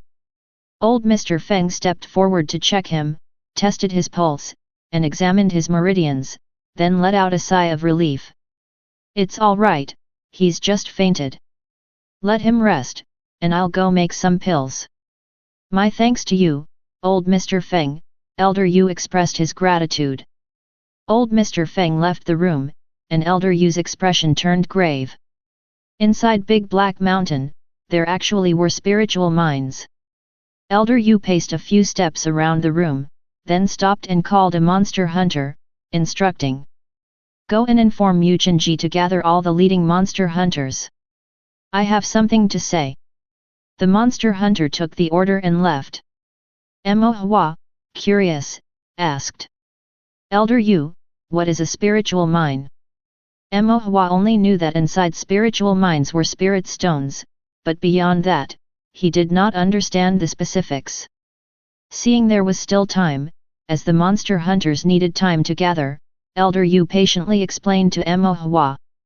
Cultivators need spiritual energy to cultivate, but the spiritual energy between heaven and earth is thin, except in some famous mountains and rivers where spiritual energy converges. Other remote places, like our Tongxian city, have such sparse spiritual energy that it can no longer support cultivators in their cultivation. Since that's the case, cultivators can only cultivate using spirit stones, and the source of spirit stones is spiritual mines. A so-called spiritual mine is from ancient times, when dense spiritual energy or spiritual fog in the mountains solidified and merged with rocks, then got buried under the mountains due to geological movements over years and years. There are also some that formed from the remains of ancient spirit beasts, patches of spirit grass, spiritual objects, and other things rich in spiritual energy, which due to great calamities or various changes, were buried underground and eventually formed spiritual mines through spiritual resolution. Mo Hua nodded, then a question came to mind.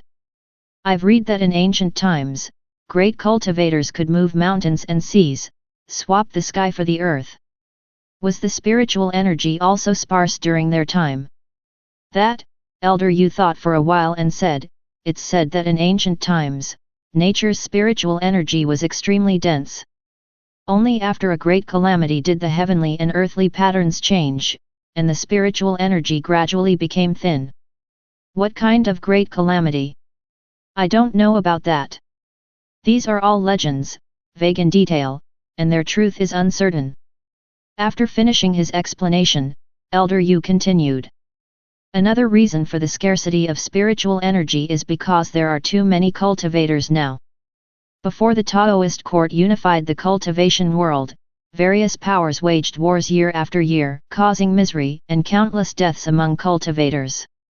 After the unification, the Taoist court established laws, prohibiting indiscriminate killing, allowing the cultivation world to prosper and the number of cultivators to gradually increase. But the more cultivators there are, the more spiritual energy they absorb during cultivation, resulting in less spiritual energy in the world.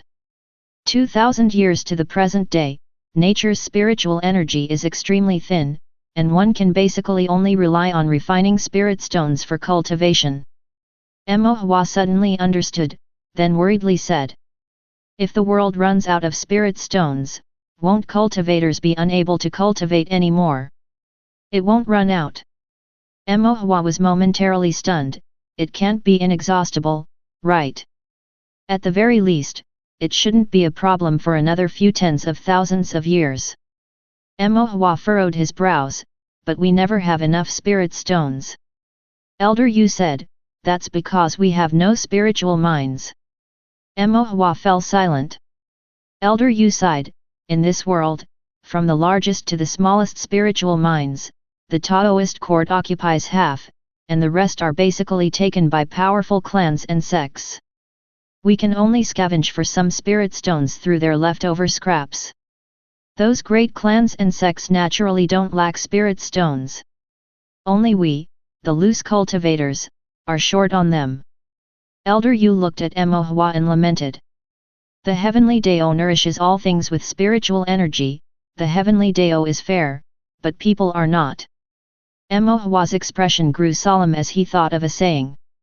The way of heaven takes from what has surplus and replenishes what lacks, the way of man takes from what lacks to serve those with surplus. Can we claim the spiritual mine in Big Black Mountain? Emohua asked. Elder Yu frowned and said, according to tradition, unclaimed medium to large spiritual mines belong to the Taoist court. The spirit stones mined are used to benefit the cultivators within our state boundary, of course. Saying it benefits them likely means filling their own pockets. As for small spiritual mines, generally it's first come, first served. Emohua asked, the spiritual mine at Big Black Mountain, did we occupy it first, or did the Qian family get there before us? It's hard to say. Elder Yu said, then raised his eyebrows and added to Emohua, however, it's usually whoever has the bigger fist is considered to have claimed it first. Emohua was stunned. An hour later, the monster hunters gathered in Elder Yu's courtyard. The attendees were generally the leaders of the monster hunting teams, all of whom were at the Qi refining 9th level, including Mo Shan. Elder Yu sat in the center, with others seated on both sides. Emohua also wanted to know what would happen next, so he pulled up a chair and listened in from the side. The monster hunters on either side couldn't help but glance at Emohua, who was about 10 years old. This was a monster hunters council meeting, and there was Emohua, a child, sitting here. Was this really okay? But they didn't dare to ask. Because Elder Yu was known for his bad temper, and seeing his current solemn look, as if a storm was brewing, nobody dared to speak out. If they crossed Elder Yu and made him frown, even if they were at the Qi refining 9th level, they would still be thoroughly reprimanded. Let it be, if the child Emohua was here, it must mean he had Elder Yu's approval. They decided to act as if they hadn't seen him. At that moment, Emohua was sitting not far from Elder Yu, on a tall chair, swinging his legs back and forth. The crowd watched, and a complex feeling arose in their hearts. Elder Yu really spoils this child too much.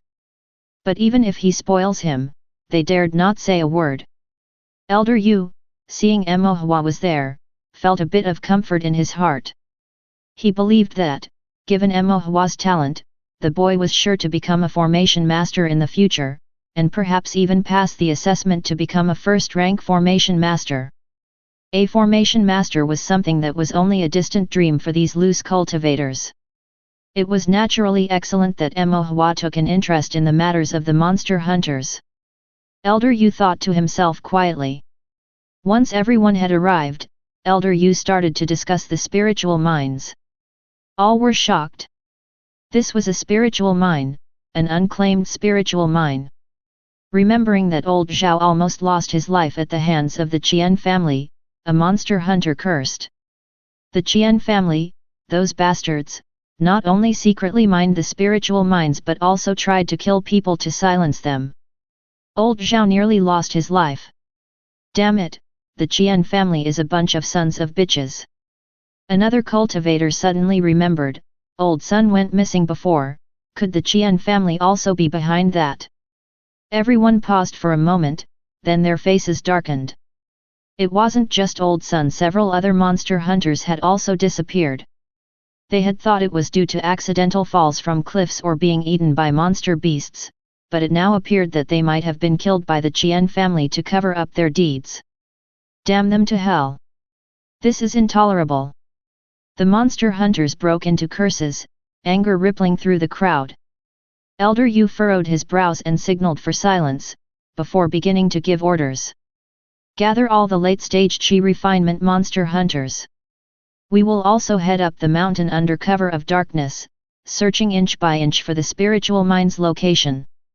A monster hunter asked, what if we encounter the Qian family's cultivators? Capture them for a thorough interrogation. And what if we run into a large group of the Qian family's cultivators?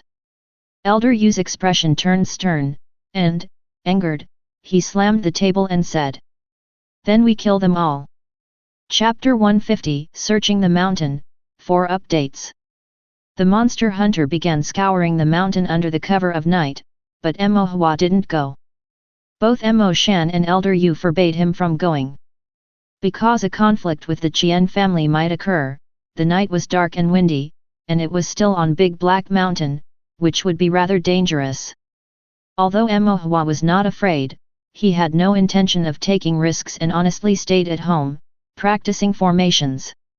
The next day, early in the morning, Mo Shan returned, looking exhausted, his body damp with dew, but with no wounds and no signs of having engaged in a fight. "Didn't find anything?" Mo Hua asked. Mo Shan nodded. "The Qian family has hidden themselves deeply, not a trace to be found. How about taking me with you tonight?" Mo Shan furrowed his brow. "It's very dangerous." Mo Hua said, "I'll just stay inside the camp, I won't go out." "Then what are you going there for?" Mo Shan was somewhat puzzled. Mo Hua chuckled, "You'll know when the time comes." After thinking for a moment, Mo Shan agreed. With Mo Hua's movement technique, as long as there wasn't a melee with the Qian family, a situation where swords and spiritual power flew indiscriminately, staying just on the outer mountain would be enough to protect himself. As dusk fell, Big Black Mountain became hazy, as if covered with a layer of black gauze.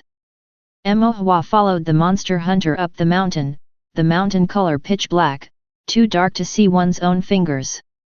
Only the cold and damp mountain wind blew, rustling the leaves, with the distant howling of monster beasts. Mo Shan took Mo Hua to a campsite, secured the gate, lit a lamp, and took out a fur blanket, wrapping Mo Hua up like a little rice dumpling.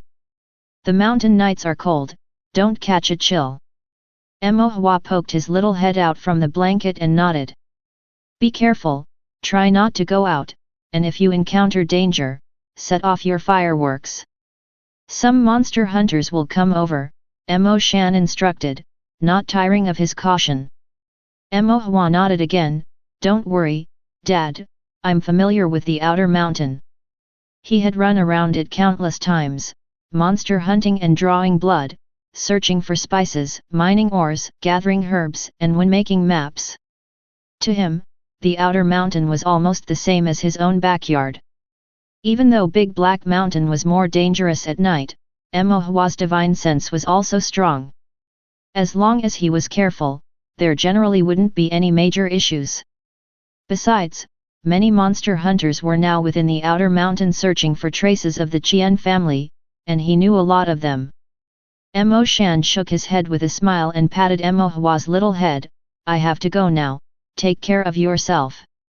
After Mo Shan left, Mo Hua opened his storage bag, took out the compass mother formation disc, and placed it to the side.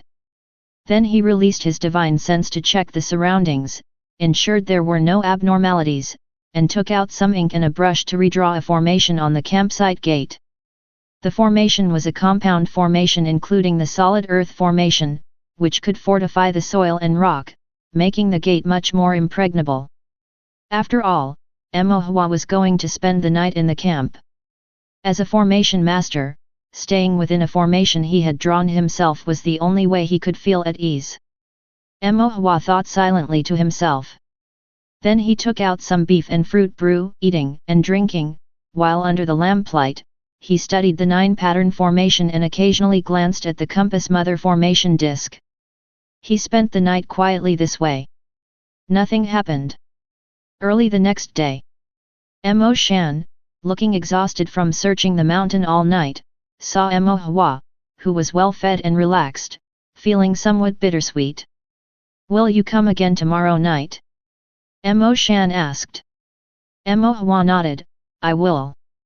In this way, on the second and third nights, Mo Hua followed Mo Shan into Big Black Mountain and stayed in the camp overnight.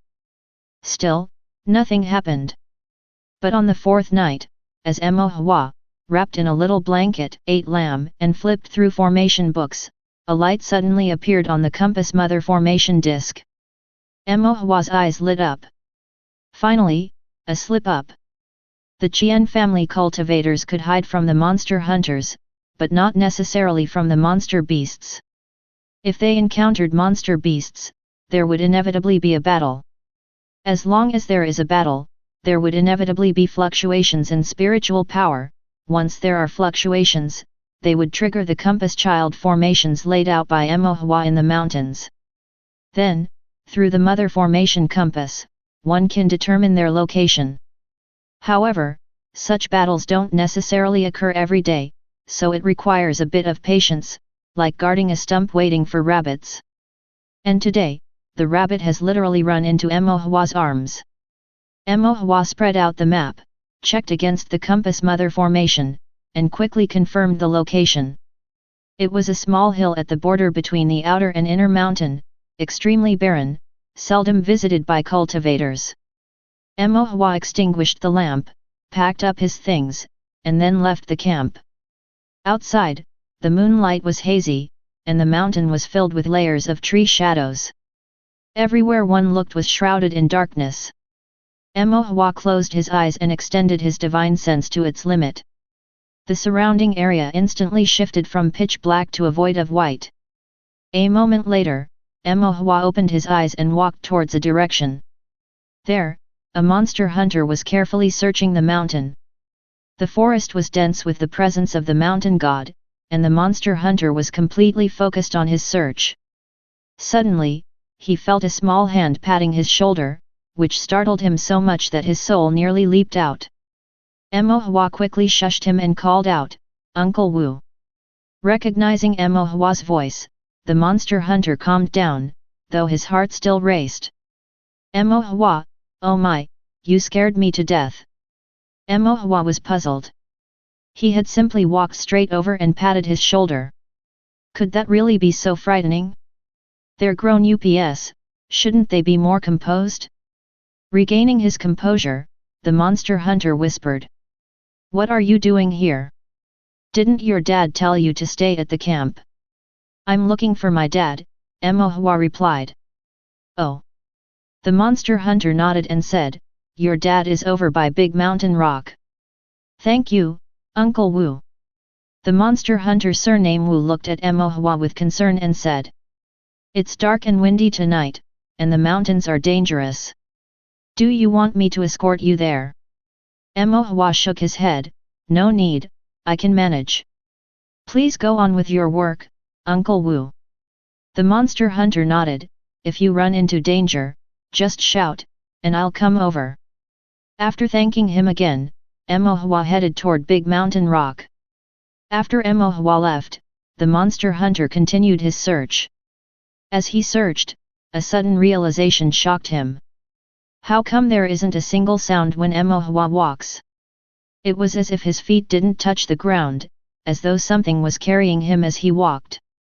Moreover, why didn't he notice Mo Hua approaching just now? Whether it was divine sense, breath, or sound, he noticed nothing. As the cold wind blew through the mountains, the trees made eerie noises. A chill washed over the monster hunter, and he shivered uncontrollably. "Forget it, I don't want to think about it anymore. If I do, my soul might really take flight." The monster hunter shook his head fiercely and refocused his attention, continuing his search. Meanwhile, Mo Hua was hurrying along using the water-passing step. A faint layer of spiritual power, like water ripples, supported the soles of his feet. With such a light step, he made no sound, and his speed was also faster. By the time Mo Hua reached Big Mountain Rock and released his divine sense, sure enough, he found his father, Mo Shan, not far to the left. Mo Shan was also searching carefully when he sensed something, looked up, and saw a small figure approaching him. "Where? Dad?" Mo Hua quickly walked up to Mo Shan's side. "Didn't I tell you to stay at the camp?" Mo Shan was a bit worried. "I know." Mo Shan was taken aback. "Know what?" "I know where the spiritual mine is." Thank you for watching. Continue exploring the fascinating world of Chinese novels with us. Hit that subscribe button on Chinese Novel Audiowave to stay updated with our latest stories. And never miss out on a great listen.